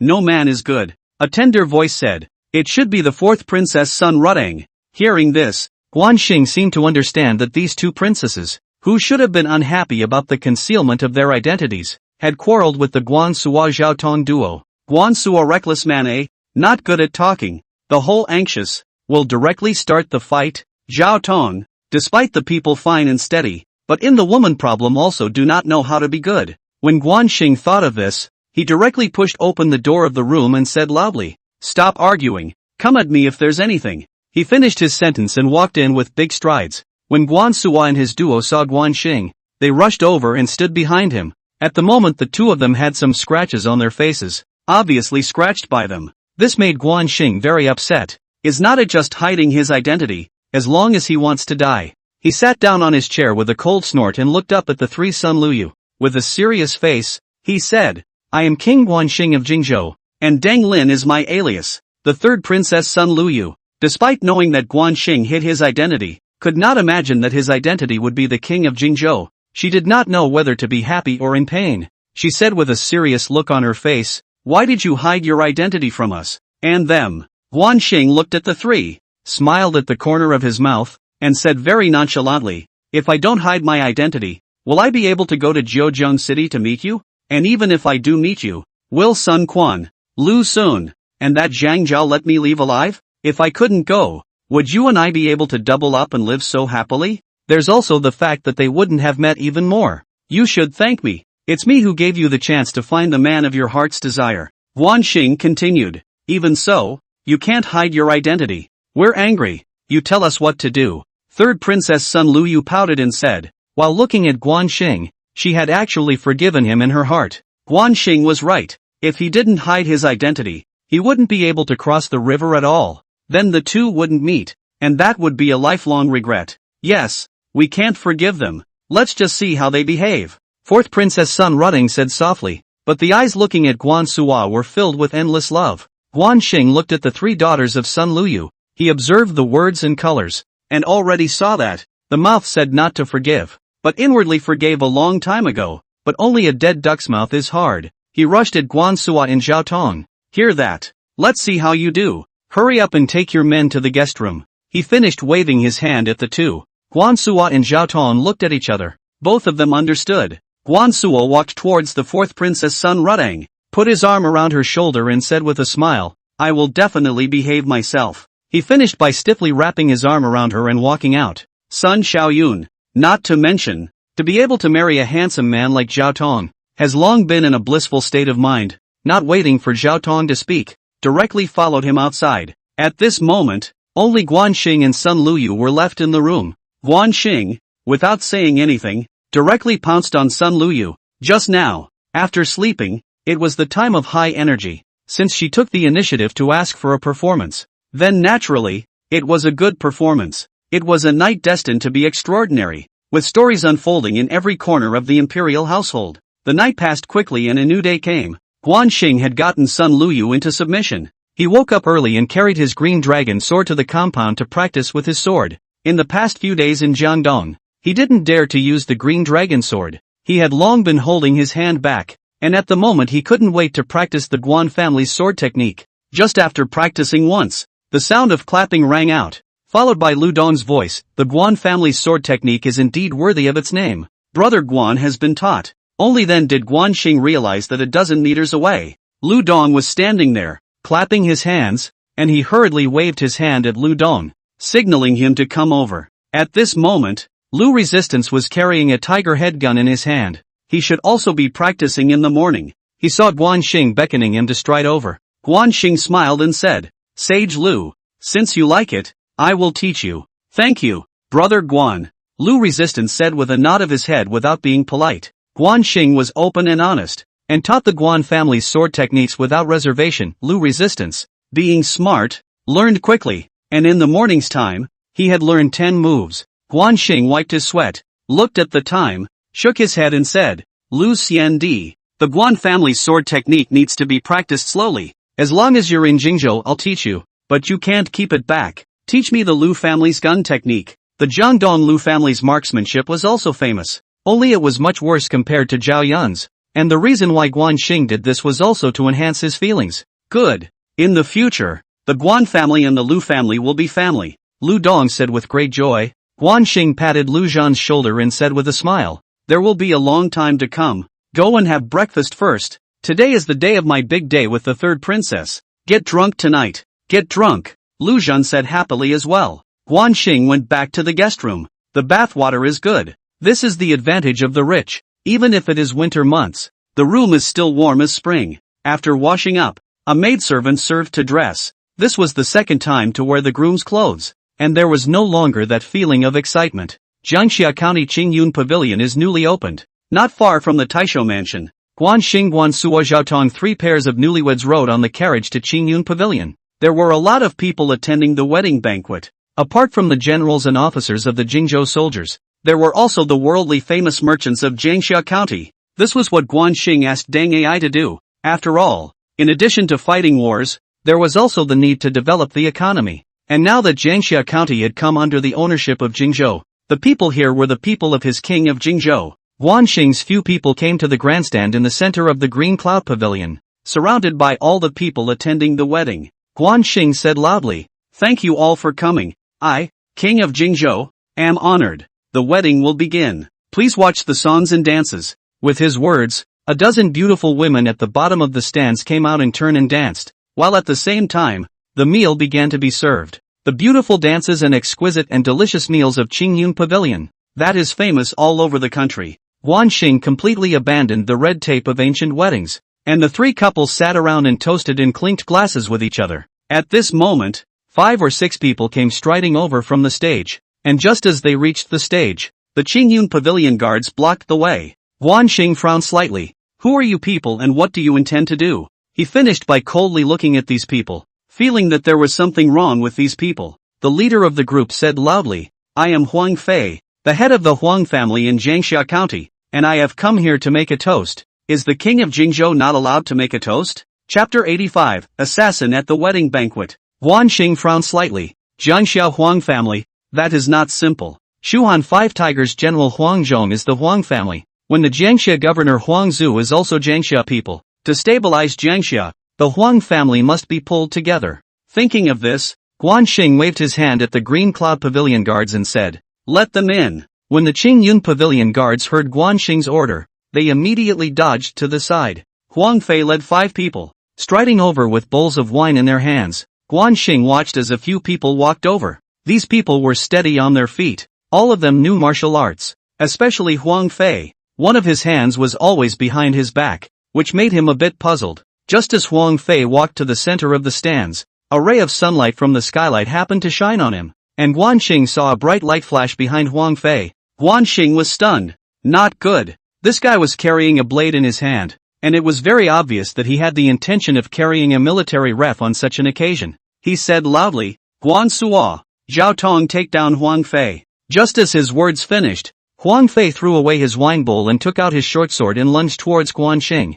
Guan Suo and Zhao Tong reacted. Both of them rushed over at the same time. Both of them grabbed Huang Fei at the same time and threw him out towards the side. Qingyun Pavilion guards immediately rushed out, surrounded Huang Fei several people. In addition to Guan Suo Zhao Tong, these people are not their opponents. In the blink of an eye they were all killed, leaving only the severely injured Huang Fei. Guanxing stood up and looked coldly at Huang Fei. A flash of ruthlessness flashed in his eyes as he said coldly, you are not Huang Fei. Who exactly are you? He suddenly remembered. When the Yellow family Huang Zhu and Jiangdong Sun family, that is a great hatred. How the Yellow family will sell for Jiangdong Sun Quan. There is a problem here. You'll never know. Ha ha ha. After Huang Fei finished speaking, a trace of blood left the corner of his mouth. His head lolled, and he lost his breath. Guanxing rushed over to him and tried his nose, but he was already out of breath. And when he opened his mouth, there was black blood coming out of his mouth, so it was obvious that he was poisoned to death. At this moment, Qingyun Pavilion Hall Master Song Shan ran over, flopped down on the ground, and said with a trembling voice, Lord, spare your life. A very color flashed in Guanxing's eyes. How could he not be angry when this matter appeared on the wedding day? At this moment he really wanted to kill Song Shan, but he couldn't. This matter should have nothing to do with him. He snorted coldly and said, Song Shan, clean this place up. Secretly investigate if this matter has anything to do with the Huang family in Jiangxia, and remember not to scare the snakes. Song Shan hurriedly agreed and led the men to quickly clean up the scene. Guanxing stood up and looked at those present and said loudly, just now was just a small episode. Everyone continue. After this incident, where were the people present still in the mood to drink? They all wanted to leave earlier, but no one left because they didn't dare to leave. They just had to sit down and continue to drink. Guanxing simply ate some rice and nodded at Guan Suo and Zhao Tong, and the group of 6 left first. When Guanxing and the others returned to the Taisho mansion, someone had already arranged for the 3 brides of Sun Luyu to return to their guest rooms. At this moment, there were Guanxing and others sitting in the hall of the Taisho Fu. The atmosphere was a bit heavy. Guanxing coldly said, Dang AI, call Zhuge Jin over. Dang AI promised and turned to leave. And Guanxing looked at those present. At the moment, Gan Ning, Liao Hua, Zhao Tong, Zhang Bao, and Guan Suo were all present. And these people were Guanxing's most important generals. He said loudly, Gan Ning, bring someone to investigate the assassination. I want to know who did it. On the one hand, he let Song Shan investigate secretly. On the other hand, he let Gan Ning investigate openly. He realized that this thing was not done by the Huang family. It should be someone else. It should not be Sun Quan of Jiangdong either. After all, in the critical period of the negotiation of the peace, how could Sun Quan send someone to assassinate the king of Jingzhou? That is not moving a stone and smashing his own foot. It was hard not to think that it was Cao Cao or Liu Bei. Guan Xing's head was spinning for a moment and he couldn't think of a single thing. Gan Ning exclaimed, "My lord! I will certainly destroy the Huang family." "No! The assassination matter has nothing to do with the Huang family. There should be someone else. Investigate the identity of these people first," Guan Xing said in a hurry. He didn't want to create a false case. "Yes, lord," Gan Ning said in a hurry. Just then Zhuge Jin and Deng Ai walked in. Deng Ai stood on one side. Zhuge Jin hurriedly went forward and said loudly, "Zhuge Jin pays his respects to the king of Jingzhou." "Zhuge Jin, how dare you? You Jiangdong actually sent someone to assassinate this king. Do you really think I don't dare to kill you?" Guan Xing slapped his big hand on the table, making a loud noise as he said loudly. He was just scaring the old man and letting Jiangdong Sun Quan know that he, the king of Jingzhou, was not a light that could be saved. Zhuge Jin trembled with fear, flopped down on the ground. He was afraid of this king of Jingzhou. This kid is regardless. This if the crime is placed on the head of Jiangdong, but not to kill themselves. And from yesterday to now, did not see the peace messenger Deng Lin? Is it really this kid did? Think of what was done in Jiangdong, coupled with Lu Sun's obstruction. If this kid if intentionally sabotage, it is really possible. Thinking of this, his voice trembled as he said, "Your Majesty, I am unjustly accused. Since the peace mission arrived in Jiangxia County, the peace messenger Deng Lin has disappeared, and I suspect that it was Deng Lin who did it. This matter has nothing to do with Jiangdong. It was entirely Deng Lin's personal idea, and he then communicated a personal vendetta." Zhuge Jin paused and continued, "The more he thought about it, the more right he was. Deng Lin should have fled in fear of his crime." Guan Xing was slightly stunned. This old man is really good at shirking his guilt. He actually pushed it onto his head. He would like to see what other tricks he has in store. He said loudly, "Zhuge Jin, what evidence do you have to prove that Deng Lin did it? The third princess is on good terms with Deng Lin. Could it be that the third princess had a hand in it?" "Yes, the third princess had a hand in this. They ran away together," Zhuge Jin hurriedly said. He did not go to the wedding. Naturally he did not know that the one who married the third princess was Guan Xing. If he knew, he definitely would not say so. In order to live, he did not care about anything. Simply a bunch of nonsense. How did Sun Quan send such a scaredy cat like you to negotiate peace? It's really a disgrace to your Jiangdong, Guan Xing said loudly. However, you can't be blamed for this. After all, Jiangdong has just a few available people. Now that Jiangdong has sent someone to assassinate this king, you Jiangdong will be responsible for this. Tell us what you think, Guan Xing said loudly. Seeking benefits in this matter was his ultimate goal. Your Majesty, this matter has nothing to do with Jiangdong. It was all a conspiracy between Deng Lin and the third princess. Please be clear, he hurriedly said loudly. Zhuge Jin bit the bullet that it was Deng Lin who did it, and as long as the two of them ran away, there would be no proof of their deaths, so that he could live, and also maintain Jiangdong's face, which would be considered an explanation to Sun Quan. Guan Xing glared at Zhuge Jin and slapped his big hand on the table, once again making a loud noise as he said loudly, "Alright, since you are stubborn, I'll let you die and see who I am." As he finished speaking, he took out the mask from before and put it back on his face.